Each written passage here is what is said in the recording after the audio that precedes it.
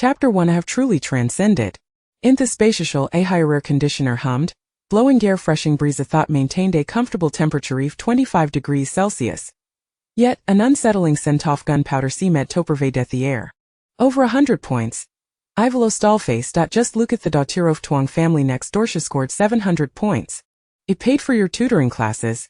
Yeti and Lai sporadically show up. I fly out in studno. What can you do? Spend or days to linger around with those Sidibius friends of yours? Arfamala has Navir lacked for your needs food, clothing, anything Judas or Hastely's been provided. In this lifetime you are restlessly Heritovex. Is where you will bet the death off m. Luruaping talon statuesque possessed a prominent nose and deep set eyes. Her fair skin, rosy lips, and whitey teeth complemented her neaton stylish short hair. Shuas gladino white shirt and dark skirt, accentuated by Zimpliate exquisite accessories. Althus Shuas overfrity, hairy youthful appearance suggested she was merely in her mid-30s. Wewei, their salt softy high school entrancy examinee out. You scored 40 in Chinese, 53 in mathematics, 35 in English, 35 in chemistry, 25 in history, and 45 in geography, totaling a mere 233 points. You want qualify for vocational schule, la talonive themosterdinera high school, which requires a minimum of 300 points. Just think about what you will be able to dwonk the future. Lu Ruping's gaziger increasingly agitate as a looked at their daughter Auntie sofa. They Jiro wore loose-fitting denim jeans slightly frayed at hedges, adorned with shiny copper studs on the belt. Thekuffs were rolled up, revealing frayed threads that glistened from wear. On her upper half, she donned a red printage wore with a slightly curled collar that exposed her delicate bone. Her fair, radiant oval face bloomed like a flower, and her blackberry-like eyes shimmered with a rebellious spirit. Her rear sari adorned with multiple piercings, 3 black studs, graced her left hair. Her arms bore black tattoos, and her long, voluminous hair was streaked and shaded so for dandelion. Around her neck hung a silver metal chain with asmal cross, reflecting her inner devotion. A faint scent of perfume mingled with soft tobacco and peach blossoms enveloped her. Xiaowewei pouted, casting an nonchalant glance at the rear mother. What's the point of studying? After all, wedn't lack formonia thome. Xiaochuha, her father, initially worked at a coking plant in County A. Eventually, he discovered a lucrative at hand established a coking factory, engage in the conversion and smelting gofcoal. He continuously expanded dissipations and increased the number of his factories, growing in scale to include an oton traditional coking plants butyl so ventures into the real estate industry, ultimately founding the largest DL group in the county, becoming a significant contributor to local tax revenues. Xiaochuha's social circle was extensive, and he held a social status in County A, occupying important positions within the community. As the only daughter, Xiaowewei was raised with a silver spoon, never having to worry about financial matters throughout her life. Upon hearing her daughter's remarks, Luru Opinjon instantly exploded. Just because we have money, it belongs to her father and me, not to you. You expect us to support you for life? Draymon. Let me tell ya, Xiaowewei, Auntie turn 18, don't expect to receive a single penny from. Fine, if you didn't give me anything, I have plenty offerings. Surely I won't starve. Even if the abandoned dad won't let me suffer, right? Right, dad? Xiaowewei turned to her father, adopting a charming demeanor. Xiaochuha, Bader Theonly daughter, naturally received unparalleled affection, treated like a presumed luruaping, infuriated, turned to Xiaochuha. Look at what our pampering has produced. Xiaochuhi wasted land benevolent, with a gently friendly demeanor, always swearing a smile. His depan bright admitted through tuna soul, and thought his etero simple it was ni atantity. Wewei hastily and Gwen she matures, she'll starely understand. Not performing well in thentranse examus and themed oft world. I campbell semesterings and jetting into high school will be no problem. Shut up, Lu Ruping fumed, your daughter is thighs way because of a father like you. It's finally Keith this way. Elmi friends dieth their hair. Your friends? What sort of friends, Sarathy? I feel had no money, would those the friend shall pie? How naive. On what grounds do you judge me friends? What right do you have? Xiaowewei looked up, glaring at Luruaping. Wewei, let's come your motheronly whence what's best for you. Xiaochuha interjected, sizing the moment to speak. Xiaowewei, I you have no intention of studying. Her is the dealie, have a 12 pace to choose from. First, you can enlist in the military for 3 years, and upon your return, you can pursue whatever you wish. I will not interfere, and you can inherit the family business. Secondly, you may opt out, beauty or father and you will donate the family fortunatos tate, leaving you with nothing. You will consider wasify and never existed. I want go refuse to join the military. It sounds boring, wouldn't go even if you beat me. Xiaowewei was impervious storiesin. Andis has spoke, Shistu Japan walk head toward the door. Stop. Where do I think you're going? To have fun what else while Dido? Smack. In Affitofridge, Lu Ruping slapped Xiaowewei across the face. Caught off guard, Xiaowewei stumbled and had her head against the table, collapsing in town consciousness. Wewei. Lu Ruping gan Xiaochu his expression changed dramatically, quick lycolin for the nearby clinic's doctor to examine her. After a brief treatment involving acupuncture. A little over 10 minutes later, Xiaowewei grow surveyed her surroundings. In the center of the hall stood a tall, golden statue radiate to grandeur, its surface emitted with dazzling diamonds that sparkled like flowing stars when illuminated. Beneath the statue stood a pair of Phoebe, solid wood flare lamps, their gentle light spill gracefully from the shades. Thules were adorned with exquisite oil paintings, each scene and character vividly alive, as if they might steep out of the frame satin image. A massive wood dining to be occupied a prominent position, its surface a polished a mere finish, displaying gonorrhea of delicatable wear and day open bodily fred wine. On an east side of her wood table, a seat of luxurious leather sofas encircled a pita fee table, draped with a soft throw. Nearby lay an assortment of refined magazines and books. On the opposite side of the hall, a series of glass display cabinets stood in neat alignment, showcasing an array of precious artworks, antiques, and jewels, which filled Xiaowei's gaze with confusion. Addo grandfather clock ticked rhythmically, while he ate a refrigerator covered with the lacy cloth. Avantage 25-inch Changhong television rested on a brown cabinet. A large calendar hung on Thule, and a Shurga's Felupinet, she realized, have a transcended? Chapter 02. My enlistment. Xiaowewei found herself momentarily stunned, as a myriad of vivid images flickered through her mind like a cinematic reel. The rampant drug traffickers along the border, the undercover police officers who, after years of meticulous investigation, finally uncovered the largest stronghold with the sheer number of drug dealers, many of whom were mercenaries, and the police force stretched thin. Support from the military was requested as the captain of the Lone Wolf assault team. She was urgently tasked with leading the operation initially. The mission proceeded smoothly. However, an unforeseen incident occurred when the captured drug lord detonated the bomb strapped to his body. In that critical moment, as she pushed her comrade to safety, the explosion erupted. Believing she had met her end, she was astonished to find herself traversing into another realm, inhabiting the body of a girl who bore her exact name. Xiaowewei, a staunch believer in science, grappled with the implausibility of such an occurrence. This was the stuff of fantastical novels. Nevertheless, having crossed into this new existence, she dismissed the notion of scientific rationale. What struck her as particularly absurd was the revelation that the original owner of this body was a pampered heiress. A girl accustomed to a life of indulgence and frivolity. Contemplating her current identity, Xiaowewei felt a profound sense of resignation as a formidable female soldier. Her name alone sent shivers down the spines of enemies and earned accolades from allies alike. How could she bear such an unjust burden? Yet, as a seasoned Special Forces operative, Xiaowewei quickly adjusted her mindset. Embracing her newfound reality, she gazed up at her concerned parents, feeling an unfamiliar warmth in her heart, a warmth she had never known. Having grown up without parental affection, she mused that the original owner must have felt immense happiness and gratitude for having such caring parents, blissfully unaware of her fortune. Raised in an orphanage under dire conditions, where the headmistress and 2 caretakers struggled to care for dozens of children, Xiaowewei often faced the harsh realities of life. Meals were scarce, clothing was hand-me-downs, and the thin blankets offered little warmth during the frigid nights. Though the orphanage was poorly equipped, the headmistress placed great emphasis on education, tirelessly supporting any child eager to learn. Deep down, all the children longed for parental love, a luxury they could scarcely fathom. Thus, a profound sense of regret lingered in Xiaowei's heart that as she grew older, she sought to find her biological parents, only to discover they had already passed away. The absence of parents had been her greatest sorrow in her previous life.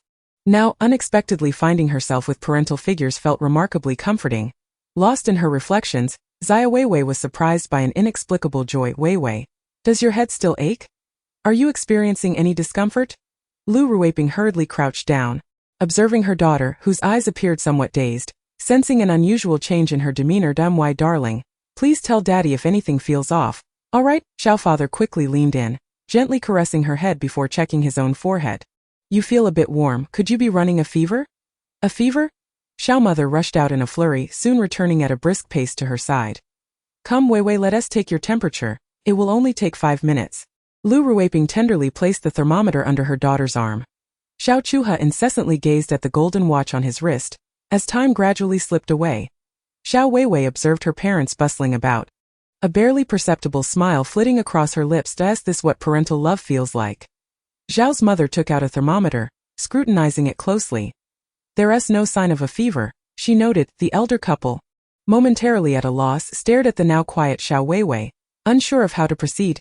Lu Ruweiping watched her daughter enter her room, then turned to Xiao Chuha, saying, "Old Xiao, why is our daughter so silent after waking up? She hasn't uttered a word that I've noticed as well. It is indeed rather peculiar. Could it be that her head is injured?" Xiao's father pondered deeply. Lu Ruweiping suddenly grew anxious. That shouldn't be the case. She appears quite lucid.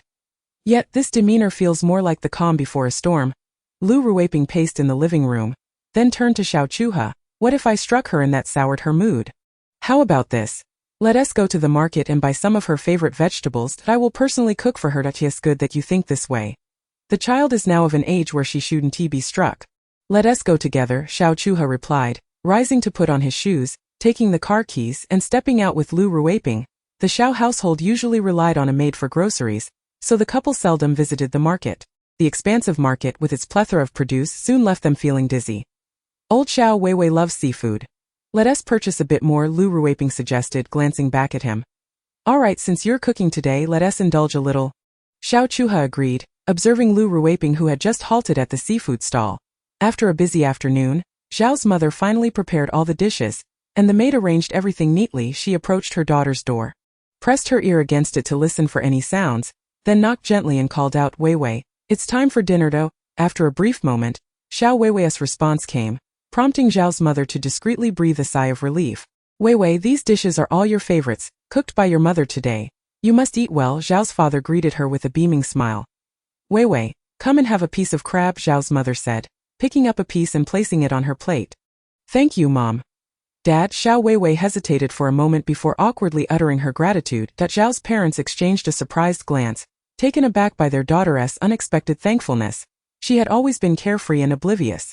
This sudden change left the couple feeling somewhat disoriented. Sitting there, Xiaowewei resembled a majestic mountain, steadfast and composed, her posture straight like an upright steel rod.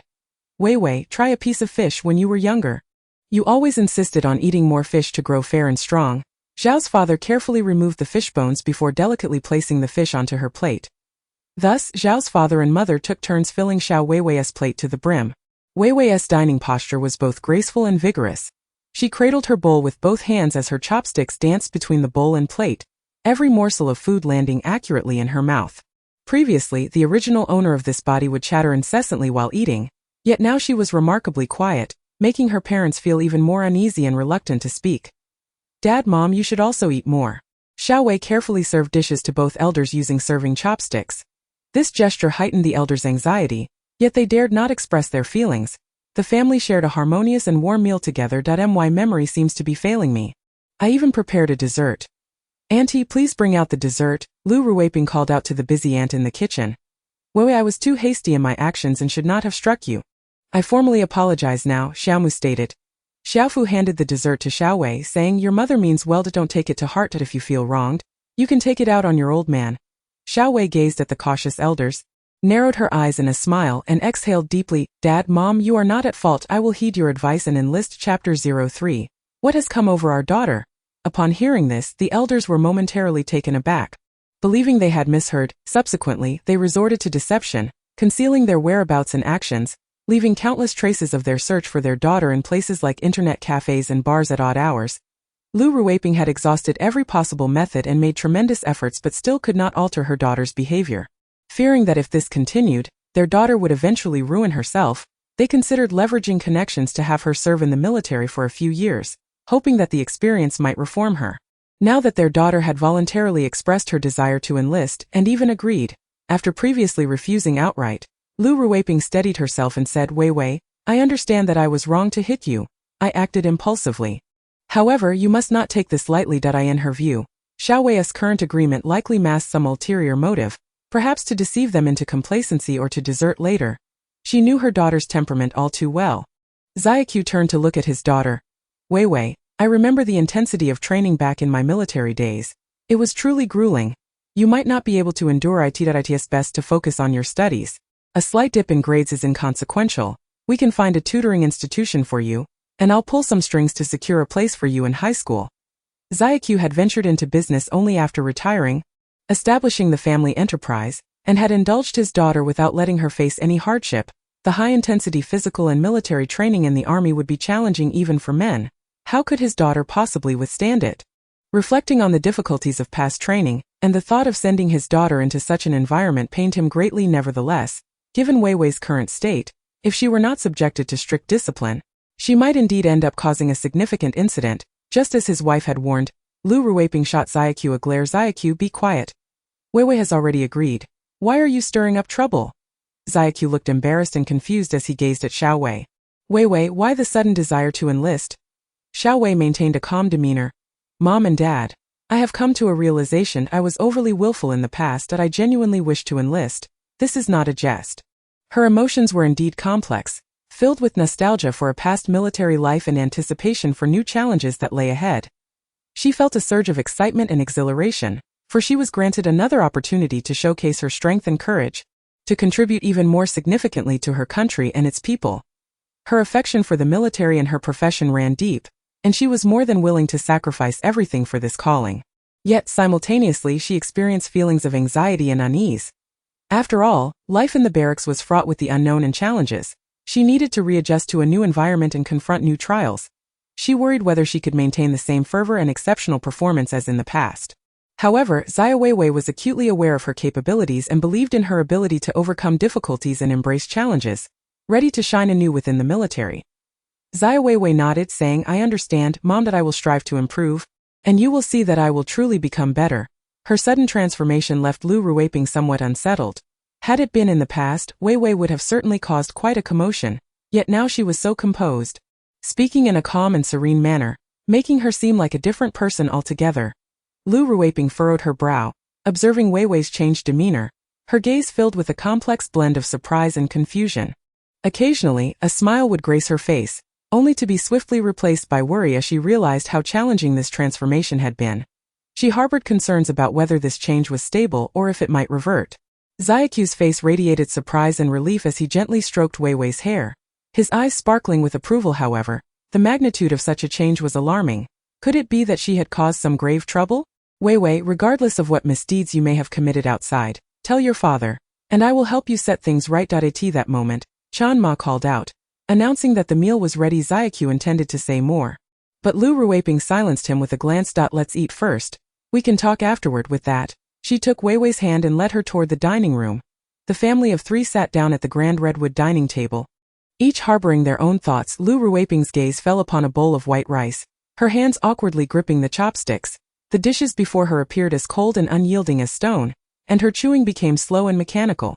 Each bite felt like a reminder of the bitterness and hardship endured while disciplining Wewei. She pondered how Wewei could have undergone such a drastic transformation upon waking. Xiaowei attempted to focus on the food before him, yet his gaze wandered restlessly, as if seeking a confidant. His hands trembled slightly as he picked up a piece of leafy vegetable, inadvertently dropping it onto the table.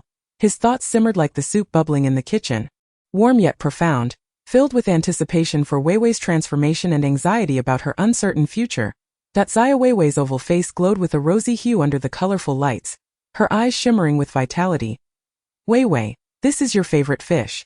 Do indulge a bit more. Xiaowei broke the silence. Thank you, Dad. You and Mom should eat more as well, Xiaowei replied, serving her parents with grace. Lu Ruweiping glanced at Wewei, her mind replaying the image of her daughter eating in the past. She recalled the resolute gaze Wewei had when she agreed to join the military, and now, witnessing her quiet and considerate demeanor, the stark contrast was utterly astonishing, leaving her in a state of disbelief. The family dined in serene silence, with nary a word exchanged, save for the gentle clatter of chopsticks against bowls, occasionally interrupted by a soft cough or the delicate sip of wine. The atmosphere was imbued with a sense of harmony and tranquility. After the meal, Xiaowewei released a contented sigh, instinctively reaching for the newspaper on the table. He settled comfortably into the sofa, embarking on his literary journey. Lu Ruweiping, on the other hand, lifted a beauty cup and took a seat at the opposite end of the sofa. Standing poised before her parents, Xiaowewei softly declared, Mom, Dad, I have something to attend to and wish to step out for a while. Xiaowewei looked up and replied, Very well, where are you headed? I shall call the driver to take you. No need, I can ride my bicycle, Wewei quickly responded. She had always been quite independent and had yet to adjust to the notion of having a car service for her outings. Do take care while you're out, and remember to contact your father if anything arises. The elderly couple rose to see their daughter to the door, watching her skillfully mount her bicycle before she rode away. Chapter 04. Once bitten, twice shy. Old Lu. I can't shake the feeling that Weiwei's demeanor and behavior have changed drastically since she awoke, Xiaowewei remarked gravely, casting a glance at Lu Ruweiping. I've noticed it too. She seems like a different person altogether. My heart is in turmoil, Lu Ruweiping admitted, having sensed that something was amiss for quite some time. Although she was currently obedient and compliant, which pleased them, the suddenness of it all made her wonder if her daughter was grappling with some psychological issues. Xiaowewei took a sip from his teacup and turned to Lu Ruweiping. Deep in thought, she suddenly became animated. Old Xiao, what if she is merely pretending again to earn our trust, only to spring some grand scheme upon us later?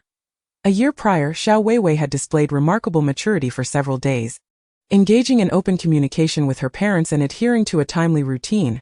Just as her parents began to sense a glimmer of improvement, she abruptly ran away from home. At that time, Xiaowewei was away on a business trip, while Lu Ruweiping was preoccupied with work.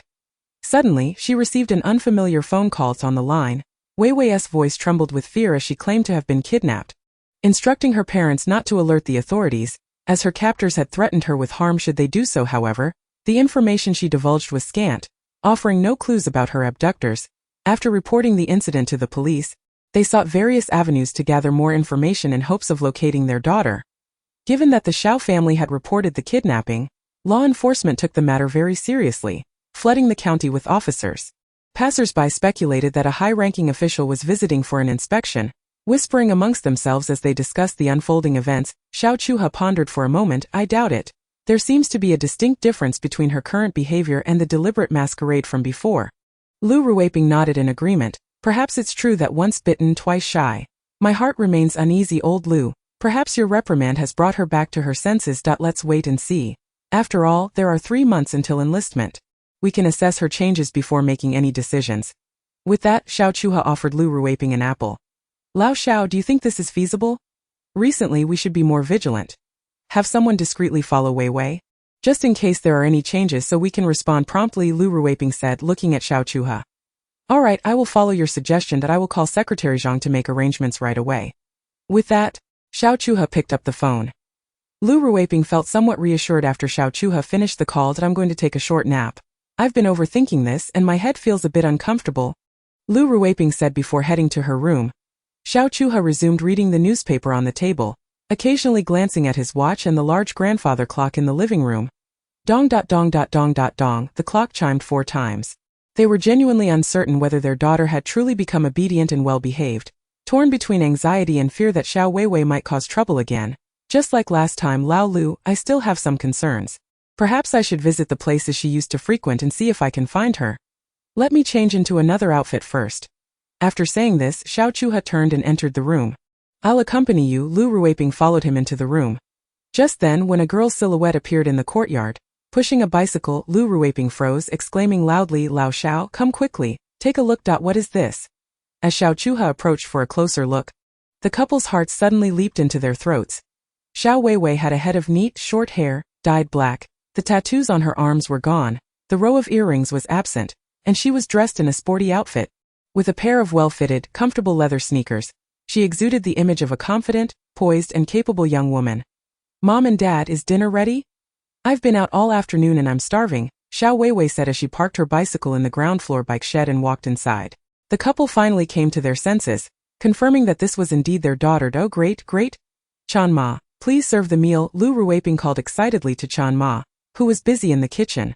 The couple's long-held tension dissipated entirely, and their hearts swelled with joy. Their daughter had taken the initiative to make such significant changes, which was no small feat after spending these few days together. Xiaowewei truly experienced her parents' love for the first time in her life. Her mindset had completely transformed. She had accepted her identity as a time traveler and embraced her original parents. Xiaowewei silently vowed that from now on, this would be her home, and she would be a good daughter, showing filial piety to her parents. The 3 of them sat down at the dining table, and Xiaowewei proactively served soup to her parents. Dad, Mom, please enjoy a bowl of soup first. The elderly couple exchanged glances and joyfully said, "Thank you, Wewei." They felt that the soup tasted significantly better than usual. It had been a long time since the Xiao family had enjoyed such a peaceful and harmonious meal together. Usually, it was either Lu Ruweiping reprimanding her daughter or Xiaowewei throwing a tantrum. Half an hour after dinner, Xiaowewei addressed her parents who were seated on the sofa. "Dad, Mom, let's take a walk on the community tract. I believe you both need some moderate exercise." The couple listened, their mouths agape in astonishment as they simultaneously exclaimed, "A walk? Exercising?" Xiaowewei looked at her parents in confusion, questioning what was so unusual about exercising.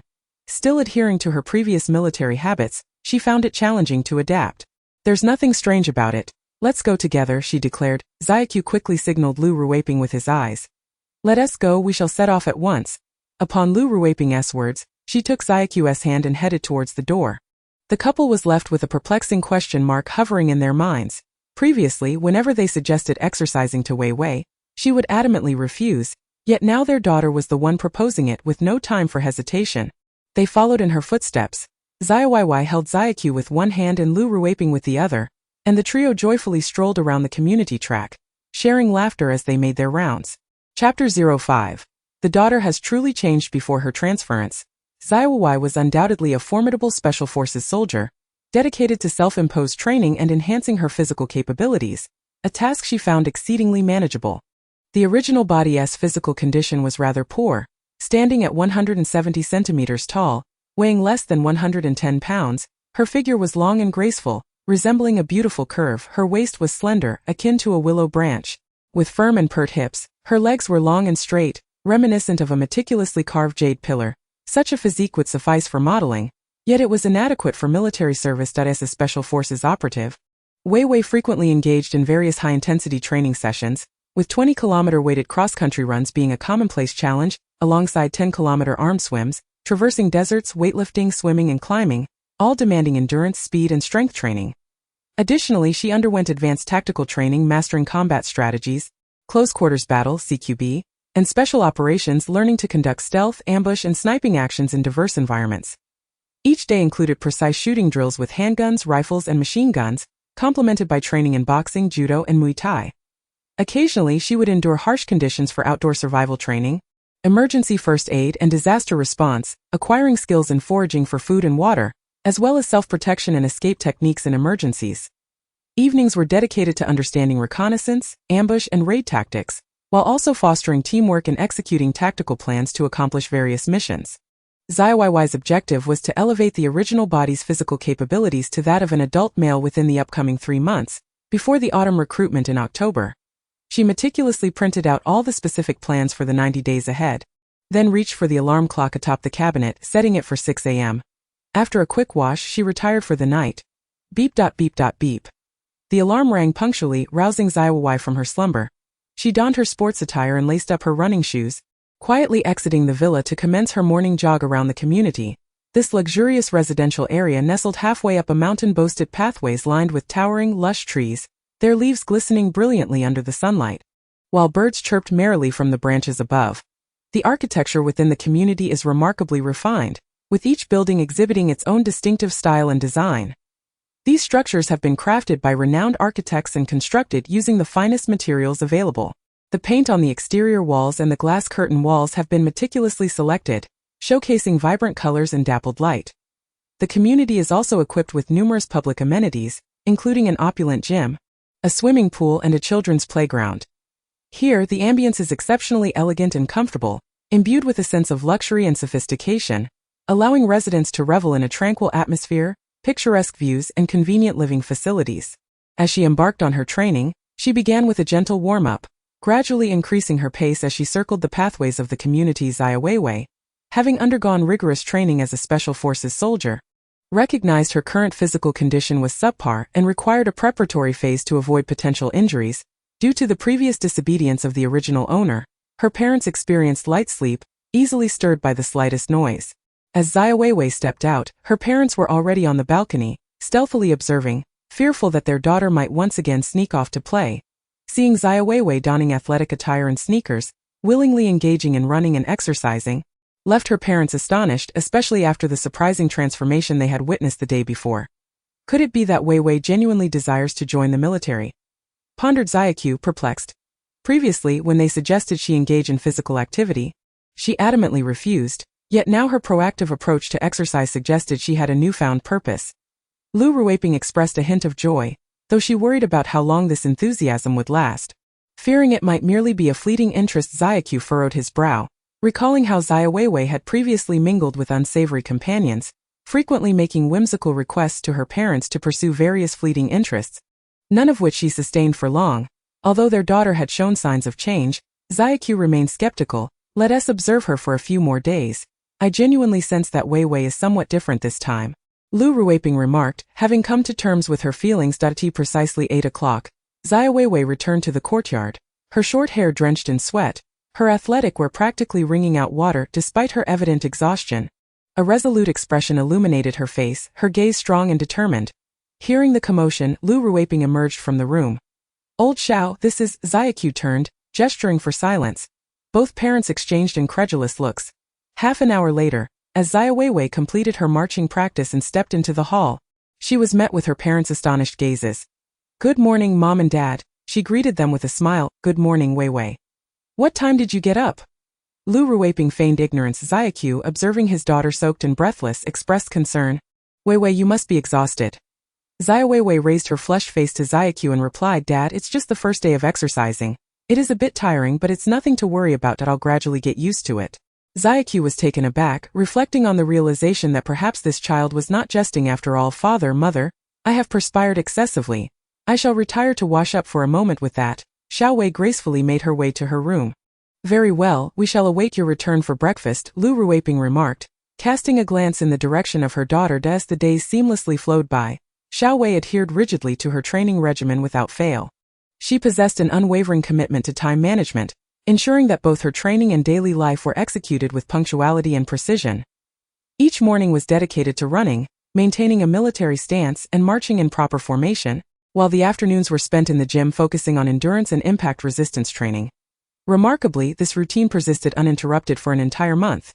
The couple, having underestimated Xiaowei's tenacity, arranged for Chef Chen to prepare her favorite and varied meals daily, so as to ensure her nutritional needs were consistently met.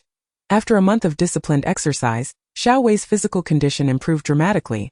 Her steps were steady and powerful, her posture upright, and most notably, she exuded the aura of a soldier. This transformation left Xiaowei astounded. His daughter had indeed changed. Chapter 06. The motivation to serve. While Xiaowei was taken aback, he felt predominantly a sense of joy. Both he and his wife had presumed their daughter was merely experiencing a fleeting interest. Yet, over the course of the month, regardless of inclement weather, she had remained steadfast. The daughter who once caused her parents endless worry and concern was now utterly transformed. The change was so profound that the couple occasionally questioned whether their child had traversed through time. Most significantly, aside from her daily training, Xiaowei had not ventured out to socialize with her former companions. In days past, whenever the phone rang, she would concoct various excuses to escape, often disappearing for an entire day, and occasionally going completely off the grid. In the first half of the month, the couple received numerous calls from those seeking Xiaowei, with her providing an array of excuses to evade them. However, in the latter half of the month, she ceased answering calls altogether, severing ties with those unsavory acquaintances. Initially, the couple believed she was merely putting on a facade, but sustaining such behavior for an entire month indicated that this was not an act. Their daughter had genuinely transformed. Even relatives and friends of the Xiao family perceived this change in Xiaowei, with some relatives citing her as an exemplar for their own children. Naturally, her parents were immensely pleased.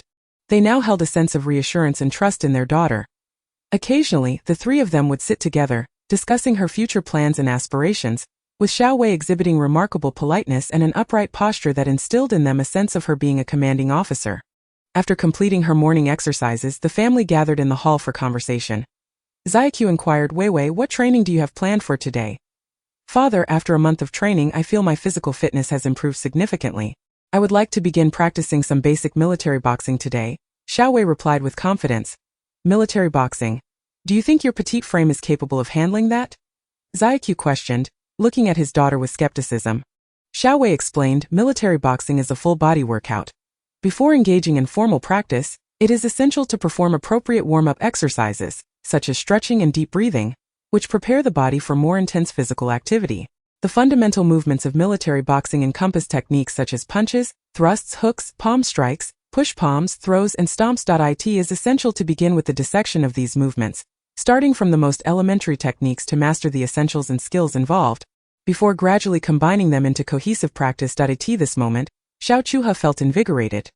Building upon the dissection practice, one must integrate the basic techniques to form simple combinations, thereby progressively mastering more intricate routines. Xiaowewei articulated his thoughts with clarity. Dad, have you practiced before?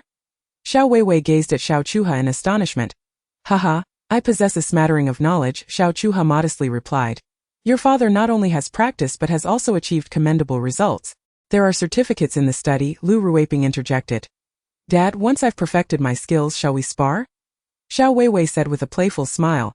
After so many years without practice, I might not have the strength. Xiaowewei replied, glancing down at his somewhat protruding belly with a hint of embarrassment. Dad, I must start training immediately, lest I find myself unable to compete with you, Xiaowewei cheekily declared before heading towards the basement gym. Xiaowewei understood that to fully utilize this original body, she needed to progress steadily, mastering the most basic movements through extensive practice. Military boxing serves as the foundation. Only through relentless practice can she hone her skills, enabling her body, which now resembles a treasure trove, to be continually uncovered. As time swiftly passed, September arrived, marking the first day the Countess' armed forces announced enlistment. That morning, after her workout, Xiaowewei entered the hall to find Xiaowewei and Wewei present. Good morning, Dad, Mom, she greeted her parents cheerfully. Xiaowewei patted the sofa, saying, Wewei, come sit. We have matters to discuss with you. Wewei, have you truly made up your mind about enlisting? Wewei inquired. Xiaowewei replied, Mom, I have been diligently training these past 2 months precisely to join the military. I am serious about this. Very well, Wewei responded, observing her daughter's earnest expression. Deciding to say no more, Xiaowewei then stated, since you have made your decision, let us go. I will drive you to register. Thank you, Dad, Xiaowewei exclaimed joyfully, rising to her feet. The father-daughter duo exited together, with Xiaowewei taking the driver's seat of the BMW while Xiaowewei occupied the passenger seat. Wewei stood at the door, watching the car drive out of the courtyard, growing increasingly distant. A complex expression crossed her face as she murmured to herself, is this truly my once disobedient daughter? Has she matured, or has she been awakened by a firm hand as Lao Xiao suggested? Xiaowewei, smiling, asked, Dad, do you prefer the former disobedient daughter or the wild child I am now? Haha, I must admit, I have a greater fondness for the wild child you have become, her father chuckled heartily. Xiaowewei fell into contemplation, recalling how his daughter used to dress flamboyantly, often resulting in the school contacting him or other parents arriving in a frenzy due to her altercations. The household had never known peace. Yet now, his daughter was indeed a world apart from her former self. The most crucial point is that my daughter now exudes an air of competence. Between her movements and her stance, she reveals the essence of a soldier. With every gesture, she showcases the unique aura that is characteristic of military personnel, embodying an indescribable sense of maturity. Standing nearly 180 centimeters tall, although Xiaowewei's physique appears somewhat robust, he maintains an upright posture. After more than 2 months of relentless training, Xiaowewei has gained a noticeable height, and when she stands beside her father, they are nearly the same height. Chapter 07. I want to be a military. Hua Mulan. Xiaowewei pondered for a moment and said, Dad, didn't you often say that joining the army leads to 3 years of regret, while not joining results in a lifetime of remorse? I do not wish to live with regret for the rest of my life. Xiaowewei was momentarily taken aback. Well, his daughter had matured and developed her own ideas, which was a positive sign. However, he felt compelled to issue a stern warning. If you choose to be a deserter, your mother and I will not acknowledge you as our daughter. Despite Xiaowewei's youthful visage, he was renowned in the army for his resilience and determination. He would rise early each day to engage in rigorous physical training, never faltering, whether in the biting cold of winter or the sweltering heat of summer. Particularly in military boxing, he consistently brought home awards during competitions. In addition to physical training, Xiaowewei placed great emphasis on the acquisition and enhancement of military skills, always seizing idle moments to study new tactics and techniques, thereby continuously elevating his military prowess. His extensive military knowledge and agile tactical application made him a standout figure in the army. Frequently designated as a model soldier, he had never anticipated that his daughter would wish to enlist in a way. It could be seen as fulfilling his own unvoiced aspirations. Suddenly, Xiaowewei declared, Dad, I want to be a military. Hua Mulan. Ah, indeed, you are my daughter, embodying the spirit of your father in his prime. Xiao Chuha replied joyfully. The fleeting hint of disappointment in Xiao Chuha's eyes did not escape Xiaowei's notice. Having experienced military life herself, she understood the deep emotions and nostalgia that those who have served often feel. They have endured countless training sessions and battles, experiences that become irreplaceable parts of their lives. Simultaneously, they carry a profound sense of pride and honor for having defended their country and its people, while also undergoing personal growth and refinement. Thus, Xiaowei empathized with her father's feelings of helplessness and loss when he made the choice to retire from military service. The vehicle soon arrived at the Armed Forces Recruitment Office. As they entered the courtyard, Director Wei of the Recruitment Office approached to greet them. Xiao Chuha, the wealthiest individual in the county, a representative of the Municipal People's Congress, the chairman of the Federation of Industry and Commerce, and a significant taxpayer in the county, holds considerable prestige and influence in the city. His extensive social network allows him to play a pivotal role across various sectors, be it in industry or government. His opinions and decisions are typically valued and adopted. Old Wei, let's schedule a time to meet once you've finished your current tasks. Your assistance this time is greatly appreciated, Xiao Chuha said courteously. After exchanging pleasantries, they proceeded directly into Director Wei's office. Xiaowei naturally followed suit and entered the hall. As she passed through the lobby, she noticed a multitude of people gathered around the notice board, engrossed in reading and understanding the conscription announcements and related policies. Some were diligently filling out forms, submitting materials, and seeking answers to their inquiries. Each consultation desk was met with long queues, and if one were to adhere to the procedure step by step, it seemed uncertain whether they would be able to register by nightfall. After Xiaowei and her father settled into Director Wei's office, the director made a phone call to brief the staff, who then entered with forms and patiently guided Xiaowei through the process of completing the necessary information. Xiaowei, once you've finished filling out the form, Xiaoli will take you upstairs for a medical examination followed by a physical fitness test. If you have any questions, feel free to ask. There is no need to feel anxious, Director Wei reassured Xiaowei. After she stepped outside, Director Wei remarked, Old Xiao, are you truly willing to let your precious daughter enlist? It was not only Old Xiao who felt a pang of reluctance. Old Wei, as an observer, could not help but feel heartache at the thought of a young lady raised with a silver spoon enduring the rigors of military training. Xiao Chuha chuckled softly, reflecting that previously, such a decision would have been inconceivable. However, truth be told, this time, Wewei had undergone quite a transformation. Her stride as she exited bore a resemblance to that of a soldier. Director Wei observed, you have yet to witness her in the gym. If she weren't my daughter, I might mistake her for a female soldier king in my household. Xiao Chuha replied with a hint of pride. You have no idea, just earlier on our way here Wewei mentioned wanting to be a military Mulan, ha ha ha. With these words Xiao Chuha erupted into joyous laughter. Xiaowei exclaimed with excitement, Dad, Uncle Wei, I scored full marks on my physical fitness test. Well done, Wewei. You truly possess the fierce spirit of your father in his prime, Director Wei remarked, giving her an encouraging pat. Xiao Chuha understood in his heart that, with the Xiao family's connections and Old Wei's assistance, there was no reason for Wewei's enlistment to be denied. Moreover, after several months of training, Wewei's physical fitness exceeded that of her peers by a considerable margin, rendering her exceptionally capable in every regard. With her perfect scores on the fitness tests, there was no doubt that her enlistment was assured. Indeed, shortly after the conscription registration period closed, the military's recruitment personnel came for a home visit, conducting a brief inquiry and recording some information following the necessary protocols. It was confirmed that Xiaowei met the enlistment criteria. Thus, she had effectively placed one foot into the military camp, now awaiting the official notification for her enlistment. Chapter 08. Encounter with robbers. Although Xiaowei's enlistment was a foregone conclusion, her daily training remained unwavering. With an increase in intensity. At 8 a.m., she ran along the roadside of the mountainous area from her residential community, reaching the entrance of the Shawanshan National Forest Park in one breath. Her athletic attire was thoroughly soaked with sweat, clinging to her form and accentuating her well-toned physique, with a sports bag slung over her back. Her face flushed and glistening with perspiration, rivulets of sweat trickled down her forehead, her breath was rapid, heart racing, and though her body felt exhausted, it was infused with a sense of pride.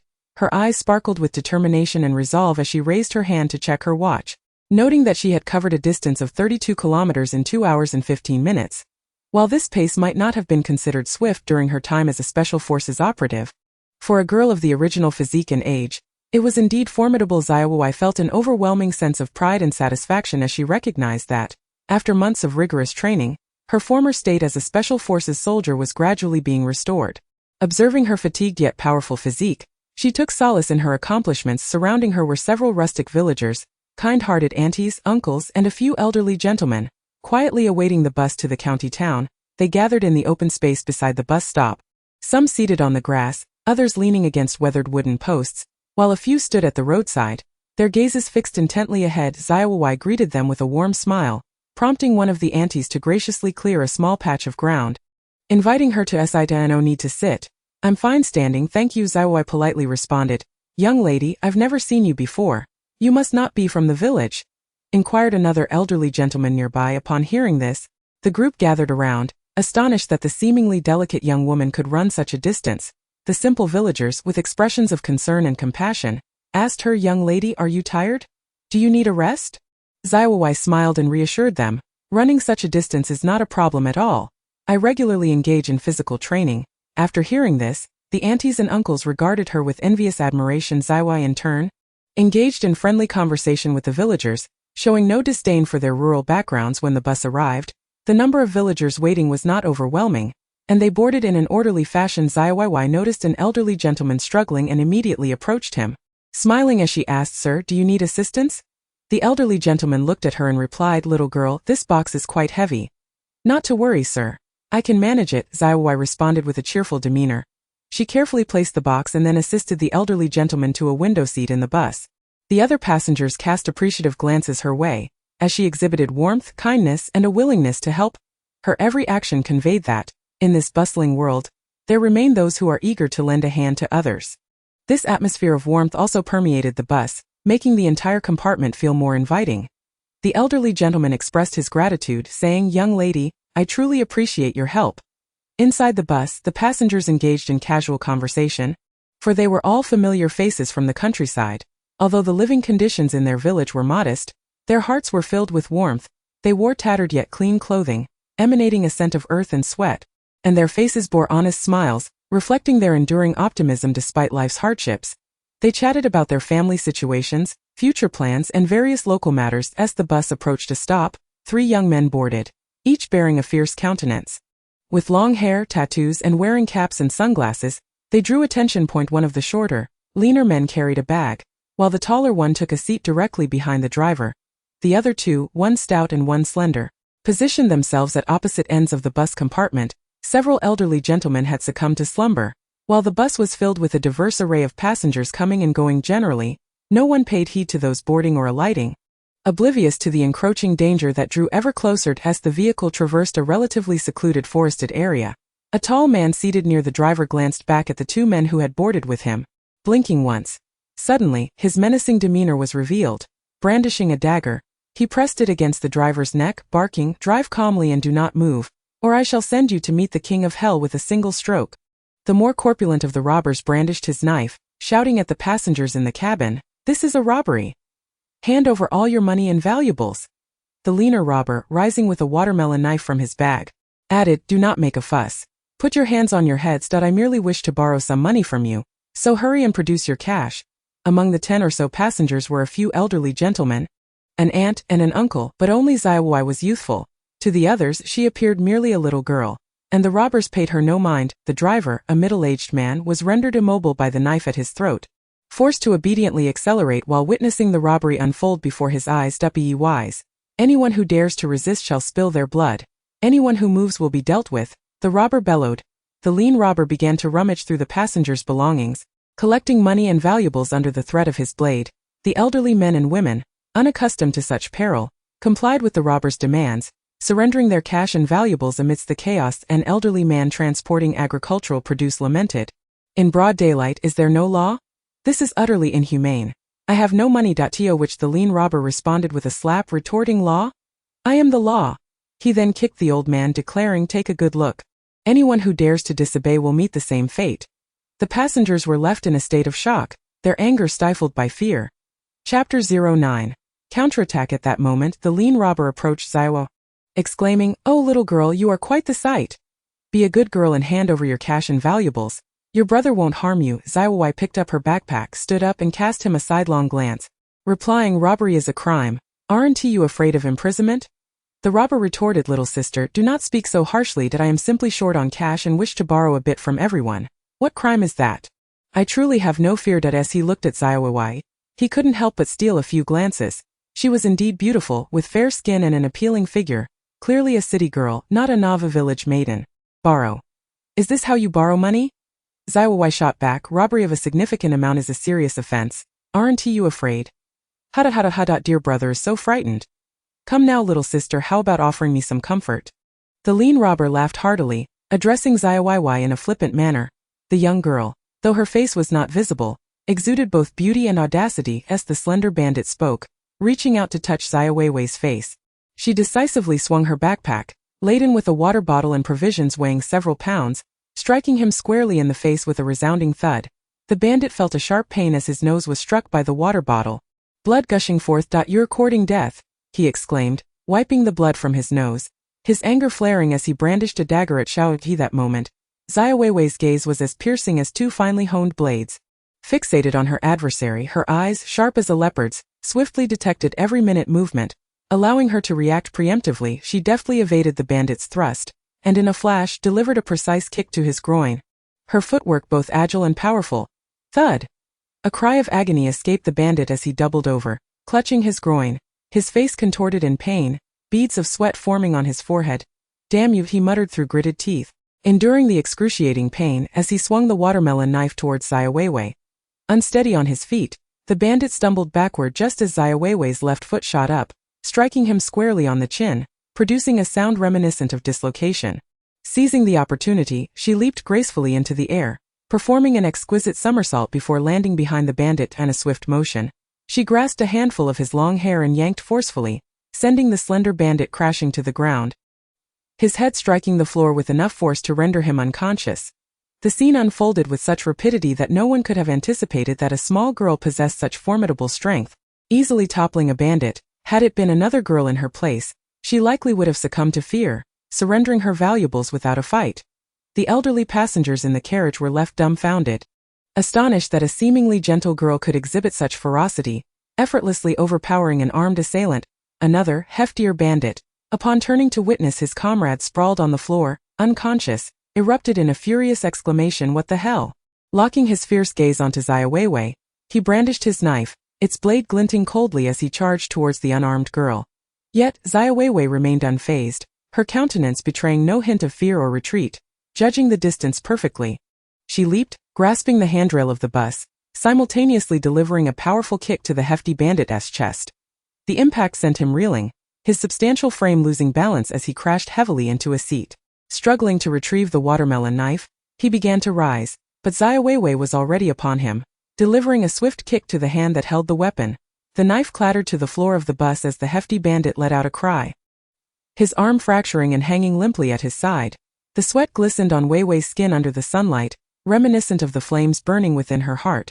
Her steps were resolute and powerful, each movement akin to dancing to the melody of life, showcasing her indomitable spirit. Without granting the robbers a chance to retaliate, Xiaowewei struck decisively and swiftly, delivering heavy punches to their foreheads like a tempest unleashed upon her assailants. The force of her blows stirred the air, making it quiver. The corpulent robber repeatedly struck, crumpled to the ground in agony, his head tilting to one side as he succumbed to unconsciousness. Over the past few months, Xiaowewei had devoted herself to rigorous training, focusing on boxing, judo, and close combat techniques, honing her physical coordination, reflexes, and defensive capabilities to a commendable level. Most importantly, her mind was filled with a wealth of combat experience and skills, her practical knowledge compensating for any physical shortcomings against her opponents. Additionally, the two robbers had underestimated her, dismissing her as merely a young girl, which ultimately caught them off guard. By the time they realized their folly, it was too late. There was an element of luck involved. Had the adversaries maintained vigilance from the outset, Xiaowewei might not have found such an advantage, a fact she was acutely aware of nonetheless. Once her physical prowess reached that of a special forces operative, subduing these two would be a matter of ease. Xiaowewei stepped forward, fixing her gaze upon the towering robber holding the driver hostage. "Release him." The elderly men surrounding her, emboldened by her prowess, began to brandish whatever they could find. One even wielded a sickle, positioning himself behind Xiaowewei. Though they were advanced in age, they could not bear to let a young girl defend them alone, their pride refusing to allow such a humiliation. "Young man, let him go. Why resort to robbing us old folks? Do you possess no conscience? Release him." Inside the vehicle, the atmosphere was charged with indignation.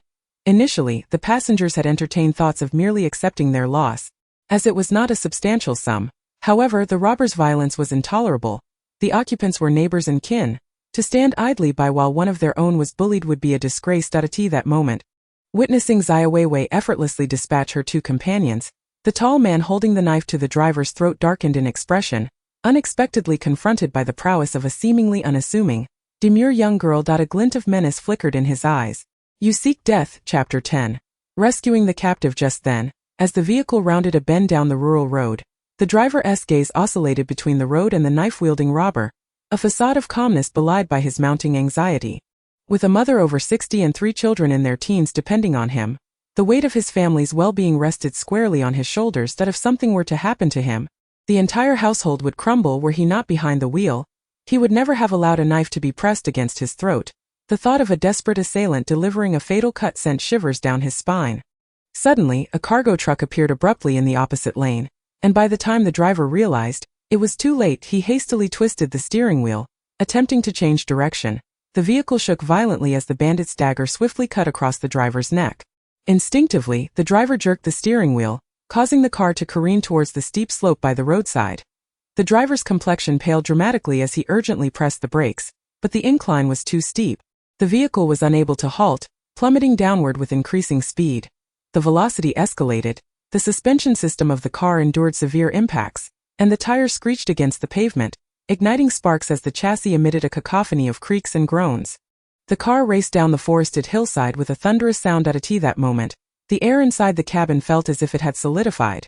Each heartbeat quickened, akin to a rubber band stretched to its limit.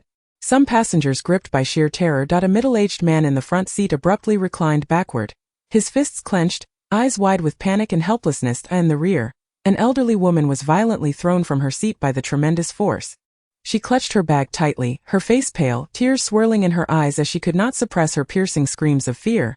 The cabin echoed with continuous cries. Everyone instinctively grasped the nearest armrests and seats. Bang, bang, bang.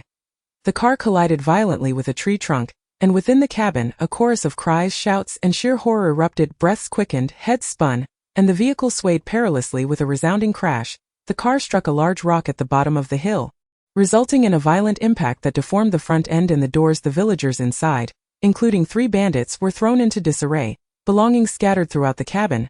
The scene was one of chaos. Many were injured amidst the cacophony of the crash. Xiaowewei clung desperately to the armrest, her body slamming against the seat in the midst of the violent collision. Nearly losing consciousness as she opened her eyes, she beheld the disarray within the cabin. Goods strewn across the floor, luggage in tatters, personal items scattered everywhere, and the passengers in disarray, many having succumbed to unconsciousness. The driver had collapsed against the steering wheel, rendered unconscious, while smoke began to billow from the crumpled front. Xiaowewei steeled herself, aware that an explosion was imminent. She needed to extricate the passengers from the vehicle in the shortest time possible, for otherwise, they would all perish. Waiting for the firefighters to arrive was simply not a viable option. She approached the door, kicking it repeatedly, but the impact had warped the door beyond opening. Outside, a large rock was blocking the door. The only option was to escape through the window. Xiaowewei dashed to the driver's seat, calling out urgently to awaken him, but the severe blow to his forehead had rendered him unconscious, unresponsive. The toolbox. Xiaowewei searched the area around the driver's seat and to her relief found a safety hammer within the toolbox. As she prepared to break the window, she took great care to avoid harming the unconscious passengers. She pressed her body against the window, cradling the head and neck of the unconscious individual with one hand while using the safety hammer to strike the window with the other. As the car window shattered, Xiaowewei exerted herself to extricate an unconscious elderly man, situated perilously close to the broken glass, from within the vehicle and placed him on the open ground outside. Simultaneously, she cried out desperately, "Help! Please, someone save us!" Inside the car, around 10 individuals lay in a state of unconsciousness. Some bore head injuries, others had wounded limbs, while a few were drenched in blood. Each person sustained different injuries, yet all were bleeding profusely. The elderly man's frail body could scarcely endure such violent impact. At that moment, Xiaoweiwei's singular focus was to save lives, believing that every individual rescued mattered. Time and again, she dashed into the vehicle, hoisting out the unconscious grandfathers and grandmothers with unwavering resolve. Though her movements were swift and urgent, they remained precise and gentle, striving to inflict no further harm upon them.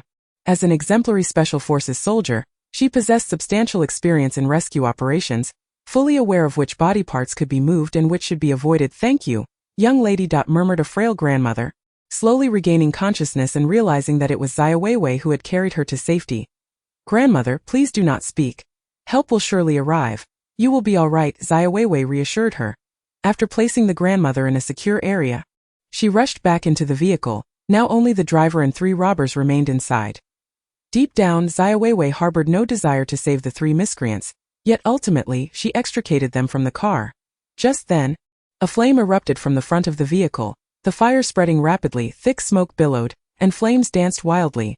Seeing the inferno within, Xiaowewei felt a surge of anxiety, yet her actions remained resolute and unhesitant. Time was of the essence. Her body trembled from injuries and exhaustion, but her gaze remained unwavering. Moments slipped by, and the driver was ensnared by his seatbelt, unable to free himself. The pain in Xiaoweiwei's injuries intensified, and her breaths became shallow. However, her profound sense of duty and mission compelled her to grit her teeth and persevere. With a final surge of strength, Xiaowewei managed to force the seatbelt buckle free. Summoning the last vestiges of her energy, she dragged the driver from the vehicle, barely escaping. The flames had surged into the cabin, the smoke thickening and the fire intensifying. In the next instant, there was a deafening explosion. The vehicle erupted in a fiery blaze, engulfing the surrounding air in a dense haze of smoke and dust.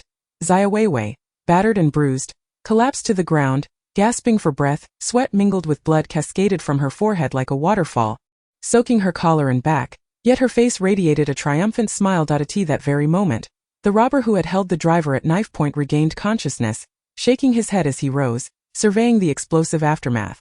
Upon noticing the body strewn on the ground, he instinctively understood the gravity of the situation and turned to flee. Xiaowewei rose to her feet, pointing at him and shouting, "Halt!"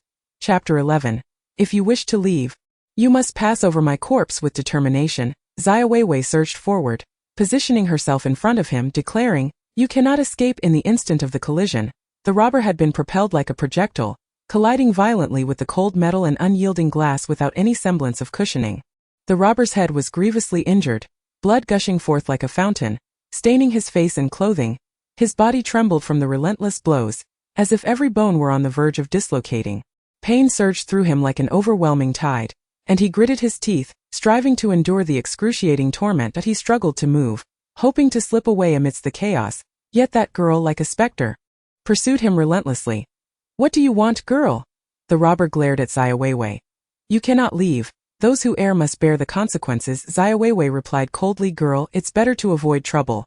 I advise you not to meddle." The robber said with rising anger, "There's no way out for me now that I've encountered you. I will see this to the end. Do you wish to die? Don't think that saving me will earn your gratitude. If it weren't for your interference, this wouldn't have happened."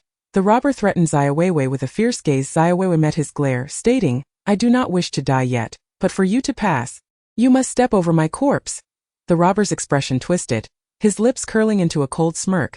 "Let us see how capable you really are at stopping me."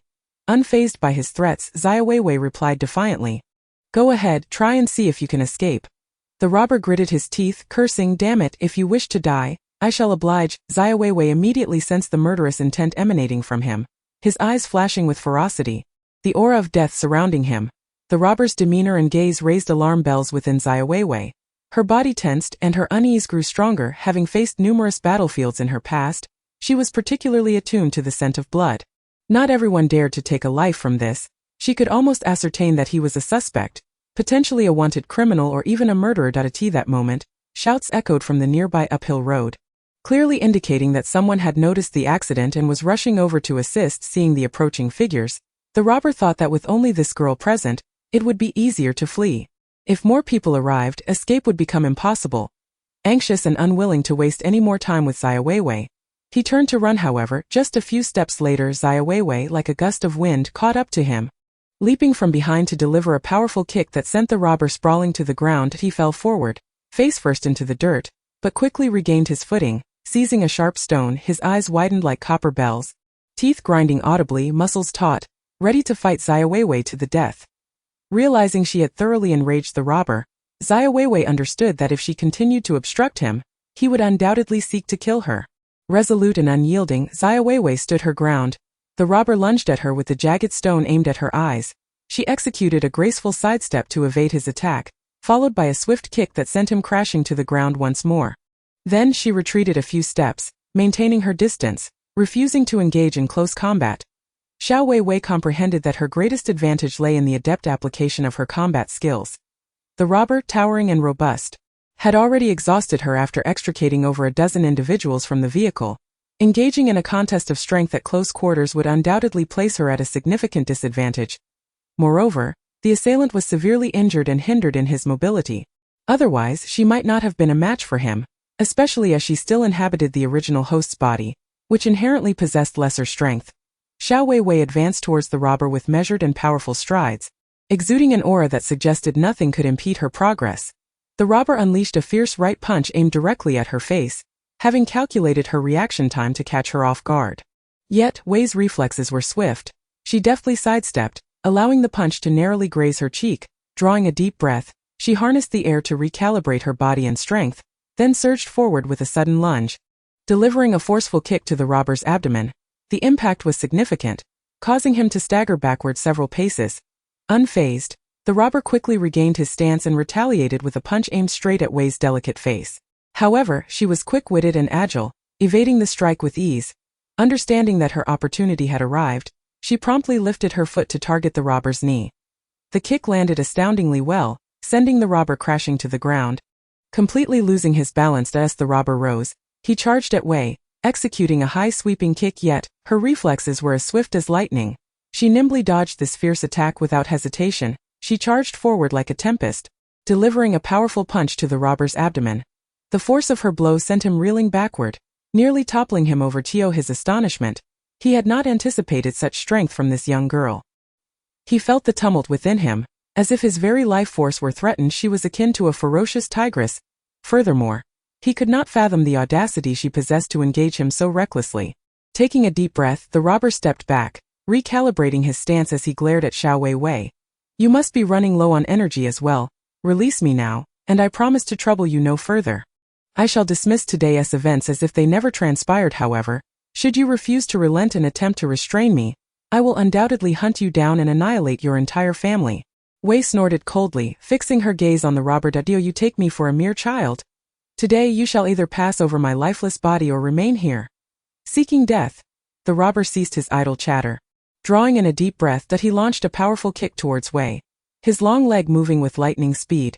Yet, she evaded it with the grace of flowing water, and as he landed, she retaliated with a fierce kick to his back, causing him to stagger yet again. Indeed, after enduring a series of blows, the robber cast a glance at Xiaowewei, feeling a flicker of panic within him. He realized that this young girl was not someone he could easily subdue. If time dragged on and the police were to arrive, his fate would be sealed. Chapter 12. Escape is impossible. At that moment, both combatants were utterly fatigued, their struggle now reduced to a contest of sheer willpower. Fortunately, Xiaowewei's relentless training over the past few months had greatly enhanced her physical capabilities. Otherwise, it would have been difficult for her to endure to this point. You cannot escape. Xiaowewei's icy gaze fixated on her opponent, her breath quickening, exuding an aura of fierce determination. Little girl, I bear you no grudge. There is no need for you to stubbornly confront me, is there? True, you harbor no animosity towards me, yet regrettably, I have stumbled upon your criminal act, and I cannot simply turn a blind eye. Xiaowewei declared with righteous indignation. What benefit do you derive from this? I have several hundred yuan here as compensation. Release me, and we shall go our separate ways, you along your sunny path, and I along my narrow bridge. Let us not interfere with one another. The robber could scarcely fathom his misfortune. Not only had he faced continuous setbacks, but he also found himself devoid of any chance, whether to fight or flee. Despite the agony that felt as if it would bleed him dry, he was left with no alternative but to appease the unyielding Xiaowewei before him. Gritting his teeth, he resolved to produce a substantial sum of money to placate her. After all, the priority now was to extricate himself from this predicament. Once he escaped this ordeal, he could seek revenge on this insufferable girl at a later time. With trembling hands, the robber withdrew a thick stack of bills from his pocket, hard-earned savings amounting to several hundred. In this day and age, a worker's monthly wage typically ranged from 1 to 200 yuan. For many, several hundred yuan represented 2 or 3 months' worth of toil, a considerable sum indeed. Very well, hand it over to me, Xiaowewei instructed. The robber, casting the money onto the ground, retorted, Your skills are formidable. I dare not approach you. You may retrieve it yourself. Xiaowewei let out a cold laugh, and as the robber attempted to flee, she pursued him. You think you can simply walk away in my presence? That is utterly impossible. She positioned herself in front of him. You stubborn girl, how far do you intend to take this? Damn it, today it is either your demise or mine. The robber was seething with rage, his face contorted with ferocity. Eyes gleaming coldly, he raised his powerful right leg and like a ferocious beast, aimed a brutal kick at Xiaowewei in a split second. Xiaowewei reacted with remarkable speed, her petite form shifting to evade the vicious strike. Yet, she was already utterly exhausted, her movements sluggish despite summoning every ounce of strength to dodge. She could not fully evade the robber's kick with a resounding thud. His foot connected solidly with her body. In that instant, a wave of excruciating pain surged through her. As if she had been struck by a speeding truck, her breath quickened, her chest rising and falling violently, each inhalation and exhalation resembling a fierce battle. Her heart raced akin to a fervent war drum, reverberating within her chest. The intense rhythm echoed clearly in her ears, striking against her taut nerves. Yet, amid this agony and fatigue, an indomitable fighting spirit ignited within Xiaowei's heart. Clenching her teeth and enduring the pain, she fixed her unwavering gaze upon the robber before her. He launched another fierce assault, attempting to breach her defenses, yet Xiaowei stood resolute like an unyielding stone. No matter how he charged, he could not penetrate her fortitude. Xiaowei continually assessed her surroundings and the robber's movements, searching for the opportune moment to strike. Xiaowei maintained a strategic distance from the robber while engaging in an intense battle. She constantly shifted her body, deftly dodging at times and decisively counterattacking at others, preventing the robber from getting close enough to strike her.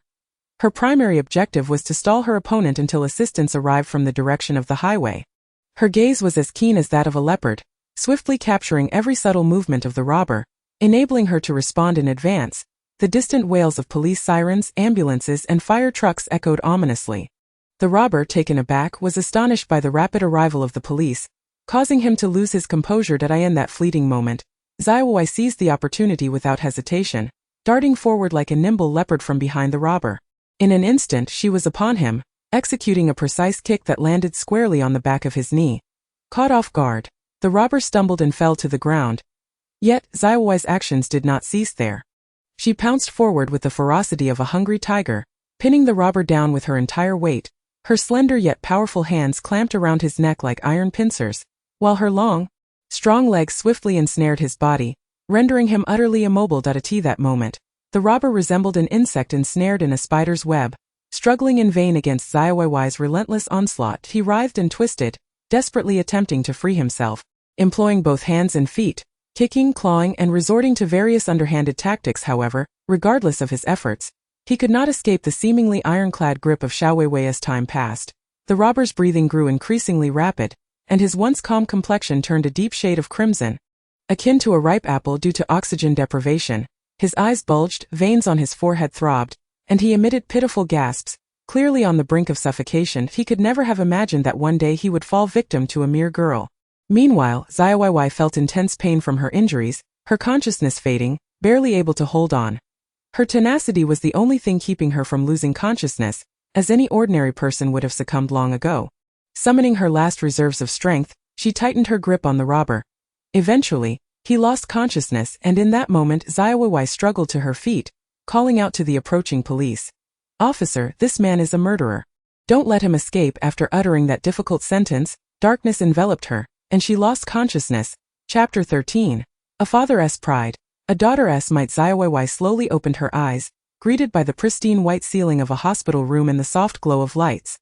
Her parents stood by her bedside, their faces etched with concern. As she gently moved her body, waves of soreness coursed through her, and she instinctively furrowed her brow, fatigue evident on her face. Wewei immediately grasped Xiaowei's hand with excitement, exclaiming, "You're awake. You finally awakened. Wewei, you scared your father and mother to death. How do you feel now?" "Mother, I feel much better now. You need not worry," Xiaowei reassured Wewei. Father Xiaochuha gently patted Wewei, stating that the doctor had just assured them that their daughter had merely fainted from exhaustion, and there was no serious concern. Xiaochuha remained seated by the bedside, silently observing his daughter until she awakened.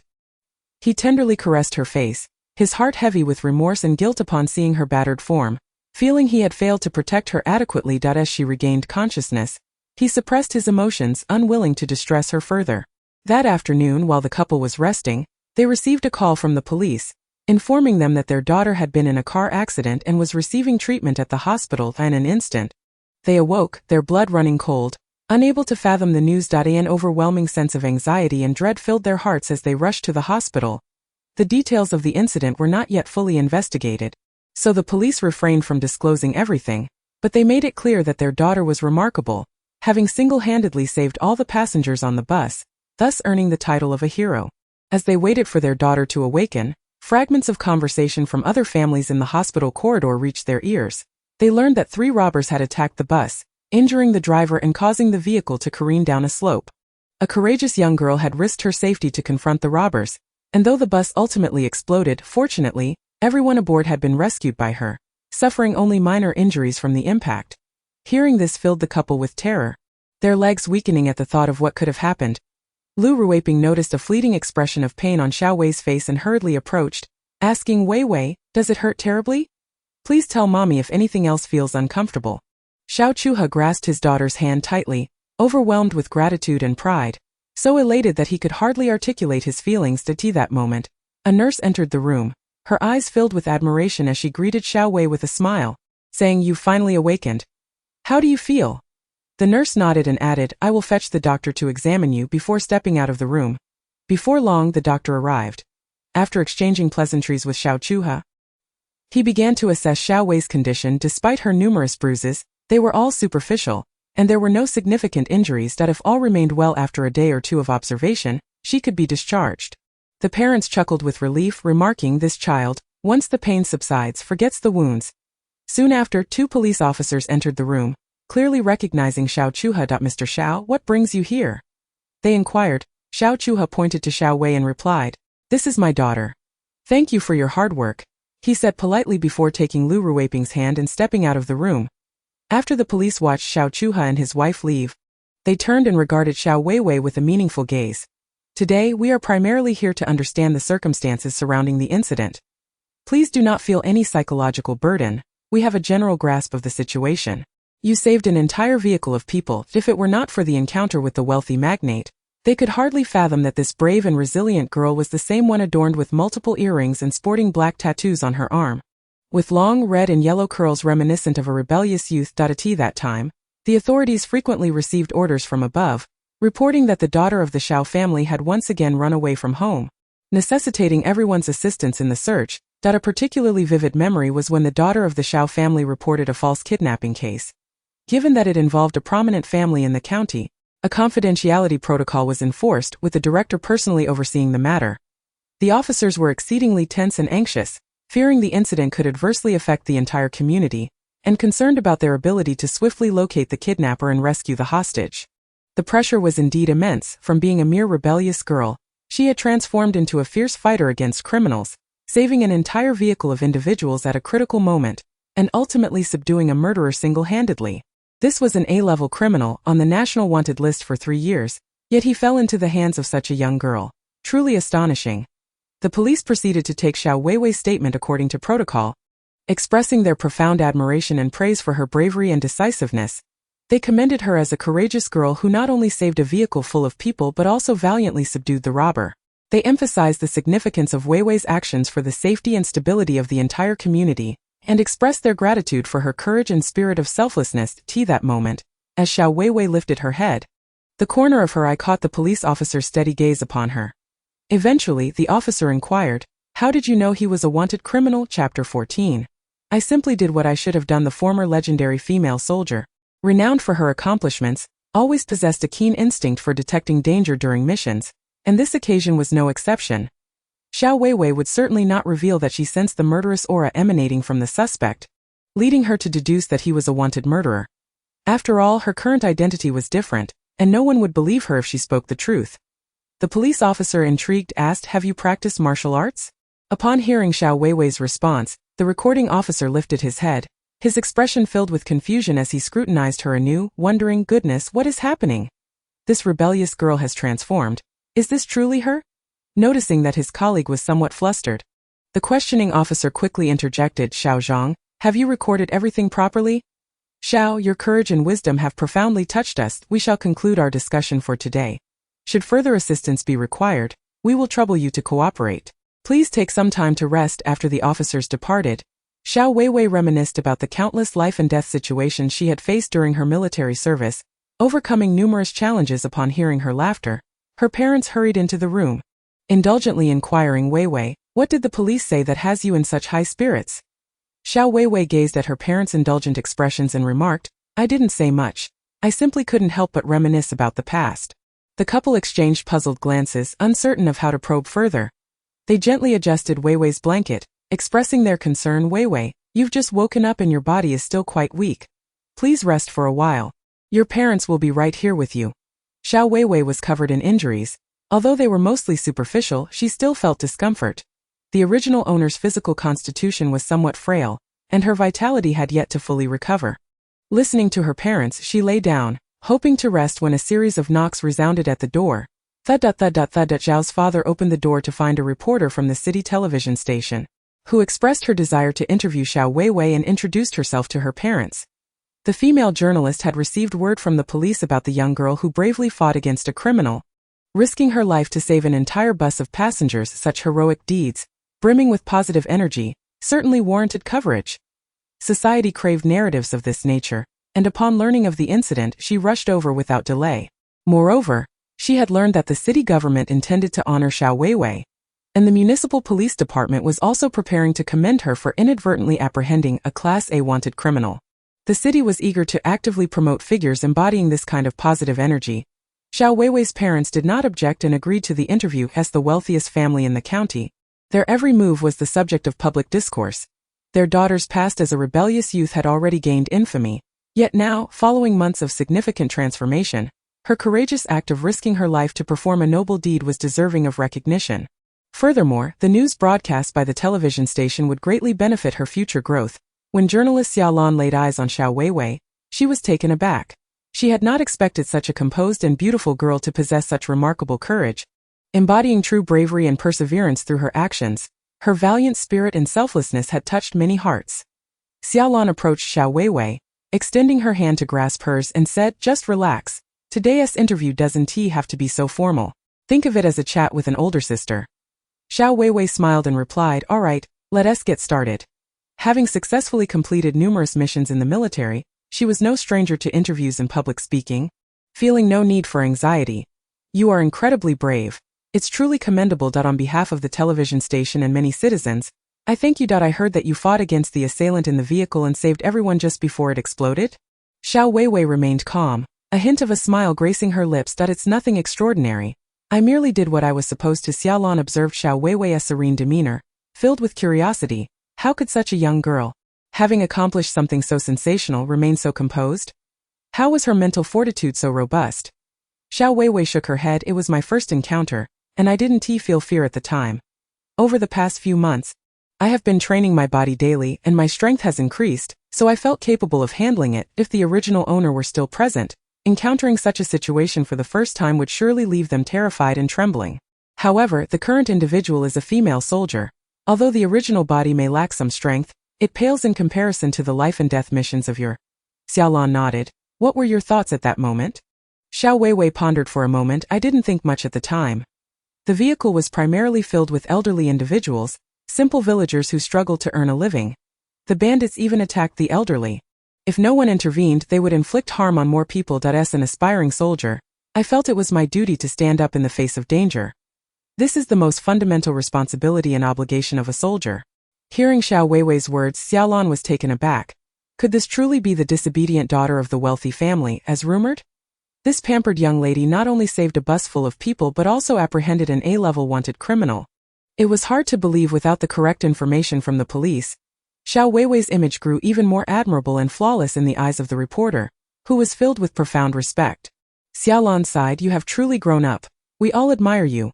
Xiaowewei smiled and replied, I merely did what I was supposed to do. Her gaze was resolute, radiating an indomitable spirit and tenacity. Her face beamed with confidence and determination, ready to face any obstacles and challenges with poise. The reporter Xiaolan, overwhelmed with emotions, posed one final question. What do you believe you have the courage to do? Xiaowewei responded, I believe as long as I have the courage to do what I deem right, that is enough. Through her bravery and perseverance, Xiaowewei proved herself to be more than just the daughter of a wealthy family. She is a girl deserving of respect, a small hero in her own right. Chapter 15. Thanks to my daughter old Xiao, you should be content the following day. The news reported on the car accident and Xiaoweiwei's heroic act of saving lives. The coverage hailed her as a courageous individual, a beacon of positive energy in society, and a commendable role model for the new era. The newspaper featured this story, allowing even more people to learn about this valiant prospective female soldier. The incident garnered widespread attention, with television stations prioritizing the story, sending reporters to interview the elderly individuals injured in the accident. The faces of those saved by Xiaowewei radiated with smiles, their eyes shimmering with tears of gratitude for her life-saving actions. People praised her bravery, and her kindness and courage became the talk of the town. The doorbell of the Xiao residence rang incessantly, with reporters from both local and provincial television stations eager to interview Xiaowewei. A gathering of journalists and photographers congregated at the entrance, armed with cameras, prepared to capture every remarkable moment. As the reporters departed, Xiaojia's parents let out a long sigh, finally able to embrace a moment of tranquility. Yet, mere minutes later, the telephone in their home erupted with incessant ringing. Relatives, having seen the news, flooded in with inquiries about whether it was indeed Xiaowei who had bravely confronted the robbers to rescue a van full of people, or if it was merely someone sharing her name. Upon confirming that it was truly her, the relatives were left speechless, astonished at the remarkable transformation of the once wayward girl who frequently ran away from home, often enlisting the help of relatives to find her. In just a few months she had evolved into a responsible and understanding young woman, a veritable hero. Xiaowei herself had not anticipated the magnitude of the commotion that ensued from this incident. Reflecting on her time in the military, she recalled that although she was interviewed after completing perilous missions and receiving accolades, the attention had never been this overwhelming. This was indeed unexpected. Nevertheless, she maintained a composed demeanor, neither reveling in her act of saving lives nor basking in the newfound fame that accompanied her heroism. In her heart, as a soldier, she regarded her actions as a mere duty, an obligation of her profession, hardly worthy of mention. Each day, Xiaowei adhered to her training regimen with steadfast dedication, even advising her parents to refrain from accepting any interviews or interruptions during her practice. The three of them engaged in soft-spoken conversation about the unfolding events, filling the dining area with a serene and warm atmosphere. The gentle sunlight cascaded upon the dining table, illuminating the family's happiness, and It was an ordinary yet beautiful morning, suffused with love and care. The tranquility of this cherished moment was abruptly interrupted by a knock at the door. Xiaowei reluctantly rose and ambled toward the entrance, wondering who could arrive so early after a day of peace. She hoped it was not yet another interview request. Lu Ruwei jested, "Oh dear, thanks to our daughter old Xiao, you should count your blessings." Upon opening the door, Xiaowei was taken aback to find the vice mayor, who also served as the director of the Public Security Bureau, along with the City Armed Forces Minister and other officials, visiting their home to commend her daughter. Xiaowei extended her hand to the vice mayor, expressing her surprise. "What an honor for you to come in person. I apologize for not welcoming you properly." Though a businessman, Xiaowei possessed a vast social network and held a prominent position within the county, being involved in various significant societal roles. Thus, she was well acquainted with local and city leaders. The vice mayor chuckled, "How could I miss the chance to meet your brave daughter?" Given the presence of city officials, Xiaowei graciously invited them into the reception room. Upon hearing the commotion, Lu Ruwei and Xiaowei joined them in the living room, where Xiaowei introduced her husband and daughter to the esteemed guests. The vice mayor looked at Xiaowei and expressed, "Thank you, Xiaowei. Not only did you save the lives of many, but you also apprehended a nationally wanted murderer. Our city's security personnel can finally resolve this case. On behalf of the police force, I extend my gratitude to you." With such a significant gathering of city leaders, the atmosphere was particularly grand. Faced with this impressive assembly, Xiaowei remained composed and humbly replied, "Vice Mayor, I merely performed a small duty that anyone in my position would do. I sincerely appreciate all of you taking time out of your busy schedules to show concern for me. Your bravery and selfless actions have set a commendable example for all of us citizens. We should take pride in having individuals like you among us. I hope you will continue to embody this spirit and contribute even more to society," remarked the deputy mayor to Xiaowei. With unwavering resolve, Xiaowei replied, "Rest assured, esteemed leader, I certainly will." Following a meeting of the municipal party committee and government leadership, it has been decided that an award ceremony will be held at the city government the day after tomorrow. With certain accolades to be presented, you must attend. Without fail. Xiaowewei's parents were overjoyed upon hearing this news from the deputy mayor.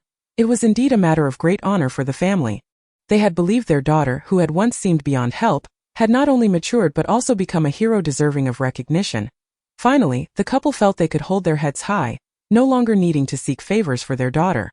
Lu Ruweiping glanced at her daughter, teasing Xiaowei, "Your father's mood today is more tense than when we registered our marriage. He woke me up early to choose his outfit, putting more effort into his appearance than for an important meeting." Xiaowei, slightly embarrassed, raised his head and replied, "Don't listen to your mother's exaggerations." Observing her parents' joyful expressions, Xiaowei felt an overwhelming sense of happiness. The love of her parents was indeed a profound blessing. "Dad, please wait for me for 10 minutes. I'll change my clothes and be right out," Xiaowei cheerfully announced. "Wewei, since you're going to the city government to receive an award, you should dress formally. I've laid out a suitable outfit on your bed," Lu Ruweiping called out to the rushing Xiaowei. "Thank you, Mom, I'll be quick," she responded. 10 minutes later, Lu Ruweiping watched as her husband and daughter left the house, chatting and laughing. The pair made their way to the city government, where staff guided them to the awards ceremony room. Hand in hand, they walked lightly into the conference hall, where deep-colored carpets adorned the floor, and vibrant murals depicting various themes, natural landscapes, portraiture, and abstract expressions, graced the walls. And one corner, a massive light fixture cast a warm glow through a translucent shade, illuminating the space. In the center of the room stood a grand flower bed, blooming with a variety of colorful flowers that released a gentle fragrance.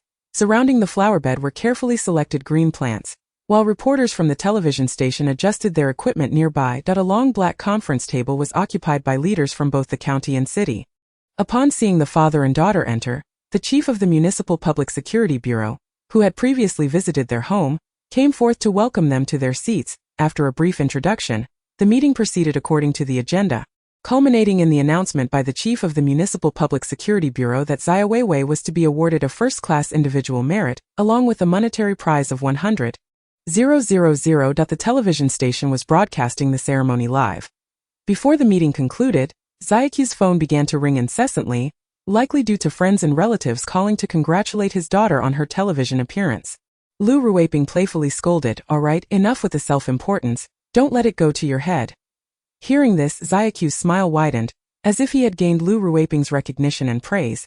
The interaction between her parents was imbued with warmth and affection, allowing Xiaowei to feel the comforting embrace of familial love and happiness. As time trickled by, the notification for her enlistment arrived, set for a fortnight later. Chapter 16. The daughter has grown up in the blink of an eye. The day of enlistment had arrived. Xiaowei's heart was aflame with excitement, causing her to awaken early. She donned the new military uniform that had accompanied the notification. Gazing into the mirror, she beheld a strikingly beautiful, spirited and confident young soldier, exuding vitality. Even she could not help but marvel at her own reflection. Truly, the adage rang true. One is indeed shaped by their attire. Once she had tidied her quarters, Xiaowei stepped out of her room to find her parents seated in the hall, their expressions tinged with melancholy, luggage resting in the corner. Upon noticing her, Lu Ruweiping quickly exchanged a glance with Xiaowei, then approached Xiaowei, opening the suitcase. "Wewei," she said, "inside this trunk are outfits and undergarments suitable for various weather conditions, all organized by season for your convenience. Additionally, I've packed a total of 100 pairs of socks, as you will need plenty during your daily training at the army. I specifically checked, and there is no limit on the number of socks, so I prepared an ample supply for you." Lu Ruweiping continued to chatter away. Neither parent had slept well the previous night, especially Lu Ruweiping, who had tossed and turned restlessly. Despite her previous sternness towards her daughter, the reality of Xiaowei's departure tugged at her heartstrings, creating a tumultuous blend of pride and anxiety. On one hand, she felt immense pride and admiration for her daughter's choice to embark on a path filled with challenges and honor, showcasing her courage and sense of responsibility. On the other hand, she was engulfed by worry and unease about the dangers, harsh environments, and potential injuries her daughter would face, feeling anxious about her safety, health, and the uncertainties of the future. "Thank you, Mom, I understand," Xiaowei said, her voice slightly choked with emotion. Xiaowei remained silent, acutely aware of the hardships that awaited in the military. He understood that his daughter would encounter numerous difficulties and challenges, and although he was reluctant to see her go, he recognized that this was her chosen path. After observing her over the past few months, he believed wholeheartedly that she would achieve great things. Watching his somewhat melancholic daughter and the loquaciousness of his wife, he exerted self-control to maintain a calm and optimistic demeanor, feigning cheerfulness as he remarked, "Old Lu, "Our daughter has grown up. Serving the country is a noble endeavor, and we should take immense pride in it. Once she joins the army, we can enjoy a life just the two of us." Upon hearing Xiaowewei's words, the three of them shared a knowing smile. Though Xiaowewei caught a glimpse of him discreetly wiping his eyes as seconds slipped away, Xiaowewei glanced at the grand clock in the hall, noting that only an hour remained until the assembly time mandated by the military. The driver entered, loading all the luggage onto the vehicle. Rising, Xiaowewei addressed her parents. "Mom, Dad, the time has come for me to depart. Please take care of yourselves at home." Xiaowewei harbored a deep-seated apprehension towards the poignant scene of parting with her loved ones. She had preemptively requested her parents not to accompany her to the Armed Forces Department, intending instead to shoulder her luggage and walk there alone. However, she found herself unable to withstand her parents' wishes and ultimately acquiesced to allow the driver to take her. Her parents, well aware of their daughter's sentiments, recognized her facade of strength in their presence, though they too were enveloped in their own emotions, primarily fearing her sorrow as they stood to bid her farewell at the threshold. Xiaowewei embraced Xiaoqiu and then Lu Ruiping before turning to exit. The couple's eyes glistened with tears as they loudly urged her, "Wewei, remember to call home once you arrive at the base, and please take care on your journey." With her back to her parents, Xiaowewei waved her hand and reassured them, "I understand. You two need not worry." She arrived at the assembly point a full half-hour ahead of the stipulated time. Upon entering the courtyard of the Armed Forces Department, she noticed a gathering of recruits, predominantly male, with only a handful of female soldiers, an uncommon sight in this era as few girls chose to enlist. Given the hardships of military life upon her arrival, some of the whispering recruits gazed at her in astonishment, marveling at the presence of such an exquisite female soldier. Her visage resembled a meticulously crafted work of art. With her well-defined and three-dimensional features, her eyes sparkled with brightness, akin to two radiant stars, emanating a glow of determination and confidence. Her nose was elegantly shaped, imparting an air of dignity and nobility. A slight upward curve graced her lips, forming a captivating smile. Suddenly, a fellow female soldier approached with an expression of admiration, exclaiming, "I ascend this Xiaowewei." The heroic savior featured in the television promotions. At this declaration, a throng of recruits surged forward, their eyes fixed upon Xiaowewei, who resembled a blooming flower, captivating the attention of all. Yet, her beauty transcended mere appearance. The steadfastness and bravery reflected in her gaze left many in awe. Her graceful demeanor and the self-assurance that radiated from her every gesture prompted a newfound respect from those around her. After exchanging smiles and greetings with the crowd, Xiaowewei proceeded to the registration desk to check in. Following the requisite protocols to assemble with her peers for the journey to the train station, the station was bustling with a dedicated troop transport train amidst a sea of people. Numerous parents had gathered to bid farewell, some weeping uncontrollably while cradling their children, others offering fervent admonitions, and some families embracing tightly, reluctant to part. Standing apart from the crowd, Xiaowewei felt a sense of solitude, her presence starkly contrasting with the emotional farewell surrounding her as she scanned the area. Her gaze fell upon two familiar figures in the distance on the platform and a secluded corner. Her parents, the Xiaos, had come, watching from afar and hesitating to approach their daughter, despite having promised not to escort her. Yet, they could not resist the urge to see her one last time, under the impression that she had not noticed them. They were taken by surprise when, just as she was about to board the train, she saluted them and waved goodbye. Xiaoqiu, with a lump in his throat, turned to Lu Ruiping and said, "Our daughter has grown up." Chapter 17. What pretense of indifference? Am I to consider myself a killer? From this moment forth, I am no longer solitary. My parents are here, thinking of me. I resolve to care for them more in the days to come. As Xiaowewei contemplated her thoughts, she stepped onto the vehicle, casually selecting a seat, stowing her luggage and settling down inside the carriage. A steady stream of new recruits emerged, each a mere teenager, their faces aglow with youthful innocence, their eyes sparkling with curiosity about the future and tinged with nostalgia for their hometowns. They bore simple cloth bags on their shoulders, tightly clutching small parcels gifted by their families, as if these were precious treasures, their sole reliance and courage. For many of these youths, it was their first departure from parental care, and thus their emotions ran high. Some wept, their eyes reddened like ripe peaches, tears glistening like delicate threads upon their cheeks. Their bodies trembled slightly, akin to leaves rustling in the wind, as they endeavored to suppress their sobs. Nevertheless, the emotions surging from within them were akin to tumultuous waves, crashing against their defenses, rendering it impossible to fully contain their feelings. Some offered soft words of comfort, attempting to soothe them. Others silently handed over tissues, hoping to assist in wiping away the tears staining their faces. The atmosphere was permeated with a melancholic aura. As if a shadow loomed over the hearts of those present, what should have been a jubilant scene felt more akin to a funeral. However, such sentiments were hardly surprising, for these young individuals were venturing away from their parents for the very first time. Departing from their familiar surroundings into an alien environment, Xiaowewei sat there in serene silence, resembling an unmoving statue. Her exquisite features betrayed not a hint of emotional turmoil, remaining as tranquil as a still pond. Not even a single crystalline tear cascaded down her cheeks, and within her beautiful eyes lay an extraordinary calm and composure. At that moment, those around her either wept softly or buried their faces in their hands, the air thick with unending sorrow. Yet, all of this seemed entirely divorced from Xiaowei's experience. She appeared as an outsider, observing this sorrowful world with detached indifference, untouched by its melancholia. As the vehicle reached its next stop, it paused for several moments, the loudspeaker incessantly calling out names. New recruits disembarked when their names were announced, while others continued to board. The constant turnover of recruits in the same carriage was evident. Xiaowewei understood that, per regulations, it was quite unlikely for recruits from the same locality to be assigned together. They were mostly separated. The vehicle proceeded to a station in another county, where 2 female recruits boarded. One of them settled directly beside Xiaowewei. Possessing striking features, her eyes sparkled with a hint of mischief, as if she could swiftly discern everything happening around her. In stark contrast to her delicate visage was her expression, which bore a trace of unrefined spontaneity, even a touch of playfulness. Her hair was simply tied back, with a few stray strands cascading down, adding an air of carefree charm. A half-smile graced her lips, as if she viewed the world with a playful and defiant attitude. Her gestures conveyed a sense of ease and freedom, leaving an impression that she was not overly constrained by the strict military environment. Despite her neatly donned uniform, her occasional relaxed posture and nonchalant movements exuded a distinctive flair. Zhang Runan, the young girl, inquired how she should address her, should fate bring them to the same place. She vowed to protect her. With an air of defiance, Zhang Runan greeted Xiaowewei. Clad once more in military attire, Xiaowewei was engulfed by a tumult of emotions that were difficult to articulate. In her former days, she had gallantly traversed the battlefield with fervor and indomitable will, earning illustrious accolades. At that time, she was a source of pride for countless comrades and a star that new recruits looked up to.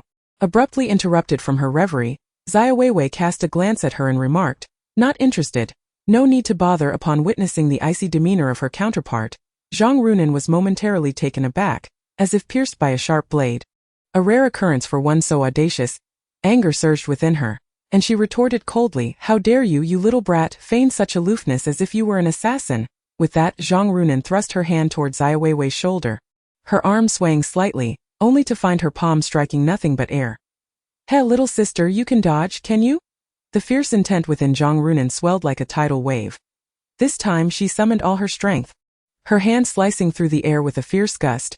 Imbued with unquenchable fury and determination, her palm surged forward with the force of a tempest, seemingly intent on sending Xiaowewei crashing to the ground.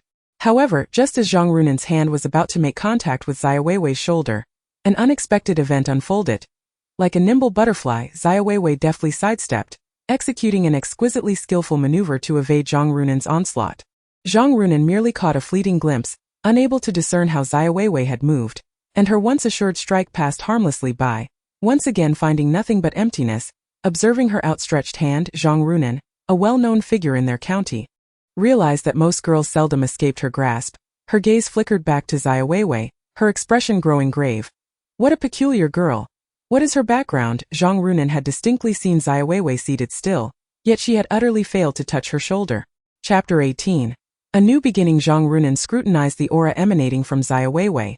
Though clearly younger, the latter exuded an air of calm composure that was elusive and enigmatic. Seated quietly, Xiaowei seemed to imbue the surrounding atmosphere with her unique presence, as if an invisible force enveloped her, radiating a sense of authority akin to that of a leader who had long been accustomed to commanding situations and guiding others. In Xiaowei's presence, Zhang Runan felt an indescribable sensation. What astonished Zhang Runan most was the other's agility. Evading her strikes was no mere coincidence. A master. Though Zhang Runan appeared brash, her mind was astutely perceptive, honed by years of navigating the streets, rendering her instincts remarkably sharp. "You are quite intriguing." Zhang Runan settled down beside her. Choosing not to further provoke Xiaowei, however, she continued to lament about her aches and pains, claiming her legs were cramping, as if she had been seated for a century.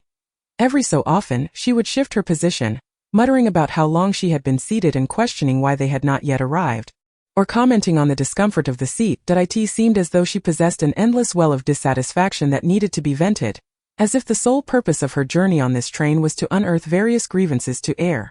Xiaowewei, opting for tranquility, donned her headphones and reclined quietly in her seat, seemingly accustomed to Zhang Runan's incessant complaints and discontent. Another female soldier sat in relative silence, quietly observing her surroundings, but occasionally stealing glances at Xiaowewei. Sensing that this soldier was unlike the others, she had witnessed the earlier exchanges between Xiaowewei and Zhang Runan, and it was evident that Xiaowewei had undergone rigorous training. Such skill could not be acquired without substantial practice. Yet, no one knew where they would ultimately be assigned, prompting everyone to maintain a respectful distance, avoiding unnecessary provocations. Only Zhang Runan, the restless rebel, seemed intent on stirring trouble. 2 hours later, as the train approached its destination, the conductor's voice resonated through the compartment, announcing the upcoming stop and urging passengers to prepare to disembark.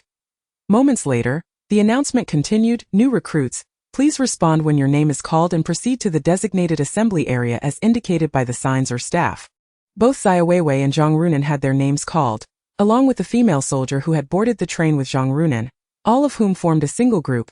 Upon disembarking, the cohort gathered for roll call before exiting the train station. Under the bright sunlight in the plaza outside, a regiment of new recruits stood in orderly formation, clad in camouflage uniforms and military caps, their backpacks slung over their shoulders, appearing spirited and invigorated. When Xiaowewei and the other female soldiers emerged, the new recruits' eyes widened in surprise. After all, female soldiers were a rarity, and encountering a few felt akin to winning the lottery to one side of the square. Several large troop carriers sat quietly, their bodies adorned with camouflage paint, exuding an aura of majesty and solemnity. The doors remained tightly shut, the interior seats vacant, awaiting the arrival of the new recruits. As the squad leader called out names, the recruits began to move in an orderly fashion towards the troop carriers. Unexpectedly, all of the female soldiers found their names listed, signifying that they would be assigned to the same unit. Zhang Runan whispered, "I didn't expect us to be comrades in the same trench. Is it fate?" Xiaowewei chose to ignore the childish remark, finding it merely tedious, having once been the top soldier of the military district. Xiaowewei regarded these new recruits as mere novices. "I'll pull you up." Yilan extended her hand towards Xiaowewei, who graciously accepted, saying thank you. The female soldier blinked her large eyes lightly, a subtle gesture that wafted through the air like a gentle breeze, yet it was sufficient to stir the sensitivities of those around. This prompted the perceptive Xiaowewei to sense that the other might harbor some ulterior motive. After all, she was the reigning queen of female soldiers. Possessing extraordinary intuition and insight, her senses honed to a razor's edge. In this seemingly tranquil exchange, she discerned that the other's blink was not accidental but rather a concealed test. Xiaowei's response was akin to a cheetah's explosive charge when pursuing an antelope on the savannah, swift and precise. Her gaze, sharp as that of a falcon, locked onto the other, ensuring that no subtle movement eluded her scrutiny, her body leaning slightly forward, poised as if ready to pounce on her prey as she reached out to touch the other. The entire scene seemed to freeze, as if time itself had come to a standstill. Everything around them blurred into obscurity, leaving only their existence in stark clarity. Her palm moved with the swiftness of lightning, imbued with unparalleled strength and velocity, as though she sought to seize everything about the other into her grasp. In that fleeting moment, the sensation beneath her hand transcended mere physical contact. It emanated a formidable force field. This force field resembled a vortex amidst a tempest, stirring the surrounding air and forming an invisible realm of energy. Within this energy field, the power of Xiaowewei collided and intertwined with that of the other, igniting a spectacular display of sparks. The atmosphere was charged with tension and exhilaration, as if a battle of life and death were unfolding before their eyes. With her robust physique, Xiaowewei unleashed a slight burst of energy, subsequently making her way into the vehicle. Yilan's eyes widened in disbelief as she beheld the potent force surging within Xiaowei's grasp. That power appeared akin to an enraged behemoth, roaring and rampaging, sending shivers down one's spine. Yet today, this enigmatic and formidable opponent had finally made her entrance. Yilan clenched her fists tightly, her gaze shimmering with excitement. She yearned for a true rival, someone capable of igniting her latent potential. And today she had encountered just that. In contrast, Xiaowewei remained utterly indifferent, unconcerned with Yilan's thoughts. She was acutely aware that from this moment onward, her military journey was officially commencing. Chapter 19. Have you gone mad? Xiaowewei sat motionless as others gradually boarded the vehicle, quickly filling the compartment. Zhang Runan sat opposite Xiaowewei, observing her icy demeanor, and recalling the 2 times she had pushed her on the train, only to miss her target. The sight of Xiaowewei became increasingly irksome, and she couldn't believe they were in the same unit. Having to endure her presence again felt like a stroke of bad luck. Zhang Runan muttered to herself. Zhang Runan possessed a robust physique, her muscles well-defined, skin darkened by the sun, and short hair that lent her an air of rugged wildness. She resembled a lone warrior amidst a tempest. Exuding a fierce and unyielding spirit prior to enlisting, she was notorious in their county for her fiery temperament and combative nature, frequently engaging in brawls, seemingly unperturbed by any challenge. Once provoked, she would act immediately, regardless of her opponent, often finding herself embroiled in conflicts. Just days ago, she had compensated one child for injuries inflicted, only to find herself preparing to apologize and make amends to another shortly thereafter. Her parents were at their wits' end, unable to rein her in. They had resorted to leveraging connections to secure her enlistment, believing that the military's new environment, rigorous discipline, and stringent training would be instrumental in transforming her character and behavior, instilling in her resilience and patience while teaching her how to handle pressure and conflict. However, Zhang Runan had no desire to serve. She had been coerced into joining, her heart already ablaze with defiance. Of course, her instincts warned her that Xiaowewei was not to be trifled with, yet what did that matter? Throughout her life, she had never feared a fight. Xiaowewei opened her eyes, casting a cold, unyielding glare at Zhang Runan. "Be quiet, you buzz like a fly." Upon hearing Xiaowei's words, Zhang Runan, whose temper was already fiery, could no longer contain herself after enduring Xiaowei for so long on the train. She sprang to her feet, exclaiming, "I've put up with you for far too long. So you think you can act cool, huh?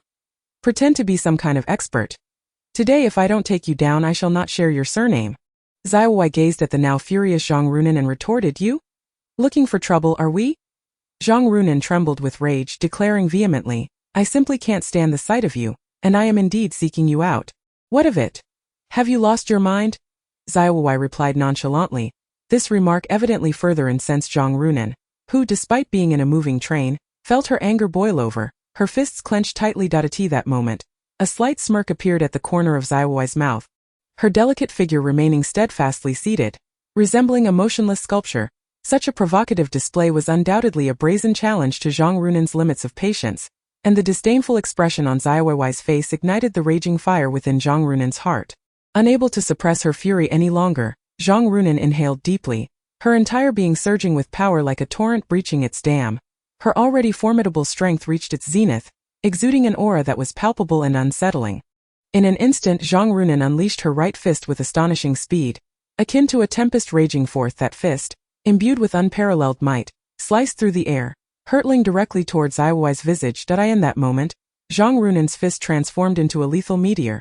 Determined to obliterate the audacious woman before her, however, in the face of such an onslaught, Xiaowei remained remarkably composed. She sat serenely, her beautiful eyes gently closed, long eyelashes fluttering slightly, seemingly savoring the impending storm. Her graceful form exhibited no signs of movement, as if she had anticipated Zhang Runan's strike and awaited it with unwavering confidence. Suddenly, Zhang Runan's fist collided with Xiaowei's chest, producing a dull thud. Yet, Xiaowei merely swayed slightly, maintaining her steady posture. Zhang Runan was momentarily taken aback, unable to fathom how her full-powered strike had failed to budge Xiaowei. This was inconceivable. She had exerted all her strength, surely. Even a man would feel pain from such a blow. Everything around them seemed to quieten. Zhang Runan's fury intensified as she clenched her fists once more, poised to launch another attack against Xiaowei. The atmosphere was thick with tension and excitement, leaving onlookers anxiously rooting for Xiaowei. "Stop!" cried Yilan urgently from the side. Yilan had undergone rigorous training since childhood, rising with the dawn to hone her skills, her physical abilities and techniques refined to perfection, particularly her prowess in close-quarters combat. Yet, Xiaowei presented an entirely different spectacle. Every one of her movements was executed with pinpoint precision and formidable force, unmistakably marking her as a true master of hand-to-hand combat. When a true expert makes a move, their prowess becomes immediately apparent. The strength displayed by Xiaowei is unmistakably beyond the capabilities of an ordinary individual. Yilan, born into a military family, grew up amidst the robust masculinity and strict discipline of the barracks. She possesses an intimate understanding of everything on this unique terrain. She is acutely aware that if this incessant bickering and fighting continues unabated, It could provoke the military authorities to intervene, resulting in severe consequences for all present. After all, the military is not a place for reckless abandon. It is governed by ironclad discipline and unyielding rules. Zhang Runan, do you wish for everyone to share in your punishment? Yilan admonished sternly. Chapter 20. A formidable opponent. Zhang Runan paid no heed to Yilan's warning. Her sole intention was to strike Xiaowewei. Irrespective of the repercussions, clenching her fists, she launched another blow towards Xiaowewei. Just as everyone anticipated that Zhang Runan's lightning-fast punch would surely connect, an astonishing scene unfolded. Xiaowewei nonchalantly shrugged her shoulder, and the formidable punch merely grazed past her. At first glance, it seemed that Zhang Runan had simply overexerted herself and missed her target. However, only Yilan could discern the underlying intricacies. Zhang Runan had not missed. In that fleeting moment of the punch being thrown, Xiaowewei, with her keen insight and extraordinary reflexes, had accurately predicted the trajectory of the attack and evaded it in a manner that appeared effortless yet was masterfully executed. Each of her subtle movements seemed to meld seamlessly with the surrounding air, devoid of any sense of obstruction, as if she were gliding gracefully through crystal-clear waters. A true master. Yilan had formed her judgment. She refrained from stopping Zhang Runan, eager to witness the extent of Xiaoweiwei's prowess. Had she herself been in the same position, she could have dodged the punch, yet not with the same ease as Xiaowewei. Remarkably, she missed, and there were no consequences? Zhang Runan was taken aback. She had believed that her unexpected assault would surely catch this aloof girl off guard. Stunned as if paralyzed, Zhang Runan stood frozen in place, her eyes wide, mouth slightly agape, her expression a mixture of disbelief. Meanwhile, Xiaoweiwei's earlier words reverberated in the ears of those present like a thunderclap, leaving everyone astonished and speechless. Who could have imagined that Xiaowewei could so precisely anticipate Zhang Runan's attack? It was well known that Zhang Runan's speed was exceptional, yet Xiaowewei had effortlessly dismantled it, far exceeding what anyone could have conceived. In an instant, the atmosphere was enveloped in an eerie silence. How is this possible? Zhang Runan exclaimed, her eyes wide with incredulity. Xiaowewei replied, strength is not merely about power and technique. It also encompasses foresight and reaction speed. Xiaoweiwei's words left Zhang Runan astonished, prompting her to take a deep breath in an attempt to regain her composure. Xiaoweiwei remarked, to come without reciprocation is impolite. I have already spared you twice. Now why not try to receive a blow from me? With that, Xiaoweiwei swiftly unleashed a palm strike upon Zhang Ruonan. In that fleeting moment, Xiaoweiwei appeared to casually wave her arm. Yet this seemingly simple gesture concealed a terrifying force. It is essential to note that Xiaoweiwei possessed a physique of formidable attributes as her steadfast support, and the power she unleashed was nothing short of astonishing. When this tremendous force struck Zhang Runan, it surged into her body like an overwhelming tidal wave. Swift and relentless, in an instant Zhang Runan felt as though she had been struck by a bolt from the blue. Her entire body trembling involuntarily. The might of the blow was so overpowering that she could hardly maintain her footing. Her legs weakened, as if all support had vanished, and with a resounding thud, she collapsed heavily onto the floor. What an unfathomable display of strength! Everyone stared in disbelief at Xiaoweiwei's hand, utterly incapable of comprehending the unfolding scene. She sat motionless, having effortlessly incapacitated the seemingly robust Zhang Runan. Zhang Runan found herself pinned beneath the cargo, unable to rise. Struggling, she attempted to stand, but her body seemed devoid of strength, unable to escape Xiaoweiwei's dominance. Xiaoweiwei declared, "Is this what you consider your self-proclaimed strength? If you lack power, do not be arrogant. Otherwise, you shall bring disgrace upon yourself." Zhang Runan appeared pained, her complexion pale, beads of sweat trickling down her forehead, her clothing drenched, completely powerless to break free from Xiaoweiwei's control. The atmosphere within the carriage grew increasingly tense, with all eyes fixed upon Xiaowewei. Everyone.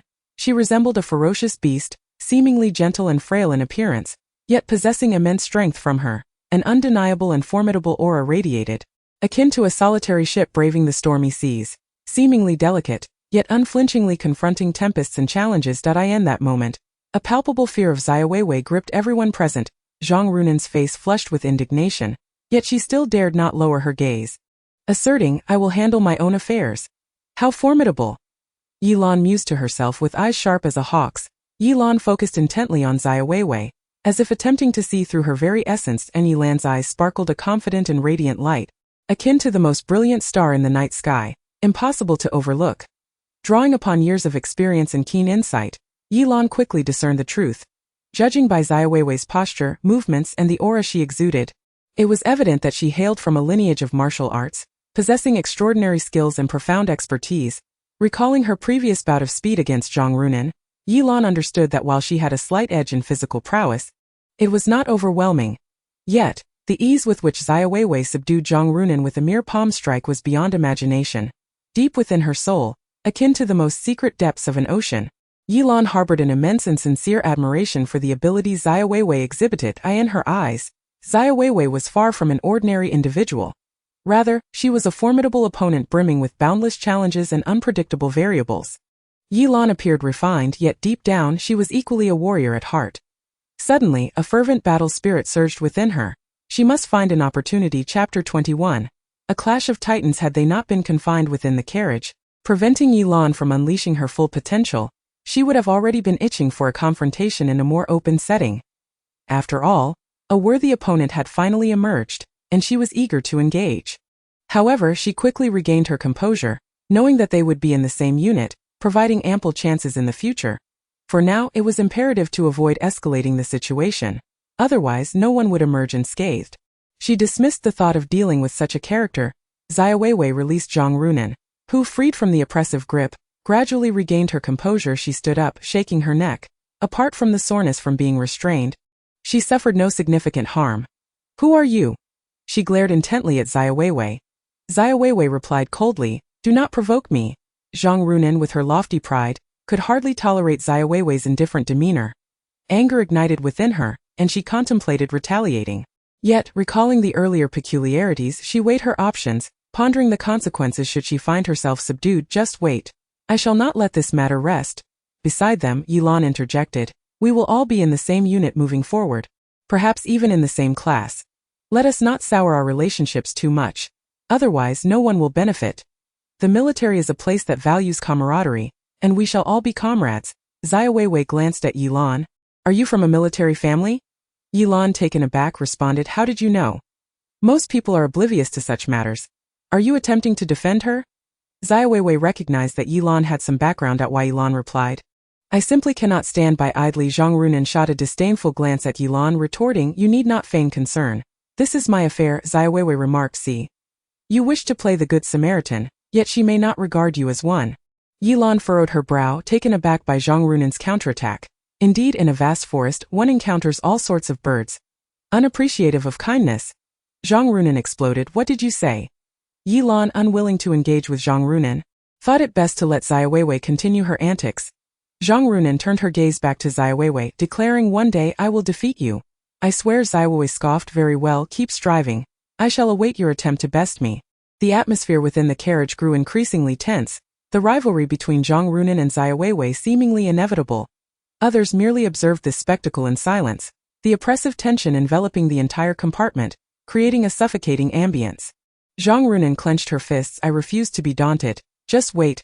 Xiaowewei retorted, a stubborn duck. Zhang Runan snapped, do not be too arrogant. Just wait. I admit I cannot best you now, but I am still young. Xiaowewei studied Zhang Runan, a faint smile playing on her lips as she remarked, in truth, you appear rather anxious. Haha. Zhang Runan struggled to suppress her anger, attempting to mask her embarrassment with laughter. What do you mean by that? Where do you see me as old? Xiaowewei replied, look at the wrinkles at the corners of your eyes. Surely you can see it yourself. Instantly Zhang Runan's face flushed crimson, and through gritted teeth she declared, you? One day I will surely defeat you. Xiaowewei let out a cold snort. Very well, since you are so confident, I shall patiently await the day you triumph over me. Zhang Runan, always one with lofty ambitions, could not endure such humiliation. At this moment, her beautiful visage contorted slightly with intense rage. Her heart ablaze like a volcano ready to erupt. Instinctively, she clenched her fists tightly, her nails digging deep into her palms, as if seeking to quell the surging wrath within. Through the pain, though Zhang Runan seethed with fury, reason reminded her that, for now, she was far from being Xiaoweiwei's match. However, that did not imply she would concede easily. Xiaowewei paid her no heed, continuing with her own affairs. Indifferent to the tension, the carriage fell into a silence, and everyone discreetly observed Xiaowewei, speculating about her formidable prowess. Soon, the vehicle arrived at the military camp, and Xiaowewei gazed upon the familiar yet alien surroundings. Chapter 22. This new female soldier is quite interesting. Get off. Hurry, don't dawdle, bellowed the veteran, urging the new recruits, who disembarked with an air of nervousness. Interestingly, The vast majority instinctively distanced themselves from Xiaowewei upon alighting. As if she were an unknown threat, Xiaowewei stood tall and graceful, exuding an elegance that seemed to have emerged from a painting. Yet, when one met her gaze, an invisible pressure would unavoidably arise, instilling a sense of fear. This feeling was ineffable, akin to confronting a bottomless lake, tranquil on the surface yet concealing tumultuous undercurrents beneath. And truth.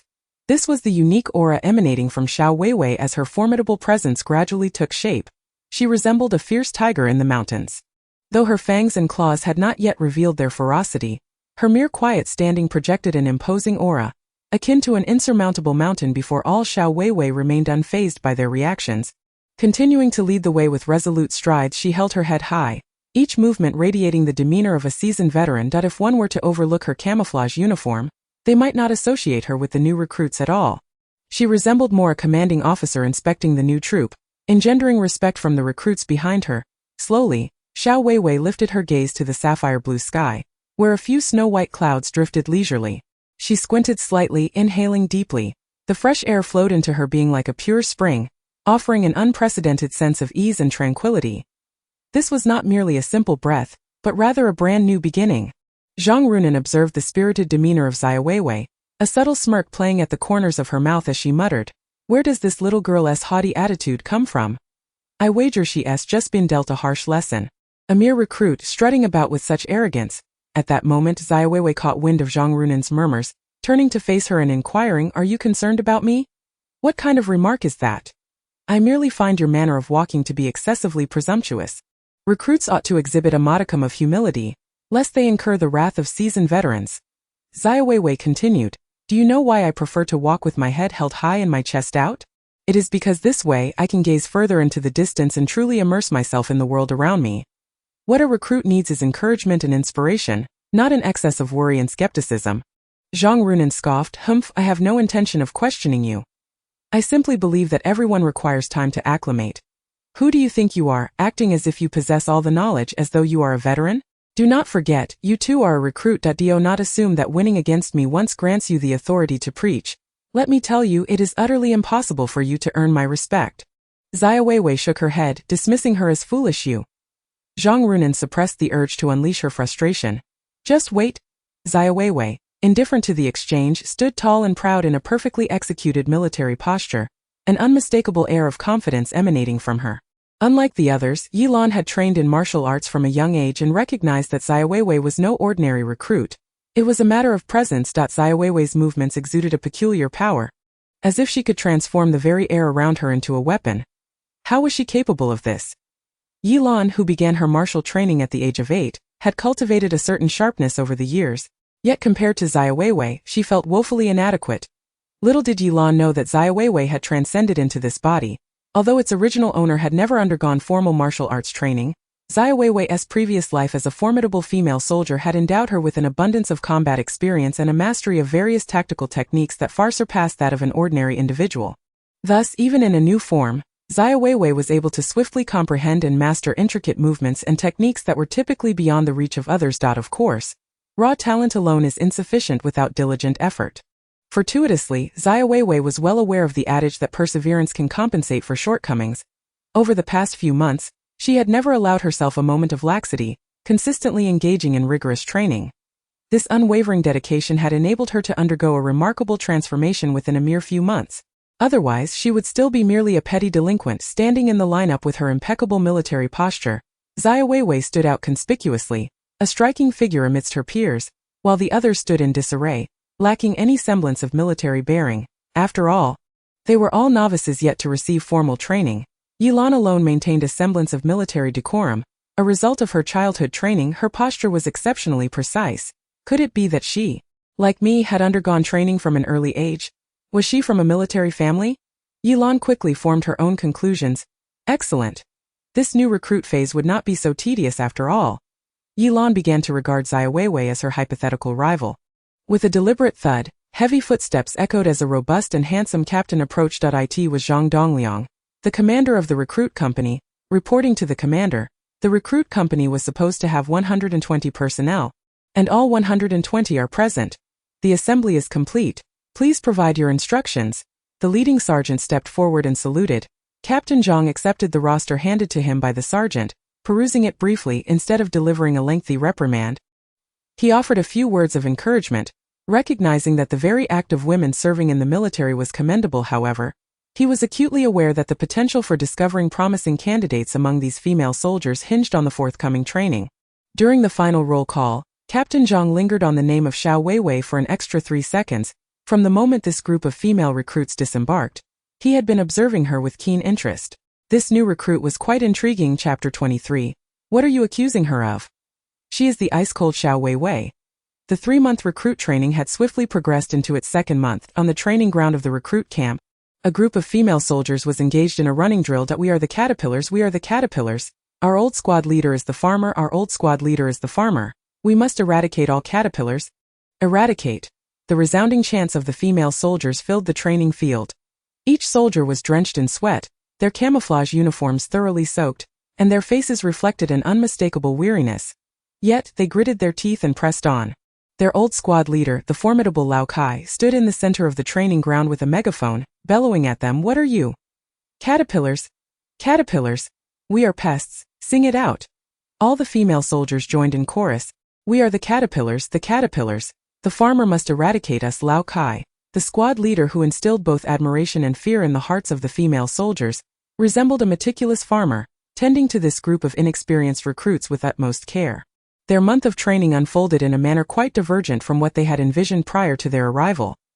Here, they encountered the strict Lao Kai, unyielding discipline, and training that surpassed their expectations in intensity. Every day, Lao Kai would introduce a new slogan to challenge them, and now they had grown somewhat numb, perceiving themselves as mere caterpillars, pests in a garden awaiting eradication by Lao Kai. After a month, they were no longer the same as when they first enlisted. Through relentless day and night training, they had begun to exhibit the semblance of soldiers, albeit with notably darker complexions. In that moment, Lao Kai, holding the megaphone, addressed the female soldiers preparing for a weighted cross-country training session.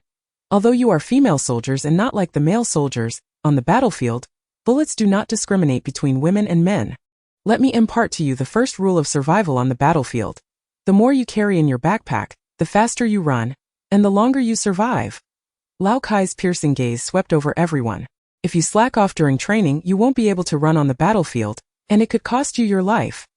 His eyes seemed to penetrate the very souls of these female soldiers, instilling a sense of urgency that left no room for complacency. Otherwise, the consequences would be dire. Now, everyone began to simulate carrying bricks. 1 minute to go.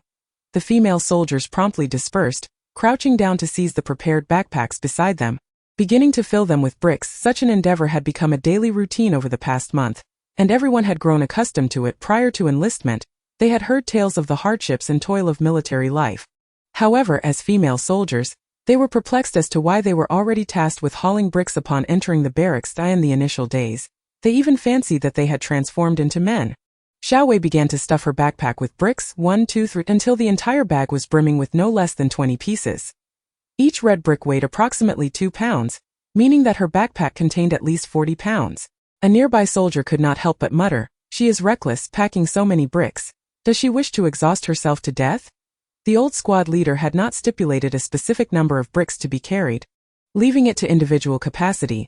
Thus, many opted to carry merely 5 or 6 bricks, at most 10. Xiaowei's approach was undoubtedly eccentric. She would surely push them all to their limits.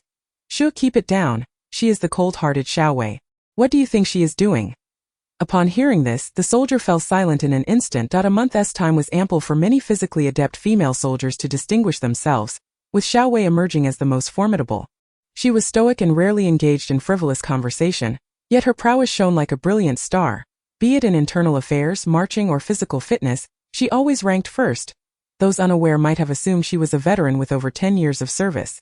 Who are you trying to impress? Just because you can do it, does that mean I can't? Zhang Runan also filled her backpack, determined not to be outdone by Xiaowei. Lan followed suit. Though not explicitly stated, both understood they were to compete with Xiaowei, adhering to her standards regardless of her actions. What are you two doing? Do you find it amusing to compete with her? Zhang Runan retorted, it is amusing. You just wait until you collapse. I want to help you, a well-meaning soldier replied, exasperated. I'll just cling to you, Yilan remarked as the squad leader said. Bullets do not discriminate. The more one carries, the better the chances of survival on the battlefield. But we are female soldiers. We won't be seeing battle. Had I known training would be this arduous, I would have refused to enlist. Weren't we told female soldiers training wasn't so grueling? The squad leader treats us like men, like beasts of burden. It would be a lie to say the female soldiers did not complain. Behind closed doors, they often cursed old squad leader Kai, deeming him inhumane, a living nightmare. Each felt as though they had been deceived. Watching the female soldiers rally together, old Kai smiled as if he were a blooming chrysanthemum. The military was in dire need of a powerhouse like Xiaowewei, strong yet not nitpicking. She was taciturn yet resolute in her actions. Ultimately, this group of female soldiers was quite special. The commander had instructed to train them rigorously. Thankfully, Xiaowewei was a leading sheep rather than a leading wolf, motivating the others. Otherwise, training would have been exceedingly challenging. The gaze of Captain Lao Kai involuntarily drifted towards Xiaowewei, and as their eyes met, he was immediately struck by her frigid stare, reminiscent of frost on a wintry day. It sent an involuntary shiver down the spine of this seasoned soldier. This girl. How could she exude such a heavy aura of menace? Ordinarily, when a group of young women gathers, one would expect camaraderie to blossom. However, Xiaowewei stood apart from them, akin to a wild wolf infiltrating a flock of sheep. While she possessed many admirable qualities, her chilliness was a concern. How would she ever find a boyfriend? Chapter 24. Xiaowei's ambition. She could easily thrive on her looks. Or not. What was he thinking? Xiaowewei was the most outstanding of all the female soldiers he had ever trained, bar none. If she were to participate in the Special Forces assessment this year, her success was nearly guaranteed. Yet let us see what unfolds. A month had only just begun, and much lay ahead. At that moment, the tall girl from the northeast, Li Xiaohua, looked on in disbelief as Yilan and Zhang Runan stuffed bricks into their backpacks. Unable to contain herself, she remarked, "Is this really necessary? Why are you two so fixated on competing with a monster? Can't you be a bit more realistic?" Yilan glanced at Li Xiaohua and replied, "Indeed, a monster. Not just you, everyone thinks so. She isn't human, she's a creature." Zhang Runan added, "Sister Hua, you wouldn't understand. We aren't merely competing with her, we aim to conquer her. She is not your typical monster. She is a boss. Don't you find it exhilarating to take down a boss?" "Boss? What are you talking about? Do you think this is a game?" Li Xiaohua, hailing from the countryside, had a rather simplistic mindset. Yilan countered, "You don't need to overthink it. You can lower your expectations, but you must realize that if you do, you might not be able to remain in the army. Why is that? The military only retains the exceptional." Li Xiaohua furrowed her brow. She desperately wanted to stay in the army for the prestige it conferred. Her hometown folks revered her for enlisting. And of course the primary allure was the chance to meet handsome soldiers. Zhang Runan looked down on Li Xiaohua's lack of ambition, saying, "Look at you. It's no wonder Captain Lao Kai reprimands you daily. Even he considers Xiaowewei a monster, which is tantamount to acknowledging her as the strongest in the recruit company. Defeating her is the goal." Everyone in the recruit company viewed Xiaowewei as a monster. For the past month, her training had been the most intense. Beyond regular training hours, she even pushed herself to train more during breaks. Why would a girl exert herself so relentlessly? What was the point? Forget it. You wouldn't understand, Zhang Runan thought, unwilling to elaborate further. Time's up. Gather. Captain Lao Kai blew his whistle, commanding everyone to spring into action. The soldiers moved as if infused with adrenaline, swiftly and orderly assembling, adjusting their positions with precision to align front and back, right and forward, appearing both focused and tense. Once the ranks were orderly, Captain Lao Kai cast a glance over the group, then pointed towards a distant hill, declaring, "Target that hill. Move out. The last three will go hungry." As old Kai's voice faded, Xiaowewei's figure surged ahead of the group, swiftly followed by Yilan and Zhang Ruan, and it was only then that the others reacted, beginning to sprint forward. The three swiftly formed the vanguard, leading the charge at the forefront of the formation, while the rest trailed behind. The team dashed out of the training ground, embarking on a steep ascent along the mountain path.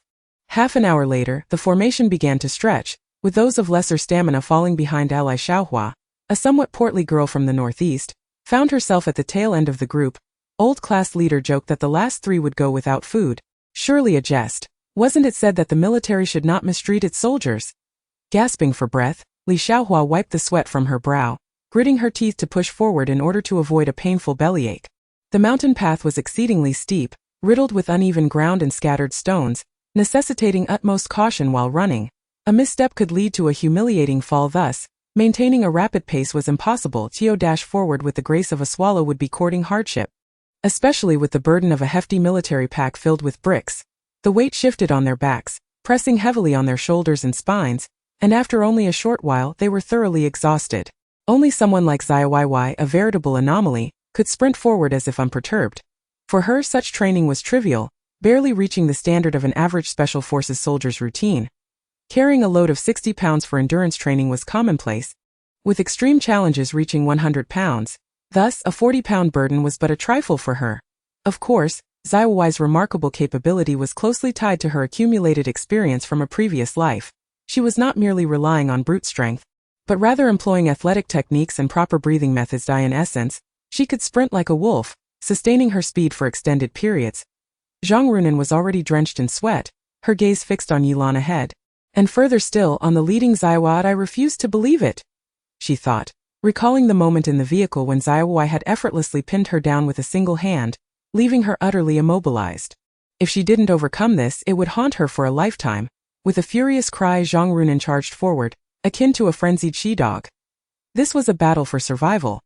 The others, witnessing Zhang Runan's frenzy, could only smile bitterly, knowing this was yet another attempt to spur Xiaowei on. Everyone was aware of Zhang Runan's rivalry with Xiaowei, but how often had she ever triumphed?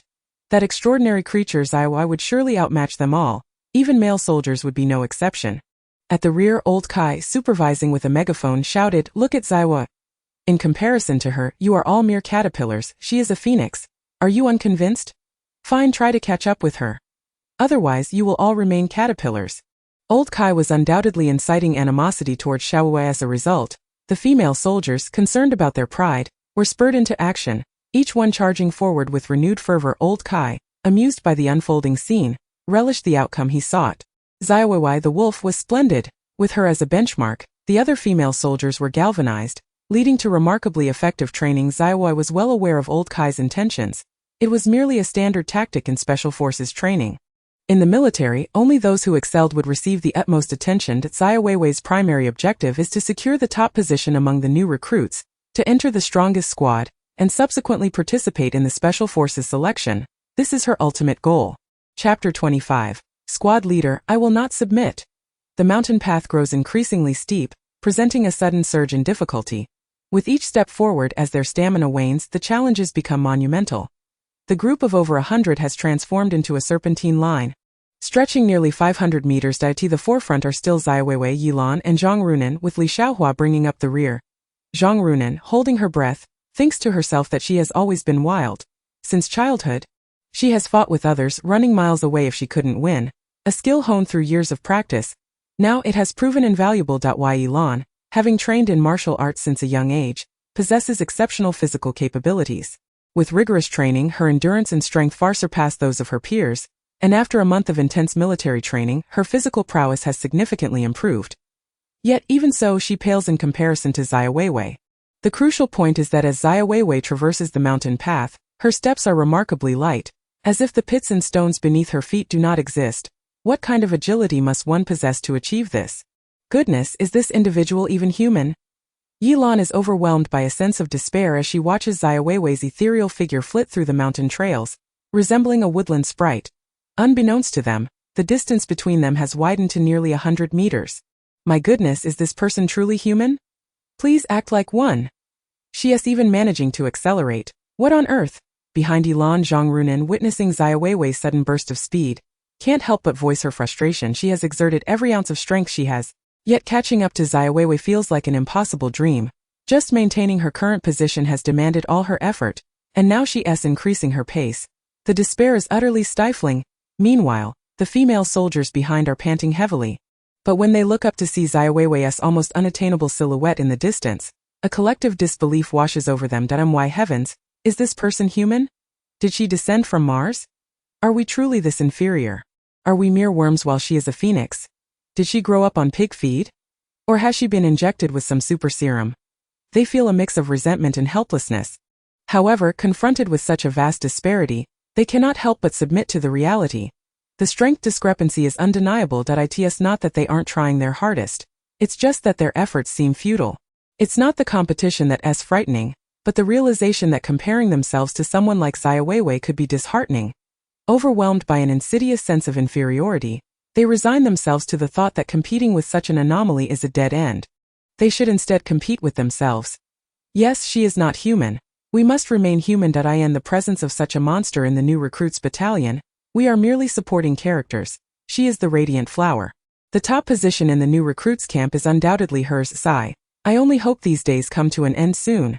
Otherwise, I fear I shall be crushed by the weight of despair. The female soldiers began to voice their complaints, lamenting the presence of such a prodigy among them. I cannot ascertain if she is human, but if you all don't hurry up, you might find yourselves without food. Suddenly Lao Kai's voice rang out. Upon hearing Lao Kai's words, the female soldiers trembled, acutely aware of his temper. They understood that failure to exert themselves would yield dire consequences. Charge, charge! None dared to slacken their efforts, all summoning their utmost strength to accelerate. There was no option to fall behind Xiaowewei. What mattered was the attitude they presented, for otherwise, Sergeant Lao Kai would unleash his wrath upon them. His eyes, sharp as those of a hawk, gleamed like two glistening swords. Piercing through the ranks towards the end where Li Xiaohua lagged, his gaze widened with fury, his eyes nearly bulging from their sockets, while the veins on his forehead throbbed ominously, resembling grotesque worms writhing beneath the skin. Clenching his jaw, his cheeks puffed out like an enraged beast, ready to unleash a torrent of pent-up wrath and frustration. Sergeant Lao Kai bellowed, "Damn it, Li Xiaohua, how can you claim to come from the rural northeast? You're bringing shame to all country folk. Look at Xiaowewei, the urban heiress, she runs like she's got a cheat code. And what about you? All timid and hesitant, are you made of tofu? Running so slowly, even the landlord's donkey is more diligent than you." Li Xiaohua's face flushed crimson, tears streaming down her cheeks. She longed to run faster, to avoid being the last, to emulate Xiaoweiwei's swift strides, but she felt incapable.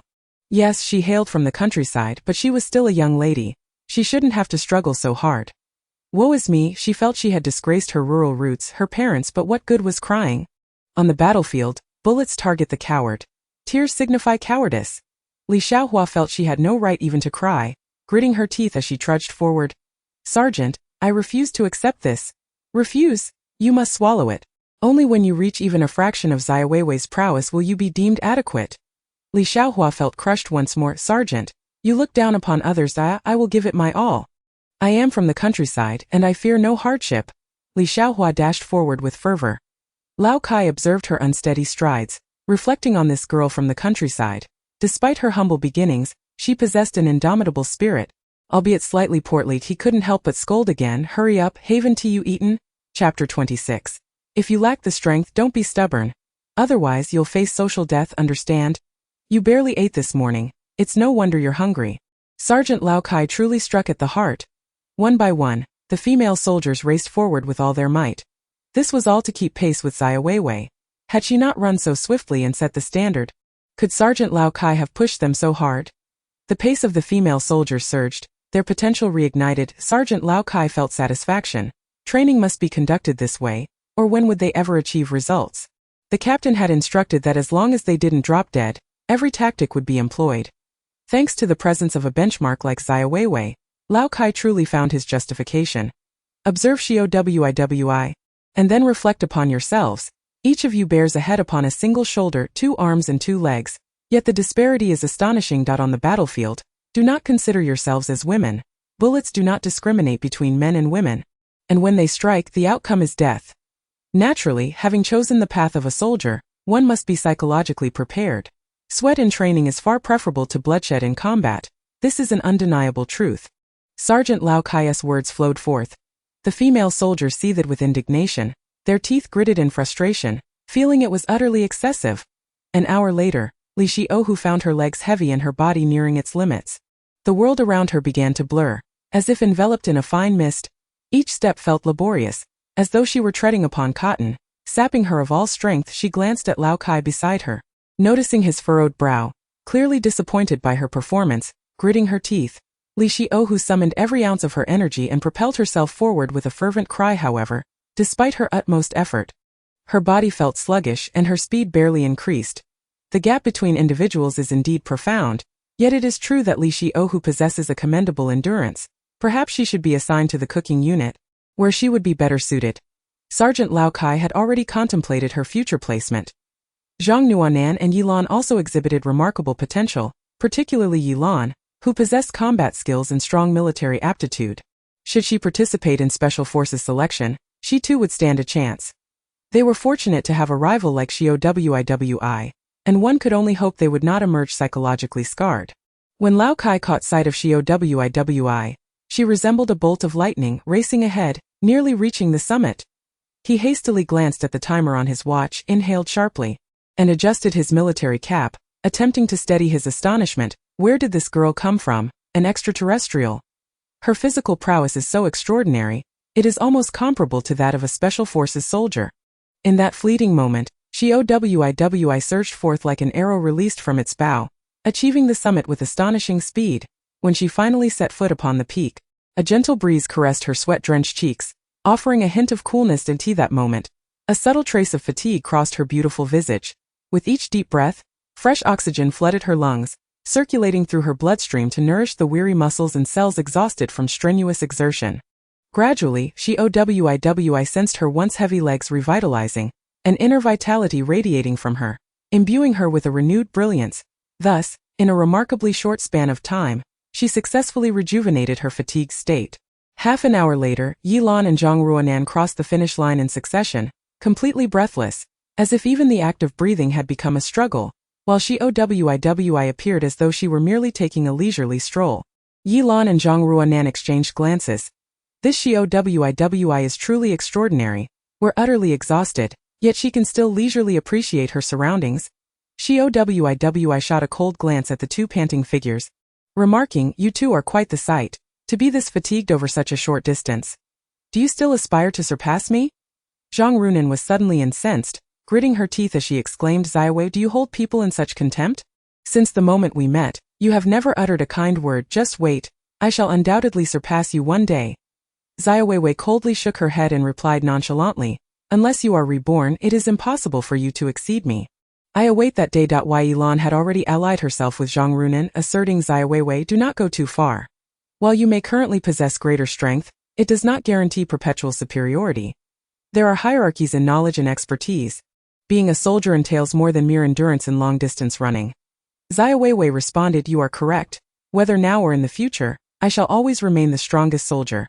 Such audacity! Just because you have good physical strength and endurance, you consider yourself the mightiest soldier? How foolishly ambitious! You are but a rookie merely flaunting your position in the recruit battalion, Zhang Ruonan retorted. Xiaowei countered, dissatisfied. "Prove your superiority before you speak, otherwise hold your tongue." Yilan interjected. "Xiaowei, I concede that you currently outshine me in physical prowess, but in other aspects the verdict remains uncertain." Xiaowei cast a sidelong glance at Yilan. "Very well, I shall ensure that you all experience greater despair in the future." Zhang Ruonan, panting with frustration, exclaimed, "I have encountered arrogance before, but never such unrestrained arrogance. If we were outside, I would have knocked your teeth out by now. What, do you wish to taste a bit of mud?" Xiaowei approached Zhang Ruonan. Zhang Ruonan, feeling utterly powerless, knew that even at her peak, she could not rival Xiaowei, and immediately backed down. "Do not act recklessly. I meant in the future." Xiaowei chuckled twice. "Zhang Ruonan, remember this. Without strength, do not speak defiantly, lest you suffer social death. Do you understand?" "Goodness!" Zhang Ruonan, summoning an unexpected surge of energy, leaped up. Chapter 27. I will challenge Xiaowei. Zhang Ruonan, with her fiery temper, could hardly bear Xiaowei's mockery and was poised to retaliate, but was restrained by Yilan. "The instructor has arrived. There will be ample opportunities for sparring later," Yilan urged in a hushed tone. Zhang Ruonan glared at Xiaowei. "Just wait." Xiaowei shook her head. All right. As time passed, the evolution of interpersonal relationships mirrored the ever-changing dynamics of a battlefield, unpredictable and elusive. The once strangers, who had initially regarded each other with disdain, began to forge profound connections. Zhang Ruonan and Yilan exemplified this transformation. Initially, they viewed one another with animosity, one considering the other two ostentatious, the other two reserved. However, during their time in the recruit battalion, they found themselves united in their pursuit of Xiaowei, rallying together for a common goal. Their friction and misunderstandings gradually dissolved through shared efforts, replaced by camaraderie and trust. In physical training, everyone was subjected to Xiaowei's relentless pressure, earning the moniker of dead cabbage worms from Instructor Kai. Yearning to break free but lacking the ability, the subsequent training module involved close combat. While Zhang Ruonan and Yilan were unaware of the other's capabilities, they were certain that this would be their strong suit. At long last, the opportunity has arisen for Zhang Ruonan to challenge Xiaowei and prove herself. It is worth noting that Zhang Runan has harbored a penchant for combat since her youth. Having matured amidst brawls, while one might not claim her expertise in all areas, she possesses a remarkable talent for martial arts. A handful of boys are no match for her. Should she unleash her full ferocity, she could easily dispatch 10 opponents, leaving them searching for their teeth. As for facing Xiaowewei, it was a previous oversight on her part. Yi Lan's expression equally exuded a fierce determination. She has been nurturing a fervent desire, eagerly awaiting the chance to confront Xiaowewei directly. The realm of combat presents itself as an opportunity for her to shine. Until now she has lacked a fair chance to engage Xiaowewei openly, which has left Yi Lan restless. Consequently, Xiaowewei has become the target she aspires to surpass. However, her competition is not with Xiaowewei, but rather with her former self, striving to improve incrementally each day. Though this may seem a touch optimistic, it instills within her a greater sense of confidence. Otherwise, perseverance would be an arduous task. At this moment, all the female soldiers stand in perfect unison, with old Kai, the squad leader, positioned at the forefront. His piercing gaze swept across the assembly of female soldiers, each standing poised like a javelin, finally exhibiting a semblance of military bearing. You lot have finally evolved from mere caterpillars into fledgling warriors. Yet still you remain novices. Of course, this cohort of female soldiers has been the least troublesome and the most delightful among all the groups I have led. He continued, do you know why? It is because of Xiaowewei. She stands among you as the alpha wolf, while the rest of you are but lambs. Upon hearing this, the female soldiers' expressions darkened, yet there was little recourse, for old Kai's words rang true. In the presence of Xiaowewei, they were indeed a flock of lambs. It was a painful reality, but a reality nonetheless. Zhang Runan gritted her teeth, her jaw audibly grinding. Yi Lan furrowed her brow, clenching her fists, while Li Xiaohua gazed at Xiaowewei with unbridled admiration. Old Kai's voice rose in intensity. Combat is the most fundamental skill for every soldier. It is the very foundation of warfare. The upcoming exercise is combat training. I do not expect each of you to become masters capable of taking on 10 foes. Rather, I require that you equip yourselves with the means to enhance your survival should you face personal attack or threat. You are all novices, starting from the same line. Thus, before we commence combat training, I am granting you the opportunity to challenge one another freely. The selected individual may refuse, but I personally believe that to decline is an act of cowardice. An opportunity for free challenges? Is that not akin to a brawl? The eyes of many female soldiers gleamed with excitement. While Xiaowewei's physical prowess is formidable and her strength considerable, such attributes do not necessarily translate to combat superiority. The prospect of inflicting hardship upon Xiaowewei in a fight, that would indeed be a most gratifying achievement. Old Kai ardently hoped they would seize this chance. Instantly, the female soldiers began to buzz with eagerness. Observing their heightened spirits, old Kai reminded them, remember, it is not that I am withholding opportunities from you. It is up to you to seize them. Now let us begin. As his words fell, the atmosphere crackled with anticipation. Report. The new recruit Zhang Runan challenges the new recruit Xiaowewei. Zhang Runan's voice resounded like thunder. Chapter 28. The fog of battle striking like a masterpiece. Instantly, the entire arena erupted with excitement, the spectators' expressions frozen in astonishment, each revealing a look of inevitable anticipation. Zhang Runan held the strongest opinions against Xiaowewei, and who in the entire recruit company was unaware of this? Were it not for the squad's regulations prohibiting private fights, they would undoubtedly be clashing every few days. It goes without saying that Zhang Runan must have been seething with pent-up frustration, eagerly awaiting this day. In terms of physique, Zhang Runan was slightly taller than Xiaowewei and possessed a more robust build. In a real fight, it was uncertain who would emerge victorious. After all, fighting is not merely a test of strength, it requires skill and experience. Before enlisting, Zhang Runan was a notorious street tough, a quintessential delinquent, frequently engaging in brawls, not just with girls but even with boys. It was precisely this behavior that led to her being sent to the military for discipline. Now that the opportunity had finally arrived, this promises to be an exhilarating spectacle. Perhaps Zhang Runan could indeed topple the formidable Xiaowewei, however, that remains uncertain. Xiaowewei possesses considerable strength and remarkable endurance. Fighting is not just a contest of brute force, it depends on fighting prowess, and Zhang Runan certainly has a significant chance. Indeed, I share the same sentiment that if Zhang Runan triumphs, I shall also challenge Xiaowewei. Why should she always be first? The female soldiers all hoped for Zhang Runan to vindicate them, aligning themselves firmly with her. For them, this battle could be deemed a matter of dignity. Zhang Runan stepped forward, locking eyes with Xiaowewei. Xiaowewei, are you too afraid to face me? Xiaowewei slowly exited her ranks. Who gave you the audacity to challenge me? Have you not learned enough from your previous lessons? Humph, the past is the past. I was merely careless then. Now I intend to defeat you in a fair fight, declared Zhang Runan. Only when faced with the grave do you shed tears. If you seek punishment, I shall reluctantly oblige. Xiaowewei was well aware of Zhang Runan's fervor over the past month, but what of it? If effort guaranteed success, would not all diligent individuals be successful? Moreover, Xiaowewei was even more relentless than Zhang Runan. Before the fight even commenced, the tension crackled like a taut bowstring, the atmosphere charged with anticipation. All right, since both of you are prepared, let the contest begin. The crowd swiftly parted, encircling the combat area. The arena was a patch of sand, designed to prevent injuries from falls. Zhang Runan and Xiaowewei stood upon the sandy ground, while the squad leader, Old Kai, stood nearby with a stopwatch ready to time them. Xiaowewei, do you know how I have spent this past month?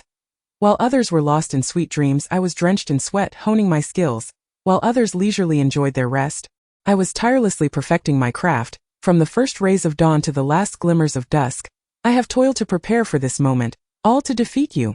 Today I shall conquer you. Her words, though simple, resonated with profound strength. She was forthright and unpretentious, fully aware that in the presence of an opponent like Zhang Runan, only the demonstration of true prowess would earn her complete respect. Upon hearing this, a fire seemed to ignite within Zhang Runan's heart. Her countenance transformed instantly to a steely hue, her eyes shimmering with fury and defiance. Taking a deep breath, she let out a low roar, as if all her strength coalesced at her feet. Then, with a powerful thrust, she propelled herself towards Xiaowewei like an arrow released from a bow. And that moment, Zhang Runan resembled a ferocious tiger, her fists cutting through the air with a howling wind as they descended savagely towards Xiaoweiwei's face. The force of this punch was magnitudes greater than what it had been a month prior in the carriage, clearly a testament to her rigorous training over the past weeks, resulting in a significant enhancement of her physical capabilities. In stark contrast, Xiaowewei remained remarkably composed in the face of Zhang Runan's frenzied assault, her expression devoid of any panic, as though she had anticipated this moment. However, the intensity of Zhang Runan's strike took her somewhat by surprise. Yet, in Xiaoweiwei's eyes, Zhang Runan's level of combat skill was merely a leap from kindergarten to elementary school, while she herself had long since advanced to the realm of higher education, far surpassing such rudimentary stages. Accompanied by a gust of wind, Zhang Runan had already arrived before Xiaowewei. How astonishingly swift! The female soldiers, witnessing Zhang Runan's sudden surge of speed and formidable presence, felt their eyes widen with excitement. There was potential here. Although separated by several meters, they could still sense the explosive power emanating from her. It was no wonder Zhang Runan dared to challenge Xiaowewei. She was evidently filled with confidence. Just when everyone assumed Xiaowewei would be caught off guard, she struck. Her movement was as swift as lightning. Only Yilan could barely catch a glimpse of her fleeting shadow, while the others failed to perceive how she executed her kick. Seeing Xiaowewei remain still, Zhang Runan felt a surge of elation. Thinking she had the upper hand, and I'm going to win. Thud. Zhang Runan landed face up in the sand, her body forming a large character. Squad leader Kai's heart raced. Good heavens, her strikes were like paintings. Incredible. Chapter 29. It's her fault for being so easily defeated. I can't be blamed. Zhang Runan sprawled on the sand, resembling a character akin to a work of art. This was the remarkable aspect. Old Kai, a sergeant major with over 12 years of military service, had once, by a stroke of fortune, encountered two masters of internal martial arts. Their movements flowed like clouds and water, each technique exuding an inexplicable aura and profound strength. Where their fists and feet danced, it seemed as if wind and thunder surged, their momentum overwhelming. Particularly noteworthy were their striking techniques, which were exquisite. What appeared to be a casual blow was, in reality, a culmination of their entire strength unleashed at a single point, yielding astonishing power. Their methods of shifting weight were also uniquely crafted, moving forward and backward, left and right, as if the ground beneath them had come alive with wind, exhibiting remarkable agility and versatility. Each shift of balance was executed with impeccable timing, allowing them to maintain stability while simultaneously altering their attack direction and angle, rendering them nearly impossible to defend against. Such astonishing skills rendered Old Kai, who was observing from the sidelines, utterly speechless and filled with awe. The two internal martial arts masters moved with a flash, appearing before their opponent like phantoms. As they struck, their arms stirred the air, creating a gentle breeze that seemed slow and soft, yet every move precisely targeted the vital points. The sound of their fists and feet colliding resonated like thunder. Deafening in its intensity, their movements flowed seamlessly, as if they were one with the very essence of nature. Regardless of how ferociously their opponents attacked, they effortlessly countered, as if hanging a painting on a wall, simple and natural. On the surface, the internal master's assaults appeared neither fierce nor aggressive, even somewhat gentle and feeble. However, the hidden power within them was astonishing. Each palm strike unleashed an invisible force, akin to a surging torrent, devastating everything in its path. Even the slightest contact could fracture bones and rupture tendons. When they sprang into action, it resembled a soft breeze caressing a forest. The swaying leaves, seemingly insignificant, concealed an immense power capable of shaking the entire treetop. Similarly, the seemingly casual strikes of these experts wielded profound influence, leaving everything around them in shock. This power was both gentle and formidable, relying not on sheer violence and brute force, but on the artful application of skill. For instance, when a basketball hurtled towards them like lightning, it bore tremendous impact and an unstoppable momentum, charging directly at unsuspecting individuals.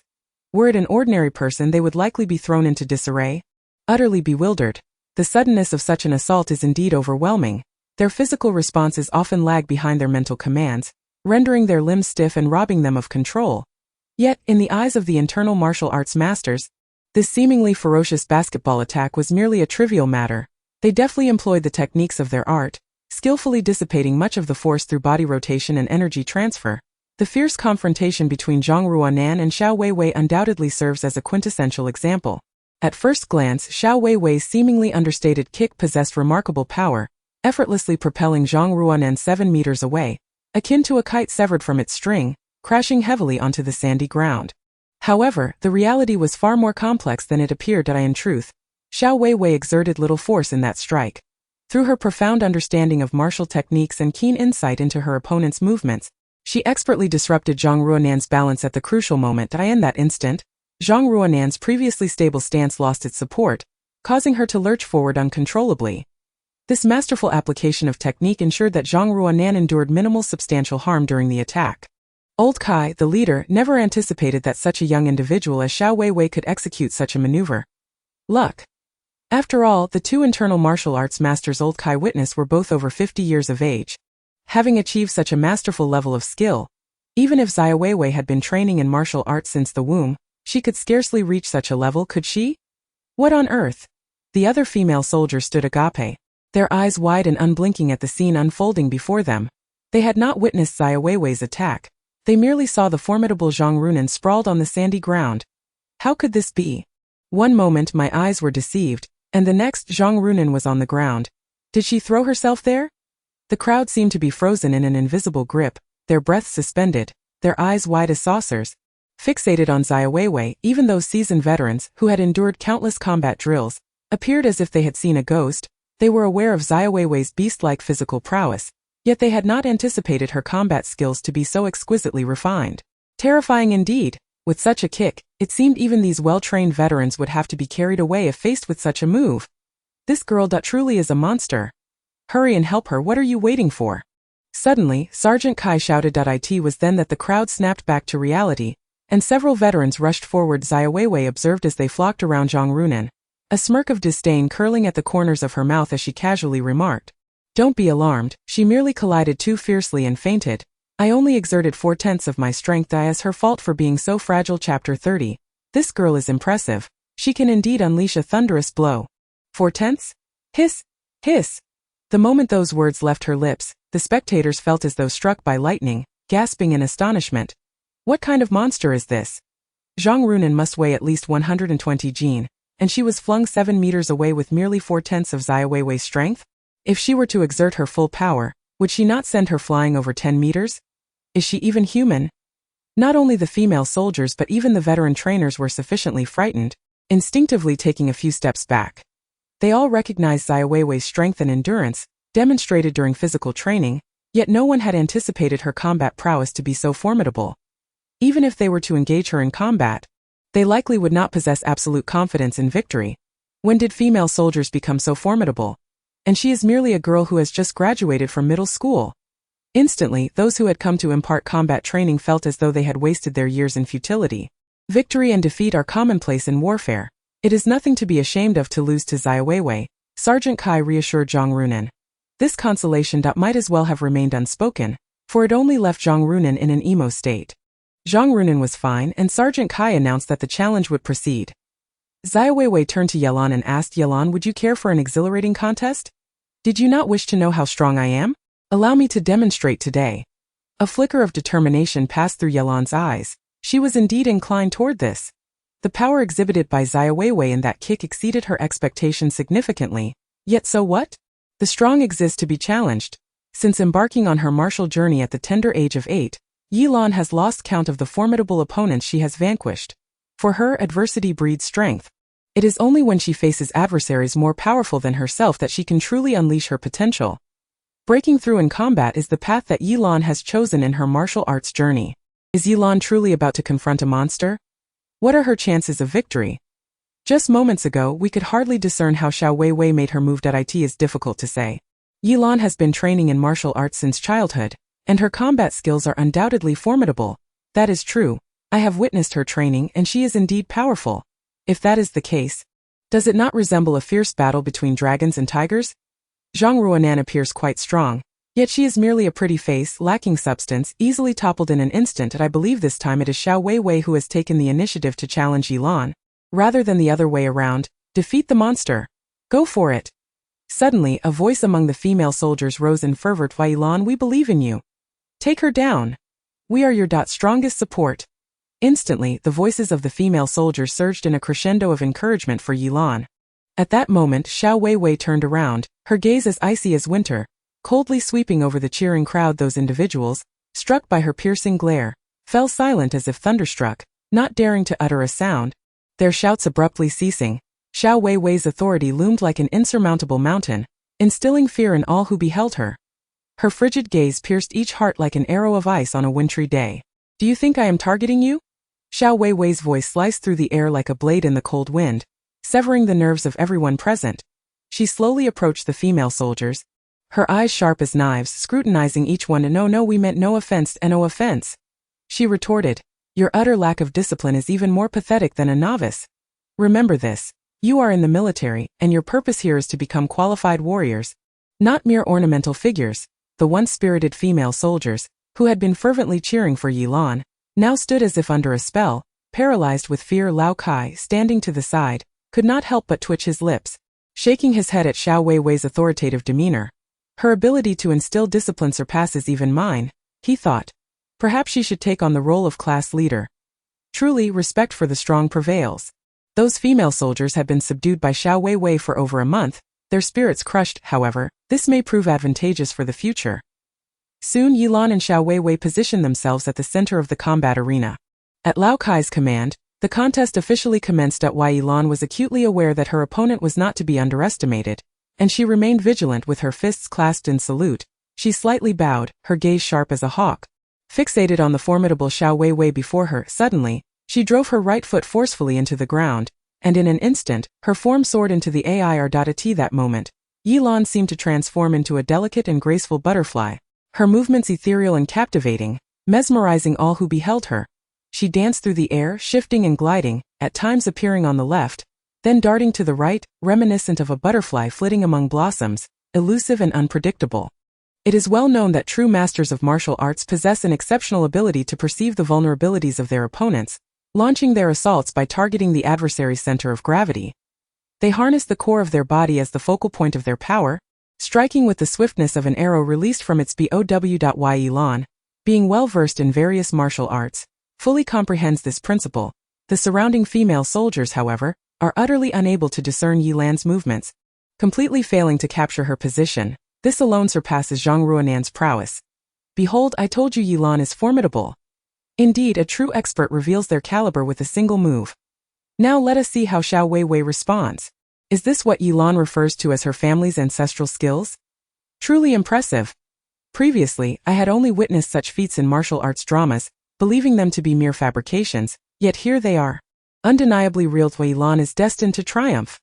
Witnessing Yelan's remarkable abilities, the female soldiers become animated, eagerly anticipating the moment Xiaowei is brought down. In an instant, Yelan has arrived before Xiaowei, fully aware of her formidable nature, and thus she unleashes her family's signature technique, the thunder palm. Yelan holds nothing back, channeling all her strength into this one strike. delivering a blow of tremendous force. As her palm strikes, the air resonates with a faint sound akin to a clap. Old Kai's eyes widen in astonishment. This young woman is impressive, producing a thunderous sound with a single palm strike. Chapter 31. Come on, or else you shall have no chance. After 2 months of nearly frenzied training, Xiaowewei's combat capabilities have undergone a tremendous transformation, rendering her almost unrecognizable compared to her former self. Now when she unleashes her full potential, she has reached the level of a grandmaster, and her presence, Yilan's renowned Thunder Palm, appears merely somewhat formidable to this moment. Xiaowewei swiftly raises her right fist. As quick as lightning as she strikes, the surrounding air seems unable to withstand the terrifying force, instantly tearing apart with a crisp and resounding echo. Immediately thereafter, her form moves with the swiftness of a phantom. Resembling an extraordinarily agile serpent, and in the blink of an eye, she confronts Yilan's fiercely aggressive Thunder Palm. At that instant, it seems as though time has frozen.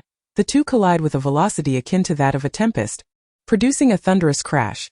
The female soldiers nearby gaze in wide-eyed astonishment, as this not akin to a scene from a martial arts epic. Most crucially, Xiaowewei has managed to block Yilan's attack. Yilan is indeed formidable, yet Xiaowewei is equally impressive. What a marvel!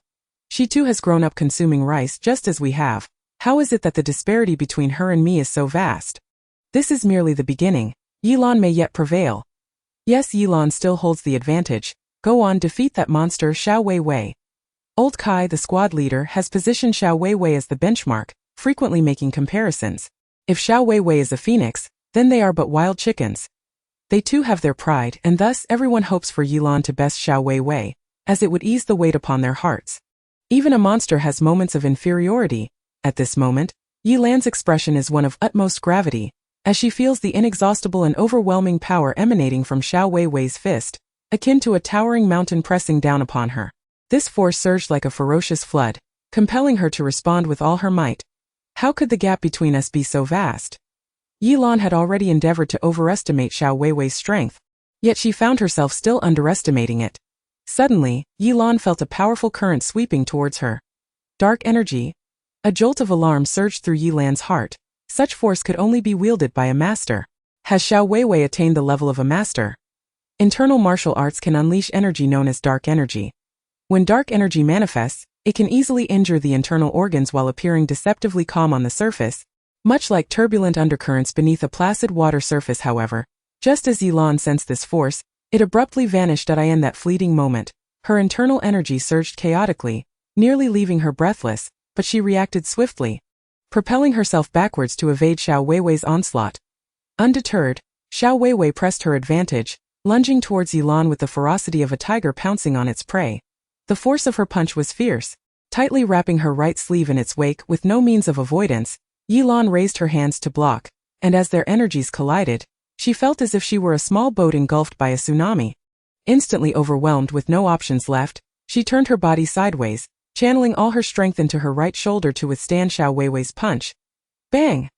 The sound of a heavy impact reverberated once more. Yilan staggered back 5 or 6 steps before finally steadying herself, while Xiaowewei remained as unmovable as a mountain. You're quite impressive, Xiaowewei remarked. Yilan, having trained in martial arts since childhood, displayed somewhat flamboyant movements, yet her speed and control of power were undeniably formidable. Yilan shrugged. You're stronger than I anticipated. Really? Xiaowewei replied with a faint smile, just exerting a bit of effort. With such skills you are still far from defeating me. Yilan clenched her fists, regulating her breath to stabilize the somewhat chaotic energy within her. The opponent likely had not reached the master level, otherwise that force would not have dissipated so quickly. There was still hope. Xiaowewei, you are the strongest opponent I have encountered. I will unleash my full power now. Yilan declared solemnly. When a master makes a move, their prowess is immediately evident. Xiaowewei's every punch exuded the demeanor of a true expert. Quite the bravado, isn't it? Come on. Otherwise you won't get another chance, Xiaowewei taunted. Yilan took a deep breath, as if attempting to draw in all the air around her into her lungs, adjusting her bodily state with each inhalation and exhalation. With a sudden fierce shout, she charged forward like a bolt of lightning. Tai Shan Kao. This was Yilan's ultimate technique, possessing tremendous power. Had she not been so heavily pressured by Xiaowewei, she would never have resorted to this move. After all, executing this technique demanded significant stamina, resembling a duel that could lead to mutual destruction. At the moment of unleashing her attack, Yilan closed all her pores. a strategy to minimize energy expenditure, yet it also implied that once the move concluded, if she failed to promptly restore her bodily state, she would likely succumb to exhaustion. Faced with such a formidable adversary, Yilan had long since cast aside her reservations. In that instant, the surrounding female soldiers merely caught a glimpse of a blur, as if a shadow had surged forth with incredible speed. And upon closer inspection, it was none other than Yilan. She charged forward like a frenzied wild bear, each step resounding heavily against the ground, producing a dull yet thunderous noise that reverberated with an overwhelming force, accompanied by an aura of brutal ferocity that assailed the senses. Such a fierce onslaught would surely be difficult for Xiaowewei to withstand. However, just when everyone anticipated that Xiaowewei would be sent flying, an unexpected scene unfolded. She slightly bent her knees, lowering her center of gravity, her entire form resembling a poised serpent ready to strike, brimming with latent energy. In an instant, her leg muscles coiled tightly. A surge of power emanating from the soles of her feet, with a speed akin to lightning, her leg shot forth, so swift that it left a phantom in the air. This strike conjured a whirlwind of formidable force, sweeping towards Yilan like a tempest. Wherever the gale passed, the surrounding air seemed to tear apart, emitting a piercing and jarring sound. A glint of determination flashed in Yilan's eyes as she resolutely charged towards Xiaowei's assault without hesitation. This young lady would not concede. She believed her decade of rigorous training in the Iron Mountain stance could rival that single kick of hers. Boom, boom, boom. The sounds of impact echoed repeatedly, and moments later, the two separated. Xiaowei maintained her composure, while Yilan's complexion paled, her clenched palms slick with sweat, clearly unable to contain her energy, which was escaping in torrents. Chapter 32. Commander, we have found a treasure. Yilan struggled to control her pores, her breath escaping rapidly, and at that moment she was but a spent force. She had lost. What manner of monster was Xiaowei? Yilan had trained in martial arts since the age of 8, subjected to the most rigorous military training. Raised by her family as if she were a boy. In her recollection, every day was consumed by training. Whether on the arena of competition or en route to it, her dedication was undoubtedly tenfold that of her peers. Her goal in enlisting was to become a special forces soldier, seeking breakthroughs in genuine combat, as her daily training and sparring had ceased to challenge her further. She had thought that only upon entering the special forces would she encounter a worthy opponent. Yet here in the boot camp, she faced her strongest rival. Yilan, you cannot afford to lose. Yilan gritted her teeth, her gaze locked on Xiaowei. The other female soldiers watched in astonishment as Yilan was pushed back. Their expressions were a mix of shock and disbelief. Had it been any of them in Yilan's place, they would have been sent flying, unsure of their fate. It was over. If Yilan could not topple Xiaowei, what hope did she have? Monsters were indeed beyond comparison. It was time to accept fate. Many female soldiers began to lose heart, lowering their expectations, reasoning that losing to someone as formidable as Xiaowei was no shame, especially considering that even some of the male soldiers might not stand a chance against her. Zhang Runan scoffed, "That's still better than you all acting like frightened turtles." Li Xiaohua gazed at Xiaowei with admiration. "If I had even a tenth of her abilities, I would surely remain in the army." Zhang Runan rolled her eyes, pathetic. At that moment, Xiaowei cast a glance at Yilan, whose legs trembled slightly, and asked, "Will you continue?" Yilan, breathing heavily, quickly inhaled and exhaled, growling, "Come on." "As you wish." With a swift motion, Xiaowei propelled herself forward, her figure akin to a wild stallion breaking free from its tether, closing the 10-meter distance in the blink of an eye. In an instant, she unleashed a powerful kick, imbued with the force of a thunderclap, resembling a streak of blinding lightning as it cleaved through the inky night sky with an intensity that was almost deafening. At the very moment her foot struck, the surrounding air seemed unable to bear the tremendous shock wave, tearing apart as if it were being violently ripped asunder, accompanied by an ear-piercing whoosh of displaced air. In an instant kick. Prior to Xiaowei uttering those words, Yilan had already sensed the impending threat and was on high alert, bracing herself for the formidable move she anticipated from her opponent. However, she could never have fathomed that Xiaowei's strike would come with such astonishing speed, far beyond her imagination. Just as Yilan felt a fierce gust of wind rush toward her, she was suddenly propelled away by an overwhelming force, crashing onto the sandy ground 3 meters away with a resounding thud. She rolled and tumbled an additional 5 or 6 meters before finally coming to a halt. As she attempted to rise, her pupils dilated in shock. A fist was mere centimeters from her face. Xiaowei's punch had already barreled toward her, the distance no greater than 1 centimeter. A fierce gust of wind swept across Yilan's forehead, scattering the sand from her face. In that moment, It felt as though time itself had frozen. Wei Lan had lost. At this juncture, old Kai, the squad leader, squinted his eyes. Those familiar with him knew this was a sign of his excitement. He was not just thrilled, but positively exhilarated. Xiaowewei was extraordinary. Her physical prowess was astounding, and her combat capabilities were equally formidable. The fighting instructors present would likely not stand a chance against her. Should she participate in the military district's combat competition, she would undoubtedly make a stunning impression. No, one must be wary of fame, and those who stand out attract attention. Her information absolutely could not be leaked, lest she be targeted. Old Kai's mind raced as he thought of someone who, if informed, would undoubtedly cling to her like a stubborn adhesive. With this realization, old Kai knew precisely what to do.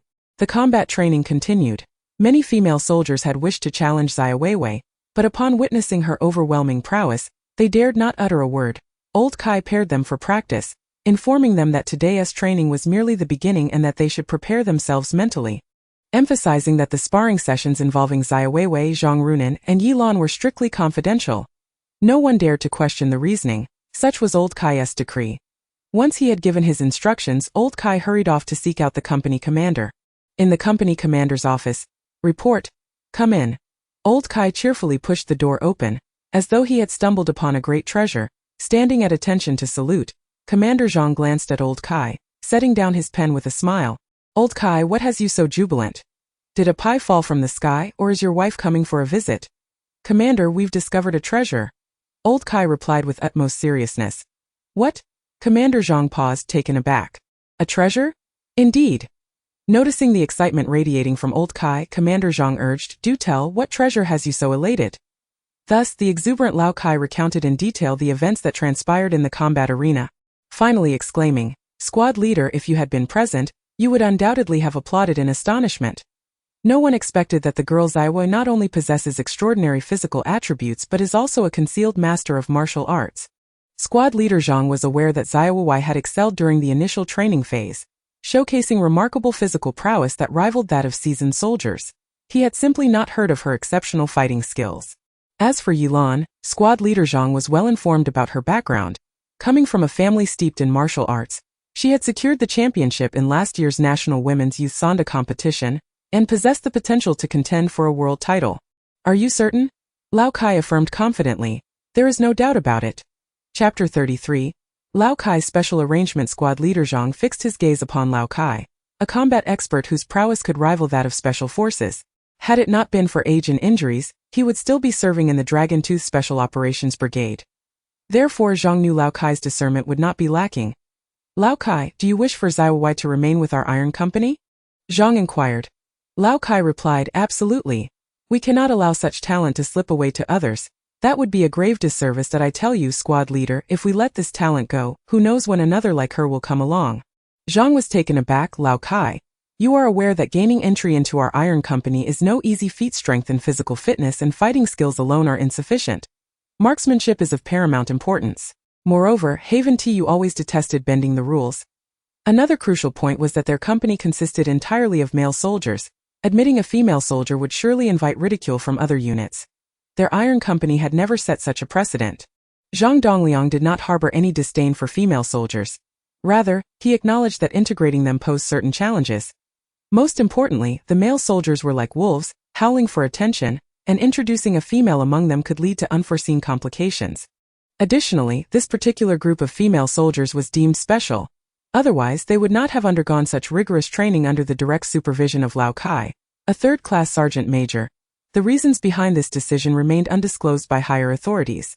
After a moment of contemplation, Lao Kai proposed, "Squad leader, I genuinely consider the welfare of our iron company. How about this?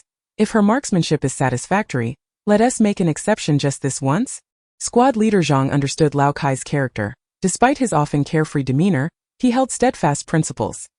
Even in matters as significant as relationships, he would never allow for any compromises or concessions, remaining impervious to external pressures or personal emotional fluctuations. What charm did this Xiaowewei possess to inspire Lao Kai to advocate for her, as though she were his own sister-in-law? Should this news reach the Iron Company, the soldiers would surely be left astounded. Seeing Lao Kai's unwavering stance, Zhang contemplated briefly, then rose and approached the filing cabinet. After rummaging through the documents, he withdrew a file and handed it to Lao Kai. Here is Xiaowewei's file. You may examine it for yourself. Lao Kai accepted it with curiosity, wondering if there was something exceptional about her. Hadn't she already passed the political review? Zhang Lian deftly shifted the topic, acknowledging that Yilan held a rather unique status. Last year, she claimed the championship title at the National Women's Sanda competition, showcasing formidable combat skills. If Wewei truly managed to defeat her, it would indeed be a remarkable feat. Lao Kai remarked. Commander, are you still doubting my earlier assertions? Yilan possesses a solid foundation in martial arts and exhibits strong military acumen. She is undoubtedly a promising candidate. However, when compared to the extraordinary Xiaowewei, she pales in comparison. Tio put it plainly. She would have no trouble joining the special forces. Zhang Lian was taken aback by such high praise. Is she really that impressive? Lao Kai, having retired from the special forces himself, was well acquainted with their inner workings. Commander, I would never attempt to deceive you. Our steel company boasts top-notch shooting capabilities, yet we lack significant advantages in physical fitness and combat skills compared to other units. You haven't forgotten the flamboyant display of the 4th Company commander at last year's combat competition, have you? If we were to recruit Xiaowewei, we would undoubtedly benefit. Perhaps at the annual military district combat competition, our unit could even gain some recognition. As Lao Kai perused Xiaowei's profile, his eyes widened in astonishment. She was the only daughter of the county's richest individual, a true second-generation affluent individual with such advantageous circumstances. What could possibly motivate her to enlist? Observing the exhilarated Lao Kai, Zhang Lian merely smiled, saying nothing. Oh, she is also a hero who has saved lives, recognized by the city. Impressive, he mused, her ideological awareness is commendable, even with only a junior high school education. But wait, if she is the daughter of the county's wealthiest, why didn't she pursue high school or university? Her ideological awareness is indeed high. Her father is a veteran. It is no wonder she possesses such exceptional qualities. A rebellious little girl, upon noticing the final remark, which was particularly highlighted, Lao Kai couldn't help but twitch his lips, scrutinizing the text multiple times. Could this be a mistake? Haha, I understand the rebellious phase of a girl. It's nothing significant. He brushed it off lightly. Commander, what do you intend for me to glean from all this? Let us cut to the chase, Commander. Just give me a word. Shall we keep her? Zhang Lian pondered for a moment and replied, how about this? If her shooting performance is sufficiently outstanding, I will consider applying to higher authorities. Shall we change the combat training to shooting practice this afternoon? Lao Kai inquired tentatively. Agreed, Zhang Lian concurred, eager to uncover the extent of Xiaowei's potential, especially to warrant such special treatment from someone as steadfast as Lao Kai. With the lunch break not yet concluded, the two hurried directly to the new recruits' dormitory, akin to famished wolves catching the scent of lamb. Assemble! Before even entering the dormitory area, Lao Kai blew a long and short whistle to signal the gathering. Instantly, the previously tranquil dormitory echoed with the sound of hurried footsteps. Soon, a figure dashed down from the 3rd floor. It was none other than Xiaowei. Zhang Lian and Lao Kai exchanged knowing glances, fully understanding each other without words. In just 35 seconds, she was impeccably dressed. Without a hint of disarray, such swiftness surpassed even that of seasoned veterans. This girl had truly excelled since enlisting. She ranked first in physical fitness, first in internal affairs, and first in marching drills. Even in the nascent stages of combat training, she held the top position, an unequivocal benchmark. Not even a decade-long veteran could match her remarkable performance, and no wonder the female recruits in the training camp privately referred to Xiaowei as a monster.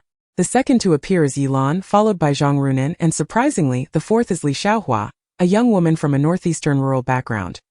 Once the formation is complete and the count is done, it takes precisely 3 minutes, which can be considered quite commendable. The female soldiers are somewhat astonished to see Zhang Lian arrive together with them, as the company commander rarely makes personal appearances during training. They have all heard that Commander Zhang is a distinguished graduate of the Army Academy, still single, and most importantly, strikingly handsome with an athletic build. Aside from his slightly darker complexion, he epitomizes the standard of a Prince Charming. As for his age, well, a man at 30 is indeed in the prime of his life. Zhang Lian's gaze swept over the panting female soldiers, their faces flushed, yet each stood tall and proud. Their military posture impeccable, demonstrating a significant improvement in spirit compared to a month at it. Is no wonder that they are soldiers trained by old Kai. These female recruits are capable of excelling, rivaling their male counterparts. What a pity he cannot be promoted.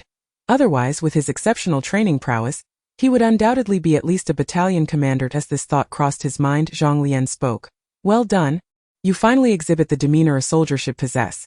However, what you have accomplished thus far is still far from sufficient. There is much more for you to learn ahead. I have heard from squad leader Kai that you underwent combat training this morning, which was quite impressive.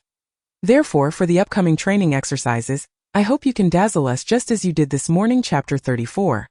You are all here to spar. Upon hearing the mention of the combat training performance, it was clear they were referring to Xiaowewei. It seems the commander has indeed taken notice of her.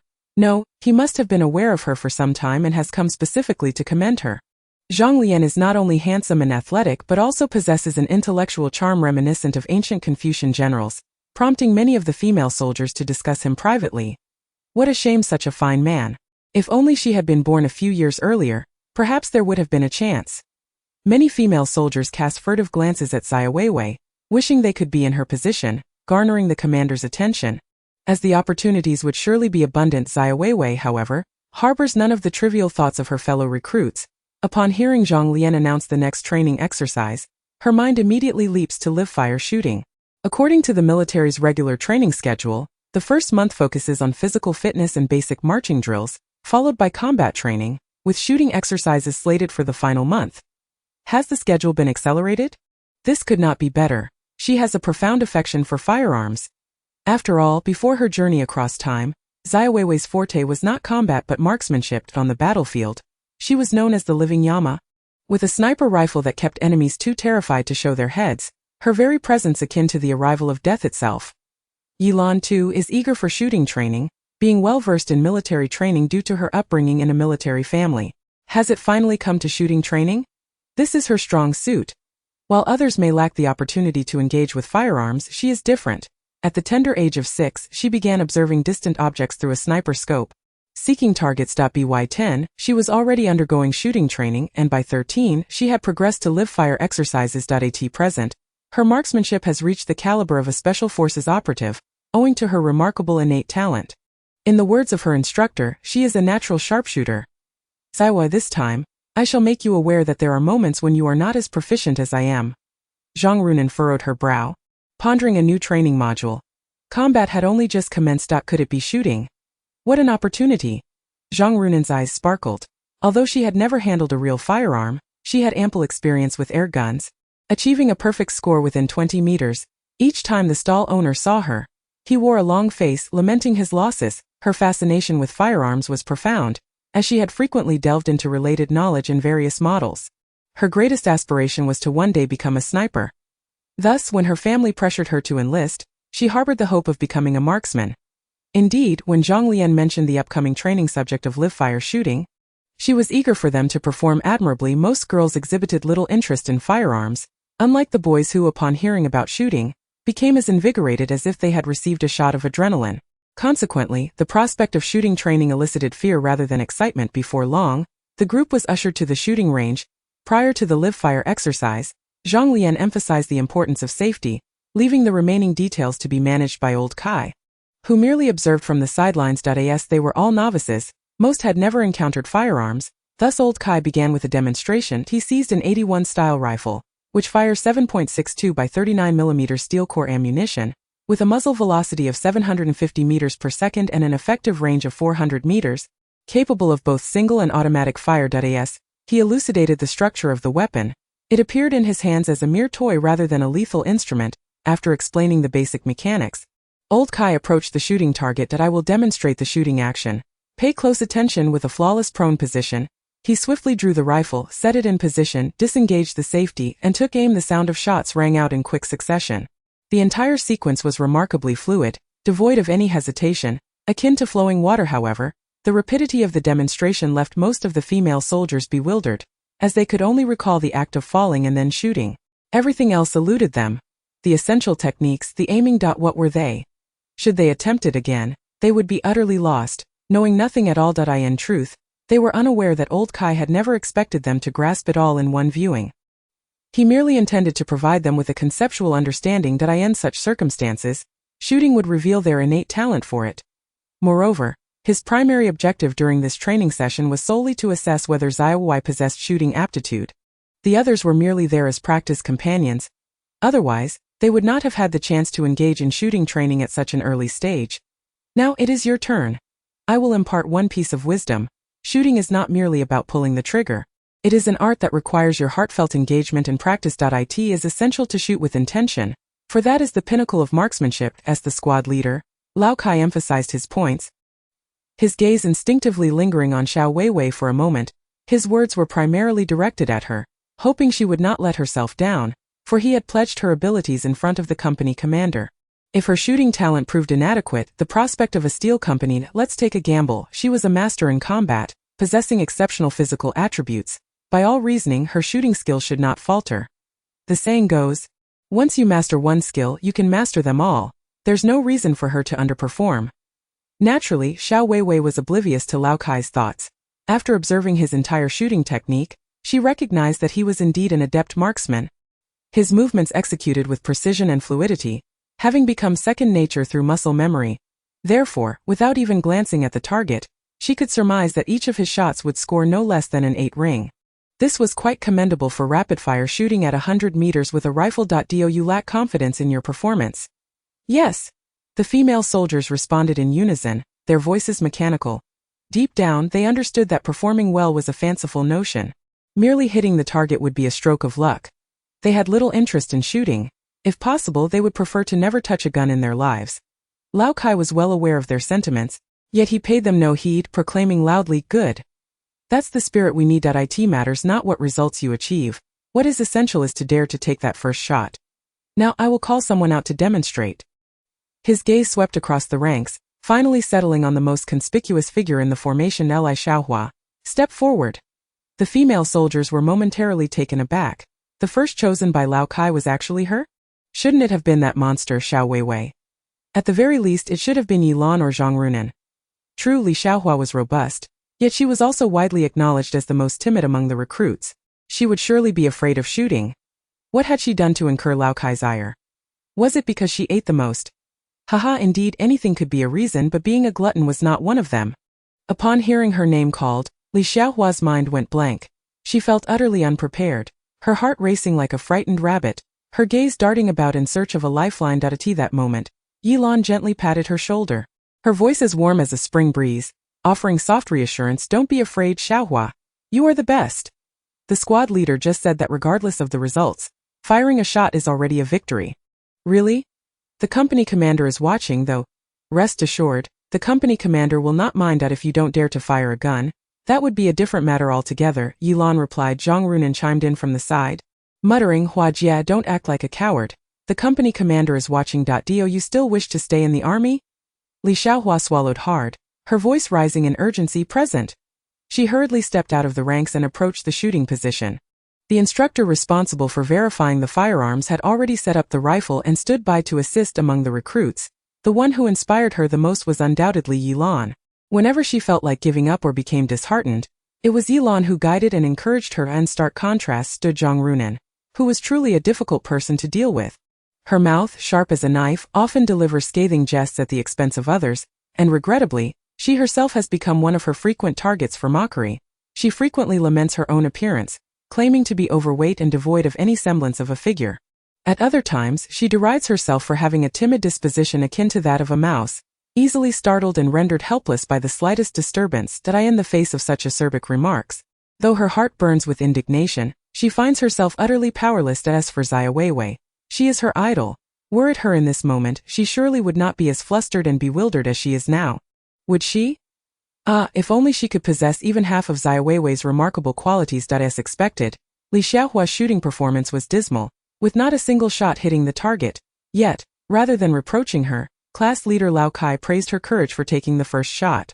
After Li Xiaohua's demonstration, the others took their turns, assisted by veteran instructors stationed at their positions. The sound of gunfire echoed continuously. Unsurprisingly, the results were abysmal. Though Lao Kai and Zhang Lian appeared nonchalant, they scrutinized each female soldier, hoping to discern any promising shooting talent. Unfortunately, as the shooting progressed, no hint of natural aptitude was observed. Soon it was Zhang Runan's turn. A seasoned woman of the world, her mental fortitude surpassed that of many female soldiers. While others might succumb to anxiety in the training environment, she remained as tranquil as a still pond. She swiftly aligned the sights of her firearm, as if she had rehearsed these movements 1,000 times before. Her familiarity with the weapon evident after calibrating the sights, Zhang Runan emulated Lao Kai's earlier stance, pressing her body against the ground, her eyes sharp and hawkish as they fixated on the distant target.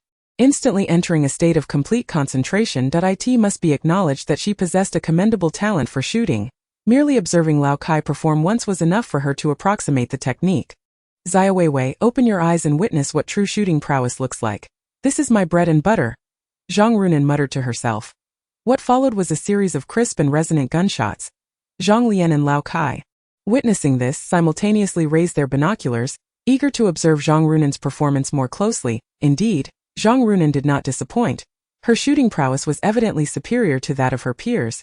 When they saw through the lenses that every bullet she fired hit the target, they could not help but exclaim their admiration. Moreover, a significant portion of her shots struck the inner ring of the target with precision. To achieve such results on her first attempt was a testament to her exceptional talent. No one anticipated that this wild girl possessed such capability. It was an unexpected delight that a satisfied smile spread across Lao Kai's face, his grin sweeter than a mother's affection. Zhang Runan was certainly a candidate. With specialized training, she could undoubtedly be honed into an expert. Lao Kai, filled with pride, remarked to Zhang Lian, for a mentor takes pride in the success of their disciple. Zhang Lian chuckled softly, choosing not to respond.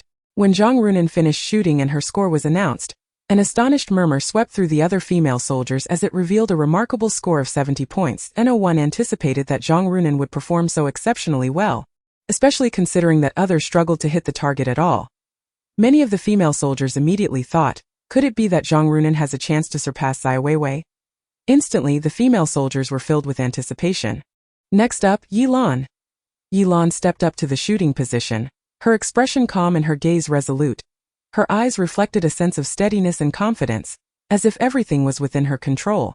She had trained for this kind of sniping from a young age, her grip on the gun impeccably correct, every movement precise and flawless. Her fingers delicately rested on the trigger, as if pulling it was merely a natural extension of her intent. Soon, the sound of gunfire echoed once more across the shooting range. Each shot was accompanied by a subtle tremor, yet Yilan appeared completely unaffected, her shooting speed remarkably swift. Xiaowewei observed Yilan's shooting process, a flicker of surprise crossing her eyes. She understood that Yilan's transition from lying down to gripping the gun and then to shooting was executed with utmost precision, something that could not be achieved without 5 or even 10 years of rigorous training. After each shot, Yilan made minute adjustments. These adjustments seemed trivial, yet they enabled her to strike the target with greater accuracy. Without the aid of binoculars, Xiaowewei could discern Yilan's results merely from her own vantage point. Meanwhile, the excited instructor, Old Kai, could hardly contain himself, his eyes glued to the bullet holes on the target as he exclaimed with a quivering voice, "Bring the target over here."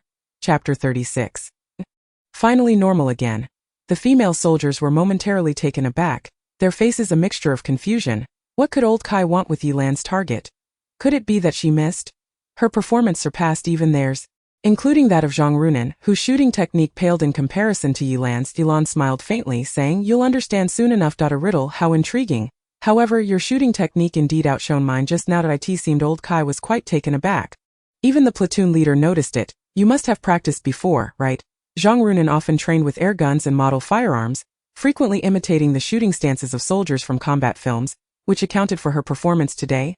While Yilan's posture was indistinguishable from that of seasoned veterans. If one were to claim that Yilan had never practiced, no one would believe it. After all, this is not akin to physical training that can be done anywhere.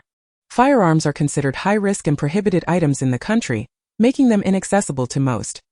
Thus, relying solely on imagination to excel in shooting is simply implausible. Twilangus. Tisich, how boring. Zhang Runan rolled her eyes. Before long, Yilan's target was brought over. Old Kai scrutinized the target, noticing a line formed by the bullet holes that pierced directly through the center, clearly dividing the target into a dashed line.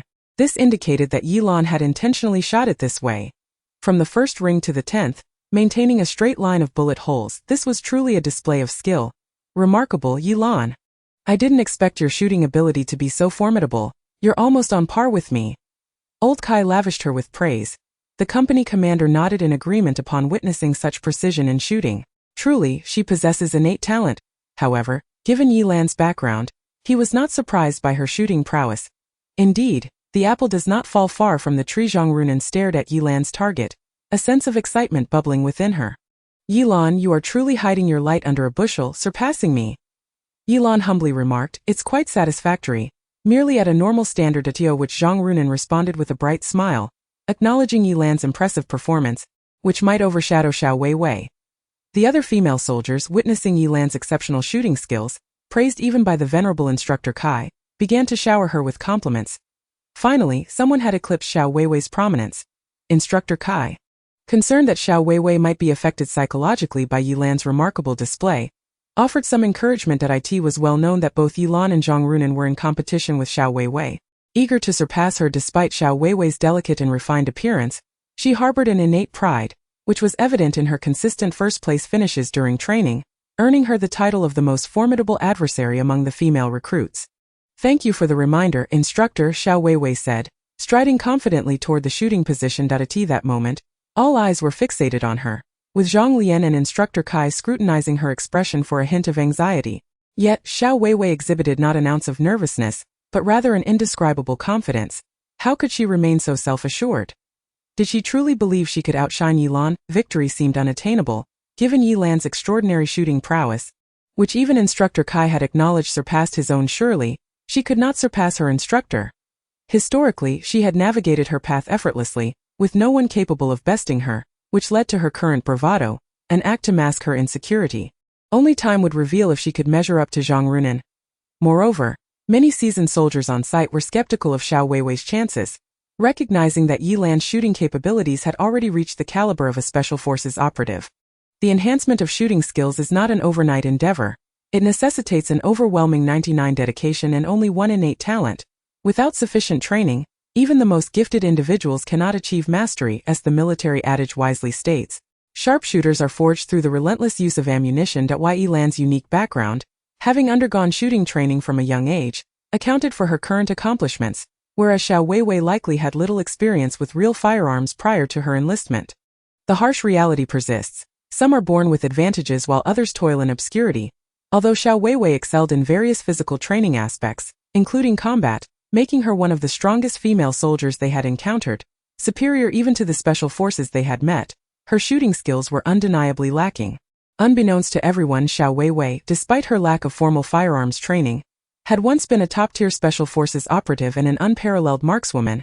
She possessed an abundance of experience regarding shooting techniques. What does shooting rely upon? It hinges on precise judgment, familiarity with firearms, and bodily control. The harmonious integration of these elements forms a sharpshooter.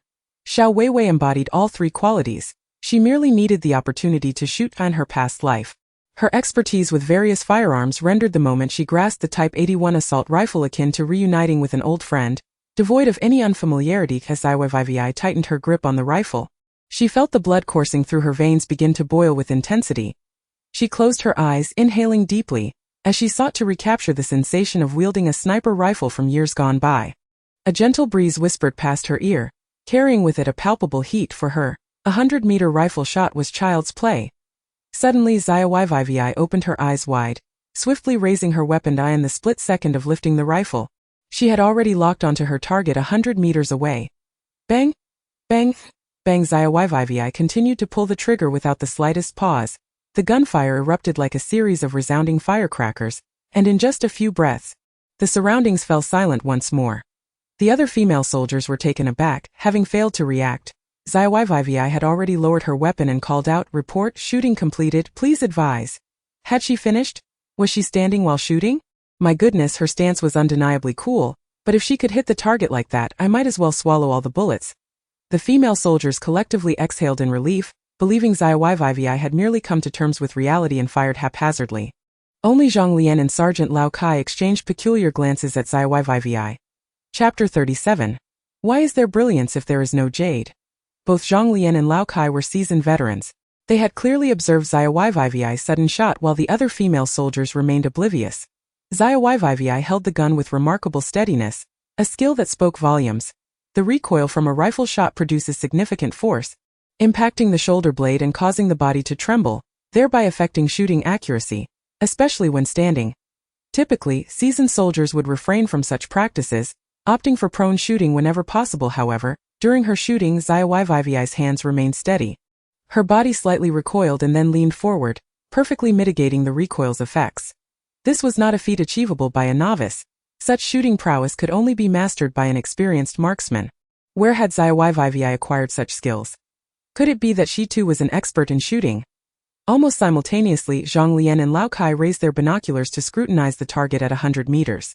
Yet, Lao Kai's brow furrowed into a frown. What on earth? How did she only hit once? Just moments ago, Xiaowewei had executed her maneuvers with the ferocity of a tiger, leading them to believe she was a skilled marksman. Yet the outcome was far from impressive. Alas, it is unreasonable to expect excellence in all endeavors. Lao Kai had high hopes for Xiaowewei, wishing for her to excel in marksmanship as well, but he had overlooked a crucial point. It is impossible for anyone to be a polymath. After all, an individual's energy and talent are finite. Within a limited time frame, it is implausible to master every skill. For someone like Xiaowewei, who had honed her physical abilities and combat skills to such a remarkable level, it was already an extraordinary achievement, and to expect her marksmanship to be equally outstanding was simply unreasonable. Wait! Zhang Lian, who had been intently observing the target, suddenly exclaimed. Lao Kai, taken aback, asked, Captain, what is it? What seems amiss? Look closely at the target. Something is off. Zhang Lian, a distinguished graduate of the Army Academy and an adept sniper, noted that the bullet holes were significantly larger than those typically produced in shooting practice. This was highly irregular. Quick, have someone bring the target over. Zhang Lian's voice was tinged with excitement, as if he had just witnessed something truly astonishing. The bullet holes were significantly larger than the others, clearly indicating that they could not have been made by a single bullet. What stood out most was the unnaturally precise edges surrounding the bullet holes. Old Kai, puzzled, instructed someone to bring over Xiaowewei's shooting target.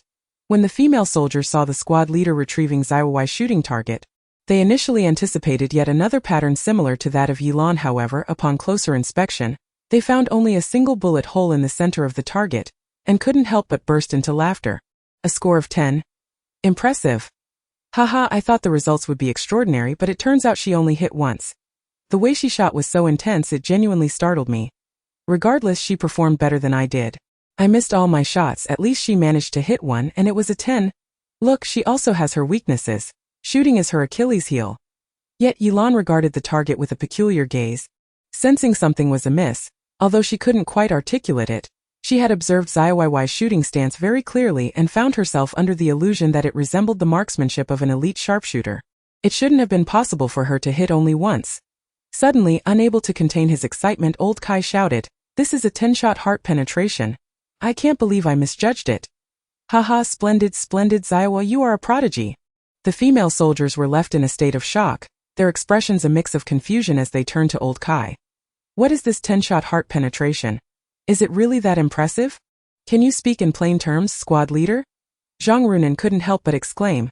The other female soldiers exchanged glances, wondering if Xiaowei had achieved something remarkable again. Wei Yilan, however, looked at Xiaowei in astonishment, feeling as if she had been struck by a million critical hits.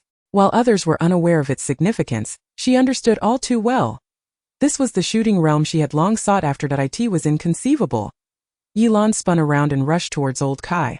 Closely scrutinizing that target. At that moment, Old Kai gazed at the group of female soldiers, who resembled naive little mice, and scolded, You are all as clueless as blank sheets of paper, even more so than novices.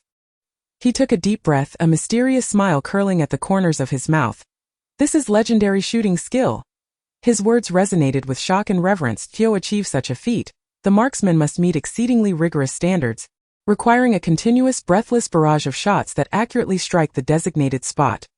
These 10 bullets would converge perfectly at the target, forming an extraordinarily cool and breathtaking cross shape. Mastering such an otherworldly shooting ability demands far more than exceptional marksmanship. It necessitates a heart as calm and composed as ice, coupled with keen and precise judgment.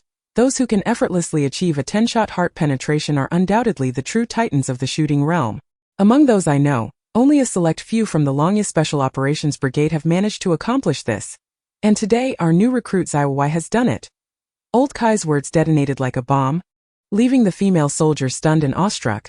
Who could have imagined that such a profound knowledge could be encapsulated within a single bullet hole? It is far too intricate for the female soldiers to comprehend. They only grasped one notion, that Xiaowei's 10 bullets all struck within the same hole. Those capable of achieving such precision are undoubtedly remarkable individuals. If that is the case, does it not imply that Xiaowei surpasses Yilan in prowess? Is it possible that I am misjudging this? Could it truly be so extraordinary?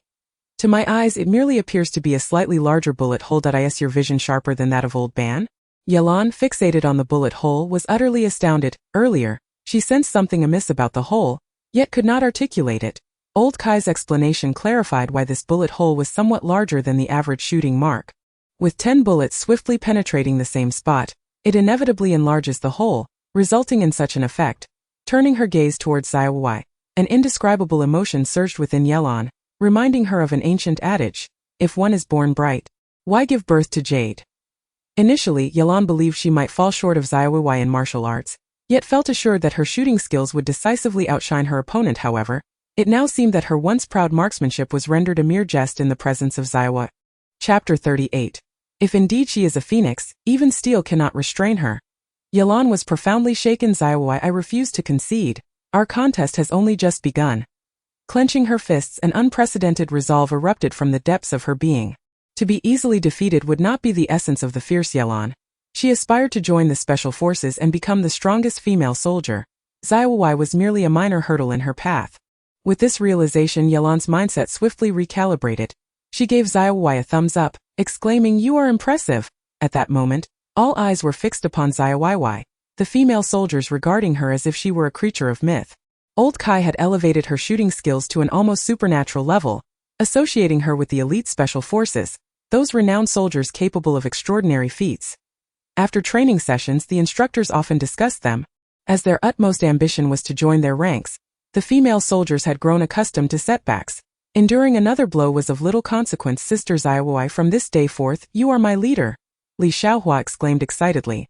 Zhang Runan scoffed. Li Xiaohua, you truly possess an audacious face. Do not dare to claim acquaintance with me henceforth. Unfazed, Li Xiaohua retorted, who would care? Li Xiaohua, are you seeking a fight? Zhang Runan gritted her teeth. I have stated it clearly. Why must you insist on challenging my leader? Admitting defeat is not disgraceful. It is the inability to accept loss that is shameful. Li Xiaohua's eyes sparkled with clarity. I have realized that if I cannot surpass her, then I shall not compete. Instead, I will measure myself against her and treat her as my target. Li Xiaohua, how is it that you seem far from foolish? The shooting training had yet to conclude when Zhang Lian had already taken Xiaowewei's target and departed, heading straight for the regiment headquarters in an off-road vehicle. The 128th Regiment's headquarters, in the office of Commander Lu Lei. Report. Enter. Zhang Dongliang pushed open the door, carrying the chest target as he stepped inside. You rascal, why are you here instead of training the female soldiers at this hour? Lu Tuan remarked as he glanced up at Zhang Dongliang with a smile. Zhang Dongliang replied, the instructor is over there keeping an eye on things. Nothing can go awry. Do not let your guard down. The higher-ups place great importance on the training of this batch of female soldiers. It is because I value you that I have entrusted you with this significant responsibility. If results are not achieved, just wait and see how I will handle you. Lu Tuan retorted, back then, you did not say that. Is it not permissible to say so now? Zhang Dongliang replied, squinting, half amused and half serious. Of course it is permissible. You are the commander, after all, and your word is law. Lu Tuan jested, inconsistent in your words and actions. What is it that you wish to discuss? Noticing the target ring in Zhang Dongliang's hand, he inquired, what do you have there? Zhang Dongliang handed the target ring to Lu Tuan, saying, take a look. Lu Tuan, puzzled, accepted the target ring and glanced at it, urging, spit it out quickly, no need for circumlocution. 10 shots through the heart, Zhang Dongliang declared emphatically. Thus, Zhang Dongliang recounted the events that transpired at the shooting range to Lu Tuan in detail. This target ring was shot by Xiaowewei. I was present at the time. Lu Tuan scrutinized the target ring, lost in thought for a while, before finally nodding. If that is indeed the case, she is truly an exceptional candidate. She must be cultivated with care. As the new platoon leader, you must take this seriously, Zhang Dongliang affirmed. Yes. Commander, do not jest. Do I strike you as someone who jokes? Zhang Dongliang sensed he had fallen into a trap. The commander had already set the stage, merely waiting for him, the unsuspecting fledgling, to walk into the snare regarding introducing a prospective partner. Resigned, Zhang Dongliang ruffled his hair, which had once been meticulously styled but was now in disarray, with a hint of a bittersweet smile. He said, Commander, I am a platoon leader, after all. If I need to find a partner, I can manage it myself. Manage it yourself? How do you intend to do that? Lu Tuan shot him a glare, saying, you are no longer young. It is time to consider personal matters. Do not focus solely on work. Think about your lifelong commitment and the next generation. She is an exceptionally rare talent, not only skilled in marksmanship but also proficient in combat. With robust physical attributes, do not be deceived by her status as a female recruit. She already possesses the demeanor of a soldier par excellence and is certainly worth cultivating. Lu Tuan chuckled. Are you implying that you wish to personally train her? Once the new recruit's training concludes, you would assign her to the Iron Company. The Iron Company is the regiment's most distinguished elite unit, where every soldier is a paragon among paragons. However, becoming a soldier in the Iron Company is no easy feat indeed. That is my intention, Lu Tuan responded. Such an excellent soldier deserves to be nurtured in the finest unit. Yet you must consider this carefully. The Iron Company has never recruited female soldiers before, and if she joins, it will undoubtedly lead to numerous complications, Zhang Dongliang countered. The Iron Company has never shied away from complications. However, he shifted his tone and a mischievous smile returned to his face. As for your romantic pursuits, you must expedite them. Do not make me remind you again, or else your sister-in-law will be whispering in my ear daily. Zhang Dongliang suddenly felt an overwhelming sense of pressure. Assuredly, the task shall be accomplished. After Lu Tuan exited, he once again grasped the chest ring target, murmuring to himself, Xiaowewei, if you truly are a phoenix, even the Iron Company may struggle to contain you. Chapter 39. You shall serve as a soldier. A good soldier word swiftly spread through the new recruits company that the esteemed Iron Company of the 28th Regiment, renowned for its elite prowess, was admitting 2 female soldiers for the first time. This meant that among them there would be 2 coveted positions available. The Iron Company is a battalion of heroes, its legacy tracing back to the founding of the nation, a unit that has withstood the trials of history, and is celebrated throughout the military district. It is fitting to say that new recruits have always taken pride in the prospect of joining the Iron Company. Upon hearing this news, the female recruits could hardly contain their exhilaration. Having already enlisted, they naturally aspired to be assigned to a distinguished company, as this directly impacts their future prospects. Who would wish to serve in an inconspicuous unit? As the saying goes, a soldier who does not aspire to be a general is not a good soldier. Though they are female soldiers, they too harbor ambitions and aspirations. Yet, with only 2 positions available, and one already preemptively reserved, the competition among over 100 candidates for a single spot is daunting. A selection as rare as a needle in a haystack. The thought of contending for a position against a prodigy like Xiaowewei seemed unfathomable. But perhaps there remained a chance against Yilan. Yi, we may be friends, but I must compete with you for a spot in the Iron Company. Is that agreeable? Yilan replied, fair competition based on merit. Excellent, let us challenge each other to see who can secure a place in the Iron Company. Ideally, both of us will succeed and eliminate Xiaowewei. Zhang Runan had always regarded Xiaowewei as her rival. Let us give it our all. With hands clasped tightly, Yilan and Zhang Runan exchanged radiant smiles. Time seemed to be manipulated by an invisible hand, flowing like sand through an hourglass, the sound of the assessment bell ringing in their ears. The entire new recruits company was enveloped in an uncanny atmosphere. The female soldiers rose early and toiled late, each resolved to transform themselves into formidable warriors. Zhang Runan, in particular, exerted herself like a relentless force, pushing her limits daily. In addition to the standard training, she added extra sessions. While others trained for 8 hours, she labored for 12. While others slept, she secretly descended to the training grounds to practice alone. Each night, she allocated a precise 7 hours for rest, sparing not a single minute. Observing Zhang Runan's fervent determination stirred something within Yilan. She was acutely aware that one of the 2 coveted positions had already been secured by Xiaowewei. Leaving only one remaining, Zhang Runan had been raised by her grandmother. At the tender age of 8, her father had vanished and her mother remarried, leaving her to rely solely on her grandmother. Once a streetwise leader, perceived by others as a rebellious girl, she had indeed become a model of defiance, but who truly understood the reasons behind her transformation? Once she had been regarded as the obedient child, a star in her teacher's eyes. Yet everything changed after her father's disappearance and her mother's remarriage. The other children began to bully her. To prevent further victimization, she felt compelled to adopt a fierce demeanor, ensuring that her peers would fear her and refrain from tormenting her. Thus, Zhang Runan became the so-called bad girl in the eyes of others, the undisputed queen of the streets. The one most heartbroken by her transformation is her grandmother, who has cared for her since childhood. Whenever there was something delicious to eat, her first thought was to save it for her. Whenever she was bullied, her grandmother would stand in front of her, regardless of the circumstances. On one occasion, Zhang Runan got into a fight and was chased home.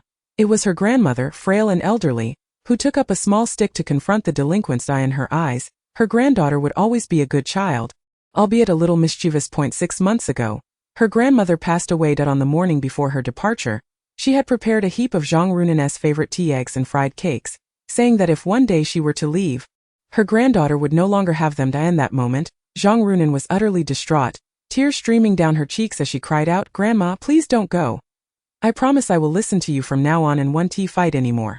In her final moments, her grandmother weakly uttered, "Runen, promise me you will enlist and become a good soldier, live well."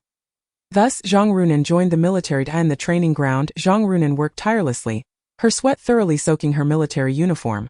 Her body was exhausted, yet she gritted her teeth and persevered, determined to push her limits and challenge herself. She aspired to become the strongest soldier. Before she knew it, the 3-month training for new recruits was coming to an end. They had undergone a transformation, no longer the pampered, fragile girl but gradually embodying the spirit of a soldier. The curtain rose on the new recruit assessments, which included internal affairs, marching, physical fitness, combat skills, and shooting, culminating in an overall score.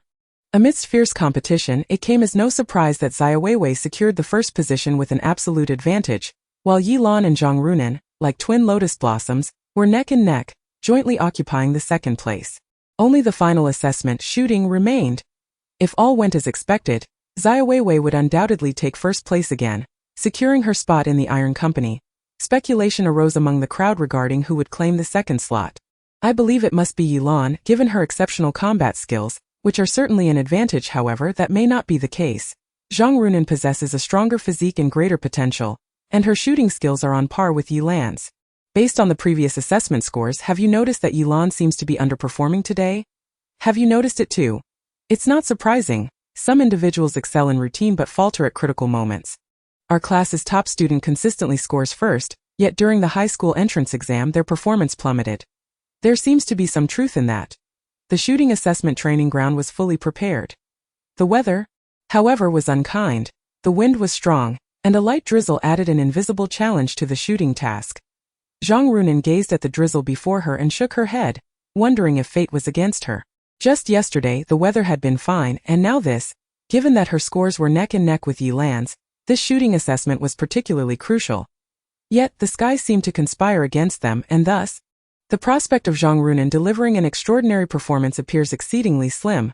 Achieving a stable performance would already be commendable. Yilan gently patted Zhang Runen's shoulder and said, "It is within our power. Give it your all and leave no regrets. That I believe your grandmother will surely watch over you." Zhang Runen nodded and warned, "But you must not let me down." Yilan scoffed lightly, an unnatural glint flashing in her eyes as she replied, "This is about joining the Steel Company, and there lies a significant opportunity to enter the Special Forces in the future. You know my ambition is to become a special soldier. Let me down? You must be dreaming." Chapter 40. Did Yilan falter? The evaluation of the new female recruits was in full swing, with Company Commander Zhang Dongliang and Instructor Gong Chang present. Xiaowewei, as expected, would undoubtedly excel in shooting, and Yilan was also a skilled marksman. Even so, should the Steel Company select 2 young women, it is highly likely that those rascals would not take it well, Gong Chang remarked as the instructor. His primary responsibility was discipline and ideological work. The Steel Company had never enlisted female soldiers before, and the veterans would surely voice their objections. Adding 2 female soldiers to a predominantly male unit would invite ridicule. Would it not suggest that the Steel Company lacked men? This ideological work would be no easy task. Zhang Dongliang chuckled. Masculinity, who claims that women are inferior to men? Historically, we have figures like Hua Mulan and Mu Guang, not to mention the modern era where there are plenty of female soldiers in special forces. They need someone to put them in their place. Otherwise, they'll all have their noses in the air. Gong Chang replied, "Let us hope so. Those rascals in our Steel Company, always boasting and dismissing others, will find their match." Whether it be Xiaowewei or Yilan, their combat and shooting skills rival those of special soldiers, and their temperaments are not to be trifled with. To bully them? Ha, that would be a tall order. Zhang Dongliang was well aware of the situation within the Steel Company, which, despite its illustrious historical legacy, had become somewhat complacent in its mindset. If no changes were made, it would face the brutal reality of modern warfare.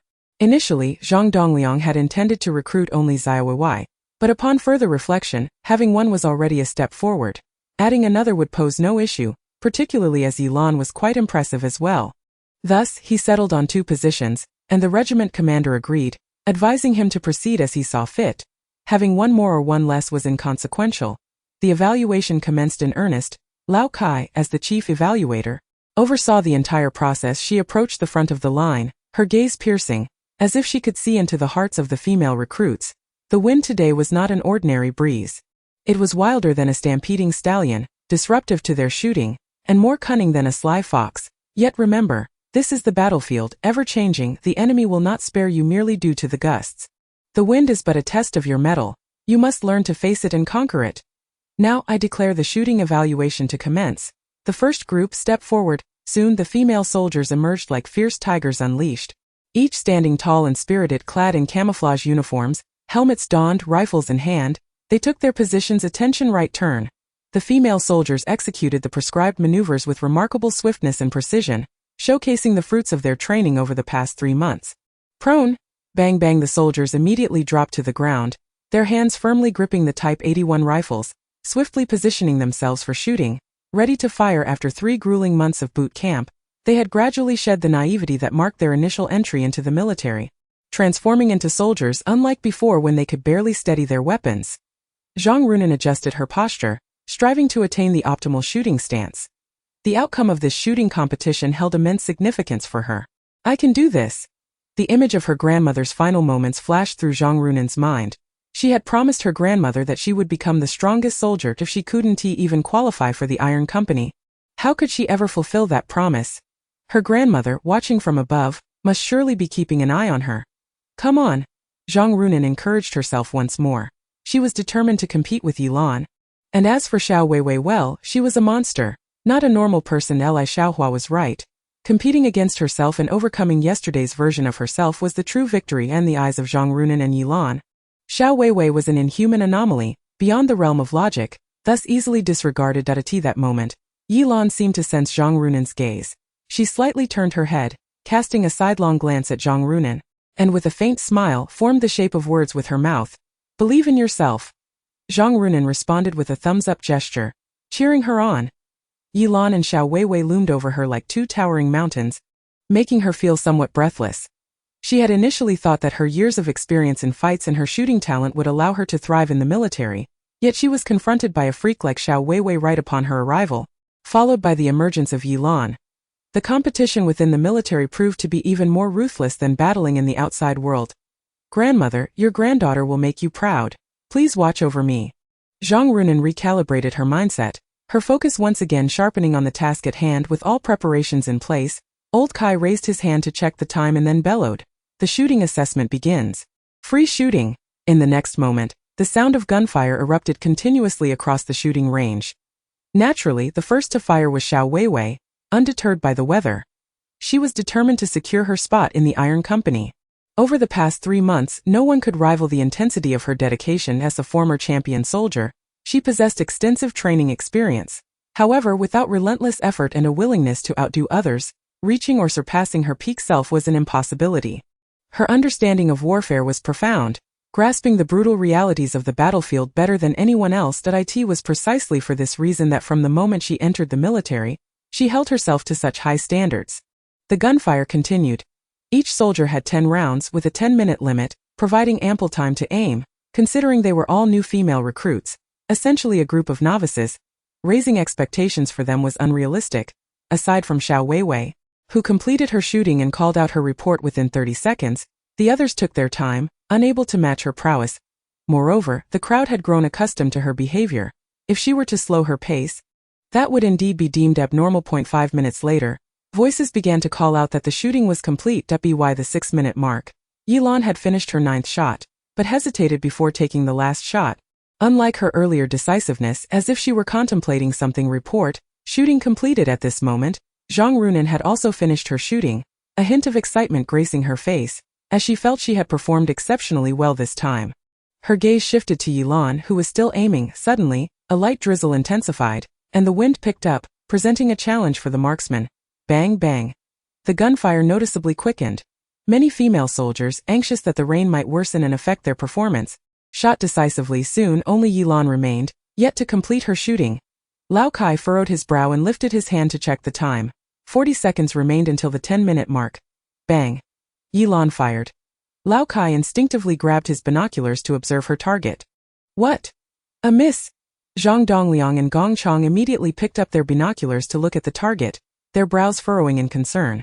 The 10-ring area had only 9 bullet holes, with no marks in the other rings, indicating that one bullet had gone astray. Such an error was uncharacteristic for a sharpshooter like Yilan. Could it be attributed to the weather? Gongchang remarked, everyone has their off days just as horses stumble. Yilan is still young, and her mindset may not be sufficiently stable.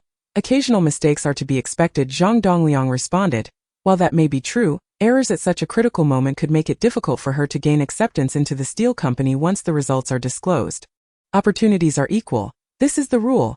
Let us see everyone's scores. Zhang Dongliang clearly expressed his dissatisfaction with Yilan's performance, despite the fact that a novice achieving such results was commendable. Soon the target reporter swiftly compiled the shooting scores and announced them on the spot. Xiaowewei 100 rings. Tao Jia 35 rings. Zhang Huihui 45 rings. Yilan 90 rings. Zhang Runan 92 rings. The female soldiers were not surprised by Xiaowei's perfect score of 100 rings, but they were astonished that Zhang Runan had achieved 92 rings, surpassing Yilan by 2 rings. Given that their previous performances had been closely matched, did this not imply that Zhang Runan's overall score might very well exceed Yilan's? Report. A voice rang out within the ranks. All eyes turned to Xiaowewei, who had called out the report. The crowd was filled with confusion. What did she intend to convey at this moment? Only Yilan's eyes revealed a flicker of anxiety, a premonition of something amiss. Speak. Lao Kai commanded. Xiaowewei replied, report, Yilan's shooting score has been miscalculated. Lao Kai was momentarily taken aback, gazing at Xiaowewei in astonishment. Miscalculated? He furrowed his brow.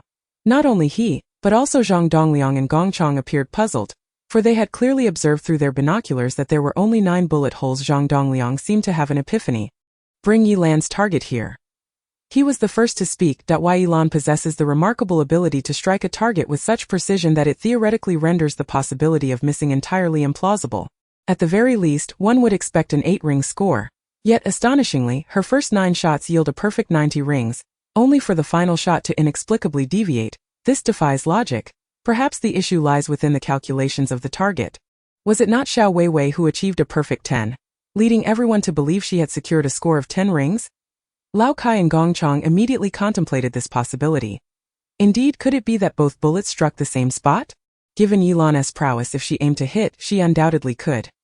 During her last shot, she spent an inordinate amount of time in her aim.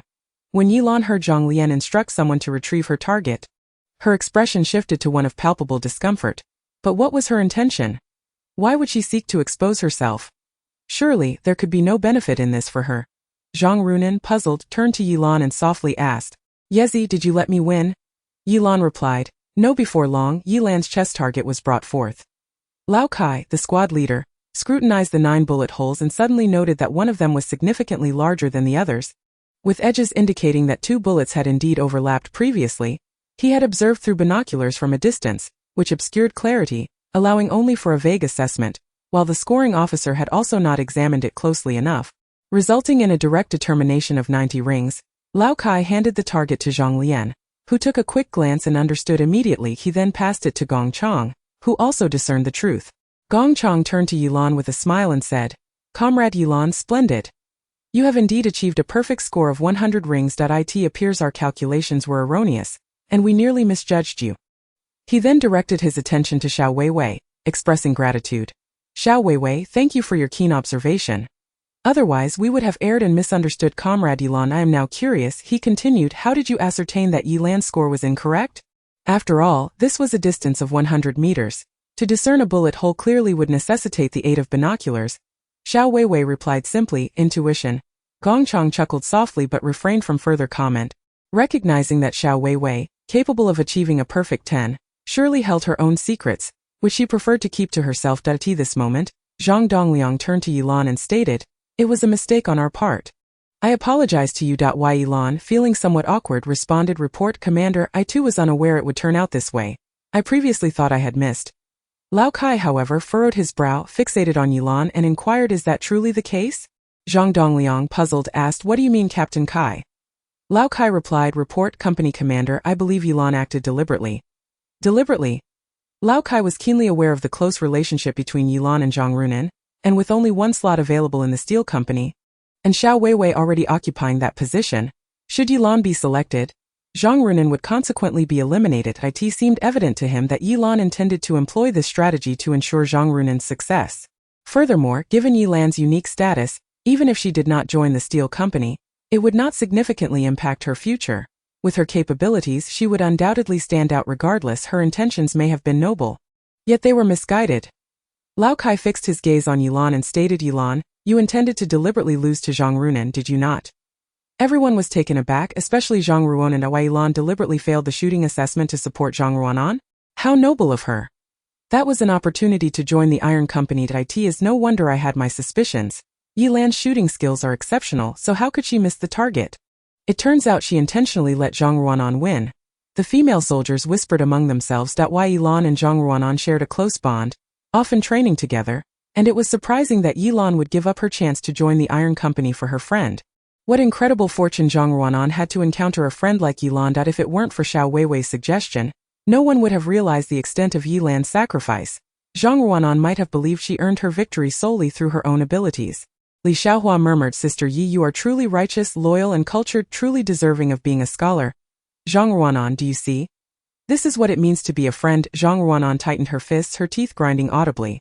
She desperately wanted to join the Iron Company and become an exemplary soldier, bringing solace to her grandmother in the afterlife. However, she wished to enter the Iron Company through her own merit, not through someone else's charity, as that would be an affront to her dignity. At that moment, facing Old Kai's scrutiny, Yi Lan stubbornly replied, Report, class leader, I did not. It was merely a coincidence. She would never admit it. No matter what. Old Kai recognized Yi Lan's obstinate nature. If she refused to acknowledge the truth, there was little he could do. He only brought it up to caution Yi Lan against playing clever tricks and not to treat others as fools. The girl had good intentions, but a glimmer of resolve flashed in Zhang Dongliang's eyes. Class leader Kai, we shall investigate this matter further at a later time. After casting a stern glance at Yi Lan, Old Kai began to organize the ranks. Before long, the results of the comprehensive assessment were announced. As everyone expected, the first place went to Xiaowewei, second to Yi Lan, and third to Zhang Ruanan. Had Zhang Ruanan outperformed Yi Lan in the shooting assessment, she would have claimed the second position and without a doubt, secured her place in the Iron Company. Indeed, Zhang Dongliang announced on the spot that both Xiaowewei and Yi Lan had qualified for entry into the Iron Company. The new recruit assessment concluded, and the formal enlistment ceremony would take place the following day. Xiaowewei, come with me. Yi Lan unceremoniously pulled Xiaowewei to the training ground. Everyone else was busy tidying up, leaving the training area eerily empty, save for the two of them. Xiaowewei, what do you mean by this? Yi Lan demanded, her face filled with anger. Chapter 42. Not the awareness expected of a new recruit. Yi Lan confronted Xiaowewei, struggling to comprehend why she had exposed her, as it made no sense. Zhang Ruanan's admission to the Iron Company held no bearing on Xiaowewei, presenting no conflict of interest. Xiaowewei had no reason to engage in actions that harmed others while benefiting herself. I know you look down on Zhang Ruanan, but there is no need for such behavior, and you shouldn't be the petty type, Yi Lan stated, her gaze fixed on Xiaowewei. Her actions had clearly involved considerable internal conflict before she reached her decision. Otherwise, she would not have hesitated for so long before that final shot. Zhang Ruanan needed to enter the Iron Company even more than she did. Do not be deceived by Zhang Runan's seemingly carefree demeanor, exuding the aura of a leader. It is merely a facade she diligently maintains. Deep within, she is profoundly fragile, yearning for validation. She harbors a steadfast desire to fulfill her grandmother's last wish of becoming an exemplary soldier. The Iron Company is a battalion of heroes, offering her the finest training, which would greatly assist her and elevate her starting point, enabling her to advance further within the ranks in the future. What she had envisioned for herself was progressing flawlessly. Had it not been for Xiaowewei's sudden intervention, the plan would have already succeeded. Xiaowewei fixed her gaze on the fervent Yi Lan and scoffed, Yi Lan, do you truly understand Zhang Runan? Yi Lan retorted, understand? How much do you really know about her affairs? At the very least, I am more aware of her than you are. Xiaowewei shook her head, declaring, you do not comprehend Zhang Runan in the slightest, nor do you grasp the essence of being a soldier. Initially, she had no desire to involve herself in this matter, but Yi Lan's actions were too naive. However, this was not surprising. A teenage girl's thoughts are naturally simplistic. She tends to assume her perspective is the only valid one, failing to consider multiple angles, particularly that of a soldier. To put it plainly, Yi Lan is not yet a true soldier. Once Xiaowewei was also a recruit, gradually ascending to become a master soldier. Standing at the pinnacle, fully aware of the repercussions of Yi Lan's actions for both herself and Zhang Runan. Of course, she could choose to remain oblivious, avoiding such thankless endeavors, playing the role of the benevolent fool. Yet, she could not turn a blind eye. If Zhang Runan and Yilan were merely ordinary individuals and not enlisted soldiers, Xiaowewei would have little inclination to involve herself in their trifling matters. Yilan exclaimed, "On what grounds do you claim I do not understand what it means to be a soldier? My actions stem precisely from my identity as a soldier, aiding my comrades. This is the foremost duty of a soldier. Do you know how much Zhang Runan longs to join the Iron Company? Are you aware of what it signifies for her to become one of them? You know nothing, so why do you presume to interfere?" Xiaowewei stepped forward, fixing her gaze on Yilan. "You are so self-righteous. Zhang Runan does not seek your pity. She aspires to join the Iron Company through her own efforts, not through the charity of others. Why has she been so fervent over the past 3 months? Because she wishes to attain victory with dignity. Furthermore, do you understand the honor of being a soldier? Your actions are a desecration of the Iron Company. Only by relying on one's own abilities can we truly respect Zhang Runan." Yilan was rendered speechless. She had indeed not contemplated the matter deeply. She had considered Zhang Runan's feelings, which was why she vehemently denied intentionally going easy on her during the assessment. Yet did she think that not pointing it out would prevent Zhang Runan from discerning the truth? It was merely a matter of time. How would she face Zhang Runan then?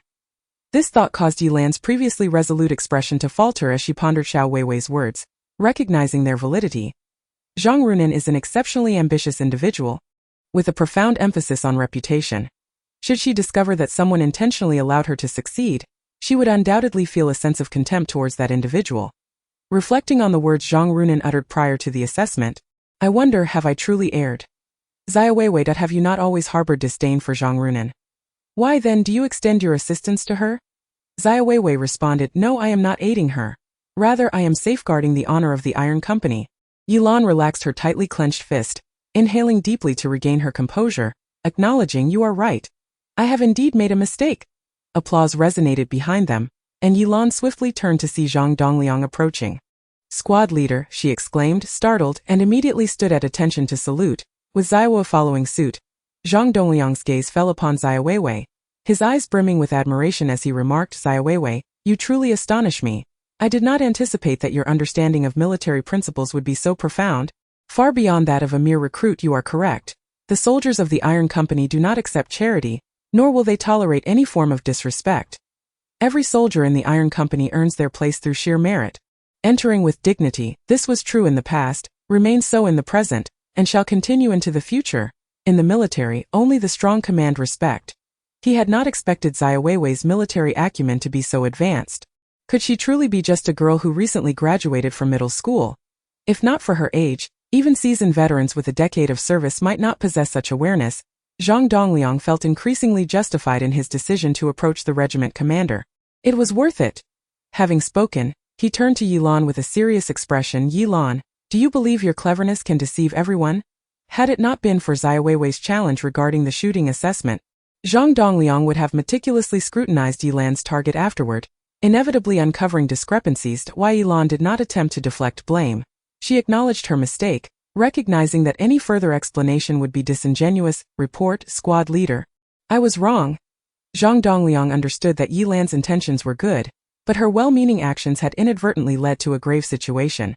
Had this incident truly occurred, Zhang Runan would surely carry psychological scars for life, potentially rendering her incapable of holding her head high again. Do you genuinely comprehend your error? Zhang Dongliang fixed his gaze upon Yilan. "Yes," she declared emphatically. Given Yilan's unique circumstances, it was only fitting that she receive some special consideration. For this matter you must sincerely thank Xiaowewei. From now on you both are soldiers of the Iron Company, comrades sharing the same purpose. I hope you can set aside past grievances. Can you do that?" Xiaowewei and Yilan exchanged knowing glances and simultaneously proclaimed, "We can. Go ahead."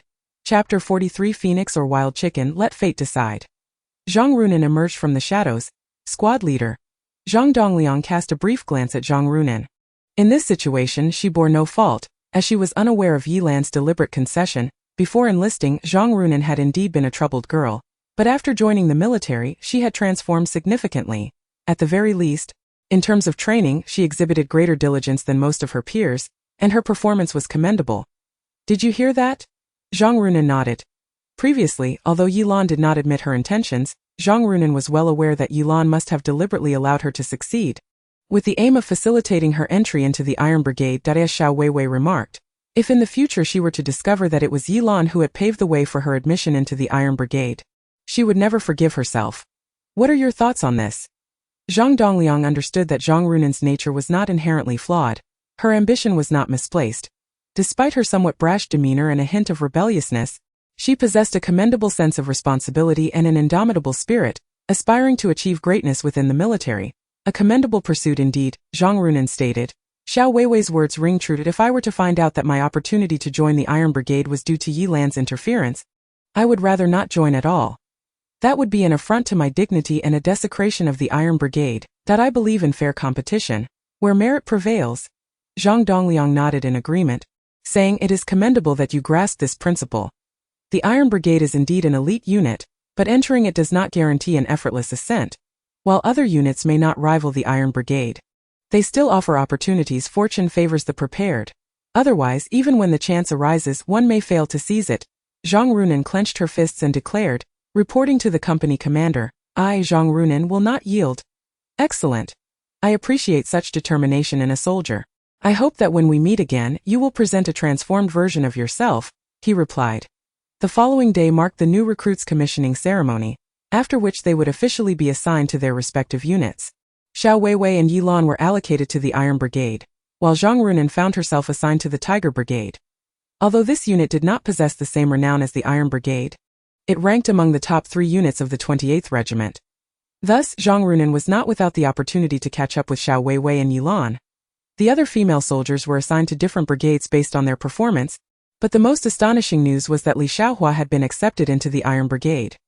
The reason, it was said, was that the second chef in the Iron Brigade's kitchen had retired, creating an urgent need for a capable assistant, and Li Xiaohua possessed remarkable culinary skills.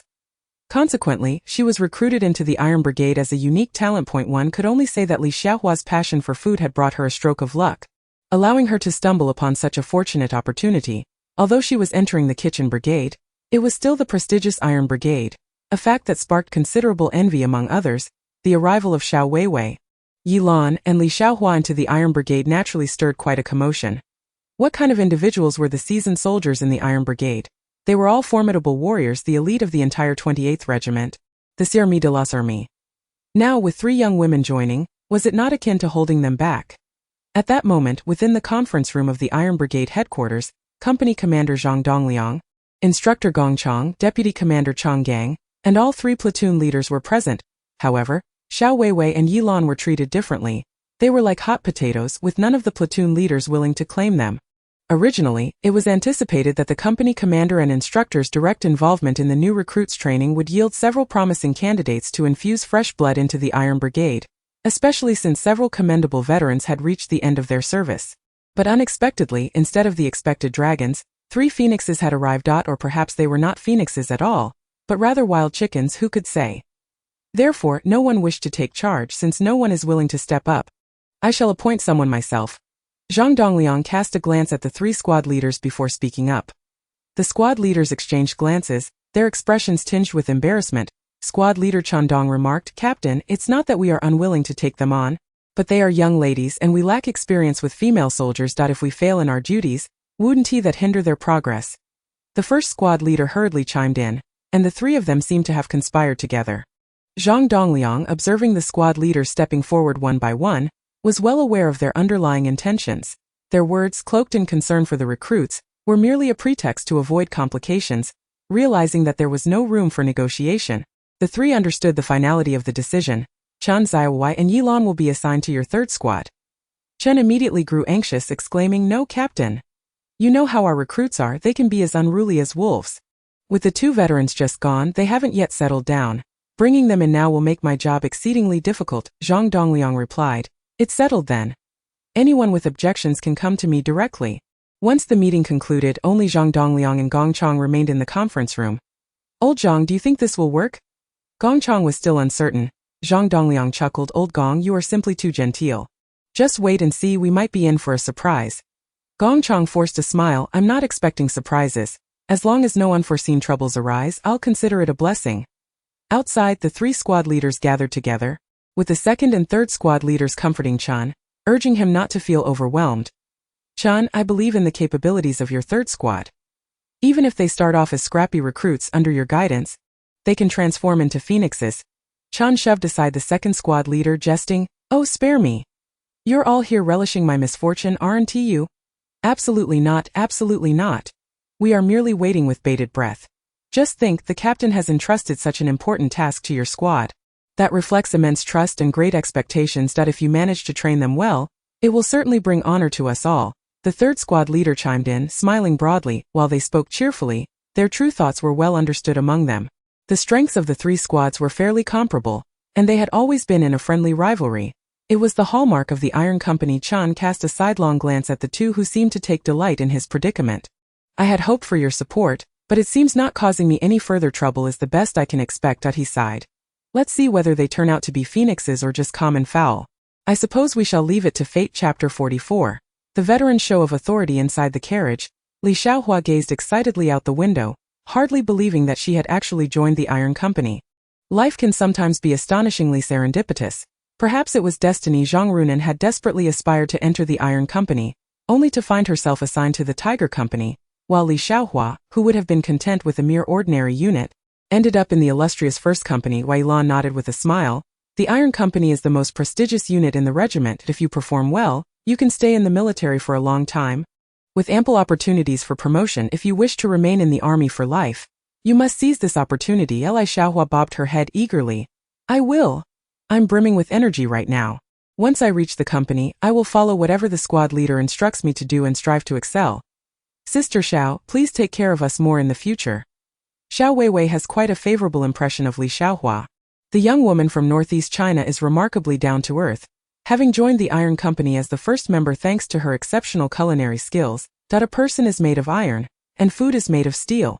"It is only fitting that you look after me," Xiaowewei remarked with a faint smile. Li Xiaowewei paused momentarily, then broke into a hearty grin, glancing at the front of the vehicle before lowering her voice.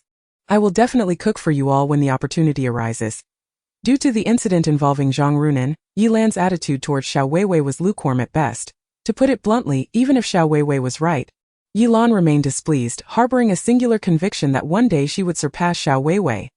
The vehicle jostled along the mountain roads for over 3 hours before finally arriving at the Iron Company's base. "We have arrived." Lao Kai was the first to leap from the military vehicle, beckoning Xiaowewei and the others to disembark. As they stepped out, they caught sight of the training ground where the male soldiers had already assembled, seemingly preparing for a long-distance march. Chan, the squad leader, noticed Lao Kai arriving with 3 female soldiers. Lao Kai promptly led Xiaowewei and the others over. "This is our squad leader, Chan." Lao Kai saluted and introduced them. Reporting to the squad leader, Privates Xiaowewei, Yi Lan, and Zhang Xiaohua are here to check in. The 3 saluted simultaneously. Chan returned the gesture, scanning them with a smile and saying, "Welcome to our squad's family." He glanced at his watch and instructed Lao Kai, "Take them to the barracks first. Let them change into their uniforms and gather in 10 minutes. "Yes." Lao Kai guided Xiaowewei and her companions to the female soldiers' dormitory, which had been designated solely for them, originally belonging to Chan, and separated from the other male soldiers. After all, there are still distinctions between the sexes in daily life. 5 minutes to change gear. "I will wait outside for you," Lao Kai remarked before turning to leave. Yi Lan, being familiar with military protocols, did not ask any questions and swiftly donned her field gear, while Xiaowewei understood that the veterans were asserting their authority. Only Li Xiaowewei remained blissfully unaware, thinking there would be a welcome ceremony. Soon, under Lao Kai's guidance, Xiaowewei, Yi Lan, and Li Xiaowewei stood before the formation. The male soldiers had already heard about the 3 female soldiers joining their squad, one of whom was forcibly added to the cooking team by the company headquarters. Now that they saw them, they looked quite striking. Although the northeast girl appeared rather robust. If they were to date them, they would surely be delighted. But as comrades, that would undoubtedly mean 3 liabilities. After introducing the 3, they were instructed to fall in, perfectly filling the previously vacant positions. Chan checked the time. It was now 10:15 a.m. 20 kilometers of cross-country march starting now. All present, right face destination. Chicken Cutlet Mountain. Begin. Instantly, the sound of marching footsteps reverberated through the base as a contingent of male soldiers sprinted out the gates, heading towards the mountain trail. Chan and Lao Kai drove behind them, with Lao Kai at the wheel and Chan in the passenger seat. "Squad leader, this 20-kilometer cross-country march is quite a harsh initiation. Aren't you afraid they won't be able to keep up and will cry out to escape?" Lao Kai chuckled. Chan Paidao remarked, Is it not sufficient to ascertain the truth by simply bringing them out for a trial? Pray tell me, what are their specific circumstances that compel the company commander to recruit them into our iron company? Lao Kai, taken aback for a moment, responded, Did the company commander not convey anything to you? What did he say? During the meeting, he merely mentioned assigning me 2 female soldiers, and it seems I have no choice but to accept them. At this juncture, Chan Paidao was seething with indignation, aware that the first and second platoons were eagerly awaiting his embarrassment. Lao Kai chuckled softly. Well, you shall soon find out. Chan Paidao cast a puzzled glance at Lao Kai. Lao Kai, what do you mean by that? I mean, no offense. Their performance is commendable, otherwise the company commander would not have considered them. Reflect upon our company commander. Would he be the type to bend the rules? Lao Kai smiled cheerfully. Let us hope so, Chan Paidao replied. What on earth is the higher command implying by having the company commander and the instructor personally lead a group of female soldiers, and even summoning you as sergeant major? Is it not akin to using a sledgehammer to crack a nut? I too am curious. I inquired with the company commander, and he was as perplexed as I. Very well then. Let us not dwell on it any further. We must focus on how to train these female soldiers effectively. Otherwise, we shall have no way to report back to the company commander. A hot potato. Indeed.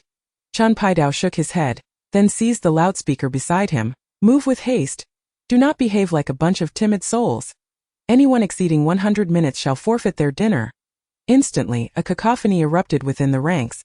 As the male soldiers began to quicken their pace, when Li Xiaowei heard about the 20-kilometer cross-country run, her heart sank, but upon learning that it must be completed within 100 minutes, she was nearly rendered speechless.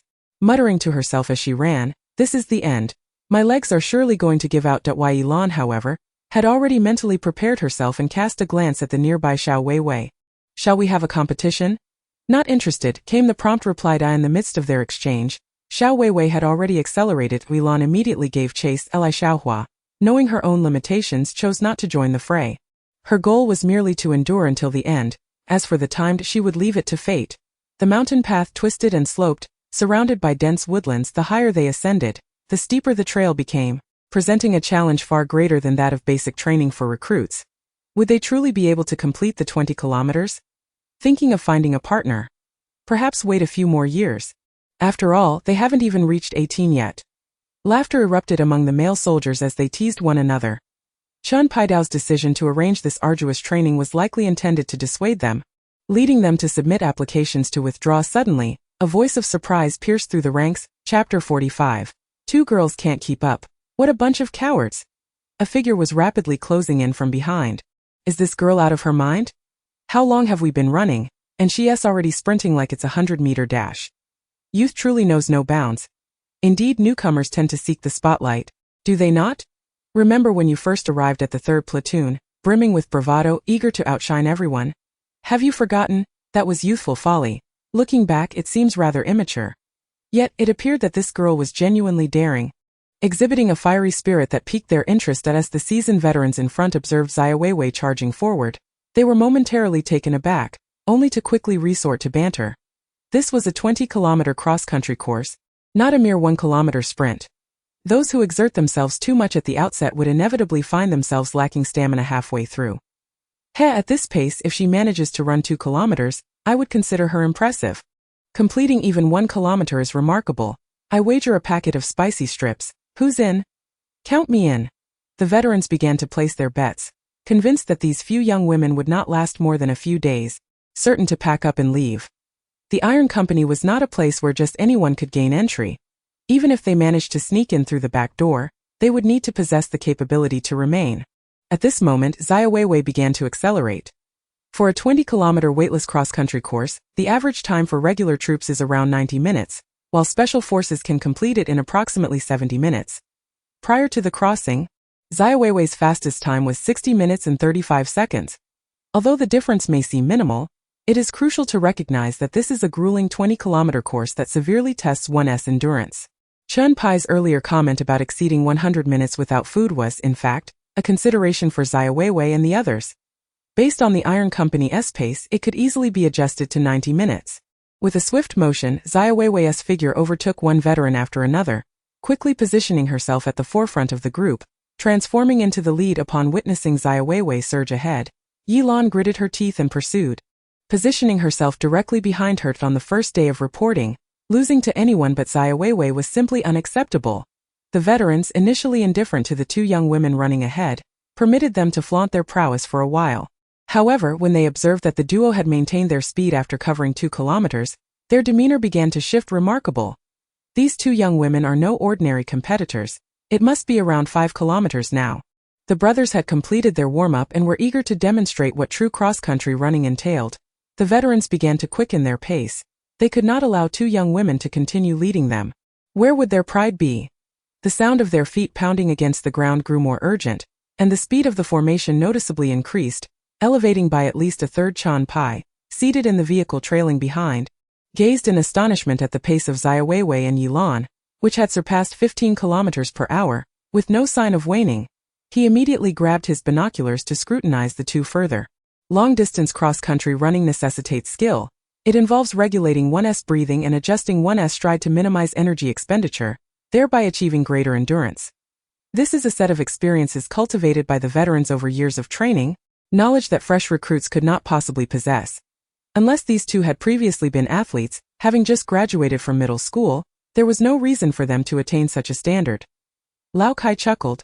Indeed, they are soldiers I have trained, but do you truly believe that a mere 3 months of basic training could transform them entirely? That is a valid point. Such physical prowess typically requires at least 2 years of military experience.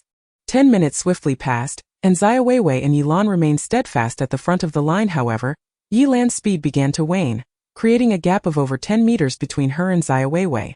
In the ranks of seasoned veterans, the foremost soldier was merely 3 meters away from Yilan, while the trailing line stretched out in a lengthy formation. Initially, it was assumed that after a 10-minute sprint, the two girls ahead would surely falter, at which point they could accelerate and overtake them, only to find themselves engulfed in dust. This day, there was no sign of physical exhaustion from the leading Xiaowewei.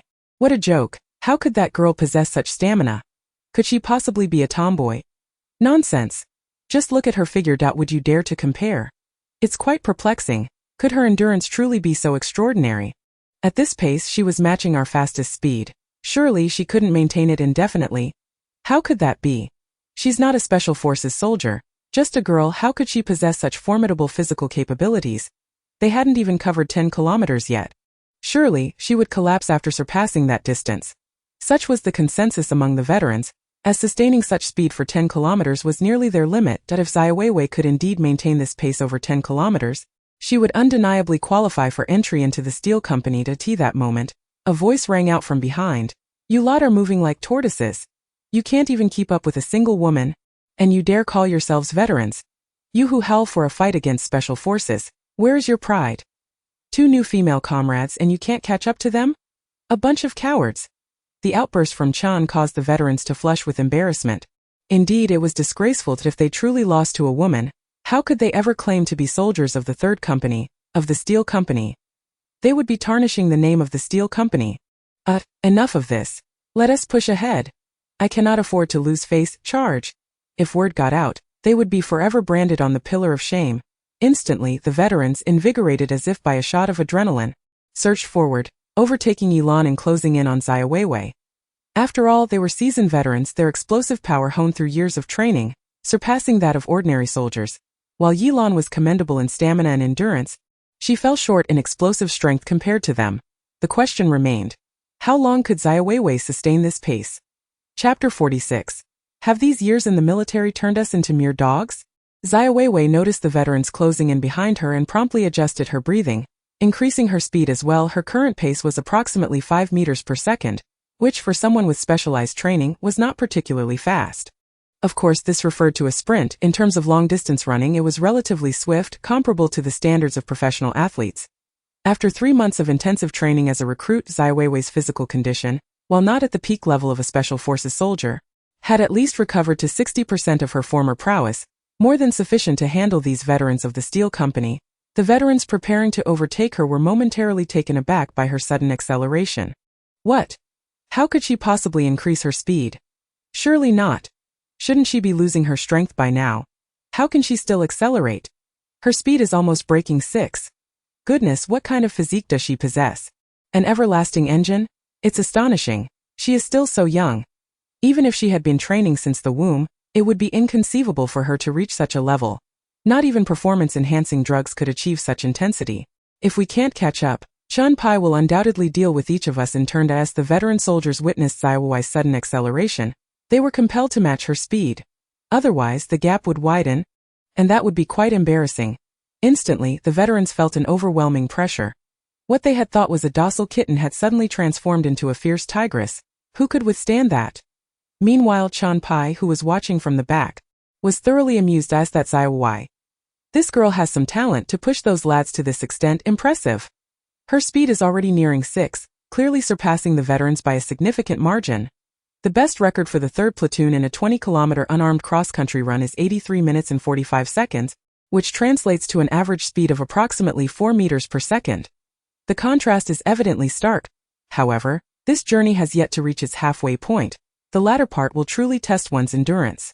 Regardless of whether Xiaowewei can sustain this until the end, her current performance has already imparted a lesson to the veterans.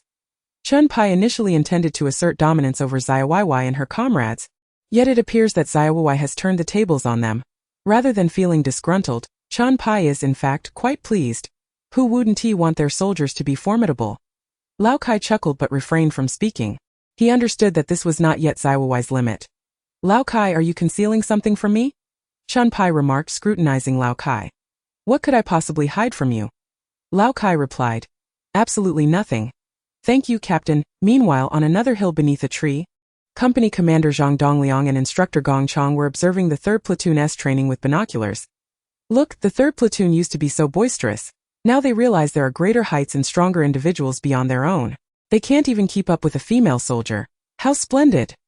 Zhang Dongliang's face darkened as he saw a group of grown men struggling to catch up with Xiaowewei. Gong Chong remarked.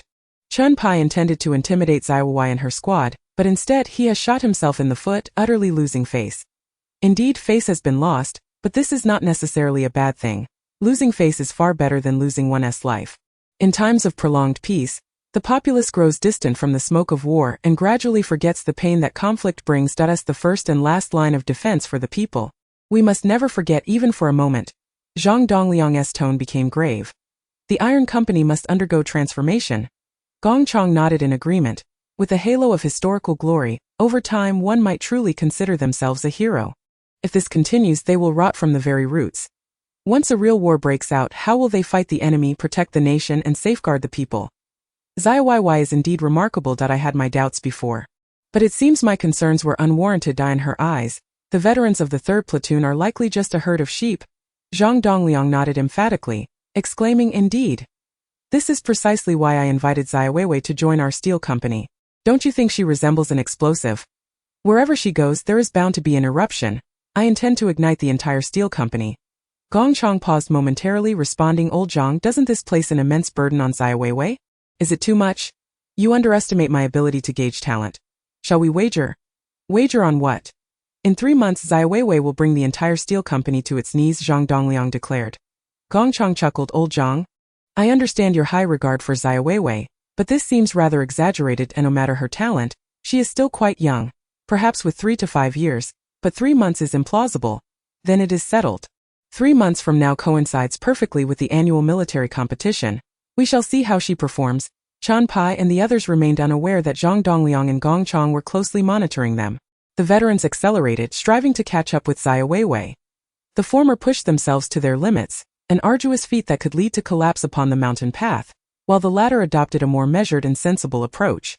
It was merely an exercise. There was no need for desperation. As a result, Yilan, who had initially lagged behind the veterans, caught up, trailing closely behind Xiaohua, however, remained unchanged.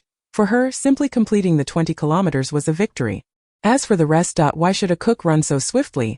After traversing 15 kilometers, the veterans regained their composure and began to close the gap. Yet Xiaowewei maintained her relentless pace, ultimately leaving them only to gaze longingly at her figure from afar. Is this girl a monster? Whether she is a monster or not remains uncertain, but I do know that if we fail to catch up to her, we will be turned into monsters by Chun Pai. Sure enough, Chun Pai's voice boomed from behind, You bunch of cowards, pathetic soldiers. A mere girl is outpacing you all. Have you spent these years in the army merely to wither away? How can you dare to call yourselves men? From tomorrow onward, you should each change your names to Tortoise. The veterans' faces flushed with embarrassment, but what could they say? They too wished to run faster, yet Whoosh! Yilan surged ahead once more, overtaking them. Damn it. If we can't outpace that monster at the front, now we are being outdone by this girl as well. We might as well find a block of tofu to end it all. Chapter 47. The explosive. The veterans felt utterly humiliated. With less than 5 kilometers remaining, if those two girls managed to best them, their squad would become the laughingstock of the entire company. Those who do not wish to be forever marked by shame, run in the ranks, 3 veteran squad leaders bellowed, urging their comrades to pick up the pace. At this juncture, any hesitation would betray their manhood. Instantly, the morale surged, and one by one, they charged forward as if invigorated by a surge of adrenaline. The entire team has once again accelerated their pace. Chan Pai glanced at the time. It had improved by 10 minutes compared to their previous best, which was quite commendable. Xiaowewei and Yilan were the catalyst for this progress. Chan Pai's squinted eyes sparkled with excitement. Lao Kai chuckled. Do you not think they are a hindrance? Well, at least in terms of physical fitness. They certainly are not, came the reply. Yilan, with her foundation in martial arts, had been training since childhood, mastering the techniques of running, and was sure to complete the 20-kilometer course without issue. The only question was whether she could surpass her own limits and achieve an even better time. As for Xiaowewei, her potential was unpredictable, filled with uncertainties, yet one thing was certain. She could easily outpace these seasoned veterans. Naturally, Lao Kai would refrain from sharing such thoughts with Chan Pai at this moment, for it would diminish the thrill of the competition. Chicken Back Mountain, named for its resemblance to a chicken's spine, stood as the highest peak in the area, spanning over 20 kilometers. At this moment, Xiaowewei surged ahead, reaching the entrance of the main peak. She took a deep breath, recalibrating her breathing. The tightly bound energy within her body felt released at that instant, allowing her muscles to relax, no longer as taut as stone. Prolonged tension in the muscles could cause significant harm to the bones, necessitating a measured relaxation to avoid lingering repercussions. Each veteran had their own method of relaxation, usually discovered through personal experience, tailored to their own needs, which may not yield the same results for others. As she focused on her breathing and stretched her body, the fatigue that had begun to set in rapidly dissipated. After sprinting over 10 kilometers in one breath, Xiaowewei felt a profound weariness. The sweat that had seeped out during her run had completely drenched her military uniform. She lifted her gaze to the summit before turning to look back. The silhouettes of the veterans were barely visible a kilometer behind her. Xiaowewei, this is the first step of your journey, she thought, preparing for her final sprint. As she adjusted her body and relaxed her muscles, the pursuing veterans observed Xiaowewei pause, seemingly unable to continue. Huffed out. Has she run out of strength? Is she finally unable to hold on? Beyond the entrance lay the daunting 18 bends, a formidable obstacle in the entire cross-country course. She was unfamiliar with the conditions here. The 2 kilometers of winding, gradient terrain would demand more energy than running 5 kilometers. I thought she was a real monster. Brothers, we still have a chance. At this critical moment, we can overtake her, they urged, rallying their spirits. Despite being on the brink of exhaustion, their fighting spirit remained unyielding. After all, it was too humiliating to let a young girl surpass them. Yet, the fact that she could push them to such lengths was a source of pride. As they strained to catch up, their energy reserves were severely depleted, each exhalation hot and labored, as if they longed to extract their lungs for a breath of air. Their legs felt as though they were rooted to the ground, requiring every ounce of strength to lift them, while sweat dripped steadily from their clothing, leaving a trail of moisture on the earth below. Steel Brigade, 3rd Squad, charge, victory! Victory! The veterans shouted, charging forward even while being supported. At this moment, Yilan was nearing her limits. She had fallen behind the ranks of the veterans, her breath becoming increasingly uncontrollable as sweat poured from her pores. She watched as the veterans staggered forward, on the verge of collapse. Indeed, one of them stumbled and fell to the ground, but in the next instant, he rose again, continuing to run painfully ahead. Not a single one of them surrendered to exhaustion. These fellows, is it really necessary to take this cross-country challenge so seriously? Yilan pondered. Xiaowewei, timid and somewhat fearful of trouble, occasionally slacked off, was a foodie, and was rather slow to learn. She often lamented her own perceived lack of intelligence, feeling her mind did not operate as quickly as others. Yet this very girl, when determined, managed to shed over 20 pounds in just 3 months, dropping from a weight of over 130 to 115. She persisted, refusing to give up. Fool! Yilan muttered, continuing her run. Xiaowewei, I have not yet lost. Chan Pai, riding in the back, showed no sympathy, seizing the moment to criticize the veterans. Look at you all, reduced to this state by 2 little girls. Among you, the longest-serving veteran has over 8 years of experience, and the shortest has 5. How shameful! Those girls came from the recruit camp, endured over 3 hours of bumpy travel without a sip of water, and are now running alongside you. Is this the best you can do? Pathetic. How could the steel company have soldiers like you? Where has your usual bravado gone? Now you're just silent. Look at your pitiful state. If they can't run anymore, does that mean you've won? Let me tell you, being pushed to this extent means you've already lost. You still look down on them for being female soldiers, calling them burdens. Do you even deserve to? Chunpai unleashed a torrent of scorn, leaving the veterans feeling utterly humiliated. Let us head up the mountain and wait for them. Chunpai urged Lao Kai to speed up, his frustration growing as he observed their tortoise-like pace. Yes? Lao Kai pressed the accelerator, the vehicle roaring past the veterans, stirring up a cloud of dust that choked them.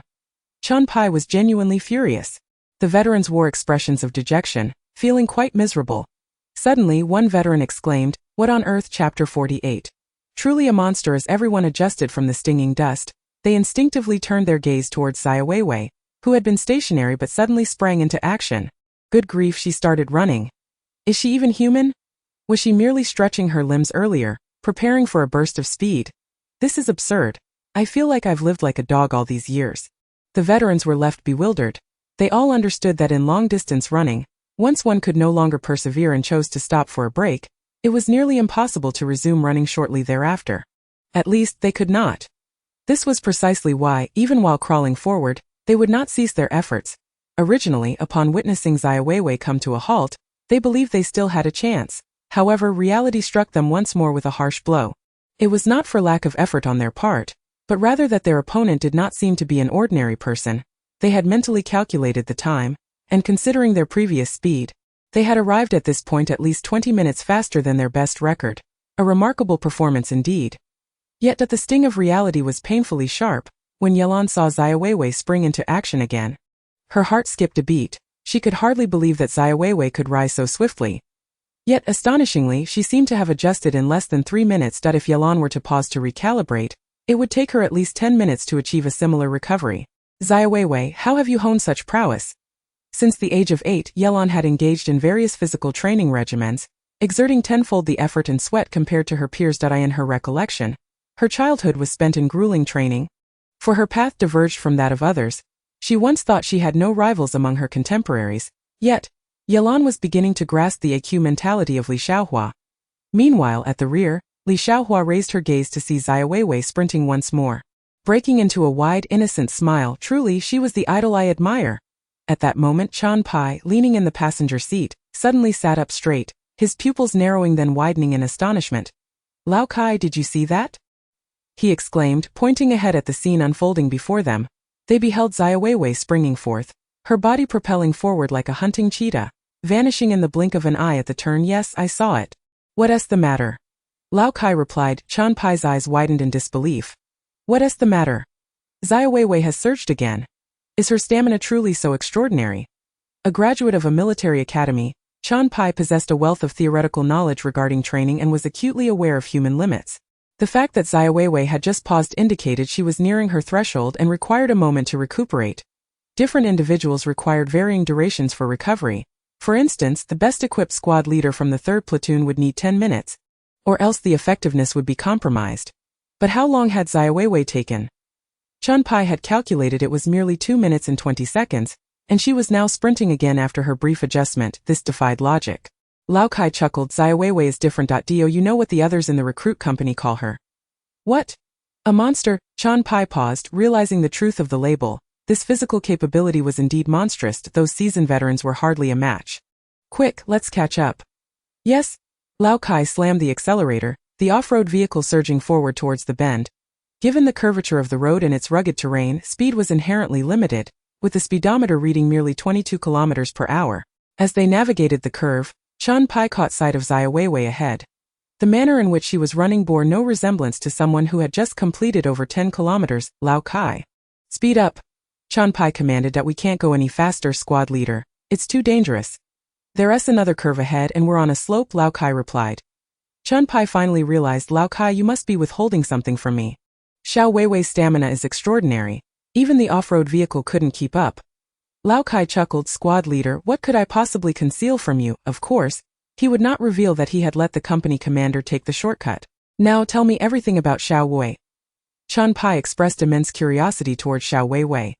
How could a girl who had merely graduated from middle school, looking so graceful, possess such formidable explosive strength? It was inconceivable that she had not undergone extensive training. Unlike the veterans in the third squad, whose training intensity far exceeded that of other companies, resulting in their current achievements, Lao Kai inquired everything. Yes, everything. After a moment's thought, Lao Kai responded, she is an outstanding recruit from the new soldier company, ranking first in all assessments. Specific results. Lao Kai hesitated. Squad leader, the company commander said it must remain confidential. Confidential? Pai was taken aback.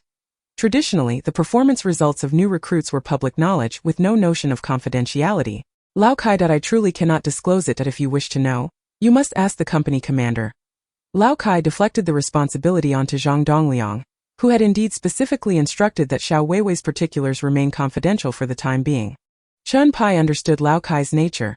Pressing further would yield no results, and no wonder the company commander had said nothing about Xiaoweiwei's training during the meeting. At that moment, a peculiar scene unfolded on the mountain path. The warrior vehicle could surpass Xiaoweiwei in a straight line, yet as it prepared to slow down for a curve, Xiaoweiwei caught up once more. However, as they charged towards the mountain summit, the warrior vehicle roared forth like a ferocious beast, leaving Xiaoweiwei in its wake, being the first to reach the peak. Remarkably, as the vehicle came to a halt, Xiaoweiwei also arrived at the summit. Pai leaped from the vehicle, glanced at his watch and gasped in astonishment. 72 minutes and 15 seconds. This time shattered the steel company record, surpassing it by a full 10 minutes. If a well-trained veteran had achieved such a feat, Pai would not have been surprised. Yet witnessing this occur with a brand new recruit, and a girl at that, was utterly unbelievable. Pai observed Xiaoweiwei, who was stretching ahead of him, and noticed not a trace of fatigue from her long run. The only evidence of her prior exertion was her thoroughly drenched clothing, confirming her vigorous activity. Truly, she was a marvel. Could this possibly be her limit? A wild thought flashed through Pai's mind. Chapter 49. What on earth is that girl's background? Pai cast several glances at Xiaoweiwei, who was performing her stretches, and approached her. Just as she was about to cease her movements, he hurriedly gestured for her to continue, urging her not to stop. After all, abruptly halting after prolonged intense exercise is ill-advised, as it can easily lead to muscle cramps. Xiaoweiwei, your physical condition is quite impressive. The off-road vehicle nearly couldn't catch you. Have you trained often before? Xiaoweiwei replied, report squad leader. Indeed I have. No wonder. Your physical prowess leaves those seasoned veterans feeling utterly ashamed. They must certainly harbor grievances against you. However, worry not, for I stand by your side. Pai remarked with a smile. I fear not their attempts to make things difficult. Xiaoweiwei replied. Pai paused for a moment, pondering why it felt as though his warm demeanor was meeting with their cold indifference. Are today's young ladies truly so forthright in their speech? When faced with Xiaoweiwei, Pai felt as if he were in the presence of a commanding officer. Quite peculiar indeed. 20 minutes later, the veterans began to arrive in dribs and drabs, most of them assisting one another as they made their way up the mountain. Upon reaching the summit, they collapsed onto the ground, gasping for breath, utterly exhausted like dogs, unwilling to move an inch. They longed to rise and stretch their muscles to prevent cramps and strains, yet their bodies simply refused to cooperate. Meanwhile, Xiaoweiwei had already completed her recovery exercises and stood beneath a tree. Gazing at the scenery below, the veterans looked pallid, their aging faces betraying their discomfort. Not only had they arrived over 20 minutes late, but they also found themselves in such disarray, while the opposing party leisurely enjoyed the view. What a contrast! What does it mean to compare goods and find them wanting, to measure oneself against others and feel diminished? This is it. Yilan and Li Xiaohua arrived at a comparatively slower pace. Yilan could have ascended more swiftly but chose to assist Li Xiaohua in her climb. Observing the veterans sprawled out like dogs, Pai surprisingly refrained from berating them. Instead, he summoned the medic to help them relax their muscles. Such an uncharacteristic action left the veterans in a state of suspense, sensing that Pai was concealing something significant. After a 30-minute regrouping, the unit assembled once more. Pai did not chastise the veterans. Rather, he publicly commended Xiaoweiwei and Yilan, even offering praise to Li Xiaohua for her determination and resilience, asserting that she was stronger than many girls he had encountered. The veterans grew increasingly uneasy.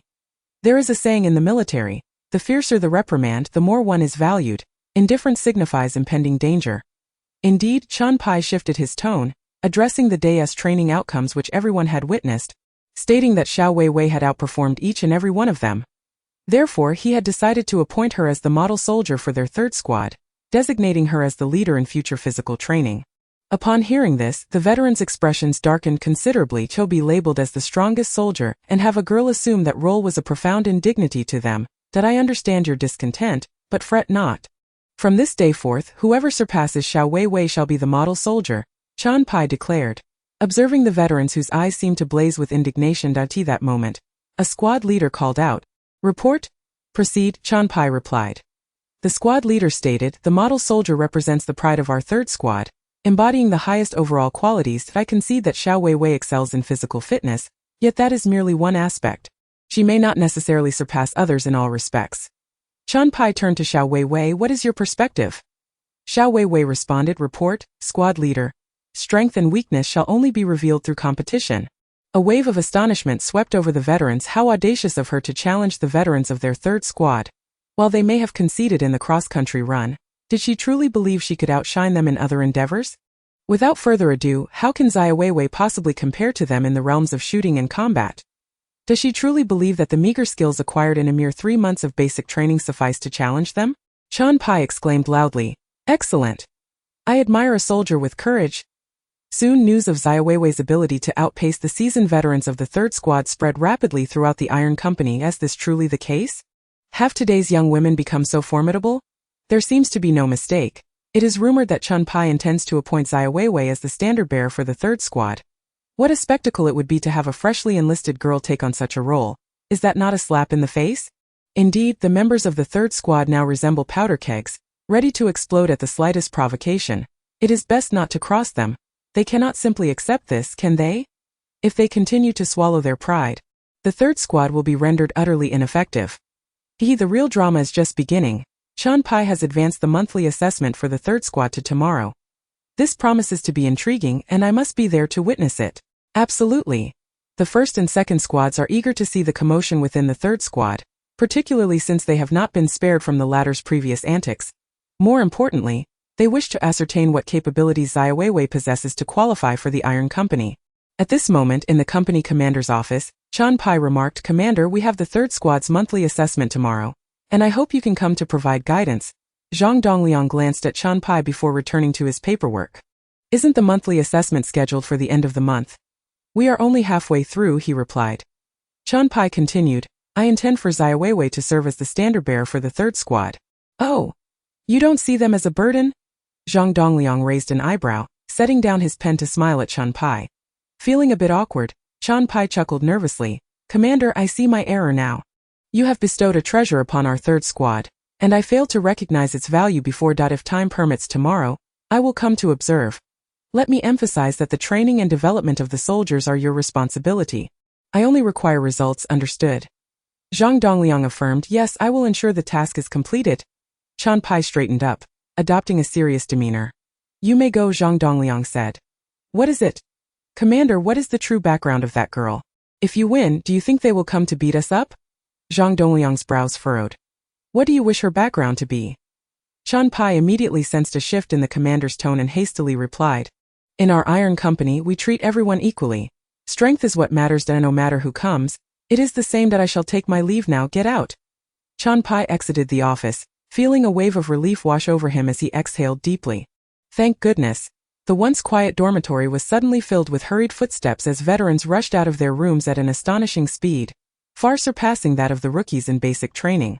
Chan Pai and Lao Kai stood downstairs. The first figure to burst from the dormitory was, predictably, Xiaowewei, followed closely by Yilan, and only then did the seasoned soldiers emerge. This sight caused Chan Pai's expression to darken once more.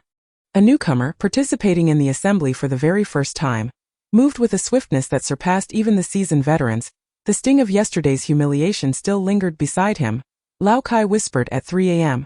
There was a sudden emergency assembly. Xiaowewei managed to get ready in just 45 seconds, despite residing on the third floor, appearing impeccably dressed and utterly composed." Chan, the squad leader, remarked softly, "Is the training for new recruits that rigorous? Are we training special forces here?" "It's the company commander's requirement," Chan replied. "And what about internal affairs?" "The highest standards," Chan stated. Indeed, when the veterans beheld Xiaowewei and Yilan standing below, impeccably attired, their expressions darkened, a sense of unease gnawing at their hearts.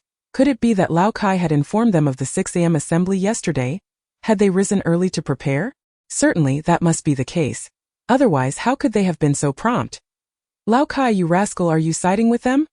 Standing at the front of the line, Lao Kai sensed the peculiar glances from the veterans. Fully aware of their thoughts, in truth, he had not disclosed the assembly time to Xiaowewei and the others, nor was there any need to do so. In 50 seconds, the assembly concluded without further ado. Chen instructed everyone to commence a 5-kilometer warm-up on the training field, allotted half an hour for completion. Following the warm-up, they were given 15 minutes to tidy their quarters, after which Chen and Lao Kai began their inspection. The internal affairs check was part of the monthly assessment. After a thorough round, they ultimately arrived at the dormitory of Xiaowewei, Yilan, and Li Xiaohua, accompanied by 3 squad leaders. You handle it. Chen directed the 3 leaders. The squad leaders exchanged glances. Uncertain squad leader, Auntie, this inappropriate? I told you to inspect. Just do it without any fuss. Chen reprimanded. Understood. The 3 leaders donned white gloves provided by Lao Kai and commenced their inspection. 5 minutes later, they completed their assessment, reporting to the squad leader, the inspection is finished. No deficiencies were found, and it can be rated as an A. This conclusion was reached after thorough deliberation among the 3 leaders. They had been meticulous in their examination, uncovering no grounds for deductions. Are they not new recruits? How could their internal affairs be so exemplary, leaving even the veterans feeling ashamed? They recalled their own struggles when they first joined the unit, particularly with the meticulousness required for folding blankets, a challenge that took them 3 months to master. Yet these newcomers had only been here for a day. Could it be that female soldiers possess such innate dexterity? You all come along, Chen ordered, instructing Xiaowewei and the others to accompany him for the inspection of the male soldiers' quarters. This time, it was Lao Kai conducting the assessment, following the same protocol. However, he discovered a layer of dust on one of the bed frames. The veterans exchanged glances, their expressions souring once more. Chen remained silent, but the 3 squad leaders' faces turned as dark as soot. What a disaster! Indeed, after the internal affairs inspection concluded, Chen berated them mercilessly. Although the results had not been announced, the 3 squad leaders were acutely aware that this round belonged to the veterans. At 7 a.m., breakfast was served. Steamed buns, meat porridge paired with salted fish, which the veterans found quite unpalatable. A few of the older squad leaders quietly informed them that Xiaowewei and her companions had received an A for their dormitory, a distinction personally assessed by the 3 squad leaders themselves. As breakfast concluded in a mere 5 minutes, Chen, the squad leader, ushered the 3rd squad to the training ground today. The 3rd squad was to undergo a preliminary examination a month in advance, and upon learning this, the other 2 squads deliberately refrained from scheduling training, all coming to observe instead. This was the directive of the company commander. Chen felt an immense pressure, as the company commander seemed to be doing this intentionally. While everyone from the other squads had shown up, neither the company commander nor the instructor was present today. Chen was determined to give it his all, as having a few female soldiers assigned to his 3rd squad was already a source of great embarrassment for him. One of the assessment items was a 400-meter obstacle course designed to simulate a battlefield environment, requiring soldiers to navigate through trenches, walls, rope nets, and wooden beams in the shortest time possible, placing exceptionally high demands on their physical fitness. This was a strength of the 3rd squad, which had consistently dominated the annual assessments conducted by the regiment. The veterans of the 3rd squad, noticing the presence of the other squads, were well aware of their ulterior motives. Good news seldom travels far, while bad news spreads like wildfire. Those fellows were clearly drawn by the prospect of a challenge. The brothers rallied their spirits, determined to deliver their best performance and show those girls what true training entailed. Li Xiaohua gazed at the 400-meter obstacle course ahead with a grimace, lowering her voice to say, Xiaojia, I'm holding you guys back, don't blame me. I'm in the cooking team and this event. Her scores had always been at the bottom during basic training. Yilan reassured her, what you just said is already an improvement over yesterday. Simply participating in the assessment means you have won at Li Xiaohua felt a warmth in her heart. Yijia always had a way with words. Yes, I have already won.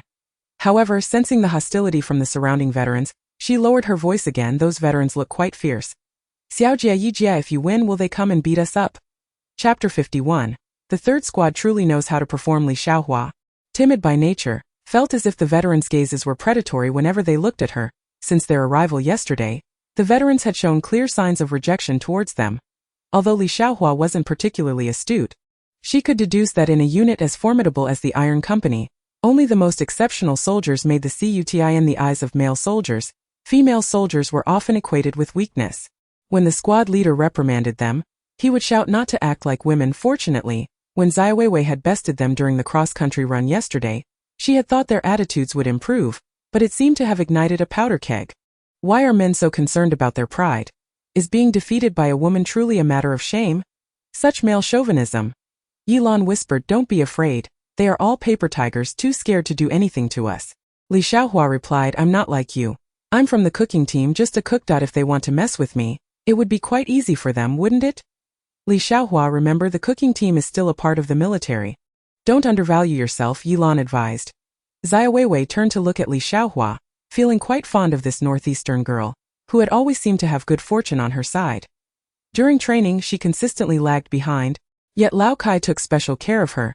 Though he scolded her, he never made unreasonable demands and often treated her with extra kindness, as he found her quite agreeable. As for the recent decision to join the steel company, who could have anticipated that a cook would be present, especially when Li Xiaohua happened to excel at preparing northeastern cuisine. "Xiaohua, they won't dare bully you. The cooking squad is a place of hidden talents." Li Xiaohua inquired, "A place of hidden talents? Is the cooking squad that formidable?" "You will understand in due time." "Well, I suddenly feel unafraid. I had thought they might treat us like giant pandas upon our arrival. But it seems I overthought it. Boss Sister Yi, you are all formidable. Let us show them that we women are not inferior to their men." Li Xiaohua smiled broadly. Xiaowewei and Yilan exchanged glances, united on the same front. "Currently, I may not match your prowess, but that does not mean I will forever remain inferior to you. Our competition has only just begun," Yilan declared. Xiaowewei shrugged, her gaze sweeping across the veteran soldiers in the first and second rows, eagerly awaiting the spectacle. "If I told you my goal lies beyond this place, would you believe me?" "What do you mean?"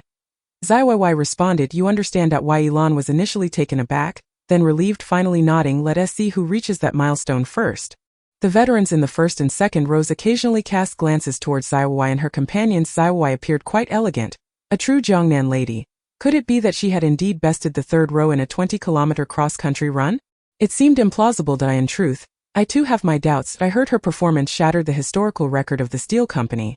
It said that while climbing Chicken Cutlet Mountain, Lao Kai almost couldn't keep up with her vehicle. Really that impressive? Sounds exaggerated. Even though the path has 18 bends, the vehicle's speed can't be too high, yet averaging over 20 is still remarkable. Could she really sprint to the summit at that pace? 2 kilometers after all. Perhaps the third row, in an effort to save face, is deliberately inflating her prowess. That is a possibility. Many veterans maintained a skeptical attitude regarding yesterday's cross-country results. They were seasoned soldiers who had undergone rigorous training for years. How could a girl fresh from middle school possess such strength? In the realms of cross-country, combat, and shooting, improving cross-country performance is the most challenging, requiring prolonged hard work without any shortcuts. Xiaowewei, as a young woman, hardly resembled a professional long-distance runner accustomed to extensive training. Whether she were a wild chicken or a phoenix would soon be revealed. The 400-meter obstacle course tests not only an individual's overall physical fitness but also their ability to respond and adapt in real time, alongside their experience. Without a foundation of long-term training, achieving a commendable performance is nearly impossible. I vividly remember my first attempt at the 400-meter obstacle course when I joined the troops as a recruit. I fell so hard that it nearly knocked out my front teeth. Would she suffer a similar fate? I sense that the third squad is being rather oppressive. These young girls, who have not received any professional training, have only just arrived at the company yesterday, and today they are subjected to a 400-meter obstacle course. It is evident that this is merely a show of force. Must we not afford some consideration to our female comrades? Very well, we shall merely observe the spectacle. Fortunately, this hot potato has landed in the hands of the third squad. Previously, no one was keen on having female soldiers in their ranks, fearing it would adversely affect the overall performance of the squad. The leaders of the first and second squads approached Chen's squad. "Old Chen, making such a commotion right from the start, are you trying to scare them away?" "That is rather unkind," chided the leader of the first squad with a chuckle. The leader of the second squad added, "If you truly do not wish to keep them, I can speak to the company commander and have them transferred to our second squad. We can make a sacrifice. After all, we always end up at the bottom during the annual assessments." Chen's squad found these two taking the opportunity to make light of the situation quite irritating. When the company commander was assigning personnel, where was their eagerness? Chan chuckled and replied, "Are you so certain that they are nothing more than wild chickens and not phoenixes?" The two squad leaders exchanged a knowing smile, stubborn as a dead duck. "I heard that yesterday during the 20-kilometer march, a girl snatched the first place from you. When did your third squad become such skilled performers?" The leader of the first squad jested. The cross-country capabilities of the 3 squads are quite similar. If the 3rd squad cannot even best a single girl, it would imply that the other 2 squads are equally incapable. Such a notion is utterly impossible, and thus when the leader of the first squad learned of this news, his immediate reaction was to suspect that Chen's squad had deliberately held back. Chen rolled his eyes, aware that no matter what he said, these 2 would not believe him. However, he could not entirely blame them. If he had not witnessed it with his own eyes, he too would have thought that his seasoned soldiers were deliberately easing off to curry favor with Xiaowewei. All right, old Chen, I know that the company commander has assigned several girls to your 3rd squad, which must not sit well with you. How about this? During the annual assessment, our 2nd squad will give you a little help, offered the leader of the 2nd squad. You lot should cease your feigned sympathy and get on with your tasks. Do not disrupt my assessment. Furthermore, our 3rd squad does not require your assistance. We shall triumph over you through our own merit, fair and square. After exchanging a few light-hearted remarks, the 2 squad leaders departed. Chen glanced at the time. It was nearly the hour, yet neither the company commander nor the instructor had arrived. He furrowed his brow and said to old Kai, "It seems the company commander and instructor may have other matters to attend to and will not be coming. The assessment is commencing. We can wait no longer." Old Kai replied, "Understood." With the sound of the whistle, the monthly assessment of the 3rd squad of the steel company officially commenced. Chapter 52. The 400-meter obstacle run. At this moment, Company Commander Zhang Dongliang and Instructor Gong Chong were positioned at the window of the office building opposite the training ground, observing the proceedings with binoculars. Gong Chong remarked, "Old Zhang, if you wish to see how Xiaowewei and the others perform, why not simply go down and watch? What is the purpose of spying from here?" Zhang Dongliang chuckled and replied, "You do not comprehend. You are the company commander responsible for training. Is there any issue with going down to provide guidance? There is no issue, but if the female soldiers perform exceptionally well, should I commend them or remain silent? Conversely, if their performance is lacking, what am I to say?" Zhang Dongliang inquired. "Is there a difference?" Gong Chong retorted with a laugh. "You certainly have a convoluted mind, and I shall take your words as a compliment," Gong Chong remarked. "You may think as you wish. You are the squad leader, and matters of training are at your discretion. By the way, did Xiaowewei truly break the record in yesterday's 20-kilometer cross-country? It is said that Chan Pai nearly couldn't keep up with the vehicle during the ascent." Zhang Dongliang nodded affirmatively. "Indeed, it cannot be mistaken as so impressive. If they weren't remarkable, would I have allowed her to join our iron company? If this is the case, then the 3rd squad has indeed found a phoenix." Gong Chong stated that we have arranged for a few veterans to retire, leading to a decline in overall strength. With the annual assessment approaching, if we do not improve, we risk finishing at the bottom. Perhaps stimulating Xiaowewei and her peers might yield unexpected results. Zhang Dongliang turned and added, "No, I intend for them to invigorate the entire iron company. Today's monthly assessment for the 3rd squad is merely the beginning." "Well said, you certainly think ahead." Gong Chong's eyes sparkled. "Let it commence." The 2 men scrutinized the training ground through their binoculars. The field was divided into 3 lines, each consisting of precisely 9 individuals, forming a class. At the command of old Kai, a veteran from the first line stepped forward to prepare. "Take your positions." In the next moment, old Kai blew his whistle. The veteran surged forth like a wild stallion, rifle in hand, sprinting down the 100-meter track with astonishing speed. Upon completing the 100 meters, he executed a turn, leaped over 3 hurdles, traversed a trench, vaulted over a low wall, scaled a high platform, crossed a narrow bridge, climbed a tall wall, navigated a ladder, and crawled beneath a low net. As he crawled through the low net, dust billowed, the ground seemed to smoke, resembling a crocodile moving swiftly. "Well done!" As if walking on level ground. The 3rd squad remains as formidable as ever. They were there to witness the spectacle and to gauge the gap between themselves and the 3rd squad, preparing for future training. That if they lagged, they would need to increase their efforts. If they excelled, they would maintain their pace. In any case, this experience could not be wasted. The veterans of the 3rd squad indeed possessed remarkable prowess. At this moment, Li Xiaohua watched the veterans, fierce as tigers, her eyes wide with admiration. So impressive, to her. It seemed that each veteran effortlessly overcame every obstacle, completely unfazed. It should be noted that when Li Xiaohua tackled the 400-meter hurdles, many obstacles felt as if they were traversed at a snail's pace. Now, witnessing the veterans clear the 400-meter hurdles, she was struck by an aesthetic pleasure. Wei Lan softly remarked, "They perform adequately. After years of training, if they lacked this level of skill, those years would have been in vain." The Iron Company is the strongest unit of the 28th Regiment, composed of elites, so their capabilities are naturally exceptional. Indeed, Li Xiaohua nodded, but they are truly extraordinary. Even if I trained for another 3 years, I doubt I could reach such a level. Yilan replied, Xiaowewei, do not impose barriers upon yourself. As the saying goes, in the world, nothing is difficult. It is only the lack of determination that holds one back. As long as you have the will, you will surely surpass them in the future. Thank you, I understand this is comforting words, but I still appreciate it. Xiaowewei harbored no illusions of matching their swift strides. She was acutely aware of her own physical capabilities. Moreover, as a young woman, she pondered how she might find a husband if she trained herself to possess the strength of a man. While she could certainly consider slimming down to maintain a slender figure, transforming herself into a robust individual akin to a man was out of the question. Thus, she concluded that joining the culinary team would suit her best, provided she could exercise restraint over her appetite and occasionally partake in training to bolster her health. A perfect arrangement. If Yilan were to discover the musings occupying Li Xiaohua's mind, she would likely be left utterly speechless. Wewei remarked, during our training in the new recruits battalion, I was merely 10 seconds slower than you in the barehanded 400-meter obstacle run. This time, with a firearm, the challenge has significantly intensified. Do you still believe you can best me? Yilan responded. There exists a saying within the military, fear not the 5,000 meters but dread the 400. This refers specifically to the 400-meter obstacle course, the difficulty and danger of which are readily apparent from its very nomenclature. Initially, this event was not part of the new recruit training. It was old Kai who raised the bar. Yilan had begun her training in this discipline at the tender age of 13, making her exceedingly familiar with its demands. However, she had not anticipated losing to Xiaowewei in this event. Of course, Xiaowewei replied, exuding confidence, I am no stranger to the 400-meter obstacle run.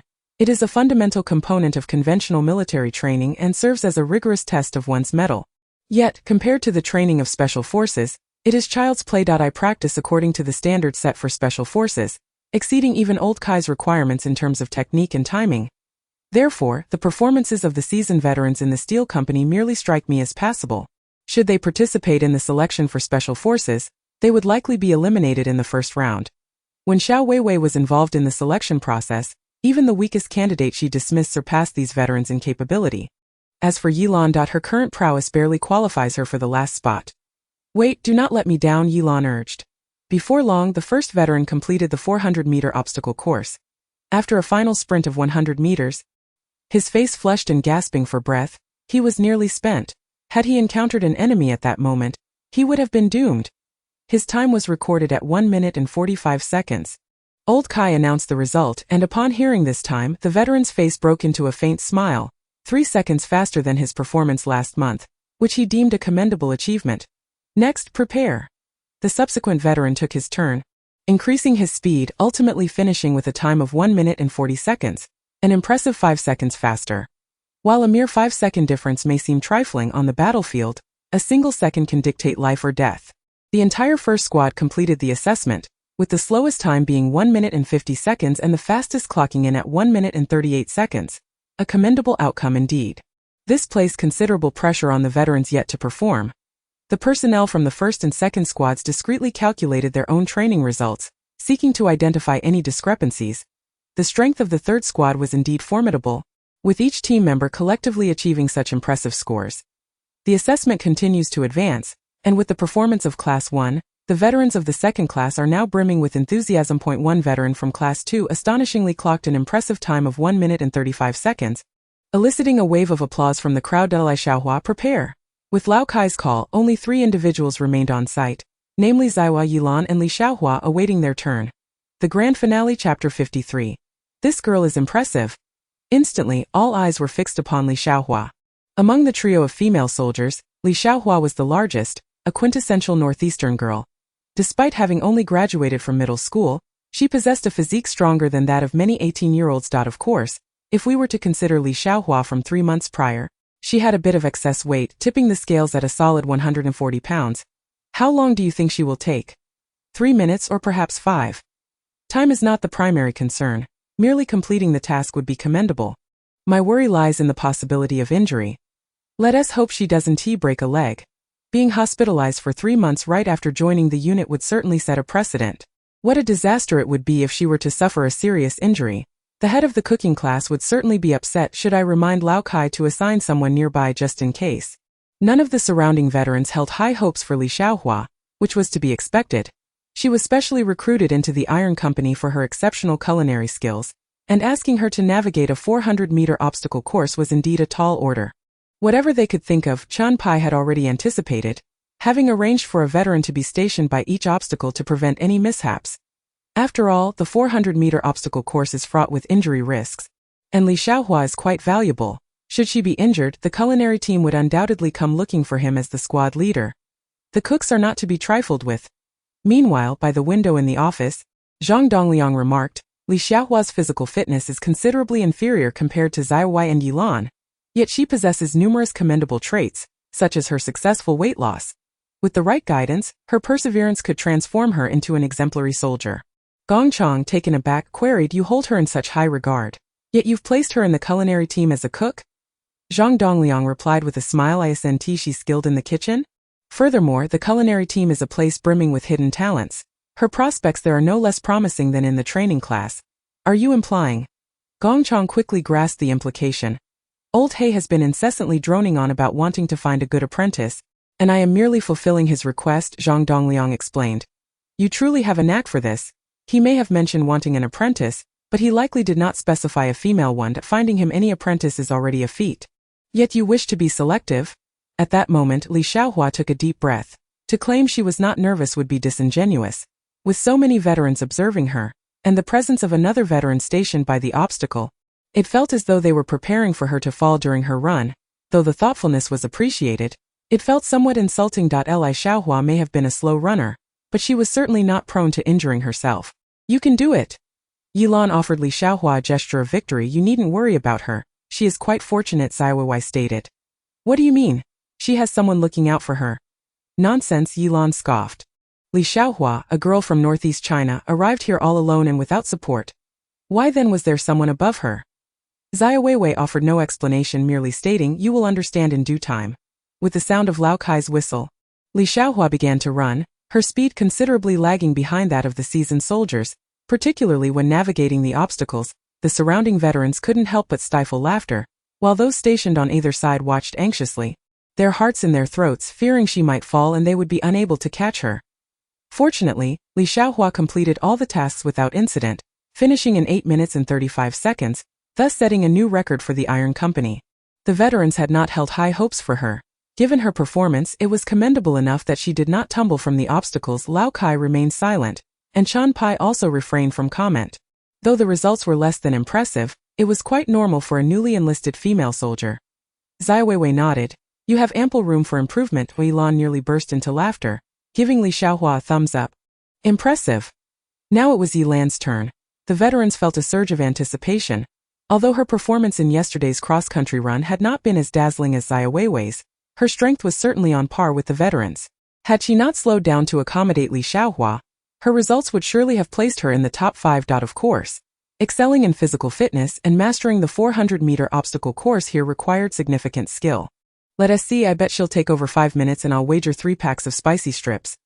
"Ha, I'll raise it to 4 packs." To the veterans, Yilan was merely slightly better than Xiaowewei. Achieving remarkable results seemed almost impossible. There are indeed differences between men and women, especially in training tasks. In terms of stamina, reaction speed, and agility, male soldiers held the advantage, barring a few exceptions. Why, Yilan, go for it!" Xiaowewei shouted. The male soldiers echoed, "Go, Comrade Yilan! Go, Comrade Yilan!" Xiaowewei was puzzled. When she had run, not a single male soldier had cheered for her, yet now they were all shouting for Yilan. Truly, men are swayed by looks and physique. I'm not lacking in that department either. With a swift motion, Yilan surged forward, her speed surpassing that of the earlier veterans. She quickly turned, nimbly leaping over 3 hurdles and vaulting effortlessly over the trench. Every movement was executed with remarkable agility, devoid of any hesitation. The veteran's eyes widened in astonishment. "This girl is impressive. I misjudged her. She is indeed a female daredevil. Without a doubt, such prowess is uncommon among female soldiers. Has she perhaps trained in martial arts? It is certainly plausible. Otherwise, her agility and strength would not be so pronounced. Her movements not so fluid and precise." As she scaled the high wall, the veterans were increasingly intrigued. All were taken aback, even Pai's eyes brightened at the sight. Every action Yilan performed while overcoming the obstacles was impeccably executed, exhibiting no signs of pause, flowing seamlessly. Such feats are hardly achievable by a mere recruit. In the past, new recruits in the steel company required at least a month of training to master all the movements on the 400-meter obstacle course. The level of Yilan suggests a minimum of 3 years of military experience. And what is most striking is how effortlessly she accomplished it. Did old Kai really train her to such an extent in just 3 months? What a delightful surprise for himself.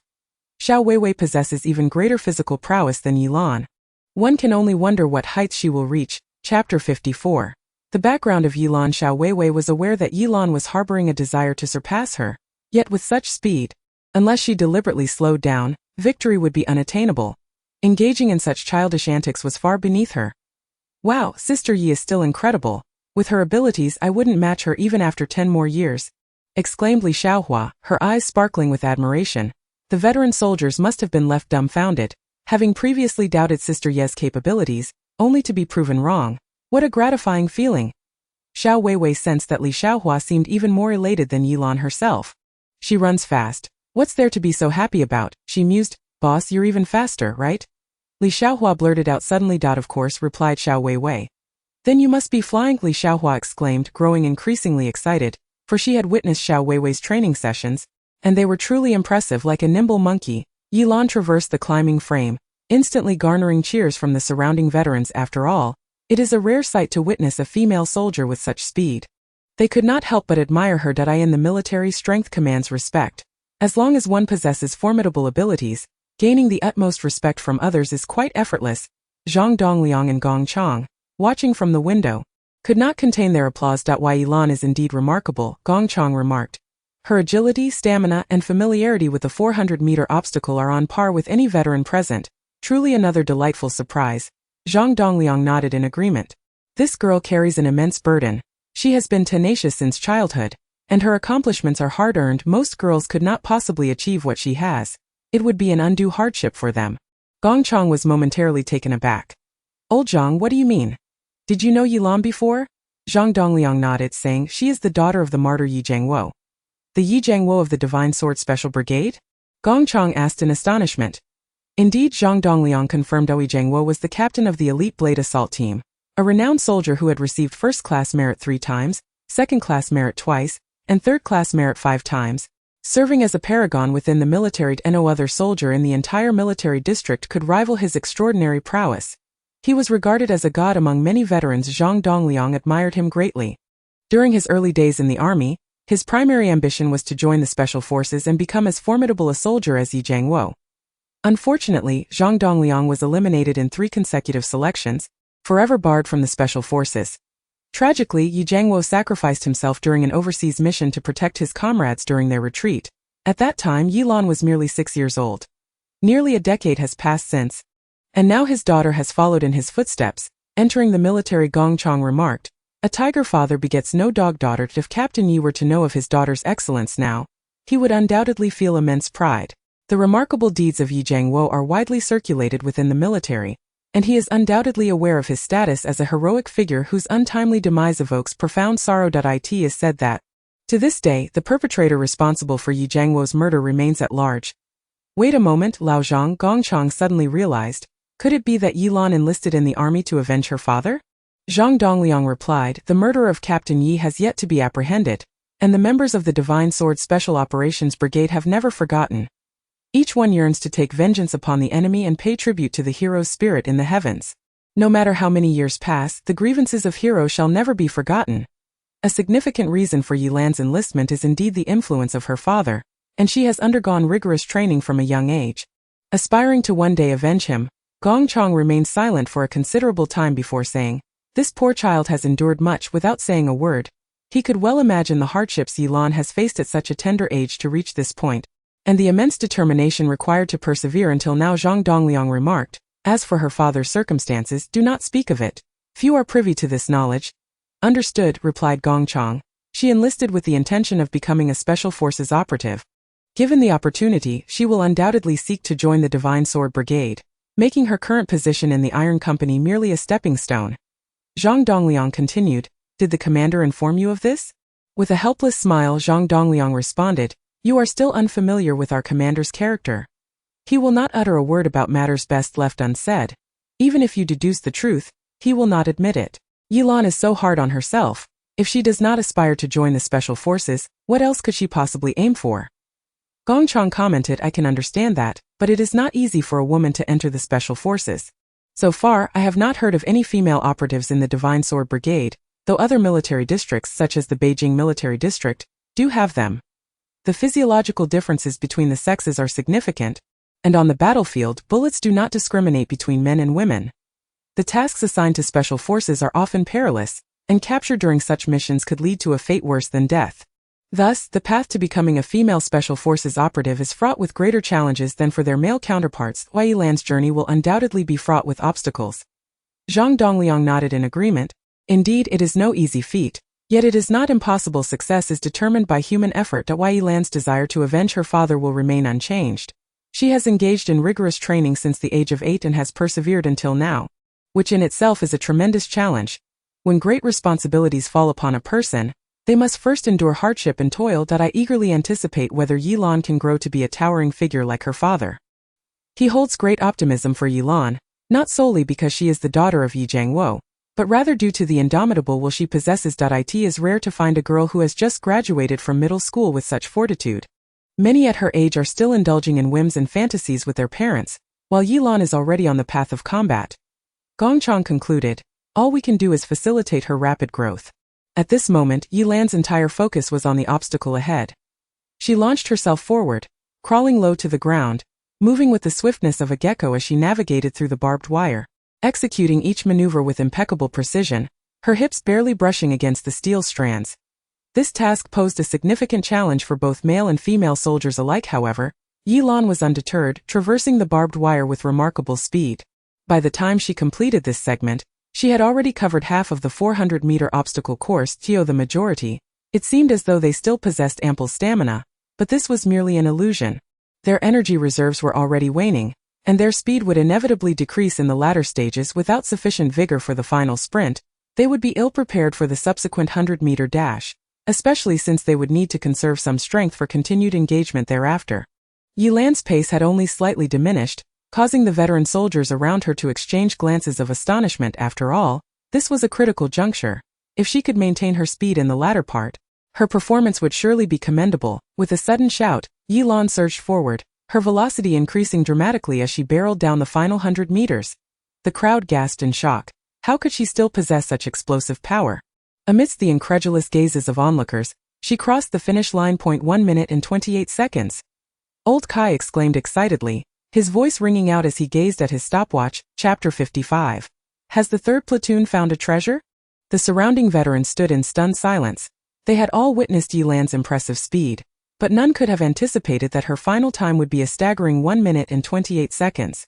This was a full 7 seconds faster than the best time among them, which stood at 1 minute and 35 seconds. Wait, did I just hear that correctly? Incredible! She has taught us a valuable lesson. We thought she was just a little kitten, but it turns out she is a fierce tigress.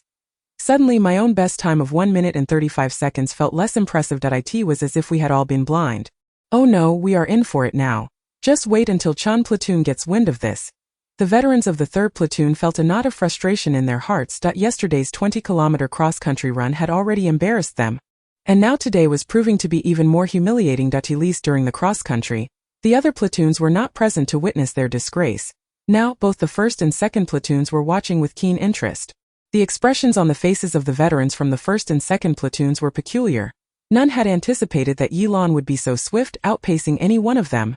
Their best time was merely 1 minute and 35 seconds, the same as the 3rd platoon, which meant that Yilan had surpassed them all. Did this not imply that the 3rd platoon had gained a formidable ally rather than a liability? It should be noted that when 3 female soldiers were assigned to the 3rd platoon, many had eagerly awaited to see their struggles. Yet, on the first day, Xiaowewei had shattered the Iron Company's record during the 20-kilometer cross-country.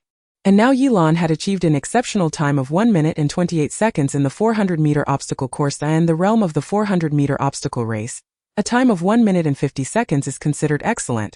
2 minutes is deemed good, and 2 minutes and 10 seconds is the threshold for passing. These standards are not arbitrary. They are based on the time required for infantry to navigate obstacles on the battlefield amidst enemy fire before regaining their footing.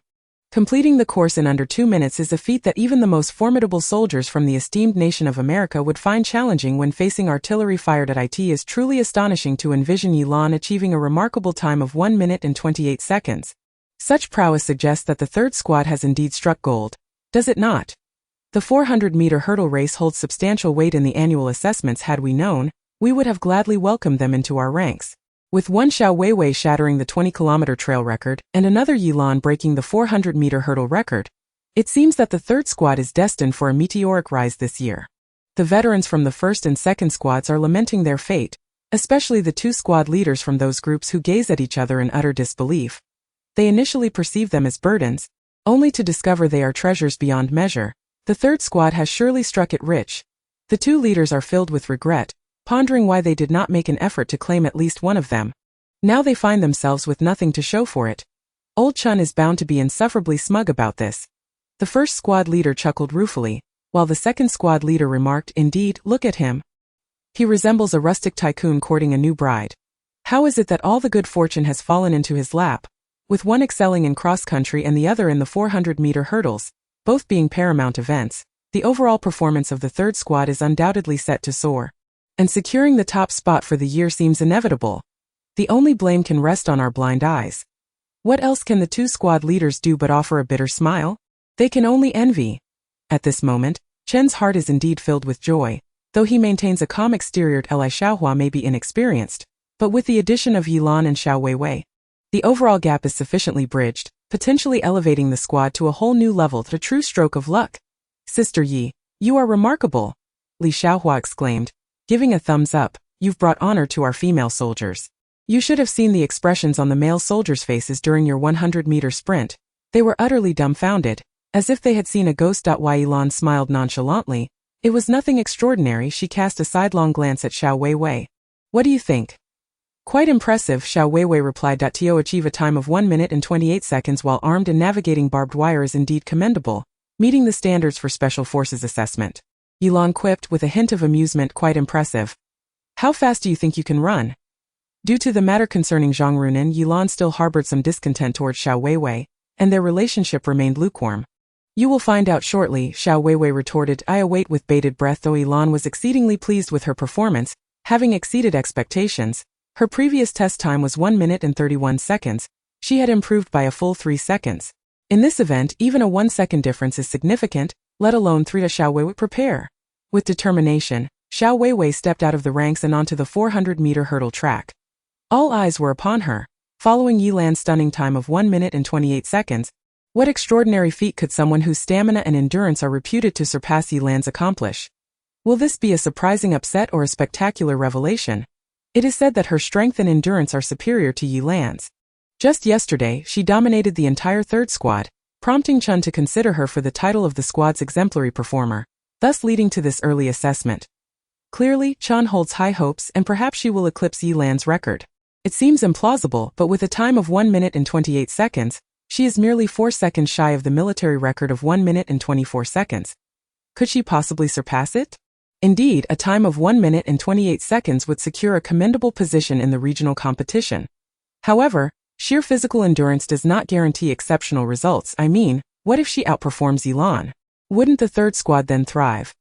The veterans of the first and second squads felt a discomfort in their hearts, sensing that their purpose for attending this observation was merely to witness the third squad showcasing their prowess. Meanwhile, the veterans of the third squad experienced a mix of emotions. Logically, the better Xiaowei's performance, the more advantageous it would be for them. Yet, the thought of two young women overshadowing them was unsettling. How would others perceive the third squad? A decline in masculinity. A group of seasoned men unable to compete with two new female recruits. How embarrassing.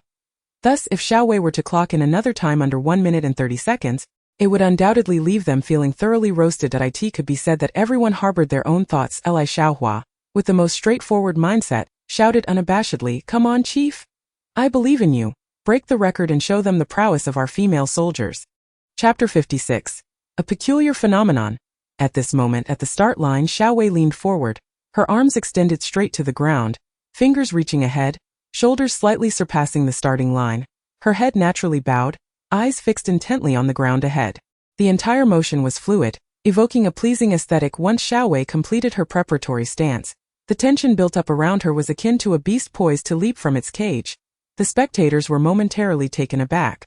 Such a professional starting position revealed that Xiaowewei had undoubtedly undergone rigorous training, attaining the level of a professional athlete. Many veterans present could not match her standard. Could it be another fierce female contender? It certainly felt that way. Were they to endure yet another blow? How had they managed to survive these years? Were the girls truly this formidable, or were they simply too weak? At that moment, veterans from the 1st, 2nd, and 3rd squads all bore a burning sensation on their faces. Xiaowewei had yet to commence her run, yet she already instilled an indescribable sense of pressure, intuitively suggesting that her performance would be exceptional.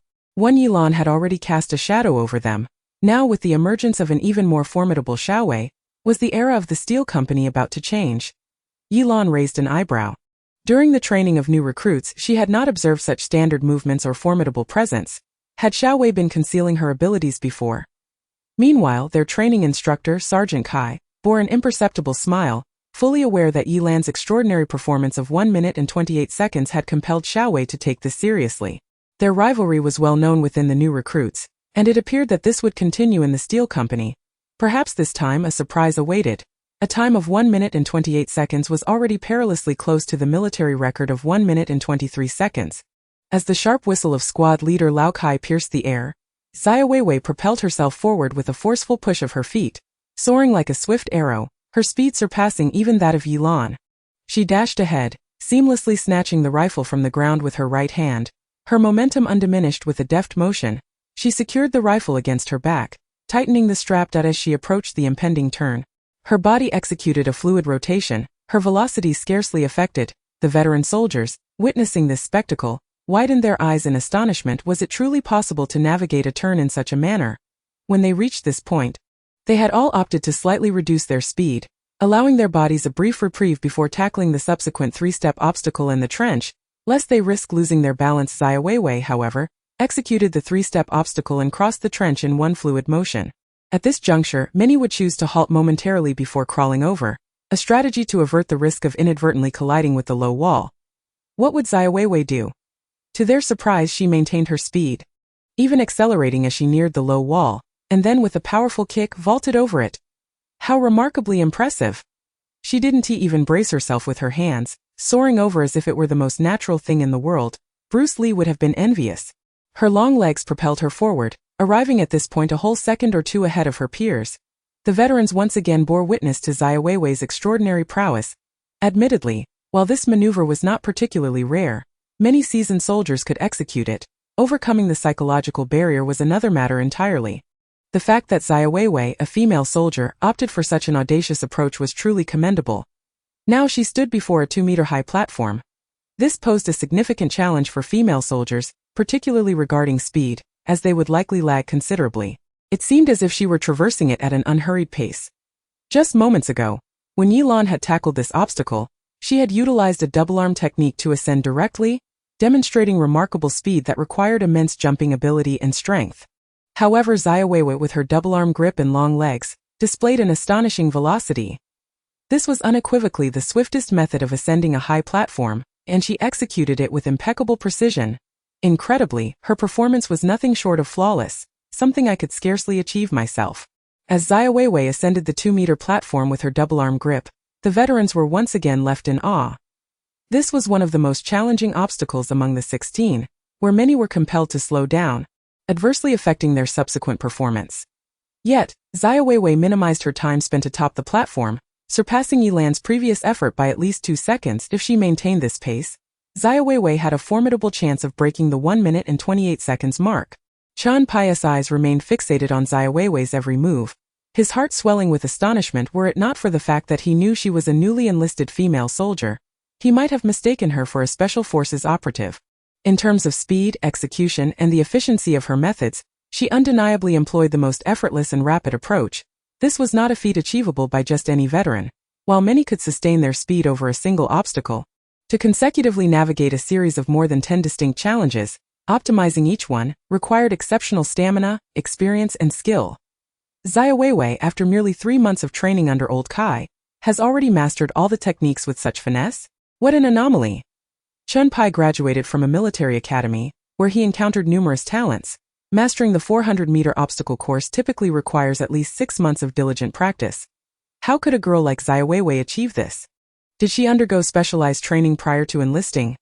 Goodness, what purpose would a girl have in training for such a thing before joining the military? It seems absurd. Chun Pai was at a loss for words. Yi Lan's earlier performance had already left him in awe, and now Xiaowewei surpassed even that, truly defying the expectations of her gender. With astonishing speed, Xiaowewei pressed forward, approaching the most formidable obstacle, a 2-meter-high wall. For many, this is a daunting challenge. Unlike the previous 2-meter platform, a moment's inattention could easily result in a fall. During new recruit training, female soldiers often struggled with this hurdle, suffering numerous bruises and injuries. It is not just them. Even male recruits must proceed with utmost caution at this obstacle, lest they face dire consequences. Surely, she should slow down now. Her long legs might prove ineffective here. This challenge demands skill and experience, and without rigorous training, perfection is unattainable. The turning point has arrived. Chapter 57. Setting new records. At this moment, Zhang Dongliang, observing the training ground, couldn't help but exclaim, "Old Gong, look at this girl, a true warrior." Gong Chang chuckled and replied, "Not even the toughest man can match her intensity. Yi Lan has met her match. The way things are going, she might just break the 1 minute and 28 seconds mark, depending on her performance against the high wall and barbed wire."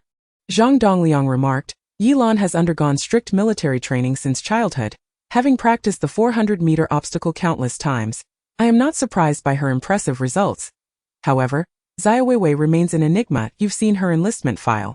She comes from a wealthy family, having been pampered before joining. Do you honestly believe she would endure such rigorous training?"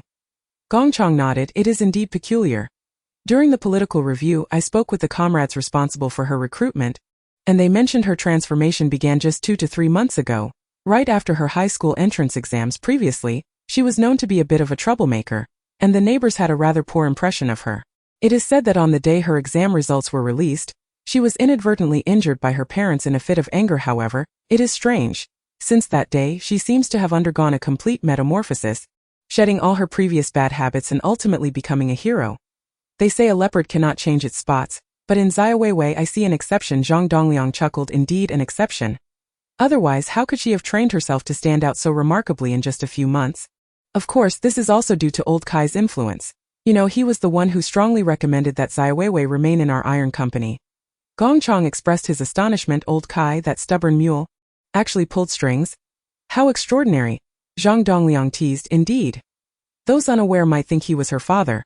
Thanks to old Kai's persistence, Zhang Dongliang may not have had the audacity to make such a bold decision. Shamelessly approaching the regiment commander for personnel, Gong Chang remarked, "Lao Kai possesses remarkable leadership skills. It is regrettable that he has missed the best opportunity for promotion and will have to retire next year." Zhang Dongliang sighed, expressing his disappointment. Perhaps it was due to this sentiment that he recognized such promising talent and felt it a shame to let her leave the steel company, leading him to make an exception.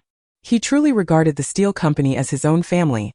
Gong Chang continued, "Many seasoned soldiers share this mindset, wholeheartedly dedicated to the development of the unit.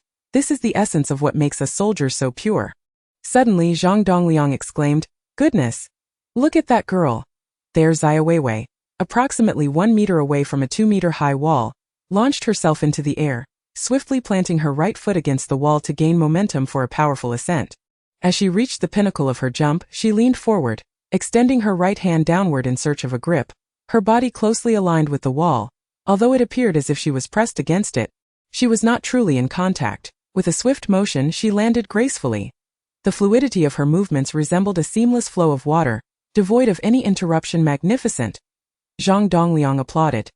This was indeed the most effective method for overcoming a 2-meter wall. Had Xiaowewei opted for a direct leap, her feet would have momentarily supported her weight on the wall, expending valuable energy. It is crucial to recognize that at a critical juncture, just 200 meters from the target, every ounce of strength is immensely precious and must not be squandered. Moreover, such a straightforward jumping style poses a significant risk of injury. The impact from such a height is unimaginable. A moment's carelessness could easily result in a twisted ankle or even more severe injuries. Even if fortune favored her and she escaped unscathed, whether landing on her toes or heels, she would inevitably experience a sharp pain should her heels touch down first. That discomfort might linger for an additional 2 to 3 seconds, enough to impede her running speed and waste precious time. This technique is commonly employed by special forces. The surrounding veterans erupted in cheers, astonished by Xiaowewei's seamless execution, which surpassed any of their own attempts. Li Xiaohua shouted excitedly, "Boss, that was brilliant! So impressive!"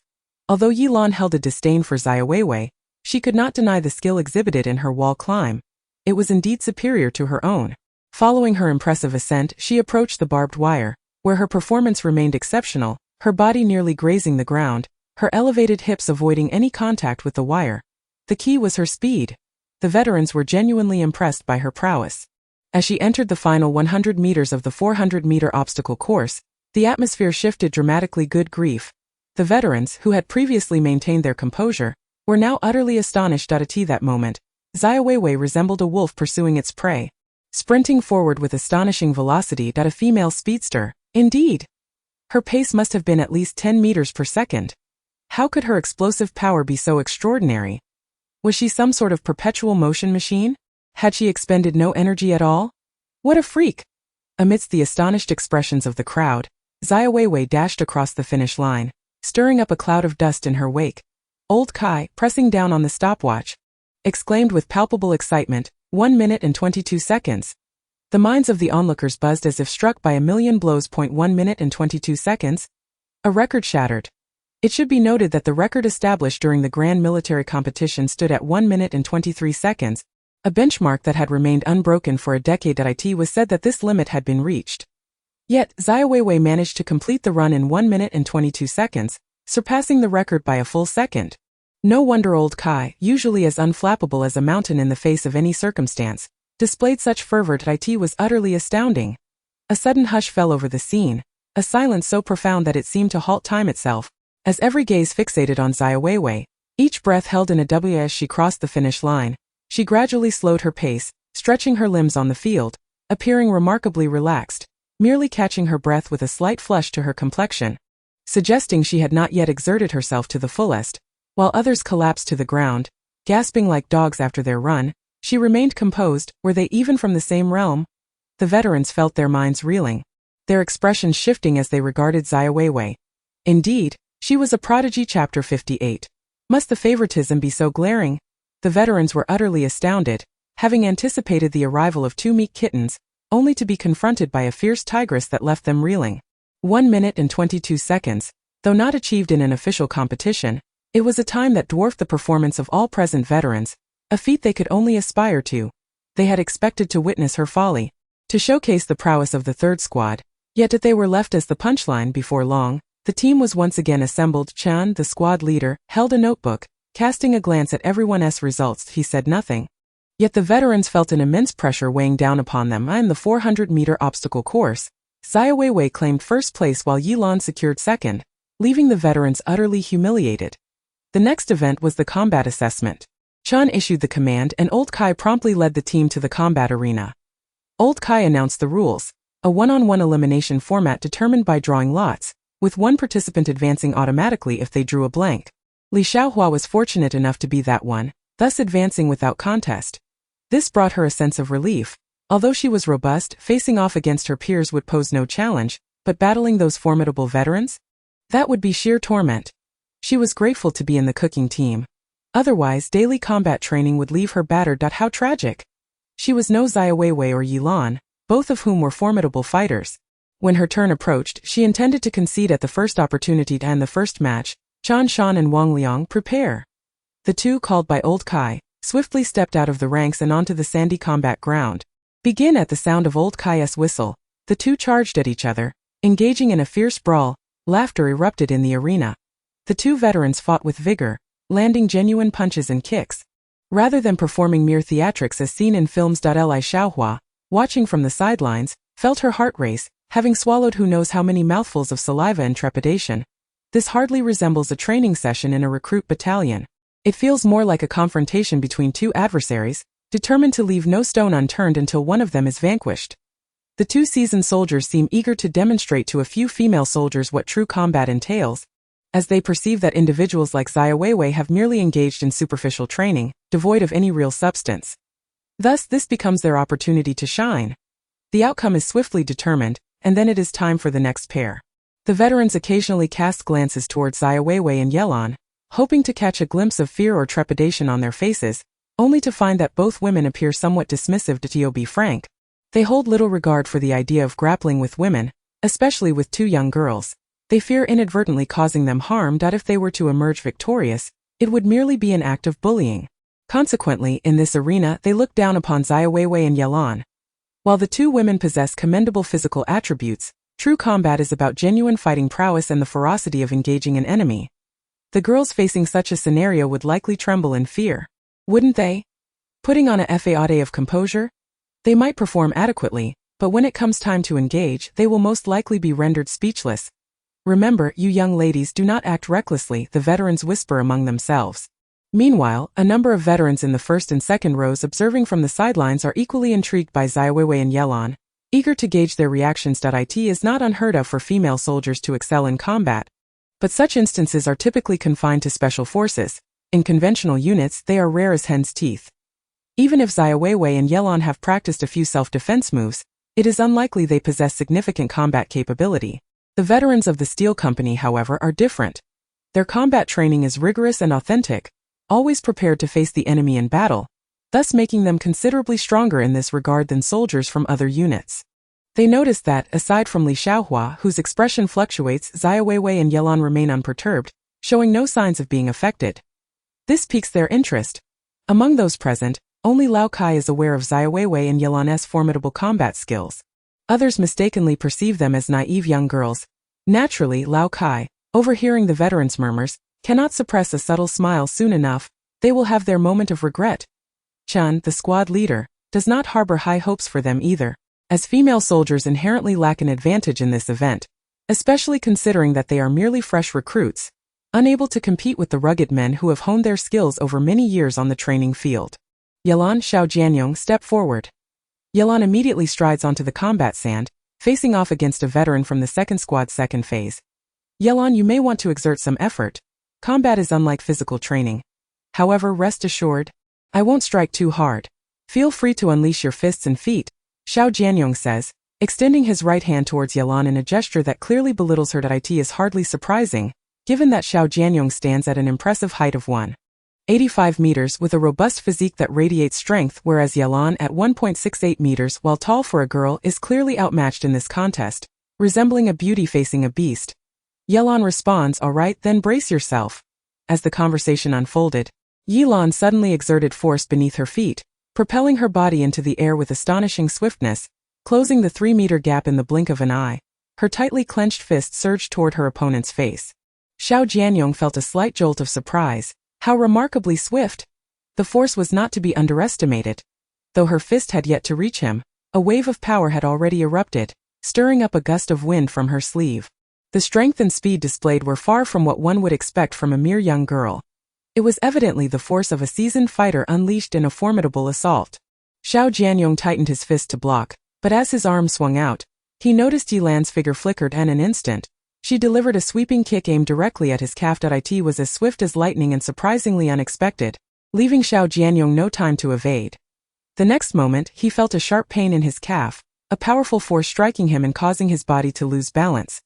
Just as he attempted to regain his equilibrium, Yelan took a decisive step forward with a thunderous impact. Strong as an ox, Xiao Jianyong was sent sprawling backward, crashing heavily onto the sandy ground. Yelan stepped forward and withdrew her hands, saying, "Thank you for the lesson." The scene fell into a profound silence. The veteran stood wide-eyed, exchanging glances as if witnessing a ghost. Xiao, defeated in just 2 moves. Surely this individual did not hold back? Xiao, what were you doing? There's no need to be so obvious about letting her win. A voice chimed from the ranks. Chapter 59. I strike first, leaving you no chance to respond. Lying on the ground like a turtle, Xiao Jianyong was utterly bewildered. By the time he processed what had happened, he was already airborne. Who could have anticipated that this girl possessed such immense strength? That last collision nearly sent the breakfast porridge he had consumed flying out of him. Who had claimed yesterday that her power was insignificant and easily manageable? She was nothing short of a small heifer. Accusations of him letting her win? Damn! Xiao Jianyong nearly choked on his frustration. Indeed, he had initially underestimated her, but by the second move, he had exerted every ounce of his energy. Yet her movements were too quick and unexpected. He had no way of knowing that her feint was merely a distraction. With her lower body as her true target, she was far too seasoned, clearly a battle-hardened practitioner. Xiao Jianyong's face flushed with embarrassment, but he dared not retort. How could he? Wouldn't that be akin to slapping his own face? Had this been a battlefield, he would have been eliminated by Yilan. What a lapse in judgment! What a debacle to be toppled in just 2 moves, bringing disgrace to the entire second class. If one wished to let her win, it could have been done less conspicuously. Being thrown 2 meters away as a hulking figure was simply excessive.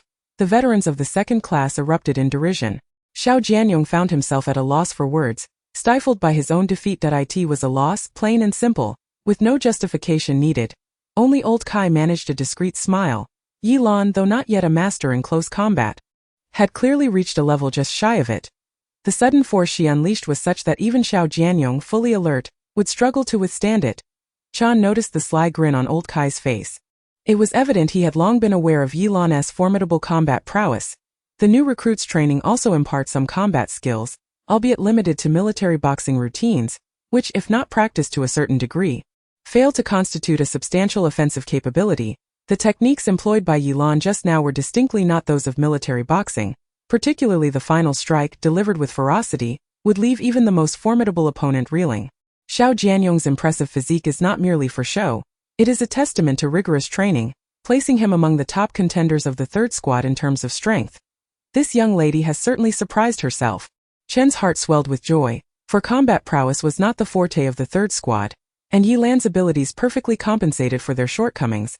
The members of the first and second squads began to cast peculiar glances at Yilan, unable to discern whether her strength was genuine or if Xiao Jianyong was merely holding back. They leaned towards the latter, considering that Xiao Jianyong's combat skills were formidable, ranking him within the top 5 of the third squad. Such prowess would not warrant being effortlessly defeated in a single encounter. There must be some trickery at play, undoubtedly some trickery. The third squad members were adept at theatrics. Was this a ploy to belittle themselves while elevating the female soldiers?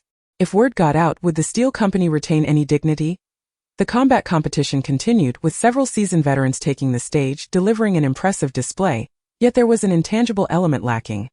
The intent was to showcase true combat prowess to the female soldiers. But, old he, when you face off against Xiaowewei, do not hold back. Otherwise it would be quite embarrassing. The second squad leader whispered nearby. Am I the type to hold back? That is out of the question, responded the first squad leader. In critical moments, we must rely on you. Those rascals are utterly unreliable. Rest assured, I could subdue her with half my strength. She's merely a girl.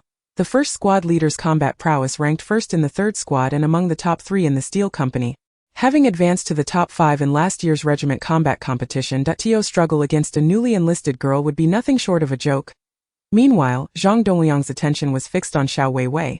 Aware of Yilan's formidable combat skills and finding it unsurprising that she bested Xiao Jianyong, his curiosity lay in discovering the true extent of Xiaowei's strength. Previously, Lao Kai had informed him that Xiaowei's combat abilities surpassed those of Yilan, reaching a masterful level, with none in the Steel Company being her equal. Zhang Dongliang harbored some skepticism and wished to witness it firsthand. Why Yilan possesses a remarkably comprehensive skill set. Her physical fitness and combat abilities are exceptional. If I were unaware that she is Captain Ye's daughter, I might have thought Xiao Jianyong was holding back, Gong Chang remarked. Zhang Dongliang chuckled, pondering how they could possibly afford to let up when their sole intention was to establish dominance over the female recruits. Indeed, I wonder how formidable Xiaowewei truly is. You shall find out shortly. Gong Chang was momentarily taken aback, sensing from the tone that she might be quite impressive. Soon it was time for Xiaowewei to face off against first squad leader He Liang. He Liang did not underestimate Xiaowewei, immediately adopting a combat stance. Xiaowewei, you completed the 400-meter obstacle course in 1 minute and 22 seconds, indicating your agility and explosive power. You must have trained prior to enlisting, correct? Xiaowewei replied, I have trained, and what of it? He Liang responded, I will grant you 3 moves, so it cannot be said that I am taking advantage of a woman. Xiaowei shook her head, declaring, I will strike first. You shall have no opportunity to retaliate. The surrounding veterans were momentarily stunned, only to erupt into laughter moments later. How audacious! Are young women today so brimming with confidence? What audacity she possesses to claim that a squad leader will not get a chance to act. Especially considering that last year this squad leader nearly broke into the top 3 of the combat competition. Come on boss, you can do it. I believe in you. Shouted Li Xiaohua, her admiration for Xiaowei's boldness palpable. How impressive! Who says male soldiers are inherently superior to their female counterparts? Xiaowewei stands apart from that notion. Wei Lan merely scoffed, evidently amused by the spectacle. At this moment, He Liang was taken aback, unable to suppress a chuckle. How brazen! Come on. Let me witness whether you truly possess the audacity to back your words.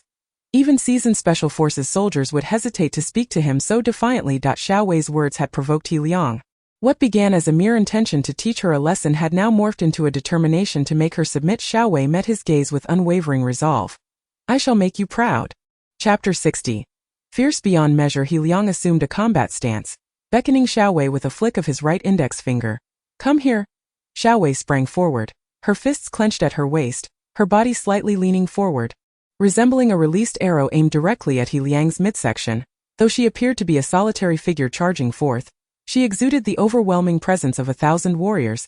The nearby veterans were momentarily taken aback, intimidated by her fierce energy. Just moments ago, they had been laughing at the squad leader's humor. Now realizing that her bravado was not merely jest with mouths agape, they found themselves speechless. He Liang, upon witnessing Xiaowei's advance, felt a sudden tremor of apprehension. He was not confronting a mere girl, but a ferocious tiger. In an instant, Xiaowei was upon him. He Liang instinctively attempted to evade her, uncertain of the nature of her strike. Did she intend to emulate Yi Lan's body slam? How foolish of him to underestimate her. As he sidestepped to the right, Xiaowei unleashed a right hook, swift as lightning. Bang! He Liang barely registered the motion of her punch before a sharp pain radiated through his chest, sending him hurtling backward uncontrollably. In that moment, he felt like a small boat amidst turbulent waves, engulfed by a colossal tide. Bang! He Liang crashed heavily onto the sandy ground, unable to halt his momentum, rolling several meters before coming to a stop, sprawled out like a starfish. Wei Lan and Li Xiaohua exchanged glances, the scene strikingly familiar. It was reminiscent of Xiaowei's decisive victory over Zhang Runan. Li Xiaohua murmured in astonishment, "Good heavens, the boss is incredible!" In that instant, the atmosphere around them seemed to freeze. Silence reigned. The veterans stared wide-eyed, their throats constricted, mouths agape as if they could swallow their own fists. They questioned whether they were experiencing a mere illusion. How could the class leader be sent flying, frolicking in the sand like a playful donkey? Did he not just declare that he would not hold back, preparing to give that girl a proper lesson? Yet that girl is far too brutal. Everyone was deceived by her delicate appearance. She is a humanoid beast of prey. The crowd stood in stunned silence. Goodness, I can't believe it. Just as the surrounding veterans began to come to their senses, they uttered a flurry of exclamations. Help him! A sudden cry from an unknown veteran pierced through the chaos. As everyone prepared to rush forward to assist the class leader, he struggled to sit up, creating an almost surreal impression. Old He, are you all right? Did you break any ribs? How's your back? He Liang had been tossed into the air, landing like a leaf upon the ground, and it was a heavy fall indeed. Thankfully, it was onto sand. Had it been solid ground, his bones would surely have shattered. He Liang shook his head and forcefully pushed away the veterans who had come to help. I'm fine, no need to assist. He Liang rose to his feet and turned to face Xiaowewei. The nearby veterans, still thinking He Liang was aggrieved, attempted to intervene, urging him to let go of his anger. It's just a contest, losing is no big deal. Everyone has their off days. It's perfectly normal. We must learn to accept defeat, even if it is somewhat embarrassing. With determined strides, He Liang marched up to Xiaowewei. Xiaowewei, I underestimated you, she replied. Do you wish to continue? He Liang, feeling a sense of indignation for having let his guard down, recognized that prolonging the conflict would only serve to diminish his dignity. Was he not a man capable of accepting defeat? You have won this time. Throughout this exchange, Chan Pai and Old Kai remained uninvolved. Old Kai understood Xiaowei's prowess. Even if He Liang were to exert his utmost, he would still be bested by her in just a few moves. Chan Pai was indeed astonished. He Liang weighed over 140 pounds, yet Xiaowei had knocked him 3 meters away with a single punch. The force she unleashed was astonishing. Most remarkably, despite the apparent severity of the blow, He Liang emerged unscathed. Such control over power is not something just anyone can master. Even an expert like Old Kai could not achieve that level of precision. Xiaowei, how on earth did you train yourself to attain such skill? Meanwhile, in the company commander's office, Zhang Dongliang gasped in astonishment. Old Kai had not deceived him. Wei Lan had taken down Xiao Jianyong in just 2 moves, while Xiaowei had done so with just 1, and in terms of fighting prowess, He Liang was somewhat superior to Xiao Jianyong. The comparison was glaringly evident. When Old Kai had once claimed that Xiaowei's combat abilities reached a master level, Zhang Dongliang had thought him somewhat exaggerated, yet it was now clear that there was no embellishment whatsoever. Gong Chang expressed his surprise. Did He Liang go easy on her? Even if he was careless, it shouldn't have resulted in such a distance from a single strike. Does Xiaowewei possess such immense strength? Zhang Dongliang replied. Do you know what it means to use 4 ounces to deflect 1,000 pounds? Xiaowei's punch is remarkable. It's a complexity that only those familiar with the art can truly appreciate. I fear, He Liang himself may not fully comprehend how he lost. Did you perceive this? Gong Chang, who specialized in ideological education, had only average combat skills. Zhang Dongliang smiled, knowing that some insights could only be grasped intuitively, not expressed in words. Gong Chang chuckled with a hint of mockery. After all that talk, it amounts to nothing. Nevertheless, it seems that the third squad has struck gold this time. Initially, Chan Pai was reluctant to accept recruits, but now he must be secretly pleased. In the midst of the combat arena, the ensuing battles continued. Li Xiaohua, while sparring with her opponent, faced a predictable defeat. She had intended to concede voluntarily, yet upon witnessing the fierce prowess of Xiaowewei and Yilan, she felt it would be disgraceful to surrender without having fought. Thus, she gritted her teeth and endured a few exchanges before ultimately succumbing. When facing Yilan, the veteran fighters were fully alert, expecting a balanced contest. However, they were stunned when she was knocked to the ground by the 5th move. As for Xiaowei's opponent, it was a swift knockout, even more humiliating than what the squad leader had experienced. This left no room for doubt regarding Xiaowei's combat abilities, and the notion of favoritism was no longer entertained. After 3 consecutive rounds, the final showdown was set between Xiaowei and Yilan.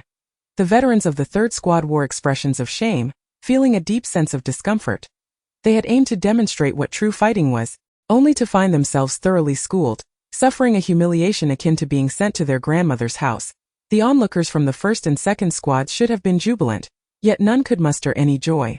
If Xiaowei and Yilan could overpower the third squad, it was only a matter of time before they would do the same to the others. The arrival of 2 formidable female fighters in the Iron Squad promised a challenging future for them. At that moment, Xiaowei turned to Yilan, inquiring, "Shall we continue?" Chapter 61. Don't cry later. The veterans focused intently on the 2 young women, eager to discern who would emerge victorious. Judging solely by their performance in combat, it appeared that Xiaowei had the upper hand. However, given their different opponents, it was difficult to make a definitive assessment. Thus, they eagerly anticipated the outcome of a match between the. Would Xiaowei achieve victory in a single move? At this juncture, Yilan gazed steadfastly at Xiaowei and declared, "I am eager to face you, but not at this moment that I concede." Yilan's decision was swift and decisive. The veterans, yearning for a fierce contest, were taken aback by her immediate surrender. This seemed rather unconventional, given her fierce demeanor just moments ago. During her practice with the veterans, she had displayed the strength of a formidable woman. A match between her and Xiaowei would likely be a close contest. Little did they know that during their time in the new recruits camp, Yilan had never once triumphed over Xiaowei. Deep down, she yearned to challenge Xiaowei, but now was not the appropriate time.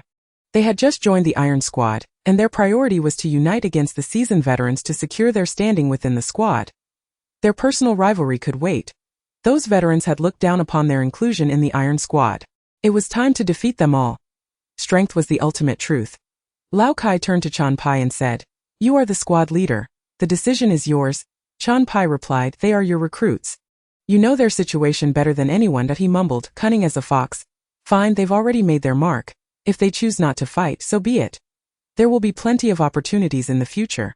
Indeed, the combat assessment has concluded, and Xiaowei has once again secured first place, while Yilan follows closely in second. The seasoned veterans appeared disheveled and resigned, bracing themselves for a humbling experience. This is their forte. Every soldier in the steel company is a sharpshooter, which is precisely why Zhang Dongliang emphasized during the selection process that passing the shooting test was imperative. From the perspective of the veterans, what could it possibly matter that Xiaowei and her peers practiced for a handful of days during their 3-month training as new recruits? Merely hitting the target would be commendable. Unlike them, who have honed their skills through years of rigorous training, transforming the 100-meter shooting into an art form. Thus, in this particular event, it feels utterly unfair, having already suffered enough humiliation. If they fail to deliver even a modicum of achievement this time, others will truly regard them as mere fools. They must demonstrate commendable results. It must be them who excel in firearms. After years of dedication, if a few inexperienced girls surpass them, what face would they have left to claim their identity as soldiers of the steel company? Old Kai, standing aside, refrained from uttering a word, silently sighing as he observed the veterans brimming with confidence, eager to redeem their past failures. He thought to himself, let us hope they don't end up in tears. Chun said, what expression is that? Do you honestly believe Xiaowewei and her team can prevail? Other competitions can be trained for prior to enlistment, but shooting is not a skill one can simply pick up at will. Xiaowewei and her peers may not have even touched a firearm before joining.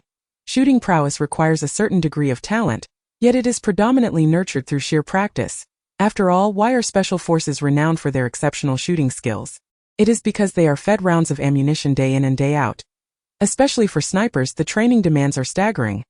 The Steel Company is the elite of the regiment, receiving special privileges. Hence the resources they acquire for shooting training far surpass those of other companies, leading to their modest achievements. Old Kai chuckled, I used to be skeptical about talent, but every rule has its exception. You will understand soon enough. Chun, unconvinced by exceptions and more inclined to trust in science, replied, oh. So you mean those two girls are formidable? Old Kai nodded, how about this?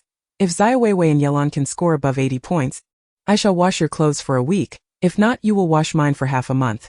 What do you say? Old Kai smiled, how could I trouble you with my laundry? That wouldn't be appropriate. Though he said this, his demeanor belied no such sentiment. Chun remarked, oh look at you, brimming with confidence. Fine, it's settled then. Whoever reneges on the deal shall be deemed a fool soon. The sound of gunfire filled the air as Xiaowewei and Yelan seemed to share an unspoken understanding, choosing not to fire until the veterans had completed their rounds. Although the results were yet to be announced, they felt certain their scores would be commendable, certainly above 90 points after all. This was shooting with the Type 81 rifle, not the Type 88 sniper rifle, which relies entirely on eyesight and experience. Were they to use the Type 88, they would undoubtedly achieve a perfect score. What could they possibly be dawdling about? Squatting on the toilet without taking care of business. Could it be that they are entirely unfamiliar with firearms? Be a bit more cultured. There's no harm in allowing the ladies a little extra time to get acquainted. Someone interjected. Oh, I nearly forgot. They had never fired a gun before.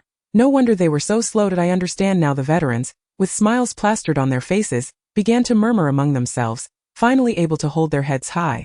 They had thought these women were exceptionally skilled, but now they realized they too had their weaknesses. Li Xiaohua had already completed her shooting. Even if given more time to aim, the result would have been similar. Noticing that Xiaowewei and Yelan had yet to finish, she found it puzzling. Why Yelan was a sharpshooter capable of firing bullets in a straight line, and Xiaowewei, not to mention, was legendary for her ability to shoot through the heart with ease. There was no reason for them to take so long to aim. Could it be that they were trying to devise some new trick? Surely that must be it. Li Xiaohua excitedly shouted, Boss, Sister Yi, let's have a map. The veterans turned to look at the exuberant Li Xiaohua, their expressions turning somewhat peculiar. What did she mean? Draw a map. This girl from northeast China was quite bold. Meanwhile, Chan Pai glanced at the time. There were 30 seconds left before the deadline. He grinned and said, Lao Kai, it seems you'll be washing my clothes for half a month. Lao Kai replied, but the time isn't up yet. You still have hope. With only 20 seconds left, what kind of results can you achieve in such a short time? It's more likely to be a mess, Lao Kai remarked. He knew Xiaowewei and Yelan's shooting abilities. Scoring a perfect 100 was well within their capabilities. Were they deliberately conceding? No, half a month of laundry.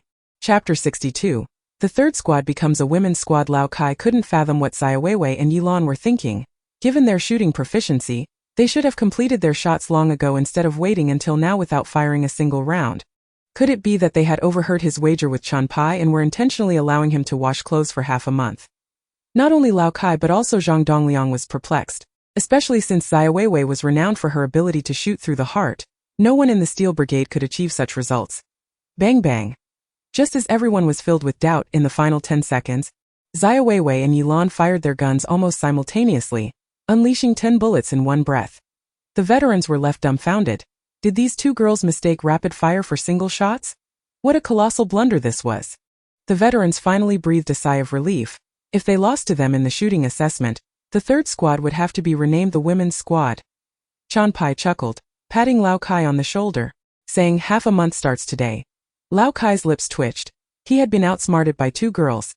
Squad leader, the results aren't out yet. Perhaps a miracle will occur. You still believe in miracles?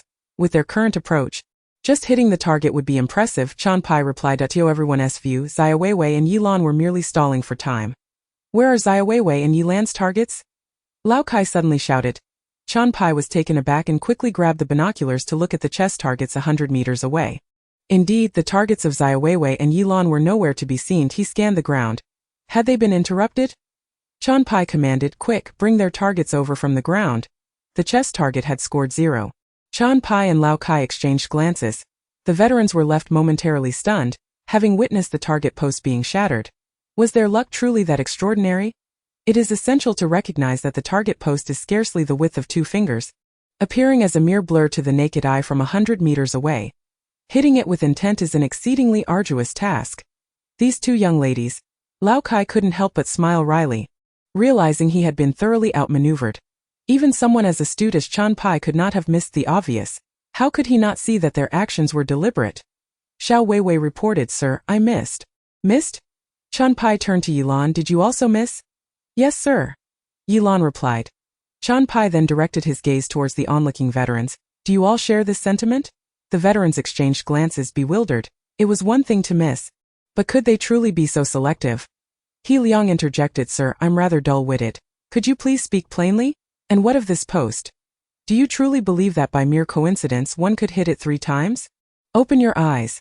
You boast of being sharpshooters and quick-draw experts, yet you lack such discernment." As Pai expressed his thoughts, the expressions of the veterans shifted dramatically. If Pai's analysis held true, then the shooting prowess of these 2 ladies was nothing short of remarkable. This was a 100-meter distance, with an 81 rifle striking the post multiple times in rapid succession. Quite extraordinary. Initially, they prided themselves on their exceptional performances, achieving scores above 90, with some even reaching a perfect 100, but in comparison, their efforts seemed utterly trivial. With this realization, the veterans felt a burning shame on their faces.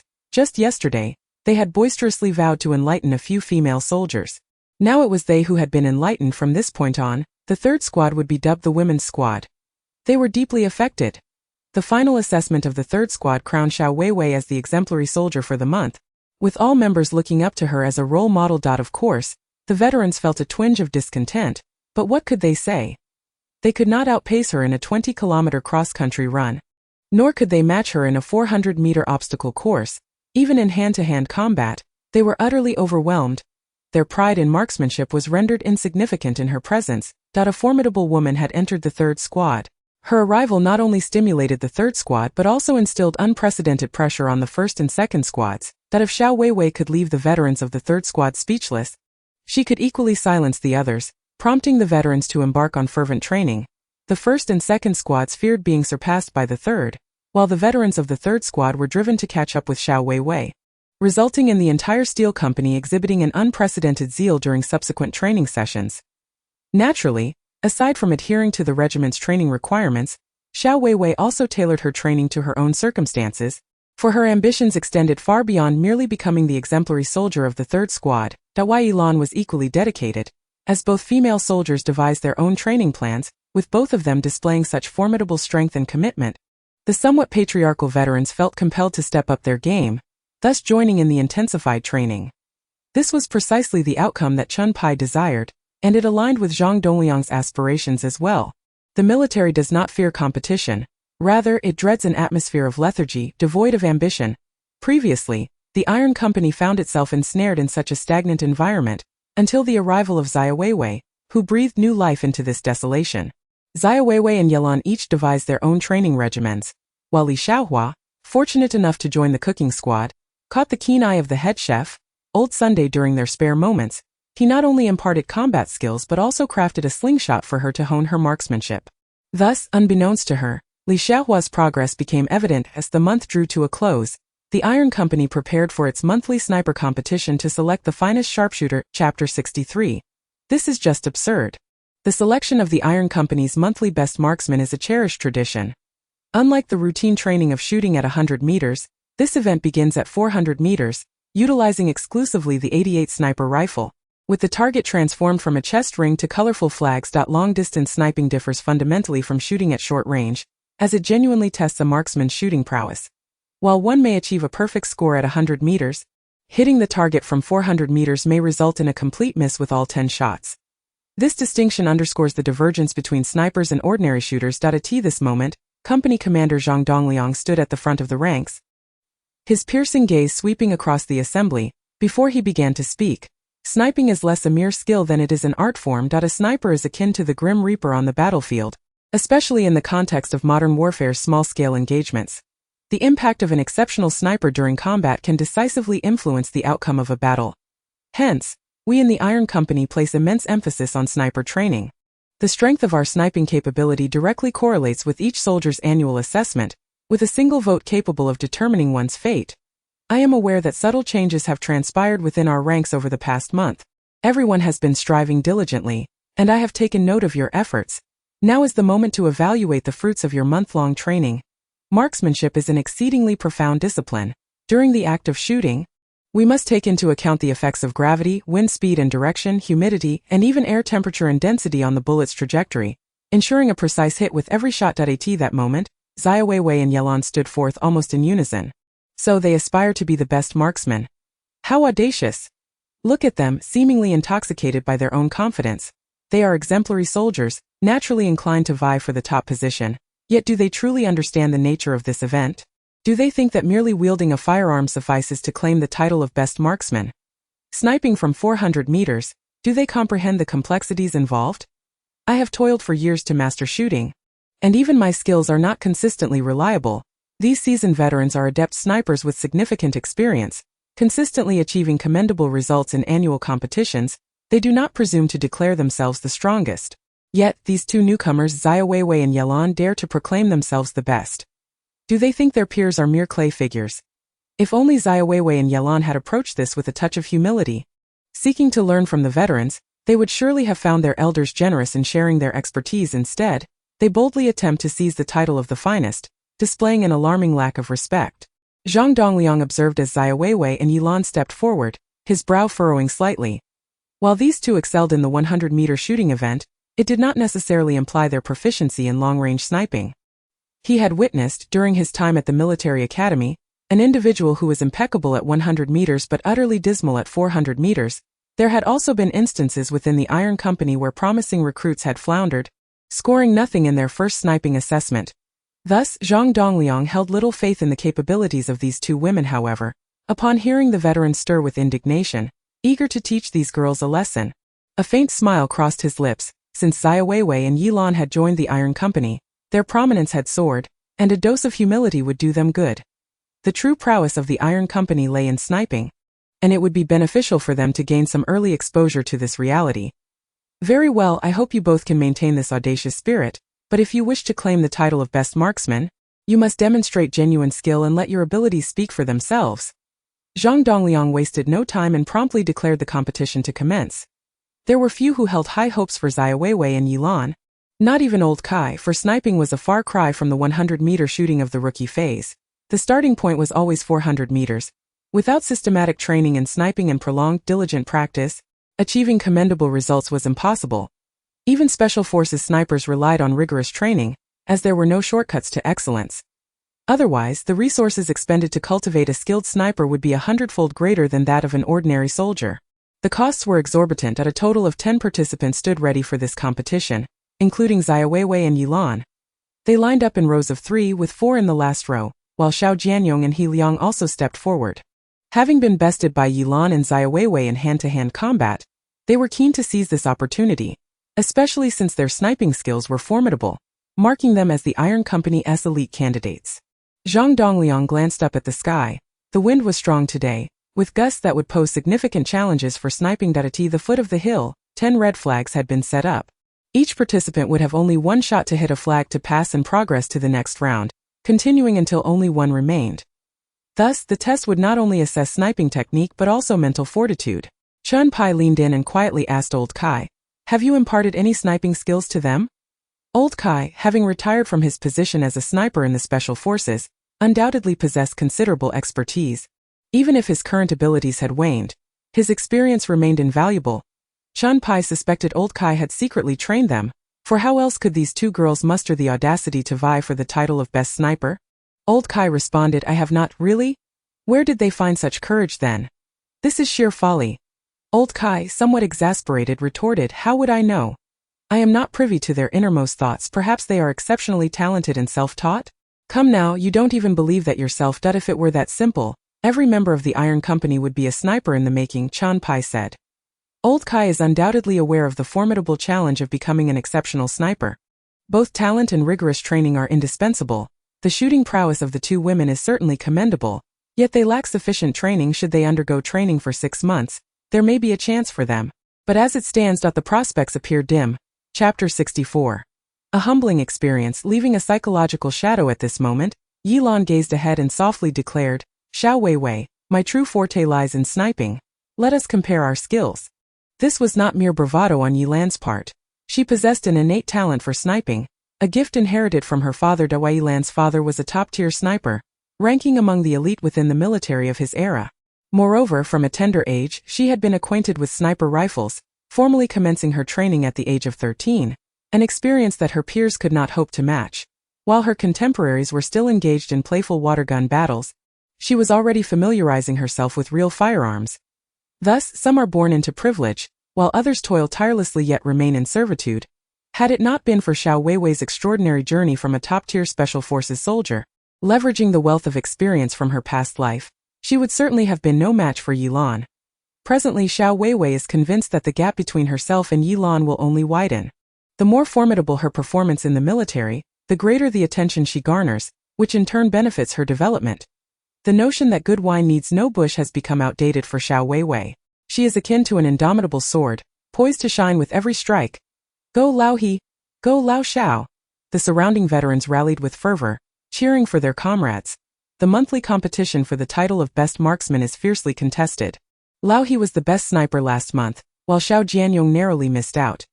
The other veterans are no slouches either. However, this time their singular goal is to impart a profound lesson to Xiaowei and Yilan, teaching them how to navigate their paths. Boss Yijie, give it your all. You are destined to achieve the best results. The title of best sniper belongs to you. A female soldier shouted from within the ranks, her voice standing out amid the cacophony of encouragement. It was none other than Li Xiaohua. She had specifically requested leave from squad leader Lao Sun to support Xiaowei and Yilan. The veterans, witnessing Li Xiaohua's confident demeanor, felt as though victory was already within their grasp. They could not fathom the source of her confidence and audacity. Was it perhaps Liang Jingru? Nevertheless, they dared not offend Li Xiaohua, who was favored by squad leader Lao Sun, known for his protective nature towards his disciples. Offending his prot-gs was akin to crossing him, and one could expect no favorable outcome in such circumstances. Li Xiaohua's luck was indeed remarkable. Chef Li, why don't you participate as well? Perhaps the title of best marksman would fall to you. A veteran jested at Li Xiaohua replied, Squad leader, I am acutely aware of my own limitations. Even with another decade of practice, I would still fall short of their caliber. You all better be cautious. Don't be embarrassed later. Li Xiaohua added, you'll soon understand. The realm of genius is beyond your comprehension. I may not comprehend it, but I hope they won't be eliminated in the first round. The veterans expressed skepticism regarding Xiaowei and Yilan, firmly believing they would be eliminated in the first round and then proceed to watch the performances of others. Wagering 3 packets of spicy snacks, they were certain the duo would not surpass the initial challenge. Who would bet on something so easily given? The veterans began to place their clandestine bets. The 10 competitors took their positions, preparing to aim. They had 5 minutes to complete their shots at a distance of 400 meters. Colorful flags fluttered in the breeze, and dust occasionally stirred on the ground, obstructing visibility, thereby increasing the difficulty of the shooting. For He Liang and his peers, this challenge was only slightly heightened, not enough to hinder their performance. The more treacherous the environment, the better. Otherwise, how could their sniping prowess be showcased? A minute later, the seasoned He Liang was the first to fire, severing one of the flags at 400 meters. Following him were Xiao Jianyong and Chan Yun. The sounds of gunfire echoed in succession. Within just 3 minutes, all competitors had completed their shots. Of the 10 flags at 400 meters, only 2 remained fluttering in the wind. As I mentioned earlier, they would not make it past the first round. They were simply too young. They have a long journey ahead, yet they aspire to compete for the title of best sniper upon their arrival, completely unaware of their own limitations. I concede their prowess in physical fitness, combat, and 100-meter rifle shooting, but they should not presume to excel in every aspect. Sniping is not as straightforward as it appears. It demands mastery of numerous techniques. After 3 years of training, I can only claim to have scratched the surface. Achieving true expertise is still a distant goal. The squad leader stepped into the realm of mastery over a year ago, and even he cannot guarantee that he will secure the title of best sniper each month. Wait. Could it be that I misjudged? The flags positioned where Xiaowewei and Yelon stood have all been severed. Was I mistaken?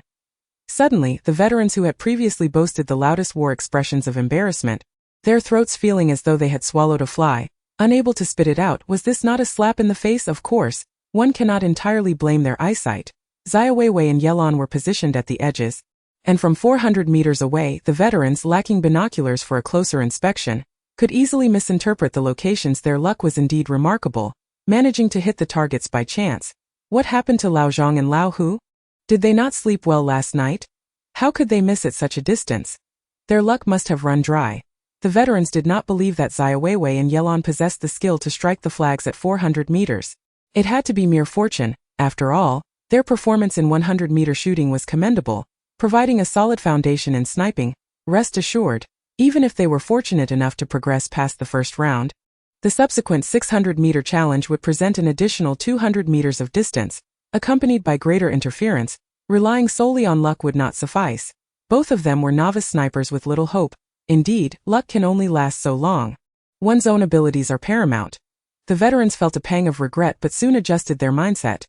Listening to the veterans comfort themselves, Li Xiaohua grinned and remarked, "Just now you claimed they were incapable, yet they have now passed the first round. And now you say it was mere luck. Why is it so difficult for you to acknowledge their strength? I have repeatedly conveyed to you that the realm of geniuses is beyond your imagination."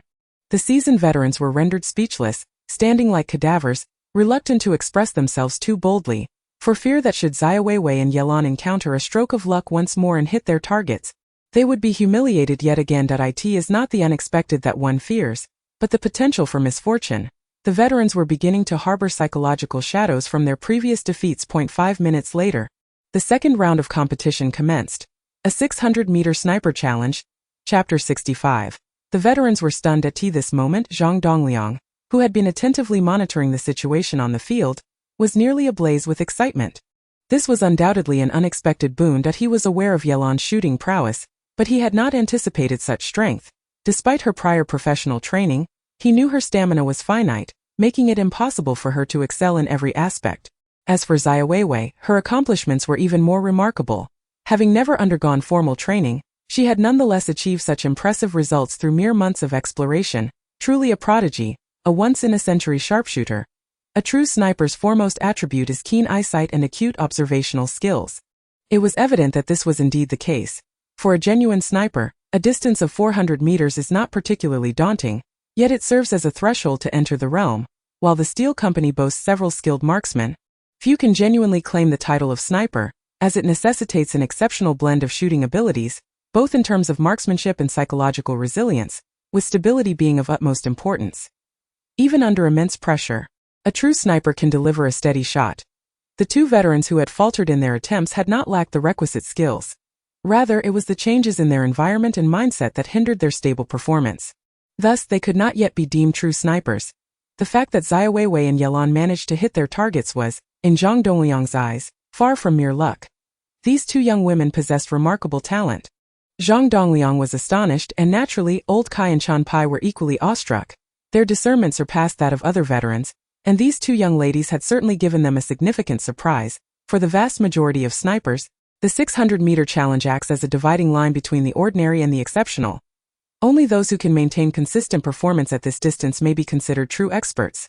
After all, the calculations required for a 600-meter shot are far more complex, especially when one must rely solely on their own judgment without the aid of an observer's data. The difficulty is double that of a 400-meter shot. If Xiaowewei and Yelon both excelled in their sniping abilities, does that not suggest they are versatile talents? The third squad had indeed struck gold. Bang! Bang! Bang! The muffled sound of gunfire erupted once more, and the 8 shots were swiftly concluded, leaving behind another set of color flags and 2 more individuals eliminated.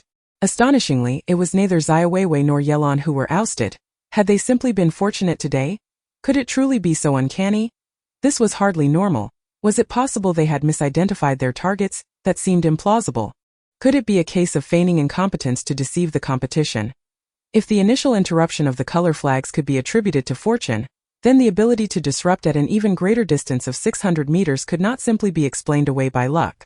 However, it is a staggering distance of 600 meters.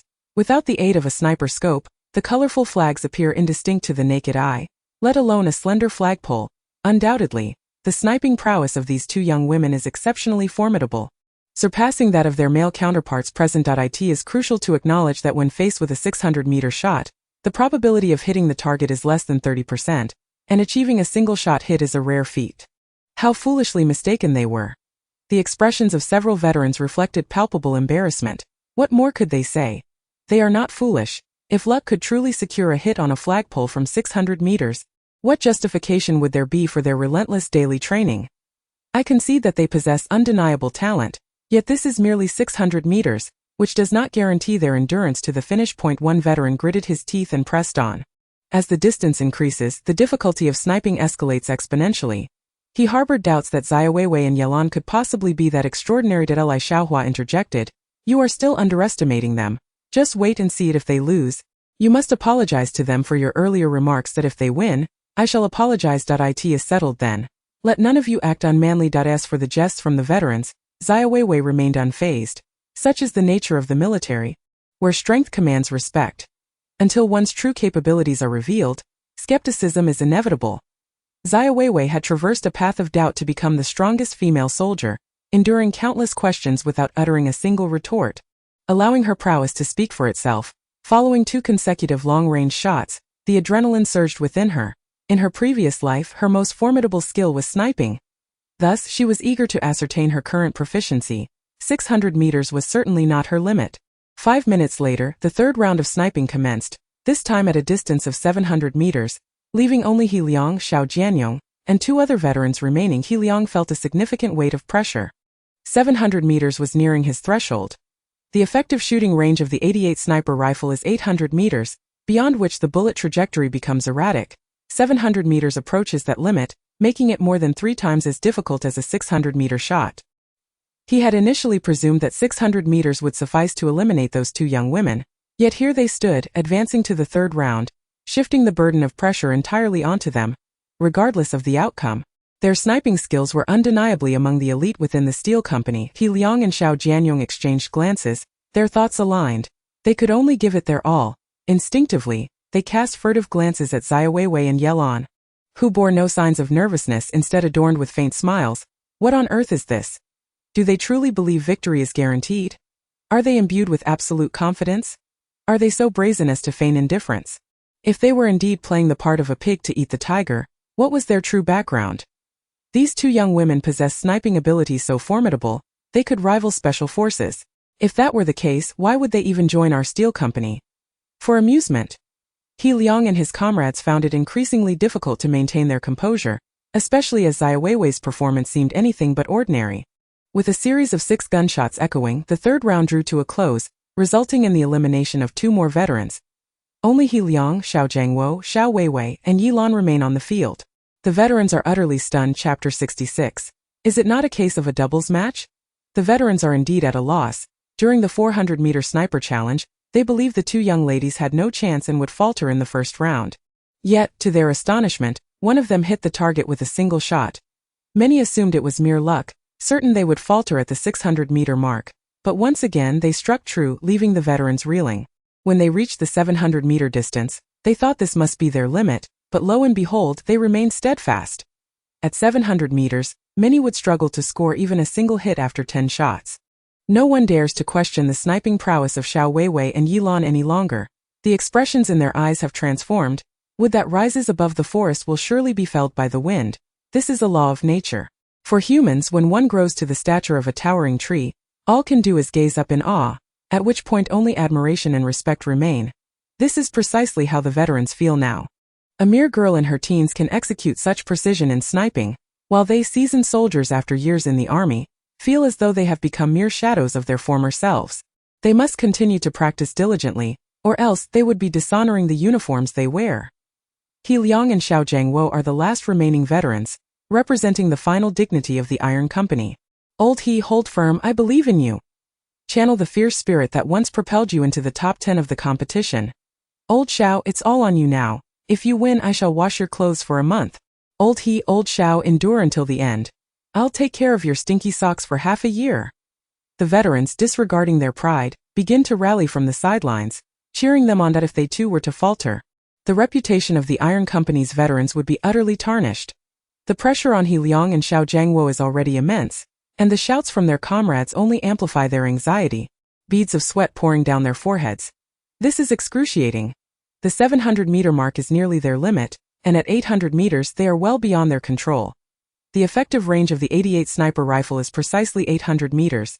Although they remain within this range, the bullet trajectory is significantly affected, compounded by the poor weather today. Thus, neither Xiaowewei nor He Liang possesses any confidence, relying solely on chance. They are acutely aware that the honor of the Iron Company veterans rests squarely on their shoulders. Yet that a line from a certain television drama echoes in their minds. "I cannot do this," Xiaowewei, hearing the veteran shouts, glances at He Liang and Xiaowewei, realizing that their mental fortitude has unraveled. The encouragement from the veterans has had the opposite effect. As an exceptional sniper, maintaining one's composure is often the key to victory. Some thrive under pressure, while others falter, turning potential opportunities into missed chances. Xiaowewei, as the captain of the special assault team, has witnessed such scenarios all too often. They will not hit the target. She then turns her gaze toward Yilan, who remains exuding confidence, displaying no signs of tension, standing in stark contrast to the two veterans. The 800-meter sniper challenge serves as a definitive dividing line for true masters. Crossing it signifies stepping into a new realm, joining the ranks of elite sharpshooters. The prowess demonstrated by Yilan at such a young age is indeed remarkable. If she can maintain this mental fortitude, her future achievements will undoubtedly be substantial. Yilan seemed to sense Xiaowei's gaze upon her, turning her head slightly with narrowed eyes, as if to convey, "I will not be outdone by you." Zhang Dongliang abruptly turned towards the veterans, shouting, "Silence! Does cheering at this moment serve any purpose? During our training I never witnessed your enthusiasm to this extent. Now you realize the stakes. How utterly disgraceful. You can't even measure up to a female soldier." The veterans' cheers abruptly ceased, their attention shifting involuntarily towards Li Xiaohua. Previously, she had been the loudest cheerleader for Xiaowewei and Yilan, but now she fell silent, a smirk playing on her lips. Clearly relishing the unfolding spectacle, Li Xiaohua raised her thumb towards Xiaowewei and Yilan. The fourth round of the 800-meter sniper challenge commenced. This distance represents the absolute limit for effective hits with an 88 sniper rifle. By the time the bullet reaches the target, it has already begun to drift, complicating trajectory calculation significantly. Only a true expert could potentially strike the target through exceptional skill. At this moment, the atmosphere grew profoundly quiet. An eerie stillness enveloped the scene. He Liang's finger, poised on the trigger, trembled slightly, beads of sweat forming on his brow. The challenge of the 800-meter shot loomed large. In regular training, he might hit the target once out of 10 attempts, yielding a mere 10% success rate. Only through extraordinary performance could this rise to 20%. Xiao Jianyong's situation mirrored He Liang's. He too lacked confidence in hitting the target. Stay calm, stay calm. He reminded himself that in 800-meter shots, even special forces snipers cannot guarantee a hit every time. Therefore, those two young ladies are just as uncertain as I am.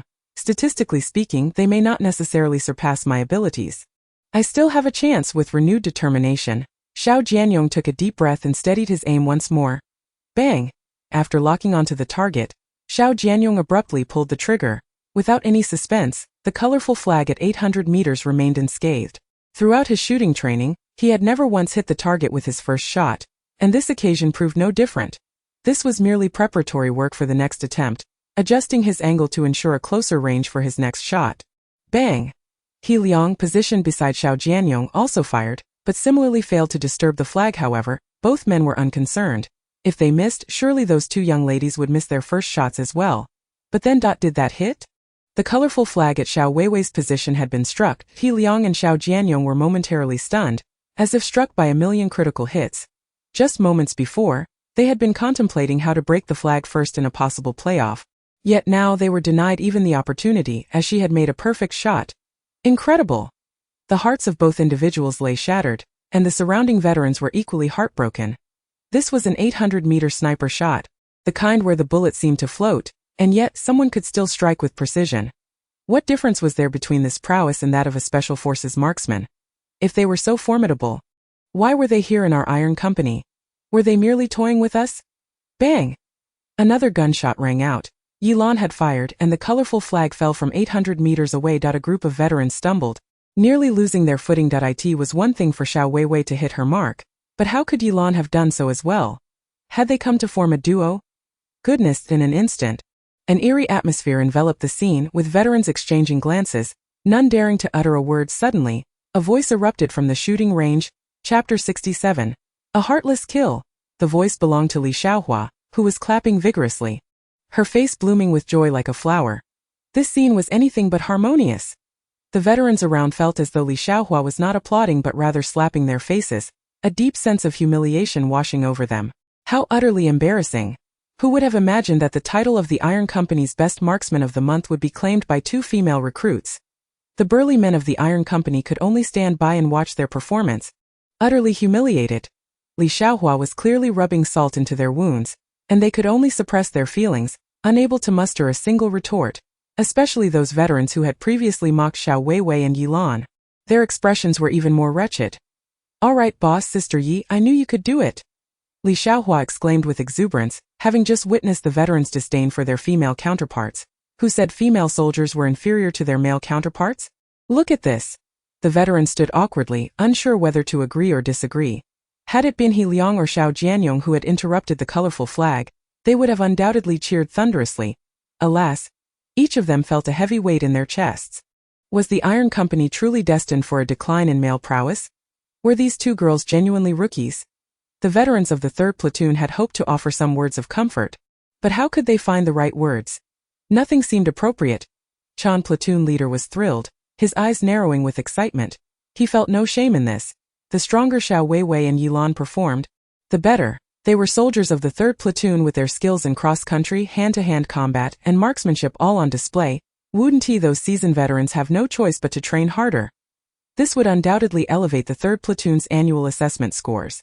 Thinking of this, Chan platoon leader felt a surge of delight. If Chan platoon leader was pleased, Zhang Dongliang was no less. He looked at Xiaowewei and Yilan excitedly, exclaiming, "Excellent. Women are no less than men. Who says otherwise? You are living proof?" Clap, clap. Li Xiaowei clapped with enthusiasm. The company commander was praising them. Why were they still standing there? They should congratulate their comrades. Xiaowewei and Yilan. Zhang Dongliang's expression darkened as he glanced at the veterans with faces like sour pickles. A heartless kill. Instantly, the shooting range erupted with fervent applause. Li Xiaowei found the company commander exceedingly handsome. Xiaowewei and Yilan, you both have interrupted the 800-meter colored flags. Theoretically, you are both the finest snipers of our steel company. However, as the saying goes, in literature there is no first. In martial arts there is no second. A competition must yield a victor. As we approach the 5th match, how do you intend to compete? The choice lies with you.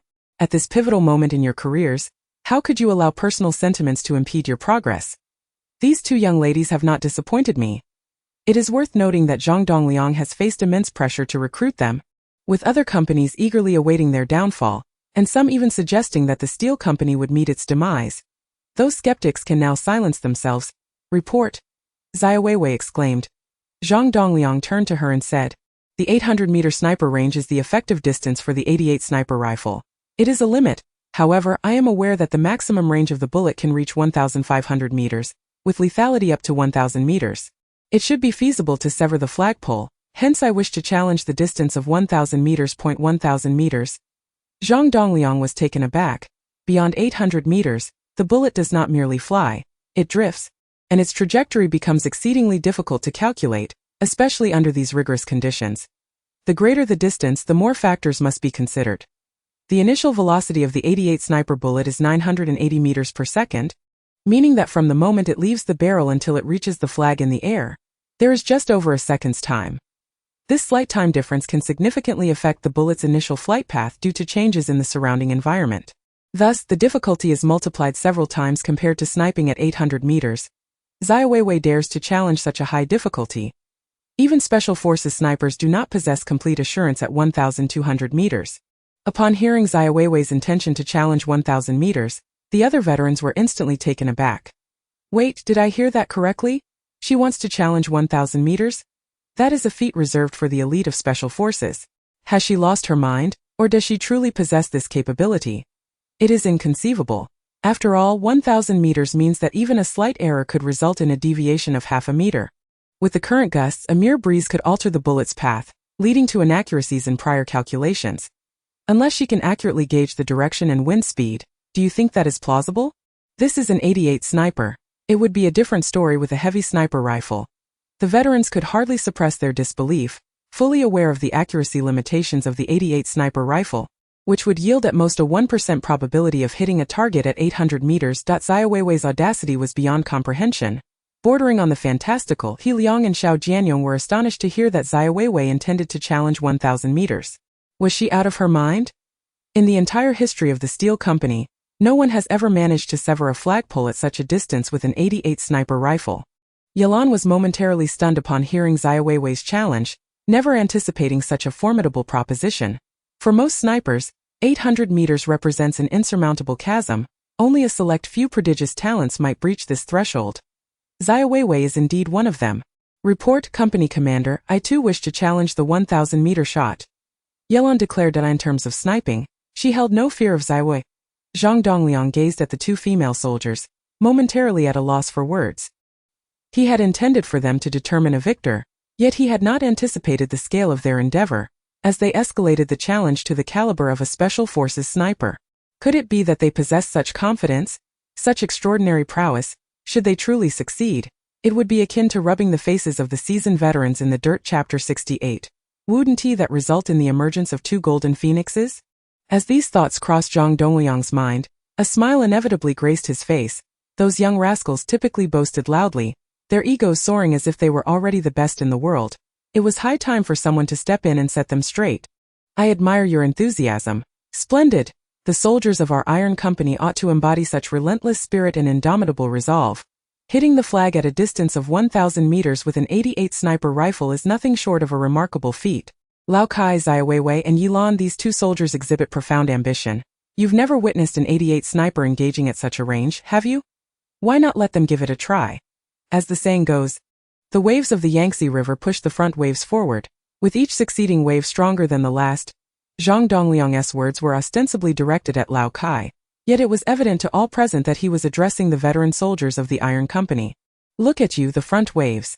If you do not strive harder, you shall be crushed by the surging tide of the rear waves upon the shore. Instantly, the faces of the surrounding veterans flushed crimson, their chests swelling with indignation. What more could they say?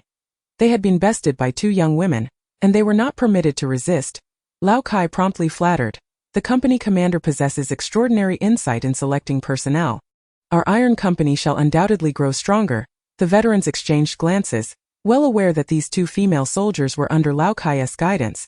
Was he not merely embellishing his own reputation? How had they not noticed his remarkable audacity before? Zhang Dongliang swiftly instructed preparations, and soon after, vibrant red and yellow flags were raised on the hillside 1,000 meters away. Red for Xiaowewei and yellow for Yilan. The flags fluttered in the breeze.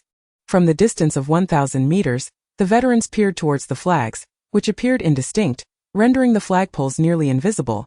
The thought of an 88 sniper targeting a flagpole from such a distance was something they had never dared to contemplate. For them, 800 meters had been the limit. Now, two newly enlisted young women were attempting this feat. Who granted them such audacity? Could they truly hit their mark? Observing the wind and the dust. If they could hit it, surely even the heavens would not permit it. Do you not believe they are merely trying to show off in front of the company commander? There is indeed that implication. Regardless, even if they miss, attempting it might earn them the commander's attention. Have you noticed how much weight modern girls place on their thoughts? Let us refrain from too much chatter. What if they genuinely possess that capability? Nonsense, even the elite special forces snipers would struggle. How could they possibly succeed? If they truly could, I would swallow the bullet. How about we place a wager? No need to swallow bullets. What about 5 packs of spicy strips? Free of charge, why would I refuse? Voices of dissent emerged from the ranks of the veterans. Some claimed that these two young women were merely seeking to attract attention, while others suggested they had become arrogant after a string of successes. Yet, there were also those who commended their courage and even speculated that they might possess genuine skill. During the 100-meter rifle shooting, they had managed to break the target pole. An extraordinary feat. Perhaps they would replicate it today. Regardless of the opinions expressed, few believed that Xiaowewei and Yilan could hit their mark. Only Li Xiaohua remained steadfast in her conviction that Xiaowewei and Yilan would succeed. Soon, Xiaowewei and Yilan took their positions for the sniping challenge. The objective was to hit a target at 1,000 meters with an 88 sniper rifle, and they had 5 minutes to complete the task. As Old Kai announced the commencement of the 5th match, silence enveloped the venue, with all eyes fixed upon Xiaowewei and Yilan. The wind howled, stirring up a cloud of dust across the ground. It was nearly noon, and the scorching sun cast an oppressive heat, the air tinged with a faint scent of singed earth. Lying prone under the blazing sun was a test of endurance. At a distance of 1,000 meters, with a gusty breeze blowing at force 4 from the east and humidity around 20%, Xiaowewei's mind raced through these critical statistics, calculating the ballistic trajectory and adjusting for the optimal angle of fire. These data points were all her own deductions. There were no observers beside her to provide assistance, a condition she had long since acclimatized to. In her past life, she had been a strategic-level sniper, never reliant on spotters, executing special missions solo like a lone wolf. Drawing upon these memories and experiences as she aimed, a multitude of calculations surged through her mind. In an instant, as she locked onto the target through the sniper scope, she had perfected her shooting stance, poised to fire. Xiaowewei regulated her breathing, her right index finger resting on the trigger, entering a state of profound focus, feeling as though she were one with the 88 sniper rifle. A gust of wind swept past, sending dust swirling suddenly. Her half-closed eyes snapped wide open, and her finger decisively squeezed the trigger. With a resounding thud, the rifle discharged, the bullet hurtling forth at a velocity of 980 meters per second. Xiaowewei lowered the rifle, rose to her feet, stood at attention, and proclaimed, "Report, shooting completed." A collective astonishment rippled through the crowd. Her actions had been astonishingly swift. Had she not just assumed her position? It seemed she had even taken a moment to rest before abruptly firing. Was it truly possible for her to be so nonchalant? The stipulated time was 5 minutes, and she had finished in less than 30 seconds. Did she genuinely believe she could hit the target? Surely, this was mere theatrics. She had never intended to strike the mark. Yet, as their gazes turned toward the target, a thought flickered through. I told you she couldn't possibly hit, but she did? The veteran's jaw dropped, his eyes wide as if he had witnessed a ghost. In the next moment he stumbled, nearly falling over. Good heavens, she really did break it. Was it luck? Go ahead, try hitting a target at this distance. The incredulity hung in the air. This is 1,000 meters. It's utterly astonishing. Is this truly a task suited for mere mortals? Goodness, have we sunk so low as to be likened to dogs? The expressions of the veterans shifted repeatedly, particularly those who had adamantly claimed that hitting the target was impossible. Their throats seemed to harbor a fly, as if freshly taken flight from a mound of dung. Zhang Dongliang turned around and scolded, "What are you all shouting about? Where's your discipline? Blabbering on, just moments ago you asserted that they couldn't hit anything. Do you see it now? Just because you cannot achieve something does not mean others cannot." While Zhang Dongliang berated them, his heart was already bursting with joy. Utilizing an 88 sniper rifle to sever a colored flag 1,000 meters away, such a feat had yet to grace the annals of the Steel Company's history. This level of marksmanship rivaled that of the seasoned veterans. The more formidable Xiaowewei became, the more prestigious it was for him as the company commander if Yilan could also achieve a hit. Would that not mean the Steel Company had sprouted 2 golden phoenixes? Instantly, all attention converged upon Yilan. Chapter 69. You, the parasites of the regiment. Yilan too had not anticipated that Xiaowewei would fire so swiftly and actually hit the mark. The pressure was immense, akin to what they had previously imposed on He Liang, Xiao Jianyong, and others. Even with her composure, Yilan felt the weight of the moment. After all, eliminating all distractions to strike a target within such a short span was beyond her current capabilities. This was a 1,000-meter shot, not merely 100. Moreover, the present conditions were hardly conducive to long-range sniping. Xiaowewei, who are you truly, and why are you so exceptionally skilled in every regard? Since entering the military alongside Xiaowewei, she had consistently found herself overshadowed, as if she were her own nemesis. As this fate, Yilan's resolve wavered slightly. However, as an exceptionally gifted sniper, she took a deep breath, striving to regain her focus. She dismissed all distractions, concentrating solely on the flagpole. As if time itself had come to a standstill in that moment. With a clear mind, she entered a state of transcendence. Seconds ticked by, and all eyes were riveted on the flag 1,000 meters away, many veterans clenching their fists in anticipation. Their emotions were a tangled web. They wished for Yilan to succeed and witness a miracle, yet were conflicted. If she succeeded, would it not further illustrate their own inadequacies? Truly, a love-hate relationship. After years in the military, they had never felt such turmoil. Old Kai recognized the immense pressure weighing on Yilan. She was inherently tenacious and never one to concede defeat. Yet facing a prodigious talent like Xiaowewei, sometimes defiance was futile. Every sharp blade requires a whetstone for its birth. Perhaps Xiaowewei was that whetstone for Yilan, honing her to a finer edge. Yilan might not even realize that her current prowess far surpassed that of when she first joined the recruit company. Were it not for Xiaowewei's dazzling performance overshadowing her, she would undoubtedly be the brightest star among this batch of recruits. Regardless, this boded well for the steel company.